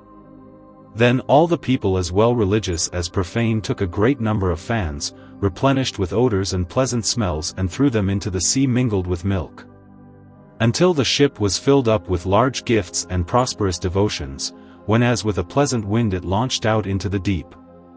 But when they had lost the sight of the ship, every man carried again that he brought, and went toward the temple in like pomp and order as they came to the sea-side. When we were come to the temple, the great priest and those which were deputed to carry the divine figures, but especially those which had long time been worshippers of the religion, went into the secret chamber of the goddess, where they put and placed the images according to their order. This done, one of the company which was a scribe or interpreter of letters, who in form of a preacher stood up in a chair before the place of the holy college, and began to read out of a book, and to interpret to the great prince, the senate, and to all the noble order of chivalry, and generally to all the Roman people, and to all such as be under the jurisdiction of Rome. These words following, Laois Ephesus, which signified the end of their divine service and that it was lawful for every man to depart, whereat all the people gave a great shout, and replenished with much joy, bare all kind of herbs and garlands of flowers home to their houses, kissing and embracing the steps where the goddess passed. Howbeit I could not do as the rest, for my mind would not suffer me to depart 1 foot away, so attentive was I to behold the beauty of the goddess, with remembrance of the great misery I had endured. Chapter 48. How the parents and friends of Apuleius heard news that he was alive and in health. In the mean season news was carried into my country, as swift as the flight of birds, or as the blast of winds, of the grace and benefit which I received of the goddess, and of my fortune worthy to be had in memory. Then my parents' friends and servants of our house, understanding that I was not dead, as they were falsely informed, came towards me with great diligence to see me as a man raised from death to life, and I, which never thought to see them again, was as joyful as they, accepting and taking in good part their honest gifts and oblations that they gave, to the intent I might buy such things as was necessary for my body, for after I had made relation unto them of all my pristine misery, and present joys, I went before the face of the goddess and hired me a house within the cloister of the temple, to the end I might continually be ready to the service of the goddess, and ordinarily frequent the company of the priests, whereby I would wholly become devout to the goddess, and an inseparable worshipper of her divine name. It fortuned that the goddess appeared to me oftentimes in the night, persuading and commanding me to take the order of her religion, but I, though I was endued with a desirous goodwill, yet the fear of the same withheld me, considering her obeisance was hard and difficile, the chastity of the priests intolerable, and the life frail and subject to many inconveniences. Being thus in doubt, I refrained myself from all those things as seemed impossible.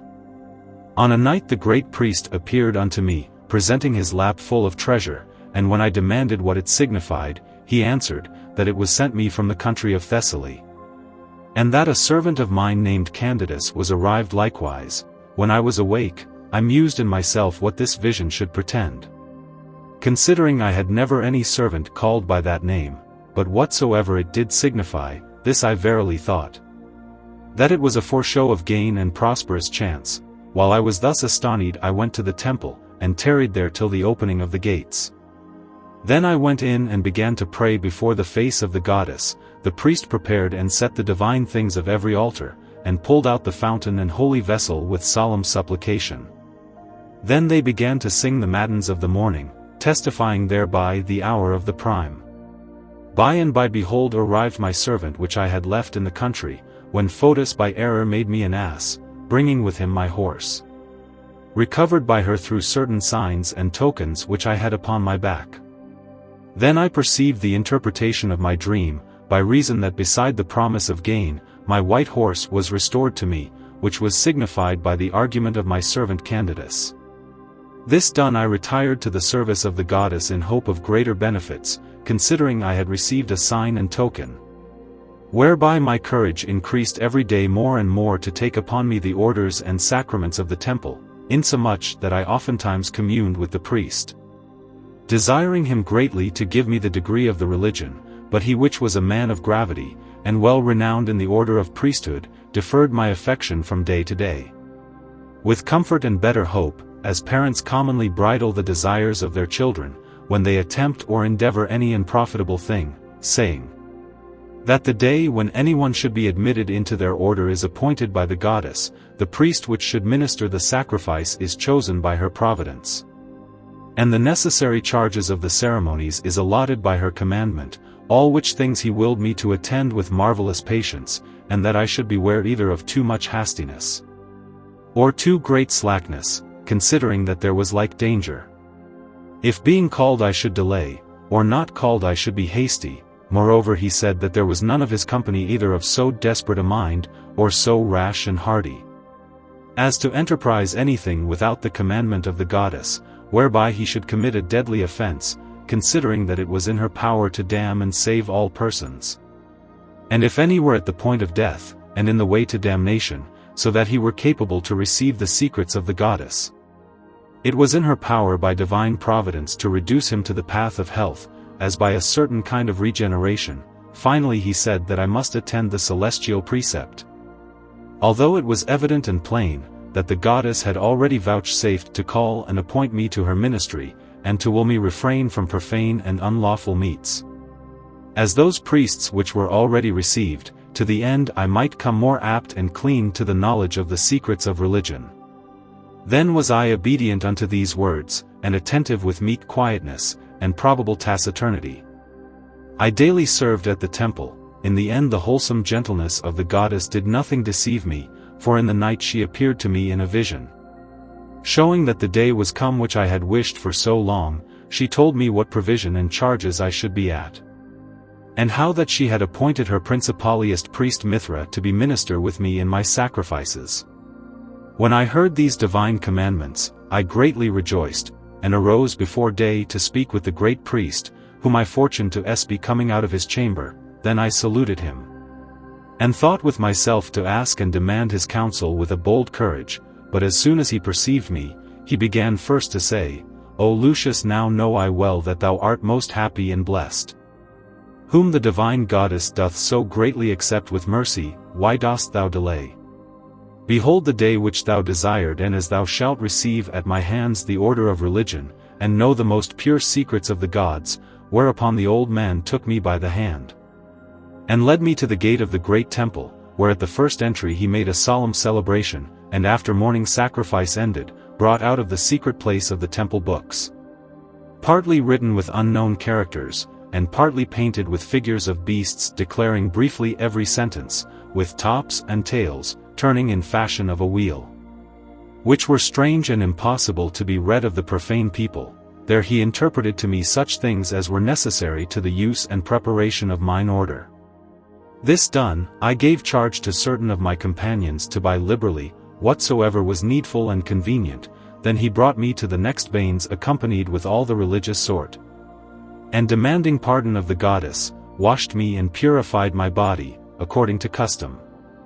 After this, when no one approached, he brought me back again to the temple, presented me before the face of the goddess, giving a charge of certain secret things unlawful to be uttered, and commanding me, and generally all the rest, to fast by the space of 10 continual days, without eating of any beast, or drinking any wine, which thing I observed with a marvelous continency. Then behold the day approached, when as the sacrifice should be done, and when night came there arrived on every coast a great multitude of priests, who according to their order offered me many presents and gifts. Then was all the laity and profane people commanded to depart, and when they had put on my back a linen robe, they brought me to the most secret and sacred place of all the temple. You would peradventure demand, you studious reader, what was said and done there. Verily I would tell you if it were lawful for me to tell, you should know if it were convenient for you to hear. But both thy ears, and my tongue shall incur the like pain of rash curiosity, howbeit, I will content thy mind for this present time, which peradventure is somewhat religious and given to some devotion. Listen therefore and believe it to be true. Thou shalt understand that I approached near unto hell, even to the gates of Proserpina, and after that, I was ravished throughout all the element. I returned to my proper place. About midnight I saw the sun shine. I saw likewise the gods celestial and gods infernal, before whom I presented myself, and worshipped them. Behold, now have I told thee, which although thou hast heard, yet it is necessary thou conceal it. This have I declared without offense, for the understanding of the profane. When morning came, and that the solemnities were finished, I came forth sanctified with 12 stoles and in a religious habit, whereof I am not forbidden to speak. Considering that many persons saw me at that time, there I was commanded to stand upon a seat of wood, which stood in the middle of the temple, before the figure and remembrance of the goddess. My vestment was of fine linen, covered and embroidered with flowers. I had a precious cope upon my shoulders hanging down to the ground, whereon were beasts wrought of diverse colors as Indian dragons, and Hyperborean griffins, whom in form of birds the other world doth engender.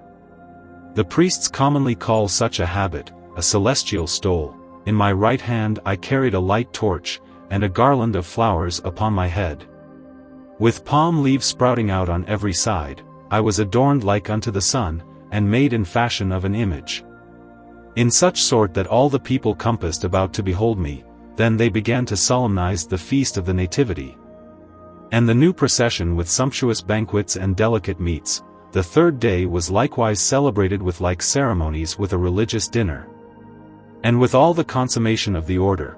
When I had continued there a good space, I conceived a marvelous great pleasure and consolation in beholding ordinarily the image of the goddess, who at length admonished me to depart homeward, not without rendering of thanks, which although it were not sufficient, yet they were according to my power.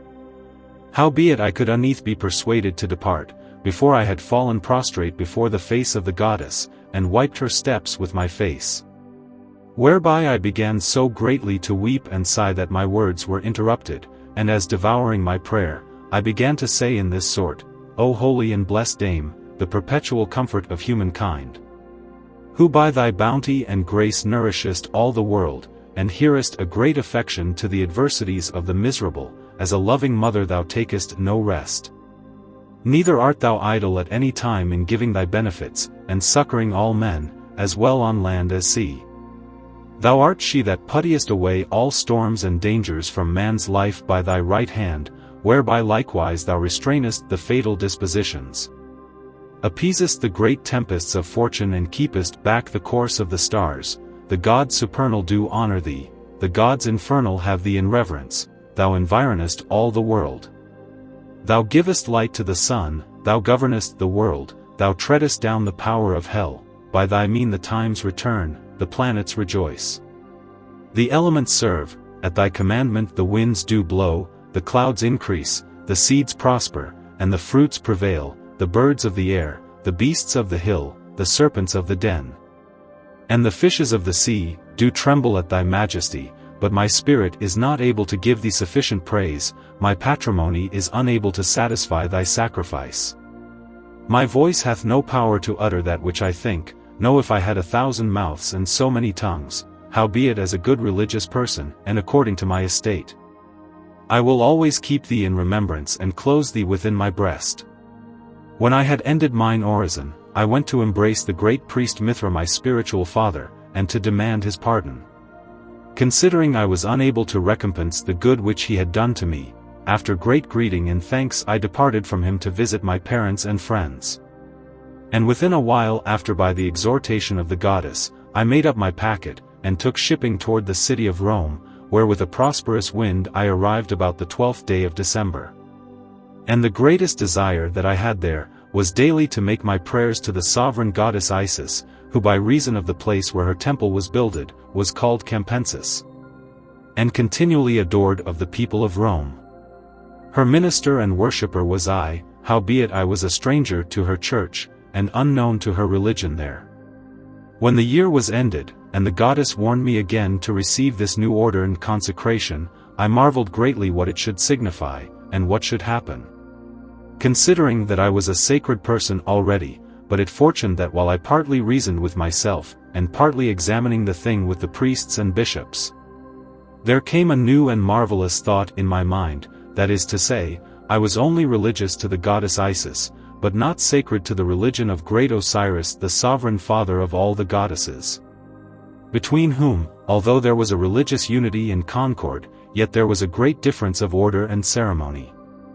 And because it was necessary that I should likewise be a minister unto Osiris, there was no long delay, for in the night after, appeared unto me one of that order, covered with linen robes, holding in his hand spears wrapped in ivy, and other things not convenient to declare, which then he left in my chamber, and sitting in my seat, recited to me such things as were necessary for the sumptuous banquet of mine entry.